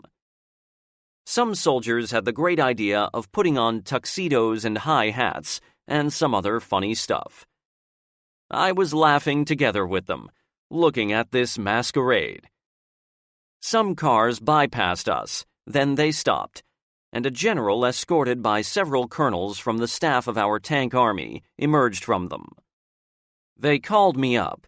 Company Commander Chernyshov was not there, scolded me, and ordered me to stop the masquerade, but permitted us to use the coaches. We threw the fancy clothes away and traveled in the coaches before we reached the other battalions. It was our turn to go into battle. In a village, we stopped for a break to refuel the tanks, have a meal, and replace ammo in tanks. After a brief rest, during which the soldiers stocked themselves with butter, cheese, and fried poultry, we moved on forward. I was standing behind a tank turret, while right behind me was the company's medic, Brotherly Heart. The Germans launched an artillery strike on us. A shell exploded behind our tank, and the medic was wounded in his back with its splinters. No one else was hurt. I stopped the tank. We took the medic into a house and bandaged him with bandages from first aid kits. I left a soldier behind just in case, so that he could send the medic to our medical platoon and catch up with us later. Sometimes I allowed such things. Had it not been for Brotherly Heart, the splinters would have ended up in my back. I was lucky again. We waded a shallow and narrow river, probably the Spree, and rushed into a small village, but were stopped by small arms fire from basements of houses. The soldiers pointed out targets to the tank crew, and after several shots from main guns, the German fire ceased. The company walked to the edge of the village. The battalion commander arrived in the company and shouted, "Come on, Bessonov! Forward! Don't linger!" We mounted our tanks and continued our journey. Clashes with Germans were unceasing. We only had short breaks. We again ran into some Germans, but as soon as they saw our attacking line supported by tanks, they all threw their arms in the air. I formed up this fearsome army of 80 to 100 men and ordered them to lay down their weapons. These were Volkssturm, old unshaven men with gray hair who were shouting, "Hitler kaputt." The battalion's political officer, Gerstein, arrived in the meantime and shouted to me, "Do not execute them. Do not execute them, Bessonov," as if I had been executing prisoners the whole war. I did not have a slightest thought of harming those old men. I have never been a fiend. On my command, the Germans picked up their bagpacks and I sent them nach Haus, home. I did not have time for them. The old Germans were very happy to hear the order and quickly disappeared. In general, the battles were heavy and the Germans put up stubborn resistance. That was the only case when such a large number of soldiers surrendered. Even in this case, it was only privates and recruits that surrendered, while officers and NCOs slipped away. They were afraid of us. I also saw boys of 14 or 15 years old from the western Ukraine, dressed in German uniform. They served in anti-aircraft artillery, which was in action against the Russian and American Air Force. They also served as telephone and radio operators and observers. In early April 1945, they sent a major to our battalion to be the deputy battalion commander for personnel. General Lilyushenko commander of our tank army, sent this major to our battalion as a punishment for some wrongdoing at the office of the head of cultural section of the army. He did not fight the war for long with us. Once, we rushed storming into a village where Germans put up insignificant resistance, firing Panzerfaust missiles. Our tanks were waiting for the company to drive the Germans out of the houses. Again, my soldiers and I were the vanguard of the battalion, and the major somehow happened to be with us. He ordered us to move forward in that village, but I told him that we had to look around, spot the enemy's weapon emplacements, and only after that we could start an assault. We entered a house with him and my men. I walked up to a window and started to look at the nearby houses. I did not like the feel of it. I don't know why, but I ordered, "Quickly, out of this room. Go to the other room, that one." The major first tried to resist, but then followed us. And then an explosion, followed by another one, shook the air. It grew quiet again. We peeped into the room that we had just left and saw that Panzerfaust rounds had destroyed the wall at which we had just stood. What rescued me? Intuition? Luck?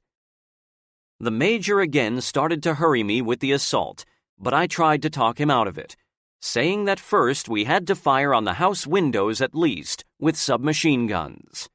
The Germans had not yet abandoned those houses. He did not believe me and decided to capture the nearest house with several soldiers, telling me that the house was empty. As soon as he walked into an open spot from behind our house, the Germans fired on him. He was wounded and lay down in a ditch, calling for us to come to his rescue. We pulled him into a safe place, bandaged him, and I ordered my soldiers to carry him into our rear. The major was lightly wounded in the buttocks. He thanked me as he said goodbye, and acknowledged that he had been wrong. After his departure, we fired on the German ambush with machine guns and kicked the Fritzes out of that village. Some of them fled, others were killed during the battle, while some were taken prisoners. Under cover from one team of soldiers, the other assault team would reach a building and toss hand grenades in its windows. It was not an easy task and took a great deal of courage and bravery. Tanks also helped us with fire from their main guns. My soldiers pointed out targets for them. I had casualties, but I fulfilled the order. The battalion commander walked up to us. We laughed at the wound of the deputy battalion commander in his buttocks. With everyone laughing, I told the story of the major's wound and how he groaned, being scratched in his ass and almost dying from fright. The battalion commander gave us a new mission. We were briefed and again moved forward in front of the brigade. The end of the war was drawing near, but while the Berlin operation continued, we were in battle every day, breaking the enemy's resistance and losing men and equipment in battles. Most of the population had left the houses around Berlin. Those who stayed in their houses and apartments hung white linen out of their windows, showing that they surrendered and were at the winner's mercy. Some German civilians informed us about where German soldiers had dug in, who was a Nazi, who had tortured Russian prisoners of war, or those who were sent to Germany for forced labor. All kinds of things happened. The offensive continued successfully. Sometimes we drove forward in one column, which had the brigade staff, medical vehicles, and the battalion's field kitchens in it. To be honest, I did not like such a concentration of vehicles, as it only frustrated the combat companies. We also did not need the kitchens, as we mostly fed on the German cattle and poultry. The soldiers had a great time in that respect. They cooked what they wanted. We mostly ate poultry, geese, ducks, and turkeys. We ate pork more rarely. In battles, we continued to guard the tanks from the Panzerfaust teams and point out targets for them, I was again ahead on 3 tanks with my company, while the main body of the brigade was setting a rest place. No one would tell me what to do. No one threatened me or advised me. It was nice. During the day of 24 April 1945, we rushed into Shmergov. The Fritzes fled, and we captured the village straight away. We moved forward a bit and stopped in front of a water obstacle, the Havel Channel. There was no bridge, while the channel was up to 150 meters wide and was deep and navigable. Before that channel, we had already crossed the Bober, Spree, Neisse, channels Teltow, Hohenzollern, Huta, and other water obstacles. Pachetz and Ketzin towns were on the other side. These were our last towns on the route of our brigade. The brigade was supposed to join up with units of the 1st Belarusian Front at Ketzin, thus completing the encirclement of Berlin. The main body of the battalion, the artillery battalion, and the remaining tanks of the tank regiment drove up. The 2nd and the 3rd battalions were sent to Brandenburg in the meantime. There they encountered strong resistance from the enemy. The Germans had plenty of infantry and even Tiger tanks, but united, the battalions drove the Germans out of the city. The battle for the city was intense. The enemy had numerical superiority, but Brandenburg was captured and the enemy suffered heavy losses. I learned about all those things from the stories of my friends from these battalions. Colonel Turkin, Majors Kazienko and Stalyarov, and other officers walked up to the channel. All was silent. The battalion commander called me up and asked me where Chernyshov was. I answered that I did not know, and I was the only officer in the company.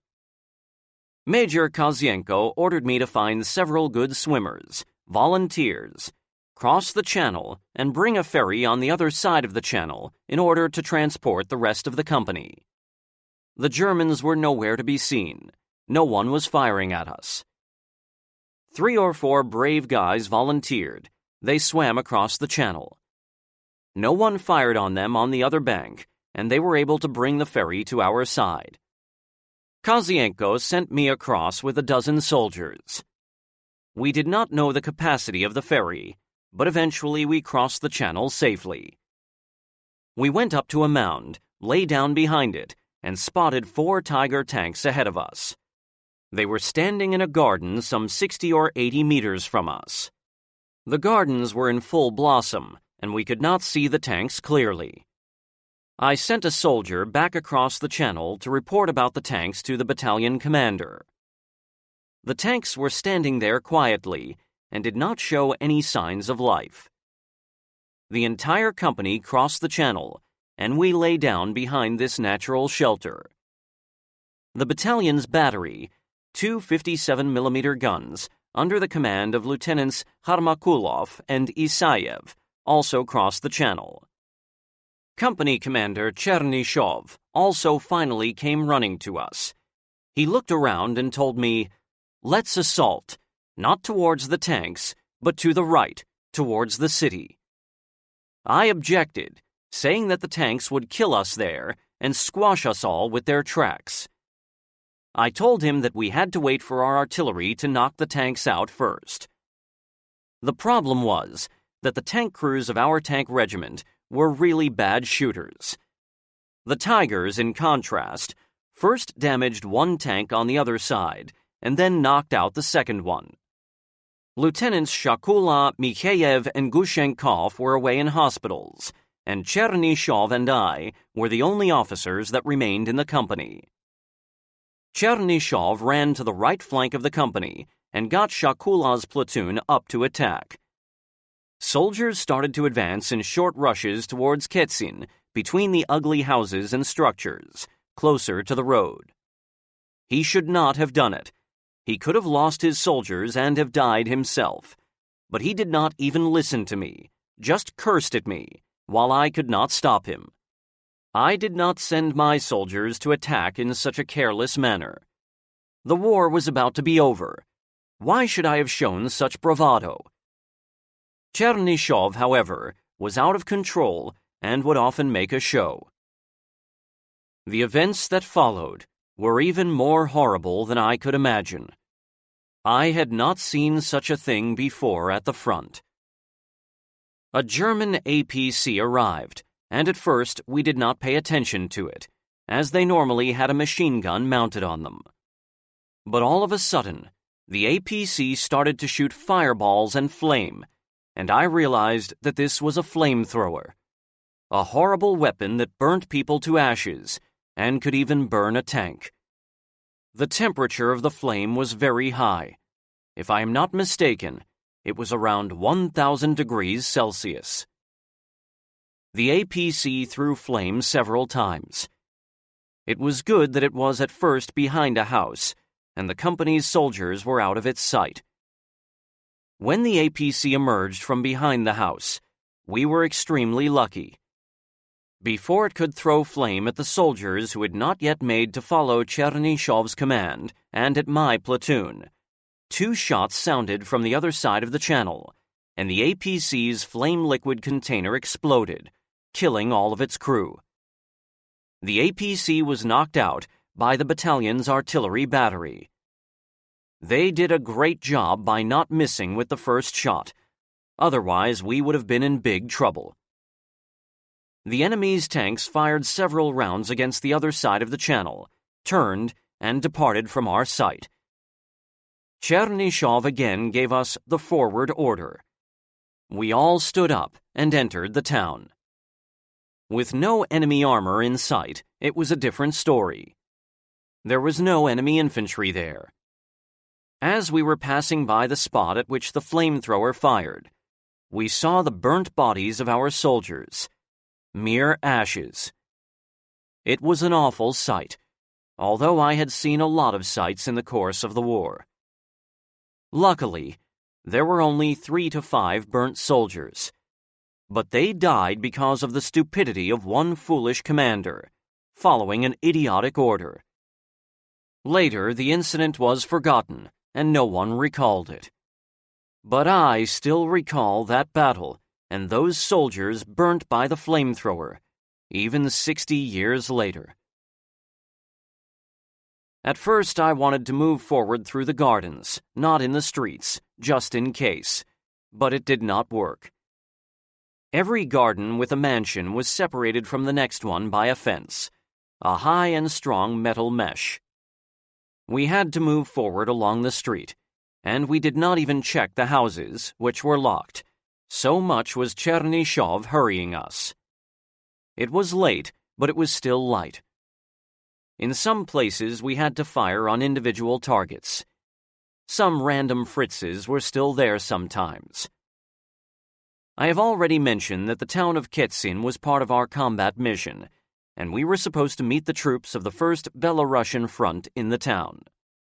The town was captured by practically a single company without tanks, because they were only just starting to cross the channel on the ferries that were brought up. Late in the evening of 24 April 1945, my platoon and company established contact with cavalry reconnaissance and the tanks of the 1st Belarusian Front. Thus, Berlin was fully encircled by Soviet troops. That was the day when I was wounded. The end of the war. We were standing in a group by a house. Such things happened in built-up areas, although one should never do that.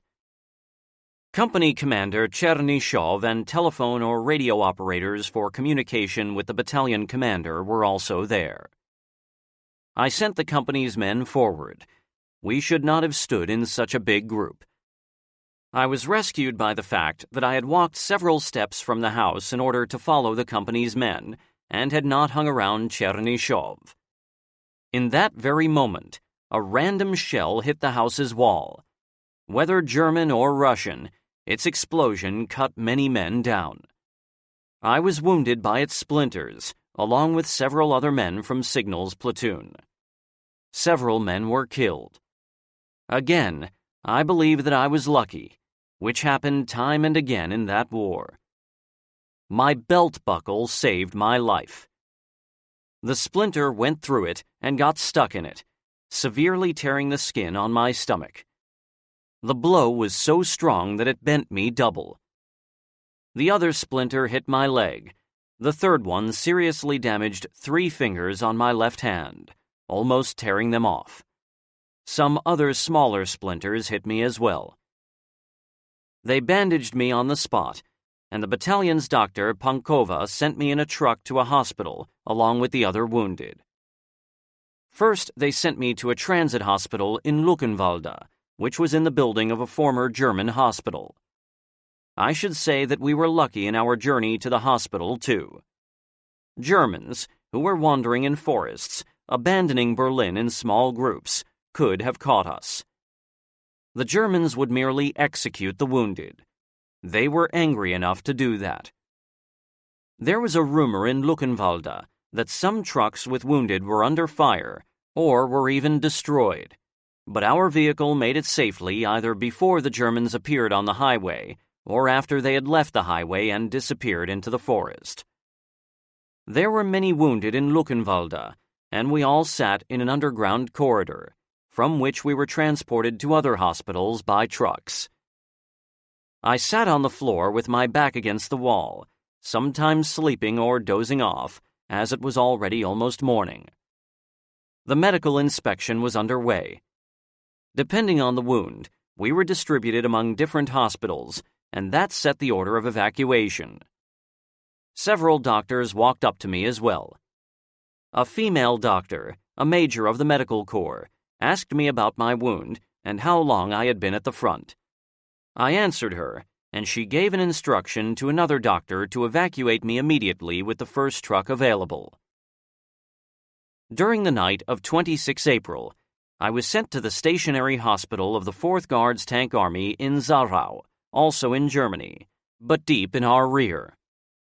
We arrived there around noon. I met several soldiers from my company and my platoon. Some of them had been in the hospital from the very first day of the offensive, 16 April, while others had arrived earlier. I gave my pistol and map case to one of the soldiers. I unclipped my decorations from my tunic and wrapped them in a handkerchief, together with my party membership card and other papers. First, the girls washed the others and me in a steam bath. It was hard to wash myself with one hand. They took my uniforms, tunic, trousers, field cap, and probably greatcoat, for fumigation to kill all the insects, and threw away all my underwear and foot wrappings, giving me new underwear after the steam bath. They put me on a table in a dressing room. A surgeon, major of medical corps, started to inspect me and gave nurses instructions about the bandages. One of the nurses asked my permission to have a look at my decorations in the handkerchief and told the major, "Look how many decorations he has." The major asked me how long I had been at the front, and I answered that I started in 1943, was lightly wounded, but never went further than the brigade's medical platoon.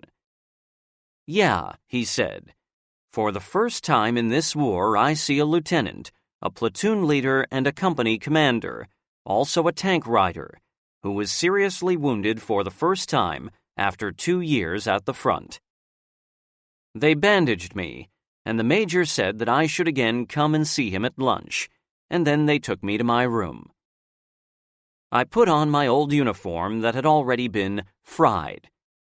They put me in a hospital room that had 3 beds. The hospital was located in a 3- or 4-story building. I think that it had been an apartment house before, but the German inhabitants had abandoned it with the approach of the Soviet troops. The beds had linen, a pillow, and a blanket. As Lieutenant Gushenkov would tell me, it would be good if I was lightly wounded, go into a hospital to sleep on a clean bed with clean sheets. This was exactly the place that he wished for me. I picked up my pistol and map case from the soldier. I went to my soldiers, we had a talk, and I was invited to celebrate our meeting in the evening at dinner. I went to lunch with the major, the head of the hospital's department, who had received me.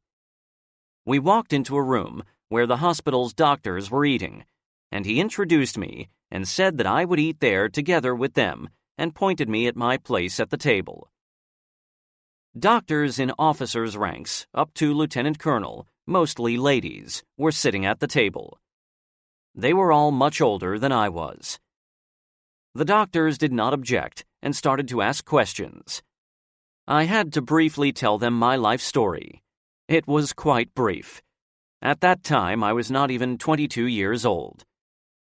This is how I started attending the doctor's canteen, not the ordinary canteen for wounded men and officers.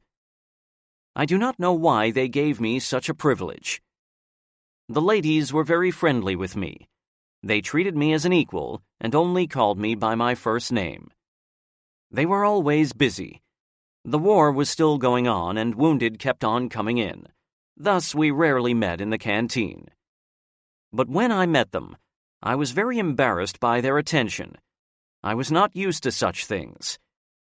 I had become alien to people, especially ladies. I slept a lot, enjoying my soft bed. I would hang around the town of Zachau with my soldiers. The town was small. There were few German inhabitants, but there were many Russian women who were gathered from the whole of Germany in order to go back to the motherland, to the Soviet Union. In the evenings, we would watch films in the hospital's cinema theater, both Russian and German films. It is interesting that a few days later, my wounded orderly Drozd arrived at the same hospital. He told me that if I got wounded, he would also be either killed or wounded by the Germans. He got off with a wound. I was glad to see him. I remembered Sarafanov, Ishmuhamietov, and Chechen from the other company. 5 to 7 men from our battalion were there. Sometimes we would hang around the town together. On one of those days I met the major, the one that had been wounded in his buttocks. He had recovered from the wound and was again leading the Army's song and dance ensemble. The major started to complain to me that some of the singers in the ensemble were giving him a hard time. He was afraid of being beaten up and asked for my help. We walked into a room where the ensemble stayed. Drozd, Chechen, and some others were there with me. There was a scandal there again. Artists were cursing the major. I do not remember why. Probably because of his affairs with women in the ensemble. The major addressed me with a request to appease the men in the ensemble. I intimidated them and said that if they continued their disrespectful behavior, they would have to face my guys and me. It became quiet and we left. I think they took our threats seriously, and there were no more complaints. I am paying so much attention to my stay in the hospital because I would like to emphasize the good care of doctors and nurses and how well they treated the wounded, regardless of their rank. For the first time after long years of military service and war, I was in an environment that I had not seen for a long time. Quiet, peaceful, and slow-paced hospital life. No enemy air force. No bullets whistling in the air.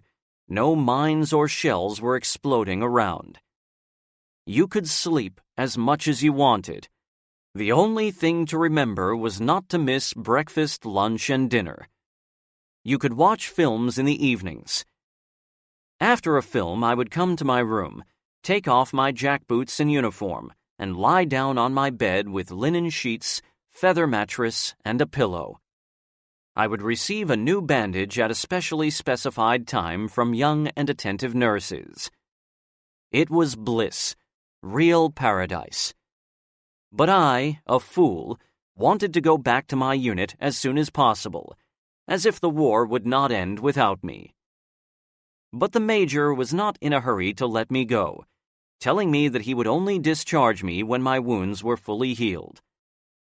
He would say, "Why are you in such a hurry? You have fought enough. The war would be over soon, and you deserve your rest." Actually, I do not know myself why I was in such a hurry. Later, when I arrived at the battalion and reported my arrival to Captain Grigoriev, the battalion's chief of staff, he was very amazed and said that they were not expecting me, as they thought I would be sent to another unit from the hospital. They had also deleted me from the personnel lists of the battalion. Battalion Commander Major Kozienko and his deputy in political affairs, Captain Gerstein, also reacted to my return quite indifferently. I was not even recommended for a decoration for the Berlin operation. They either forgot it or did it on purpose. I have no idea. It's like that. Berlin's garrison surrendered on 2 May. The unconditional surrender of Nazi Germany was signed in Karlhorst, a suburb of Berlin, on 9 May. The Presidium of the Supreme Soviet of the USSR declared the day of 9 May Victory Day. The Major of the Medical Corps, the head of one of the hospital's departments, did release me from the hospital before the end of the war. Finally, on 12 May, I was officially discharged from the hospital along with several other soldiers from our company, including my orderly Drozd. On all kinds of transport, sometimes by train, sometimes on bicycles or hitchhiking, we started our journey to Prague. In Dresden, we stole a car. The cars were gathered in a square under guard of the local Soviet command, and we stole a car from under their noses. We did not enjoy the car ride for long, as we ran out of fuel, and we had to abandon it on the highway. We traveled, hitchhiking on a truck almost all the way to Prague, and arrived at the battalion on 13 or 14 May, 1945. Most of the battalion's officers were happy to see me, except for the battalion's command, as if I had not fought under their command for almost 2 years. I managed to obtain by request spirits from the logistics platoon leader, and we organized a small party to celebrate both victory and my return. Lieutenants Gushenkov, Mikheyev, Tsikhanovsky, Popov, Kies, Zemtsev, Senior Lieutenants Chernyshov and Kashintsev, platoon leader Lieutenant Ivan Akazin, he arrived in the company after I was wounded, and others, including the company's Sergeant Major Mikhail Brachenko, were present. Lieutenant Pyotr Shakula was still recovering from his wounds in a hospital. By the way, the first ones to be transferred to the reserve because of wounds in September and October 1945 were Alexander Gushenkov and Ivan Akazin. Alexander was already 31 years old in 1945, and he had some 7 or 8 wounds, so he tried his best to leave the army, while Ivan's right wrist did not function properly again after his wound. We partied for a long time. Someone made a trip to a Czech village and brought more wine, vodka, and snacks. I think we partied till dawn. Some people were coming, some were leaving, while some were sobering up and coming back to the table. For some reason, they had not had a party without me. They were always busy in battles. The war for the battalion was over on 11 May. They had to finish some Germans off after 9 May. Most of the battalion's soldiers were liberated prisoners of war, Soviet people from concentration camps that abounded around Berlin. We were all happy that we survived, but at the same time we grieved about the dead. As they told me, after my wound at Ketsin, the battalion had an order to capture Potsdam. On 27 April, together with the 2nd and the 3rd battalions, they took part in capturing Brandenburg and then had to repel attacks of German units that were trying to break out of Berlin. Besides that, they also had to repel attacks from the west, from Wenck's 12th Army, which abandoned its positions against the English and American forces and had been ordered to break through to Berlin to relieve its garrison. After capturing Brandenburg on 6 May 1945, the brigade, as a part of the 4th Guards Tank Army, carried out a forced march to Czechoslovakia, to Prague, which our army liberated on 9 May. It was there, in a forest in the vicinity of Prague, that I found my battalion after my return from hospital. Our brigade traveled 450 kilometers during the Berlin operation in the 9 days of the offensive, from 16 to 24 April, from the Neisse to the western outskirts of Berlin, at an average speed of 40 or 50 kilometers a day. We suffered significant casualties in those battles, but destroyed the German units that stood in our way. Many Soviet prisoners of war that we liberated took an active part in those last battles, replacing our casualties. My cousin, the son of my father's sister, Alexander Georgievich Fyodorov, was in the prisoner of war camp at Luckenwalde. In early spring of 1941, he was drafted into the Red Army as a construction officer in the rank of a technical intendant, a rank equivalent to lieutenant. In autumn of 1941, he was taken prisoner at Vyazma, where 3 Soviet armies, around 300,000 men, were surrounded. I have already mentioned that we, our battalion, rushed through Luckenwalde at night and did not stop there. After the war, he served for some time in the 16th Guards Mechanized Brigade of our 6th Guards Corps, and in June he visited our battalion, but did not meet me, as I was away doing something on the battalion commander's order. I also went to visit him in his unit, but did not find him there. He had already been sent to the USSR. There were no complaints about Alexander's behavior in German captivity, and in September 1945 he went back home to Smolensk, where he had lived before the war. The war was over. My unending session of active service at the front, officially as a motor rifle platoon leader, and in reality mostly as a company commander, lasted from August 1943 to May 1945, a total of 650 days, or 22 months, which makes it almost 2 years.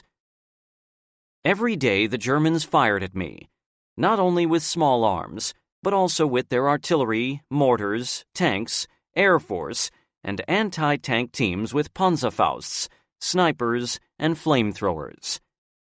They missed. They planted anti-personnel and anti-tank mines in my way. All these things were designed to kill me, wound me, hurt me, and make me a cripple. The enemy was professionally trained, possessed modern military equipment, and was expert in using it. The enemy was harsh, mean, and brave. The enemy had the typical German punctual discipline. However, I survived. They could not kill me during daytime or nighttime, in winter or summer, in good or bad weather, in field or forest, in villages or cities. They did not manage to kill me or make me a cripple, but they did with many others. What helped me to survive? It is hard to answer this question. It was not just me who survived. Take, for example, my soldier Nikolai Chulkin. He did not even get wounded. But how many good, young, and healthy men were killed in battle? Some were my subordinates. Many others were just my brothers in arms. So many died when liberating our motherland, the Union of Soviet Socialist Republics, from Nazi invasion, and later when crushing the enemy in Poland, Germany, and Czechoslovakia. From the summer of 1943, when I came to the battalion, to May 1945, only 1/3 of the officers remained. Just 14 out of 45. The rest were wounded and never came back to the battalion, or were killed. I bow my head before all those who died, and I bow my head before their heroic deeds. May eternal glory be with them. Their heroic deeds will live for centuries, and the memory of them will stay with me till the last day of my life. Epilogue. In May of 1945, we were stationed near Prague, and in June, the brigade relocated to the Hungarian and Austrian border. I do not remember the name of the village. We built some temporary dwellings out of wooden planks for all the personnel of the battalion. Tsikhanovsky and I got the boards from a timber mill. We paid for it, but it was still cheap. Gushenkov, Shakula, Mikheyev, and I also managed to get beds for ourselves, the company's officers. Besides that, Drozd also got a feather bed, pillow, blanket, and even sheets for me. Many officers envied me because of this. We went through medical inspection there. Apparently, there was an order to check the health of the officers. My height was 182 centimeters, weight 76 kilograms, age 22. They said I was healthy. We stayed there for about a month. We did sports, such as cross-country running, climbing ropes. We even organized the brigade's soccer championship. I was in the battalion's team. Later, we were ordered to move out from that place and on to Vienna. On the way, during one of the breaks, the battalion stayed for several days, while I was resting in a house on a feather bed with a pillow. The owners of the house were not there. Battalion Commander Kozienko, his deputy Gerstein, Deputy Chief of Staff Romanov, and machine gun platoon leader Tsikhanovsky walked in. They woke me up. The battalion commander told me, "You've had enough sleep. You and Tsikhanovsky are to get some wine. Take a car and go." Someone added, "Do not come back without wine." We brought a decent barrel of some 600 liters of wine. All personnel got this dry wine during lunch in normal doses. No one was drunk. Several days later, the battalion reached Vienna.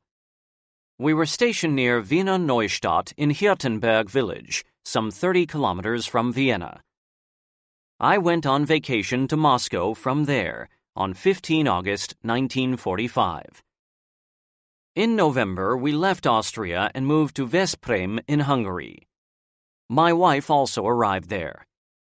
I had married my classmate on 5 September 1945 during my vacation in Moscow. The barracks were large, there were several stories, and all personnel of the brigade stayed there. Officers lived in separate houses, some 2 or 4 men in a room. My wife and I stayed in Veszprém, in the town's outskirts, with a Hungarian. We stayed in one room with a small stove, on which we cooked food and warmed tea. We regularly held tactical training, but it was more for show. Everyone was tired of this tactical stuff, assaults of dummy enemy and so on. Older soldiers started to retire. Then the officers started to retire as well. Between June and November, Dr. Pankova, Gushenkov, Kashintsev, Mikheyev, Aplesnin, Tsikhanovsky, Kies, Kostienka, and a few other officers retired. A military school had been established, which had 2 companies, one for training sergeants and the second for training officers. There were approximately 200 to 250 men in that school. I was appointed commander of this motley crew in late October 1945. Battalion Commander Kozienko was against my appointment and was all the time demanding my return to the battalion, in which I was a company commander after the end of the war. Finally, after his recommendation, I was relieved of my command of this school. The training was almost complete. Cadets were promoted to sergeants, while drivers were still in the process of examination for driving licenses. This all happened in Bernau, where the 4th Guards Tank Army, including our brigade, was relocated in June 1946. My wife and I received a 2-room apartment in Bernau. The apartment was heated with stoves. The German stoves with tiling were really good. The stoves were heated with briquette coal. Gas, running water, and a bathtub and gas heating were also there. Some furniture was also provided. A metal bed, table, sofa, wardrobe, a Telefunken radio set, silverware, and even an iron. We lived in the city, next to some former barracks. The brigade commander, his deputies, and battalion commanders all lived in mansions for 1 or 2 families. All officers were there with families, children, and wives. They issued food rations both for me and for my wife, and when our son was born, they also provided rations for him, except for the cigarettes. In Hungary, it was possible to exchange stuff for food, but in Germany it was quite a problem, as the local population did not have any food. It was only in Berlin on the black market that one could exchange cigarettes for food, or rather delicacies, sausage, smoked fish, and other things that were not available in the rations. In principle, the rations were sufficient, so we even fed the orderly when he did not go to the canteen. After I came back to the battalion, I was sent with my company to Friedrichshagen to guard the former German Center for Development of FAU missiles. At that time, we did not know what kind of center it was. We only knew that our experts were working there. Some of them were colonels and were holders of Stalin's award. They had those small Stalin Award badges. We stayed there for 3 or 4 months, and then, in late November, I think, we came back to our base. In October 1946, they introduced wages depending on the military rank and office. Because of this, my wage grew from 1,200 rubles to 1,500 or even 1,700 rubles. I do not remember exactly. Besides that, we were issued German marks. However, one could not buy anything with them, as there was actually nothing to buy. One could go to a barber's shop. They had already opened again. One could pay with just cigarettes. By 1947, there were only 3 veterans left in the battalion: Commander T.G. Kozienko, his deputy Gerstein, and me. By that time, the battalion consisted of just 8 officers and 5 soldiers. We prepared guns for long-term storage and helped the tank crews to prepare tanks for long-term storage. We did not do anything else, except for going on guard duty in the city, as there were almost no soldiers left in our brigade. In late December 1947, I went to the USSR, to Tbilisi. This was the end of my service in the 1st Motor Rifle Company, 1st Motor Rifle Battalion, 35th Guards Mechanized Kamenets-Podolsk Brigade. Brothers in Arms. The Company. The company commander's staff consisted of the company commander himself, the company's sergeant major, the clerk, the medic, the orderly, and the runners from the platoons.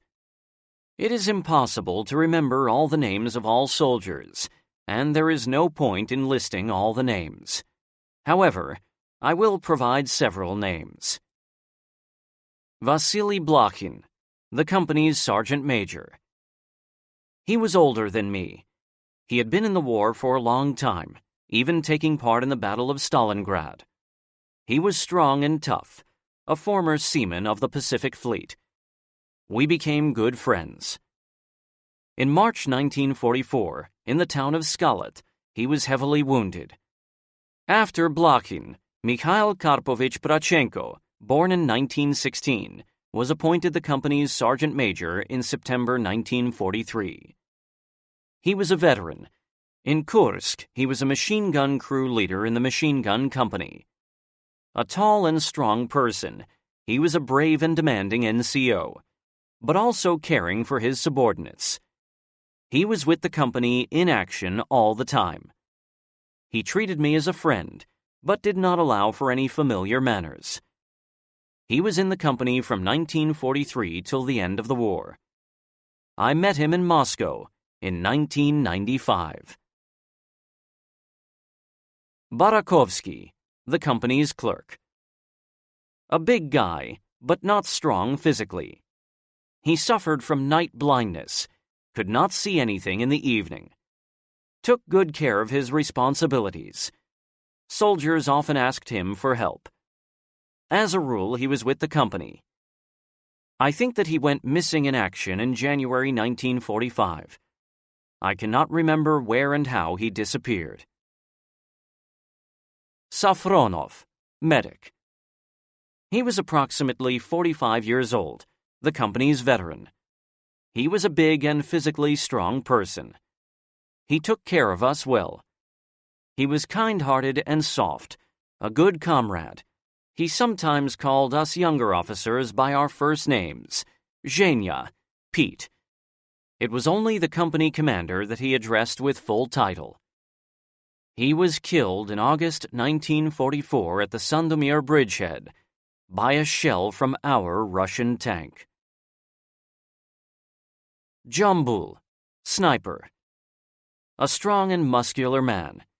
He was a Kazakh. He was expert in handling his rifle. Went missing in action in March 1944. He was very quiet, as he did not speak good Russian. Sabayev, assistant platoon leader. I took part in battles at Kursk together with him. He was of medium height, some 5 years older than I was. He was a cunning guy. After those battles, he was appointed sergeant major of the 2nd Company. I rarely saw him after that. He survived the war. I met him by accident after the war in Germany, when I was on my way back from hospital. Andrei Ulyanovich Drozd, my orderly from January 1945. Born 1925. In general, he was supposed to be called runner, but I would call him orderly. A tall guy, of the same height as me. He was fast, brave, and always an optimistic person. He was very enduring, a wiry kind of guy. He saved my life during an assault when he cut down a Fritz that had been aiming his rifle at me. He is still alive, living in Korostyn, Ukraine. Worked as a driver after the war. Now retired. Nikolai Ilyich Chulkin, clerk. Born in 1925. He arrived in the battalion in October 1943. He was of average height, not very strong physically, but enduring and brave. He was very modest. He would often go on reconnaissance missions with the squad, and many times was in hard situations, but managed to get out from them due to his bravery and cleverness. He had good handwriting and was appointed the company's and then battalion's clerk for his diligence, eagerness for work, as well as modesty and literacy. He served in the personnel section of the brigade for a long time after the war. Bernau, Eastern Germany. He was awarded several times during the war. He worked as an operator of a harvesting machine and was awarded with the Order of Lenin already in peacetime. He lives in the Vinnytsia area, Ukraine. Nikolai Mikhailovich Savkin, sergeant. Born in 1925. He arrived at the battalion in October 1943 with a replacement of almost untrained soldiers. He quickly won a good reputation. In almost every operation, he was acting platoon leader, replacing wounded Lieutenant Pyotr Shakula. Savkin was tall, quick, and enduring. He was extremely brave. Always followed order. I liked him a lot. He went missing in action in January 1945 together with his squad and a tank that had broken down and had to stop for repairs. They later said that retreating German units that ended up in our rear attacked the village where the tank had to stop. After a short battle, Germans burnt the broken tank, destroyed the crew, and executed the squad from main guns of their tanks. This is how Sergeant Nikolai Mikhailovich Savkin died, being 19 years old. Brotherly heart. Medic.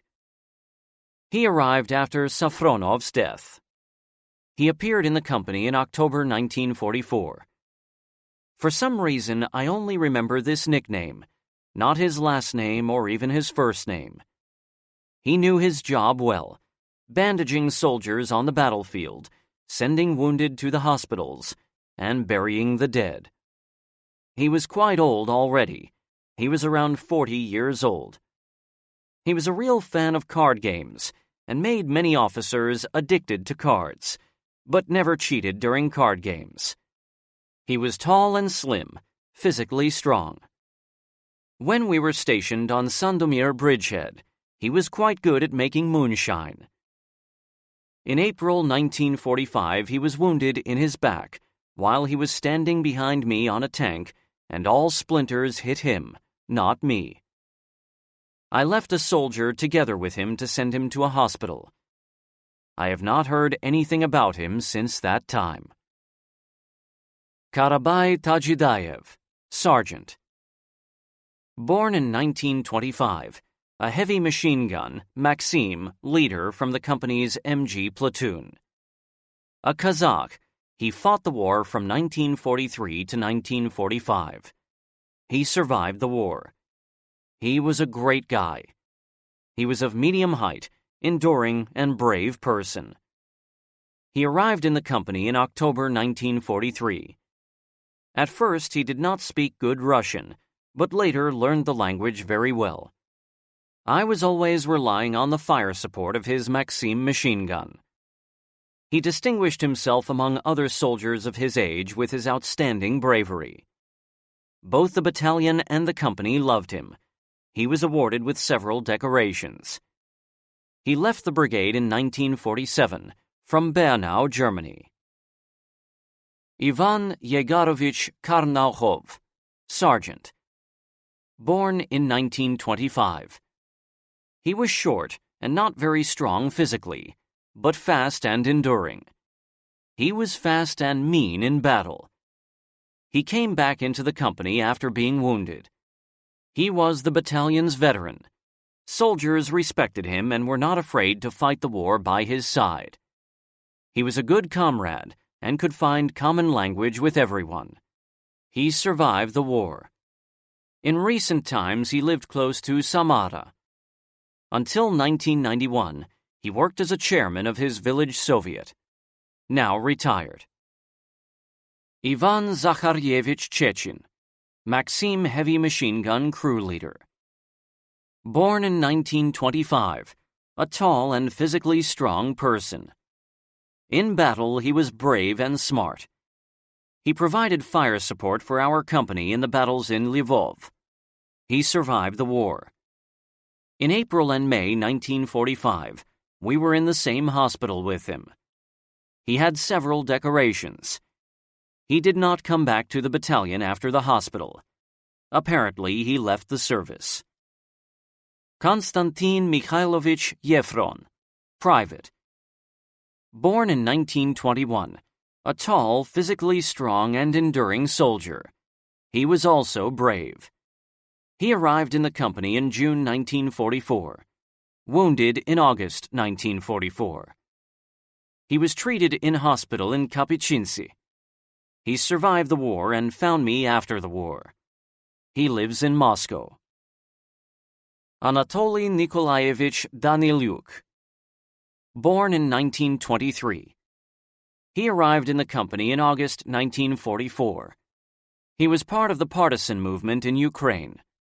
It was he that swam across Hafel Channel in front of Ketsin, together with several other soldiers, and brought the ferry to our side so that the company could cross the channel and assault the German positions. For this heroic deed, a real act of heroism, no one received an award. Danilyuk survived the war. He lives in Kiev. He used to work as a surgeon. We met in Moscow in 1995. Mikhail Vladimirovich Sarafanov, Sergeant, Rifle Squad Leader. Born in 1925. He was short and enduring, but not very strong physically. He was modest, but brave and stoic. One could rely on him, especially in reconnaissance missions. He had a sailor's gait. He would rock from side to side when walking, and then step firmly on the ground. He was the first one to stand up during the assault, and the whole squad, and sometimes even platoon and company, followed him. He was expert in handling his weapon. He cut down quite a few Fritzes with his submachine gun. He survived the war. He passed away in 1977. Pavel Nazarovich Podubny, Sergeant, Rifle Squad Leader. Born in 1925, he was quite tall. He was well built, physically strong and enduring. One rarely meets a braver guy than him. He always assaulted the enemy at his full height, pressing forward. He was not afraid of Fritzes. On the contrary, they were scared of him. He never used a submachine gun. He fought the war with his carbine. During an assault in April 1944, in the vicinity of Dobropolye, a German machine gun crew fled after seeing Podubny, leaving their MG-34, submachine gun, and lunch behind. His bravery was a good support and example for his soldiers. His soldiers felt confident and fit next to him. He had several decorations. I cannot say anything else about him or his life after the war. Shamrai, Junior Sergeant. Arrived in October 1944 at Sandomir Bridgehead. He fought the war well and had several decorations, but I do not remember what happened to him. When I came back from the hospital, he was no longer there. Ishmu Hamietov, RPD machine gun crew member. Born in 1925. He was a tall, slim, and enduring guy. Survived the war. He was brave, and his machine gun always worked. However, during battles around Sambur, Lvov operation, he screwed up, which was really not like him, leaving his machine gun behind so that it would be easier to flee the Germans. That was his only act of cowardice in the whole war. He fought till the end of the war and retired from service. Alexei Pavlovich Kolyesnikov, Sergeant, Assistant Platoon Leader. Born in 1925. He was of medium height, slim, physically strong and quick, an important feature in combat. He distinguished himself with bravery. He would be the first one to stand up during the assault, carrying the rest of the platoon behind.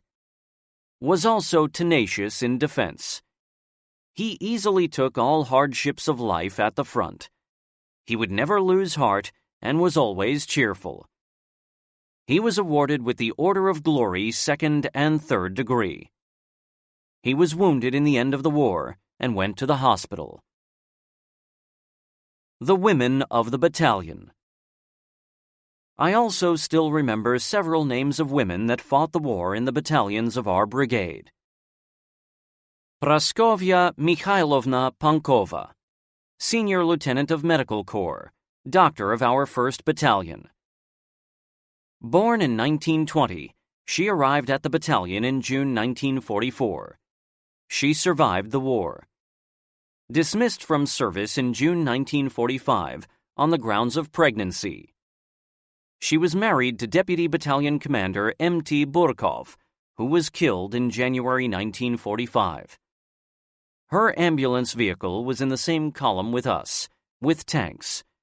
She provided timely treatment to the wounded. I remember 2 or 3 occasions when their ambulance was destroyed by the enemy. Gori Borisovich Yaransky, her medical assistant, was killed.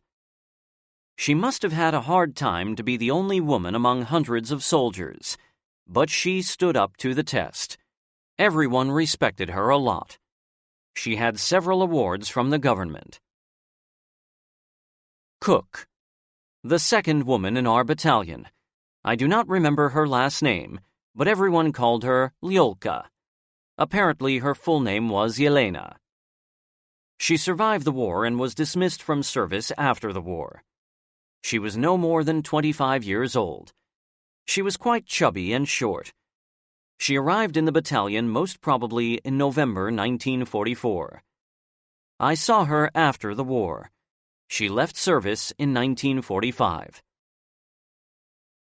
Alexandra Grigorieva. We called her Shurka. After the war, she married the battalion's chief of staff, Grigoriev. I do not remember how she ended up in the battalion. She was some kind of a medic. I think she arrived in March or April 1945.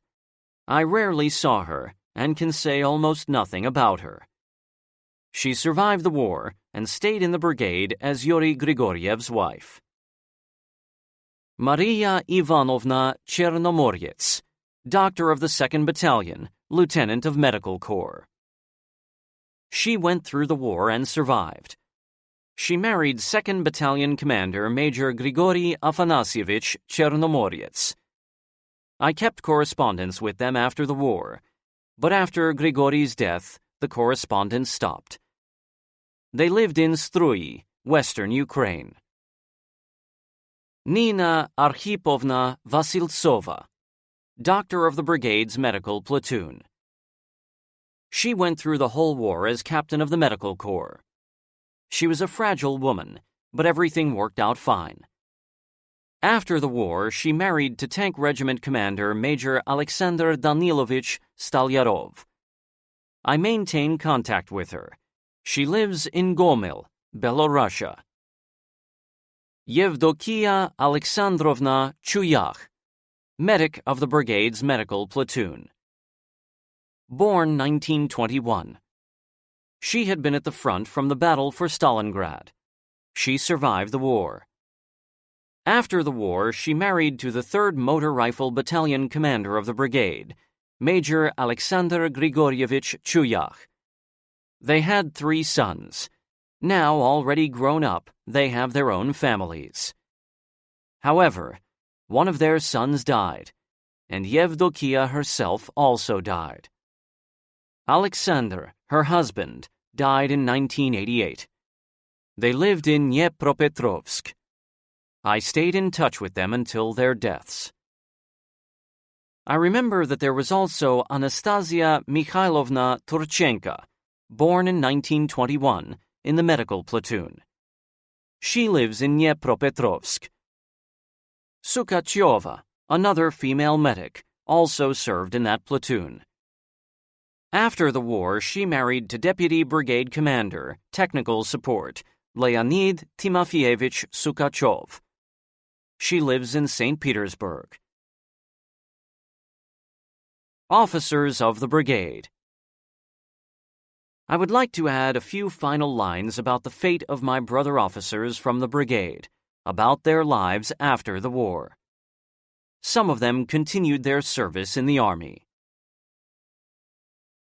Colonel Pyotr Nikitovich Turkin, Brigade Commander. He stayed in the army after the war and served for some 7 to 10 years. Before his retirement, he served in Kaliningrad, former Königsberg. This is where he settled with his wife, Alla Alexeyevna. When he passed away in the spring of 1987, he was over 80 years old. Colonel Grigory Vasilyevich Starovoyt, Deputy Brigade Commander. Born in 1915. Apparently, he served in the army until 1965 and settled down in Kiev. I met him at the brigade's veterans meeting in Kiev, as he left for Kiev for the office of Brigade Commander in 1946. Passed away in 1985. Lieutenant Colonel Afanasy Grigoryevich Skryaga. Born in 1906. Settled down in Kiev after retirement. Passed away in 1966. I did not have any contact with him.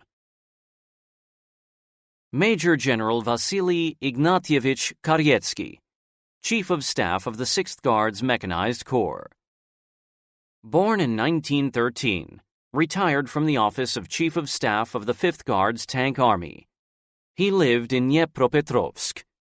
Passed away on 23 August, 1986. Lieutenant Colonel Terentий Grigorievich Kozienko, Battalion Commander. Born in 1914. Served in the Army until 1955. Retired as Deputy Regiment Commander and settled down in Cherkasy.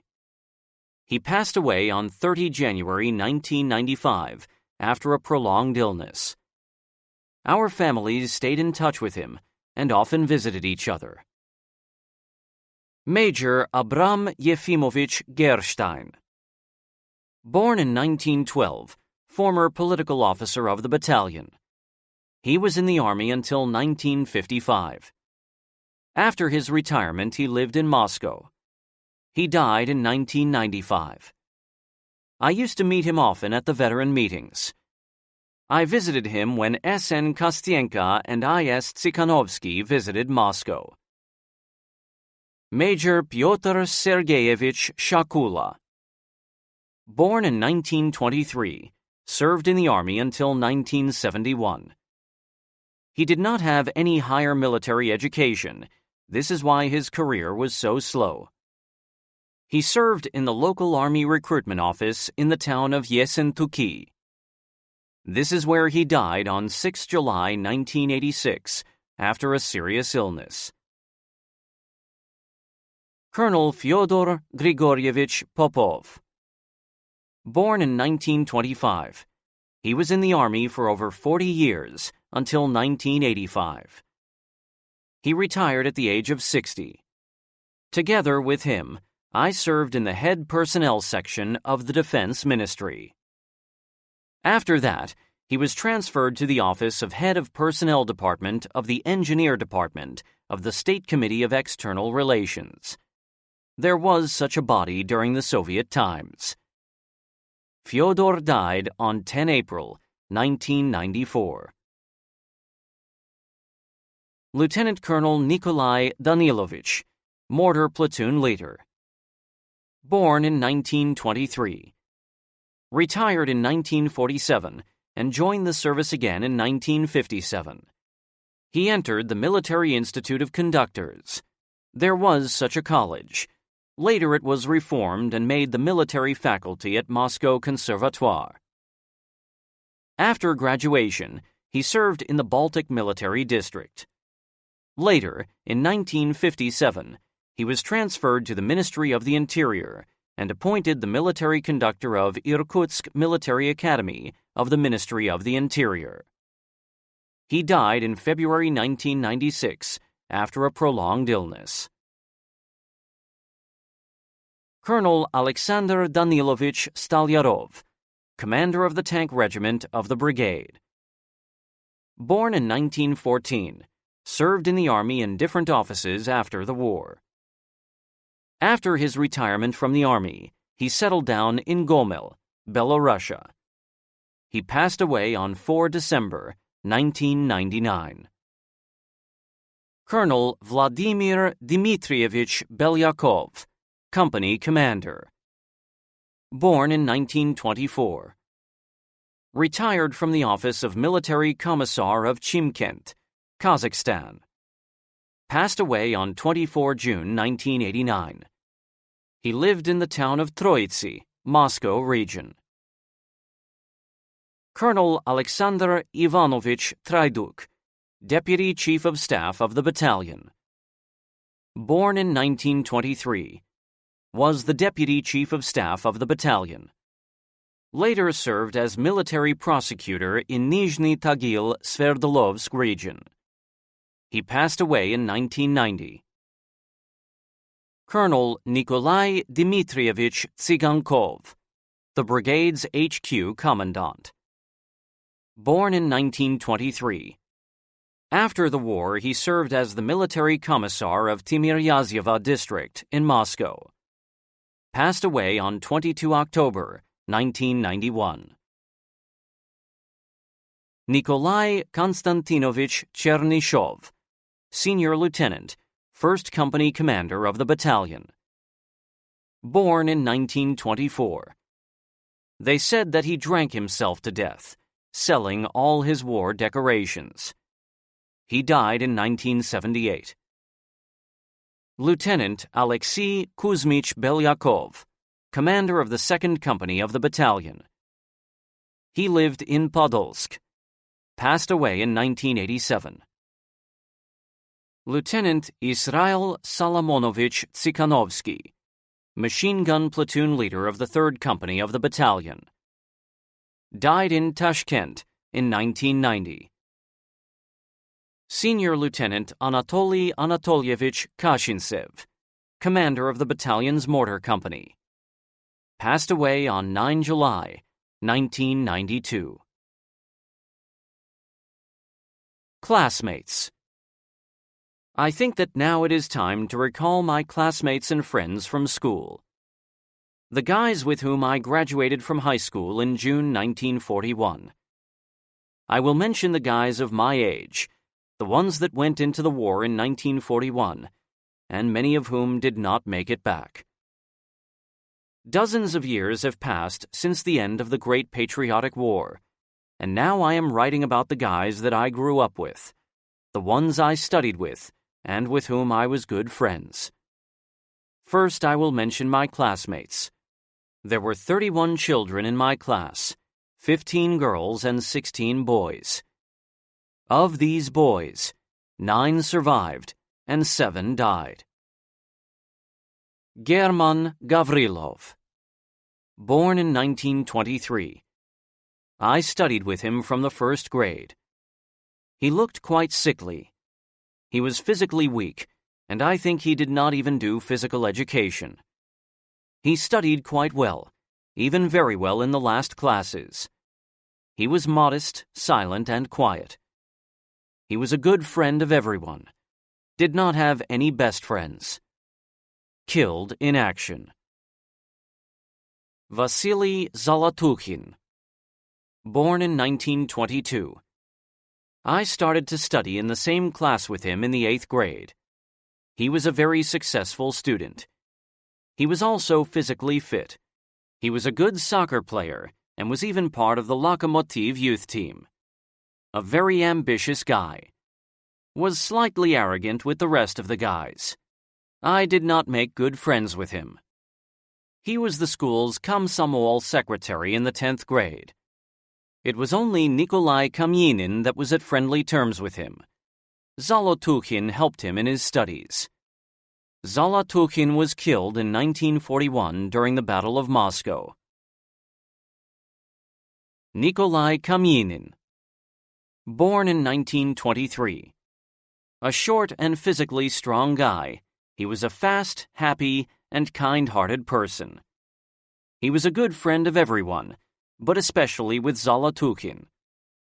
He was quite bad in his studies. Everyone in the class loved him. For some time I helped him in mathematics, as we lived on the same street. He was killed in the Battle of Kursk in 1943. I studied with him from the 8th grade. Yuri Novitsky. Born in 1923. He was a tall and slim guy. He did not have a sense of humor and was always offended with our jokes. He was an athletic guy and a successful student. He did not have any good friends. I do not know why. He was killed in 1944. I studied together with him from the 1st grade. Vladimir Popov. Born in 1923. He was a good comrade and a calm person. He could study better. I was friends with him. He was physically strong. He left school before graduation.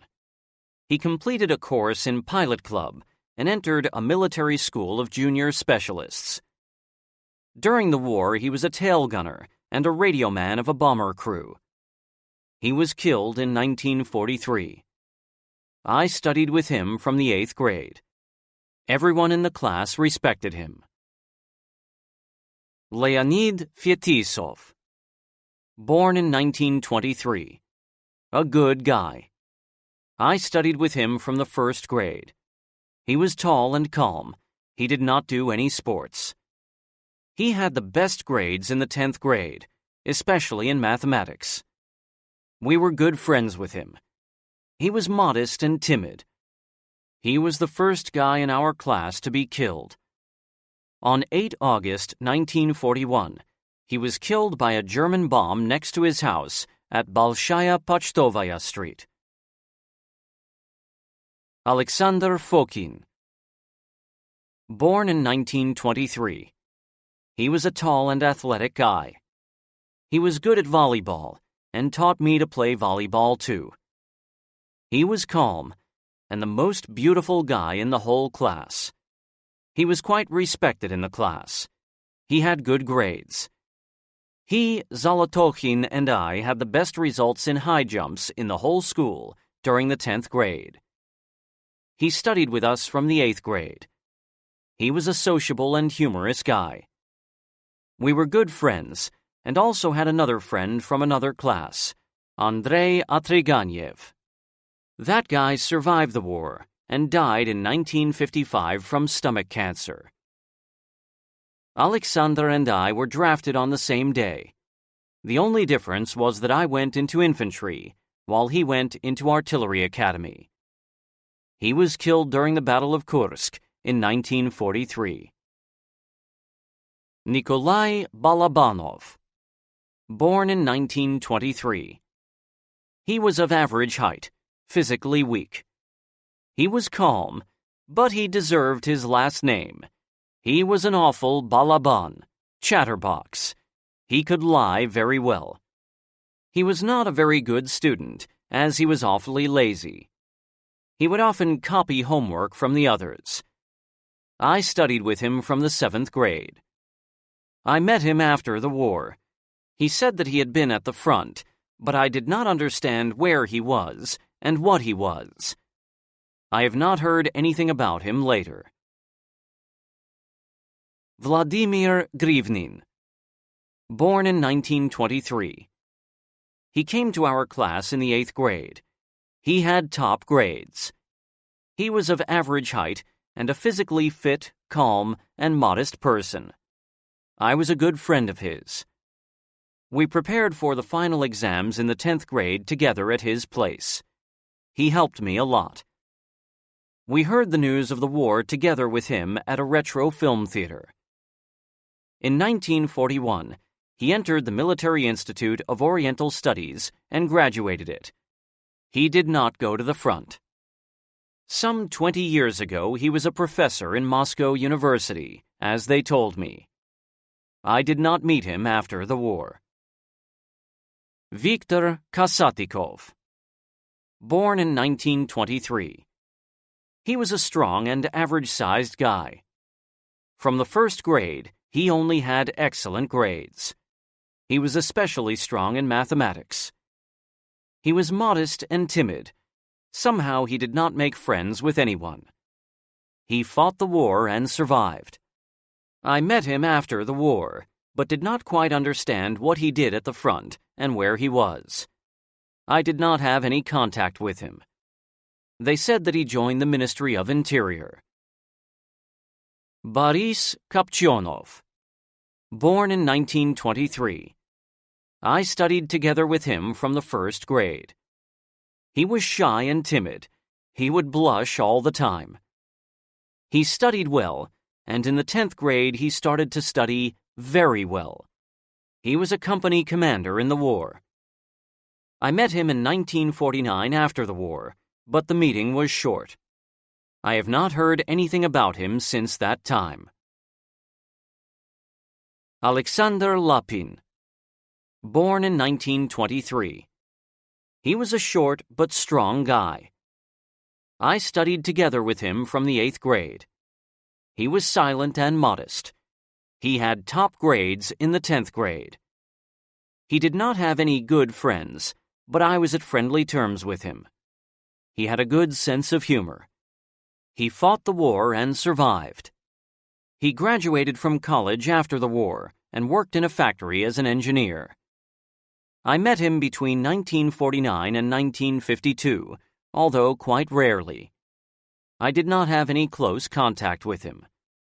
I do not know where he is now. Mark Popov. Born in 1923. He studied in our class from the 8th grade. An excellent student, a decent and clever guy. Of small height. He had weak health. Something went wrong with his leg, and he was incapacitated. He did not serve in the army. I met him in 1943. He lived with his parents somewhere in Siberia. I have not heard anything from him since that time. Ivan Siedov. Born in 1922. I knew him from the 1st grade. He was a very diligent student. He was quite well built, but did not do any sports. He did not have friends. He was modest. He fought the war. Actually, in 1941 he entered the Military Institute of Oriental Studies, together with Grivnin, but in 1942 he asked the institute to let him go to the front. He went through the war. For some time he served in the army. Retired from service in 1955. Later he worked as a professor in Moscow University. He lives in Moscow. Sometimes we call each other, but never meet. Viktor Silvanovich. Born in 1923. We studied together from the 1st grade. He had weak health and was modest. He was calm and did not have friends. He studied quite well. We were friends with him. He did not make friends with anyone else.